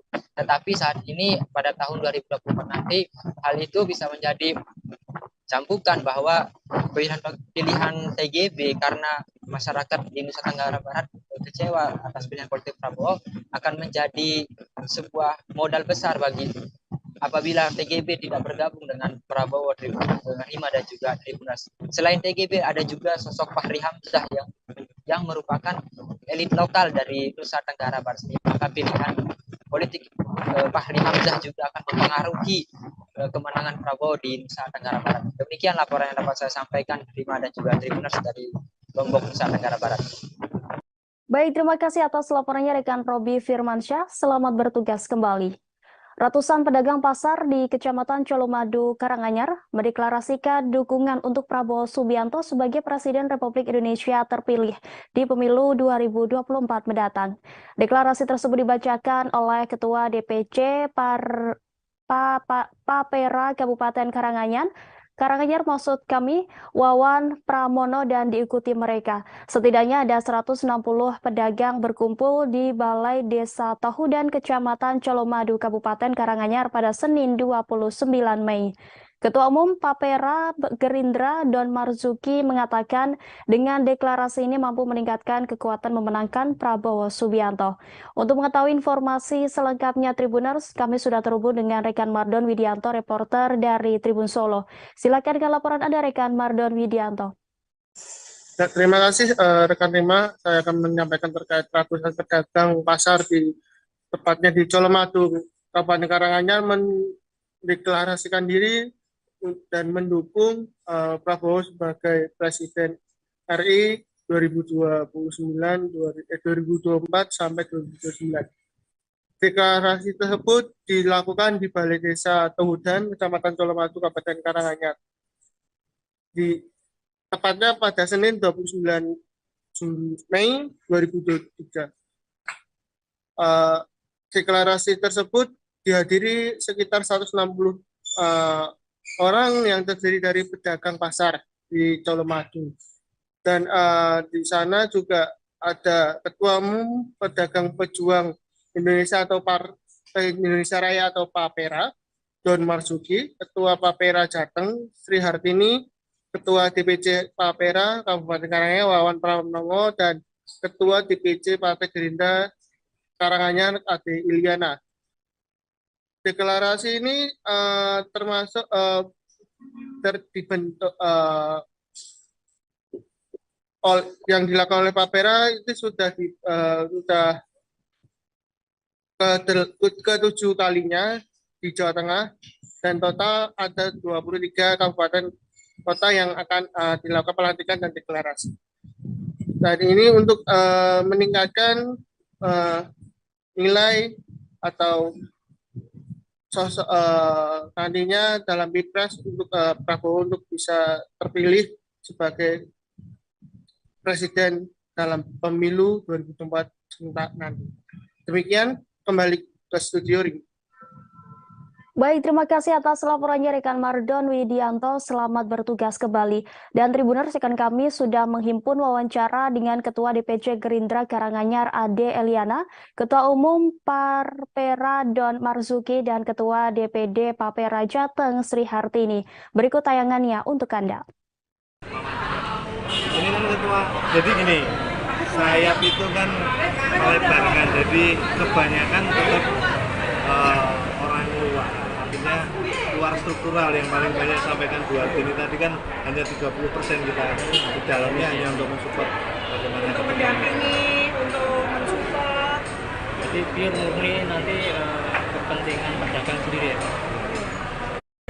Ini ada 35 kabupaten kota. Ini yang Papera sudah terbentuk itu sebetulnya sudah ada 23 kabupaten kota. Tapi yang sudah dikukuhkan itu baru ada 6-7 hari besok. Itu menyesuaikan jadwal aja antara DPP, DPD, dan DPC itu sinkron, jadi bisa semua. Karena pedagang ini kan harus selalu konsolidasi. Dan mau dilantik kan jangan sampai mengganggu pekerjaan mereka. Jadi harus dicari waktu yang tepat. Cuman masalah timing aja. Iya, waktu aja. Di Papera sendiri, apakah pengurusnya juga dari praktisi pedagang pasar sendiri atau elit politik? Ya, jadi Papera ini kami 30% itu ambil dari fraksi, kemudian sebagai monitoring, kemudian dari tokoh-tokoh masyarakat, kemudian yang 70% ini murni dari pedagang. Karena Pak Prabowo itu dulu dibesarkan oleh APSI, Asosiasi Pedagang Pasar Indonesia, kemudian dari teman-teman APSI ini mengajukan mempunyai aspirasi kepada Pak Prabowo untuk dibuatkan rumah yang anggota APSI tapi yang pro atau mendukung Pak Prabowo agar tidak tercampur dengan yang lainnya. Karena saya baru Partai Gerindra, setelah terbentuk kita 8 bulan ini, kita setiap minggu itu ada pelantikan. Setiap minggu kita turun ke pasar kan ada pelantikan. Dari 8 bulan ke belakang. Jadi kita baru 8 bulan ini ke sini. Nah, insya Allah kalau ditanya tentang stabilitas, mungkin ada efek dari Pak Prabowo sendiri sebagai Menhan, dan kita ini menyumbang sedikit. Kami tidak bisa bilang, oh kami ini Pak Pera ini menyumbang yang sangat besar. Kita Pak Prabowo tidak bisa. Karena beliau sendiri itu efek Pak Prabowo seperti biasa. Sering jalan dengan efek Pak Jokowi juga ada di Pak Prabowo, efek Pak Jokowi, dan efek kita pedagang juga ada. Jadi kami tidak bisa klaim kami semua itu tidak. Jadi alhamdulillah hari ini sudah kita lantik kawan-kawan. Ini semua adalah pedagang pasar hari ini hadir, dan kita berharap dari hari ini kita berkumpul 200-an lebih. Ke depan akan berlipat ganda. Kita target di sini di Karanganyar ada 10.000 anggota Papera yang akan bergabung bersama kita bersama Pak Prabowo. DPD Partai Keadilan Sejahtera atau PKS Kabupaten Pasir telah mendaftarkan 30 bacalek di Komisi Pemilihan Umum Kabupaten Pasir. PKS merupakan partai pertama yang menyerahkan dokumen fisik bakal calon legislatif ke KPU Pasir pada 8 Mei lalu. Ketua DPD PKS Pasir Fatur Rahman menyampaikan bahwa pileg nantinya pihaknya menargetkan mengisi semua dapil di Pasir. Guna mencapai target tersebut, setiap caleg di semua dapil akan dimaksimalkan dengan mengikuti pelatihan. Untuk mengetahui informasi selengkapnya, Tribuners, kami sudah terhubung dengan rekan Syaifullah Ibrahim, reporter dari Tribun Kaltim. Silakan dengan laporan Anda, rekan Syaifullah. Baik, rekan terima kasih. Untuk partai PKS dari 17 partai yang mengikuti pemilu di Kabupaten Pasir, PKS merupakan partai pertama yang mendaftarkan bacaleknya di KPU Kabupaten Pasir. Nah, untuk target dari DPD PKS Kabupaten Pasir itu menargetkan setiap dapil memiliki keterwakilan. Untuk mencapai target tersebut, setiap caleg di semua dapil akan dimaksimalkan dengan mengikuti pelatihan dan juga koordinasi di semua struktur dan memberikan dorongan semangat terkait dengan program-program yang akan diturunkan dari pusat, termasuk untuk para saksi saat pileg nantinya. Koordinasi dengan memperkuat koordinasi anggota yang ada di struktur PKS. Selain itu juga langkah yang akan dilakukan dengan memaksimalkan kerja-kerja para bacalek yang sudah ikut di PKS persiapan di pemilu 2024. Untuk dapil di Kabupaten Pasir sendiri terdapat 4 dapil, yaitu dapil 1 itu meliputi Kecamatan Tanah Grogot, kemudian dapil 2 Kecamatan Batu Sopang, Muara Komam, Muara Samu dan Kuaro, dan dapil 3 itu Kecamatan Longkali dan Long Ikis, dan dapil terakhir atau keempat itu Kecamatan Pasir Blengkong dan Batu Engau dan Tanjung Harapan. Sekian rekan, terima. Baik, terima kasih atas laporannya rekan Syaifullah Ibrahim. Selamat bertugas kembali.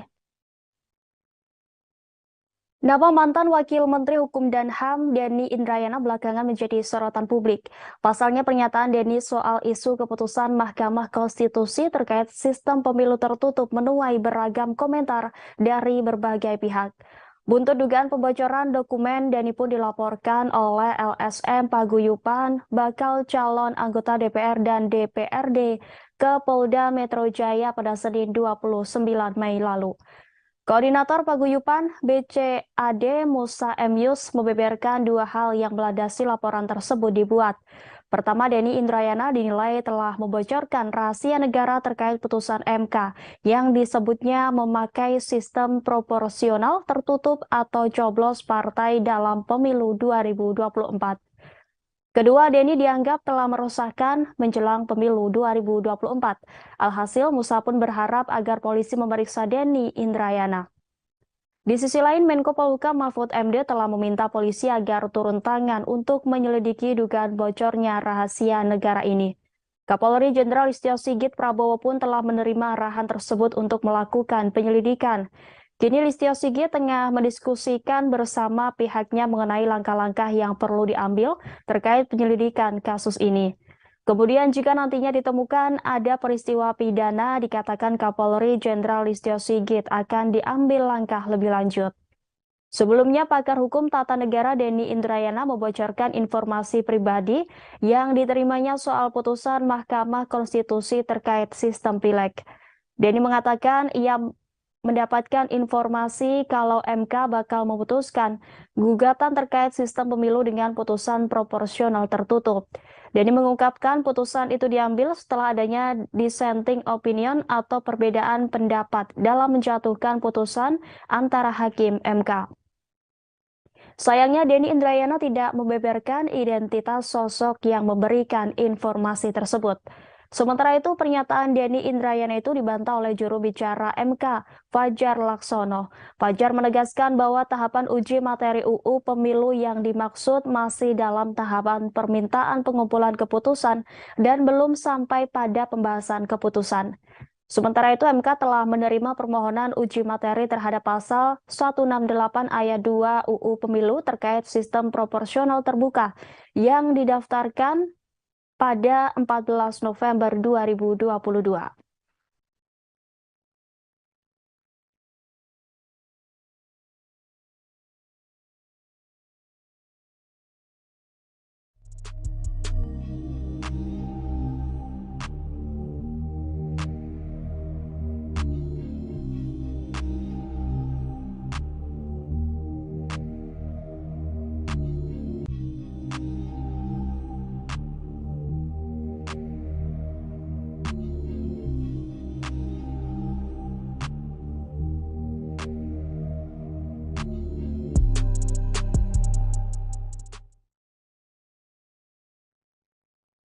Ex-Wakil Menteri Hukum dan HAM Denny Indrayana memberikan tanggapan setelah dilaporkan polisi buntut pernyataannya soal isu MK memutuskan sistem pemilu tertutup. Denny menegaskan isu MK memutuskan sistem pemilu tertutup bukanlah bentuk pembocoran rahasia negara. Hal tersebut lantaran dirinya memahami untuk tidak masuk dalam wilayah delik pidana maupun pelanggaran etika. Sebagai seorang lawyer, Denny pun menegaskan akan selalu menjaga integritas dan moralitas. Demikian disampaikan Denny melalui siaran pers yang diunggah di akun Twitter pribadinya pada Selasa 30 Mei. Di sisi lain, Denny menegaskan informasi terkait putusan sistem pemilu tertutup bukanlah didapatnya dari lingkungan MK atau hakim MK, sehingga menurutnya pemeriksaan dari lingkungan Mahkamah Konstitusi akan sia-sia. Denny pun menjelaskan lebih lanjut terkait cuitannya soal isu MK memutuskan sistem pemilu tertutup. Dia mengatakan tidak ada pilihan kata bocoran dalam cuitannya tersebut, tetapi kata yang dipilihnya adalah mendapatkan informasi. Selain itu, Denny mengatakan dirinya tidak menuliskan MK telah memutuskan sistem pemilu tertutup, tetapi baru akan diputuskan. Tidak hanya itu, Denny juga meluruskan terkait cuitan Menko Polhukam Mahfud MD yang menyebut informasi yang diterimanya adalah terbukti kebenarannya atau A1. Menurutnya, frasa A1 yang dipilih Mahfud MD mengandung makna rahasia, sehingga dirinya lebih memilih frasa orang yang sangat dipercaya kredibilitasnya. Denny pun percaya diri bahwa informasi yang diperolehnya terkait sistem pemilu tertutup layak dipercaya. Hal ini pun membuat dirinya merasa patut untuk melontarkan ke publik. Sebelumnya diberitakan buntut pernyataan Denny pun dilaporkan ke Polda Metro Jaya oleh LSM Paguyuban bakal calon anggota DPR dan DPRD atau BCAD pada Senin 29 Mei. Koordinator Paguyuban BCAD Musa M. Yus menjelaskan ada dua hal yang melandasi laporan tersebut dibuat. Pertama, Denny Indrayana dinilai telah membocorkan rahasia negara terkait putusan MK yang disebutnya memakai sistem proporsional tertutup atau coblos partai dalam pemilu 2024. Kemudian kedua, Denny dianggap telah meresahkan menjelang pemilu 2024.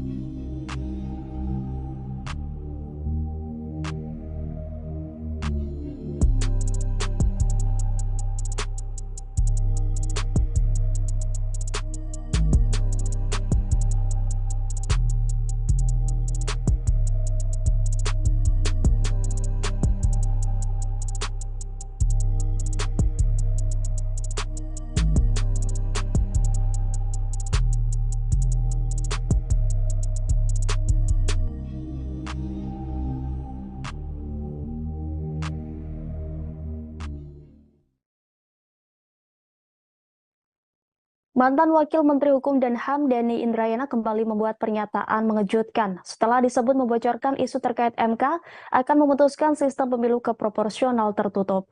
Kali ini Denny mengaku mendapat informasi jika Hakim Mahkamah Agung Republik Indonesia bakal mengabulkan peninjauan kembali yang dilayangkan oleh Muldoko terkait kepengurusan DPP Partai Demokrat yang diketuai Agus Harimurti Yudhoyono. Melalui cuitannya di akun Twitter pribadinya pada Senin 29 Mei, Denny berharap informasi yang didapatkan dari sumber yang dipercayai itu tidak akan terjadi. Denny meminjam istilah dari politisi P3 Romah Hurmuzi yang menjabat sebagai Kepala Staf Presiden Muldoko mencopet Partai Demokrat. Meski demikian, ia berharap soal dugaan pencopetan Partai Demokrat oleh Kepala Staf Presiden Muldoko melalui PK di Mahkamah Konstitusi tidak terjadi. Sebab jika ternyata Mahkamah Agung benar mengabulkan PK dari Muldoko itu, maka hal tersebut akan mencerminkan buruknya demokrasi Indonesia. Pernyataan Denny itu dilandasi karena menurutnya putusan MA itu nantinya akan merupakan arahan dari istana. Pasalnya, kata dia, tujuan dari hal tersebut adalah untuk menjegal atau menggagalkan pencapresan Anies Baswedan. Sebelumnya, Ketua Majelis Tinggi Partai Demokrat Bambang Sulistyo Yudhoyono Susilo Bambang Yudhoyono khawatir Partai Demokrat akan diambil alih KSP Muldoko lewat upaya peninjauan kembali atau PK di Mahkamah Agung. Hal itu merespons pernyataan pakar hukum tata negara Denny Indrayana soal pengambil alihan Partai Demokrat oleh Muldoko lewat upaya peninjauan kembali atau PK di Mahkamah Agung.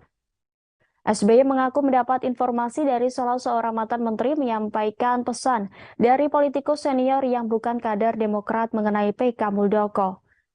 Mantan Presiden Republik Indonesia ini berpendapat bahwa secara akal sehat sulit diterima jika PK Muldoko dikabulkan Mahkamah Agung karena sudah 16 kali kalah di pengadilan. SBY pun berharap agar pemegang kekuasaan tetap amanah, tegakkan kebenaran dan keadilan. Selain itu, SBY juga mengimbau kader Partai Demokrat di seluruh tanah air agar mengikuti perkembangan PK Muldoko dan selalu mengikuti petunjuk Ketua Umum Agus Harimurti Yudhoyono.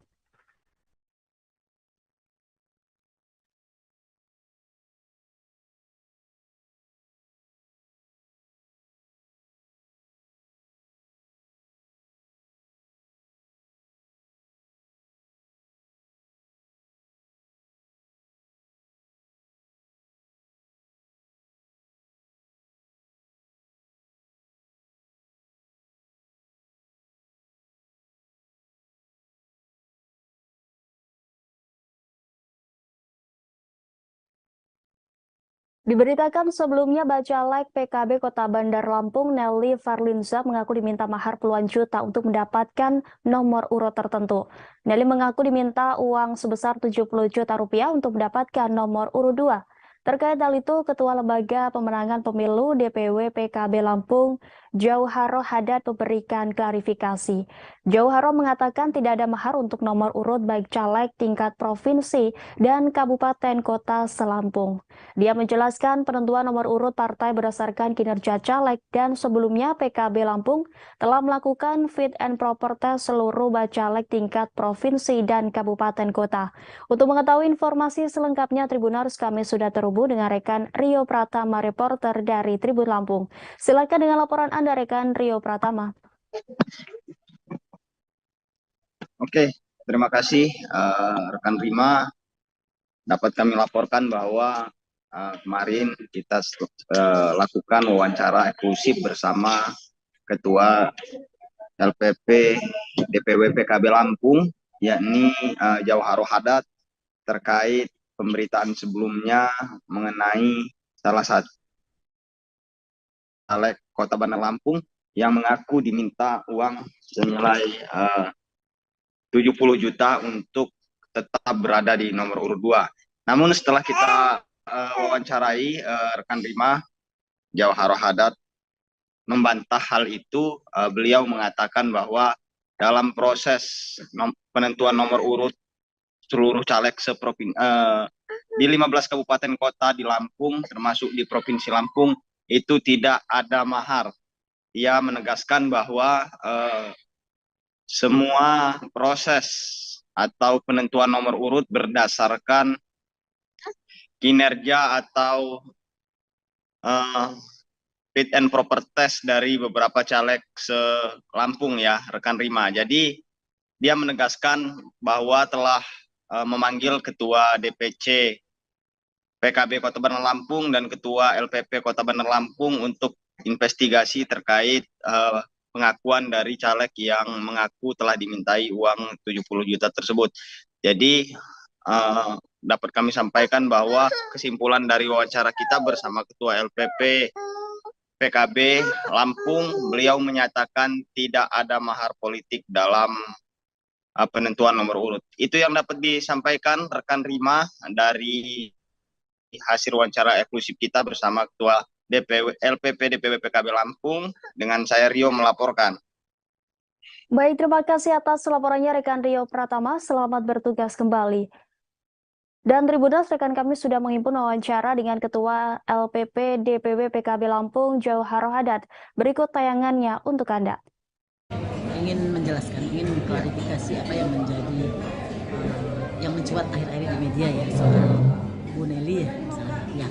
Jadi memang ada mekanisme partai yang kita lalui yang dilakukan oleh DPW PKB, mulai dari penjaringan caleg sampai dengan fit and proper test, itu kita lakukan semua. Setelah itu ada beberapa penilaian lanjutan terhadap kinerja bacalek yang bersangkutan, karena semua bacalek itu kan ada rekam jejak ya. Yeah. Setelah kita mengetahui seperti itu, baru kita mungkin lihat peringkatnya, kira-kira pasnya masuk di nomor berapa, nomor urut berapa. Karena memang semua penilaian dari situ. Untuk yang dijelaskan oleh Mbak Nelly, saya kira itu sama sekali tidak ada. Apa yang dituduhkan itu tidak ada. Karena saya sudah memanggil LPP DPC Kota Bandar Lampung sama Ketua DPC-nya. Kita investigasi juga ke tim yang di DPC, ternyata itu tidak ditemukan dan tidak ada sama sekali pembahasan kita soal untuk penempatan nomor urut berapapun itu memakai mahar atau uang, itu tidak ada. Saya pastikan bahwa di DPC PKB Kota Bandar Lampung maupun yang lainnya yang ada di Provinsi Lampung itu tidak ada. Begitu juga kita provinsi, tidak ada yang memakai uang dalam rangka untuk menentukan nomor urut. Saya pastikan bahwa itu tidak ada. Jadi mekanisme yang telah ditetapkan partai itu yang menjadi aturan kita, itu harus. Agus Harimurti Yudhoyono diprediksi akan mengalami bencana politik. Hal itu akan terjadi jika benar PK Demokrat kubu Muldoko dikabulkan oleh Mahkamah Agung.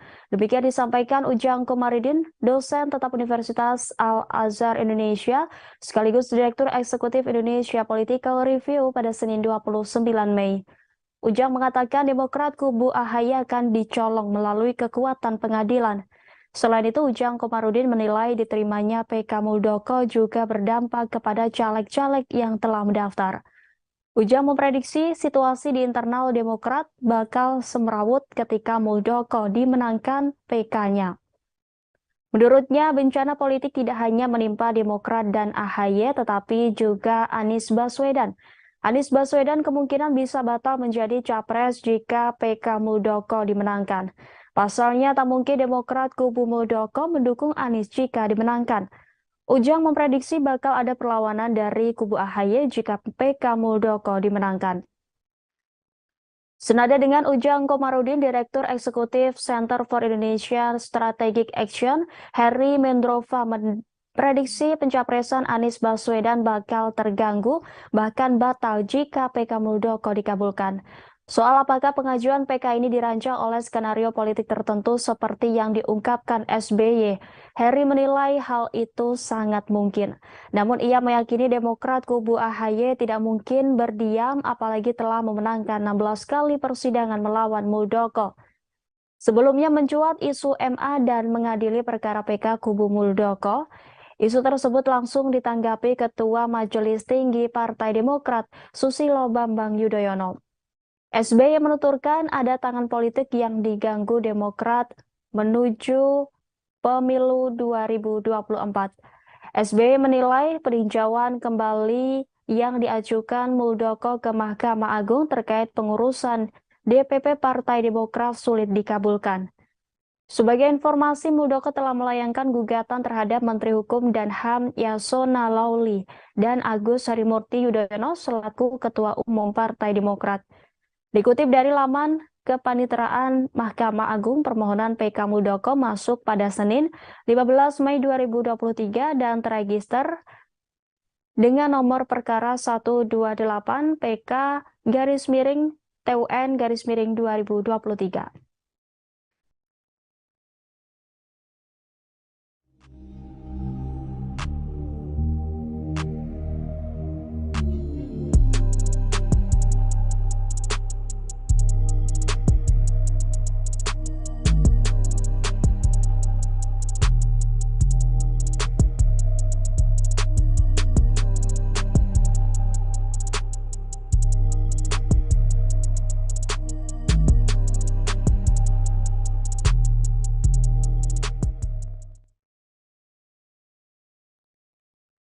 Sejumlah tokoh masyarakat, guru besar, dan akademisi yang tergabung dalam Forum Kalimantan Bangkit menggelar diskusi di Banjarmasin pada Senin 29 Mei.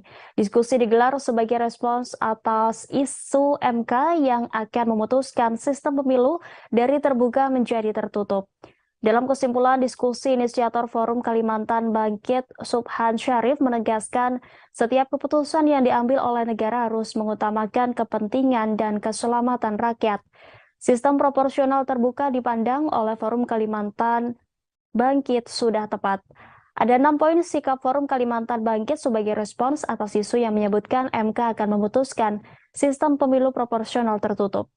Untuk mengetahui informasi selengkapnya, Tribuners, kami sudah terhubung langsung dengan rekan Eka Pratiwi, reporter dari Banjarmasin Pos. Silakan dengan laporan Anda, rekan Eka Pratiwi. Iya, terima kasih, Rima. Halo Tribuners, saya melaporkan dari Banjarmasin. Forum Kalimantan Bangkit tadi malam melaksanakan diskusi bersama. Jadi Forum Kalimantan Bangkit ini berisikan para tokoh di mana ada guru besar, juga akademisi yang ada di Kalimantan Selatan. Mereka membahas terkait adanya isu yang menjadikan pada pemilu legislatif mendatang dari terbuka menjadi tertutup. Ada 6 poin sikap Forum Kalimantan Bangkit sebagai respon, yakni Forum Kalimantan Bangkit tetap mendorong proporsional terbuka dan tetap dilaksanakan seperti pemilu sebelumnya, yakni pada tahun 2019. Kemudian Forum Kalimantan Bangkit siap menggugat MK jika kemudian diputuskan dengan sistem proporsional tertutup. Tak hanya itu, juga mereka dalam pembahasan tadi malam juga akan terus melakukan kajian terkait sistem pemilu di Indonesia. Kemudian Forum Kalimantan Bangkit juga akan terus mengawal pemilu 2024 agar berlangsung jujur dan adil.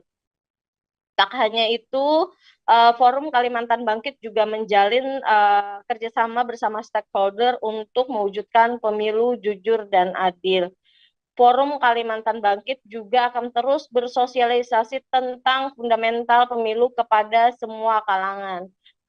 Jadi Tribuners, dalam pembahasan tadi malam ada 11 tokoh masyarakat, guru besar dan juga akademisi yang ada di Kalimantan yang membahas terkait rencana pelaksanaan pileg secara proporsional tertutup. Jadi ada beberapa akademisi yang menganggap bahwa ini tidak perlu dilakukan. Artinya mereka beranggapan bahwa lebih mengedepankan pelaksanaan pemilu terbuka pada 2019 lalu. Kemudian dari tanggapan inisiator Forum Kalimantan Bangkit, Martinus menilai jika tidak ada urgensi terhadap perubahan sistem pemilu dari yang awalnya terbuka menjadi tertutup.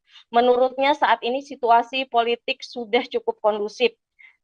partai dan KPU serta masyarakat sudah mempersiapkan diri dengan sistem proporsional terbuka. Ia khawatir jika terjadi perubahan sistem di tengah jalan ada terjadi kekacauan politik.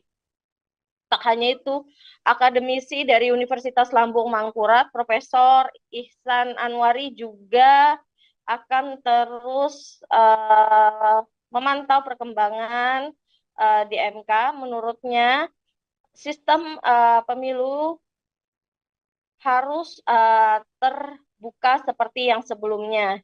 Ia juga berkekhawatiran akan ada kekacauan politik pada 2024 jika dilaksanakan secara tertutup. Apalagi ia menilai ada fakta kematian para KPPS pada saat pemilu 2019.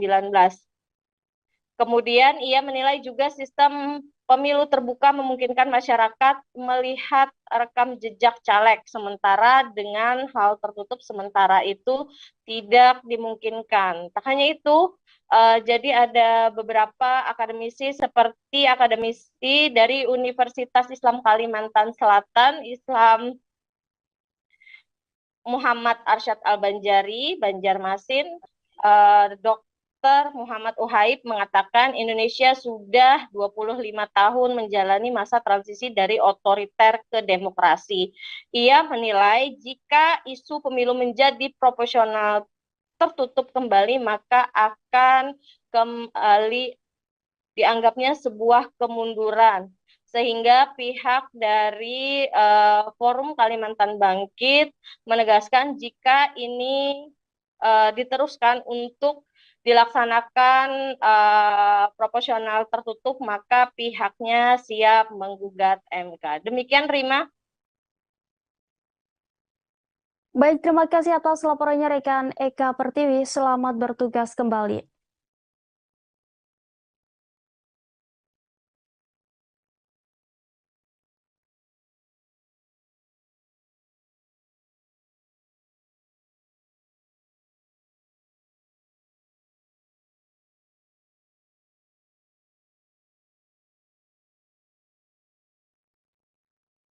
Presiden Joko Widodo akhirnya menanggapi kritikan yang pernah dilontarkan Ketua Umum Nasdem, Surya Paloh, soal cawe-cawe jelang Pilpres 2024.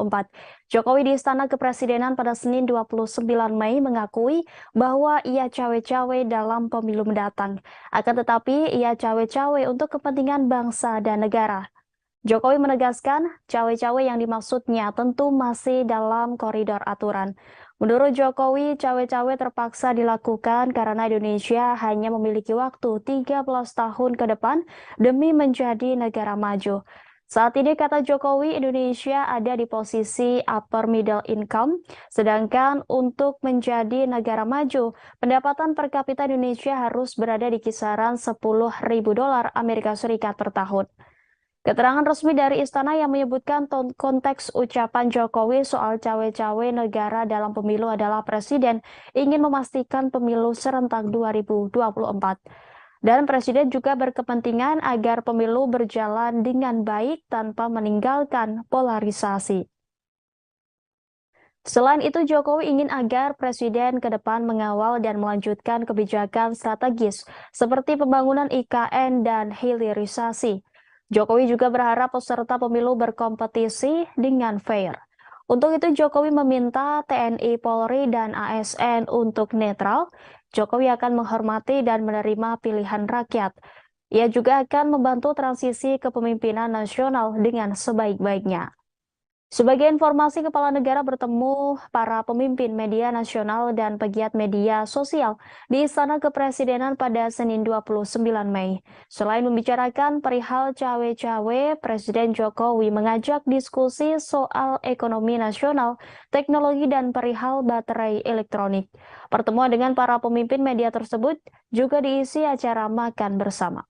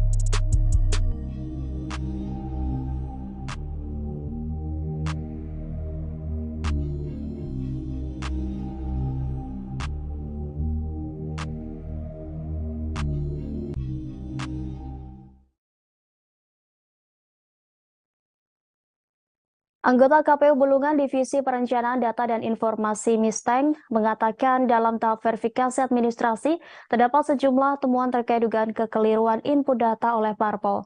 Tidak hanya dugaan kekeliruan saat input data di silon, Misteng mengatakan lembaganya juga menemukan indikasi kegandaan. Menurut dia, setidaknya terdapat 6 orang bacalek yang terindikasi ganda. Meskipun tidak merinci parpol dan bacalek yang dimaksud, Misteng mengatakan indikasi ganda tersebut karena bacalek terdaftar di 2 dapil ataupun ganda karena terdaftar di lebih dari 1 parpol. Gerakan politik bakal calon presiden terus dilakukan, salah satunya pertemuan bakal calon presiden Partai Gerindra Prabowo Subianto yang bertemu Wali Kota Solo Gibran Rakabuming Raka beberapa waktu lalu. Pertemuan ini memunculkan wacana Prabowo akan berpasangan dengan Gibran yang juga sebagai kader Partai Demokrasi Indonesia Perjuangan atau PDIP. Menanggapi wacana tersebut, pengamat politik yang juga Direktur Makara Strategi Mataram Bayu Satria Utama menyebut itu sebagai manuver politik. Lebih lanjut, Bayu mengatakan itu merupakan strategi politik yang dibangun untuk merebut perhatian publik dan membangun opini agar menjadi sebuah pembicaraan saat ini. Menurutnya, untuk memasangkan 2 tokoh ini sebagai calon presiden dan wakil presiden sangat kecil kemungkinan. Hal ini dikarenakan Gibran merupakan kader potensial yang dimiliki PDIP saat ini. Informasi selengkapnya akan disampaikan rekan Robi Firmansyah, reporter dari Tribun Lombok yang sudah terhubung dengan kami. Silakan dengan laporan Anda, rekan Robi. Baik, terima kasih Rima dan juga Tribuners. Memang benar wacana terkait dengan mencocokkan Ganjar dengan pencalonan Prabowo sebagai bakal calon presiden dari Partai Gerindra dengan pertemuannya dengan salah satu kader yang juga kader PDIP yang juga Wali Kota Solo Gibran Rakabuming Raka mencuat ke publik. Hal ini menyita perhatian salah satunya Direktur Makara Strategi Kota Mataram Bayu Satria Utama. Menurut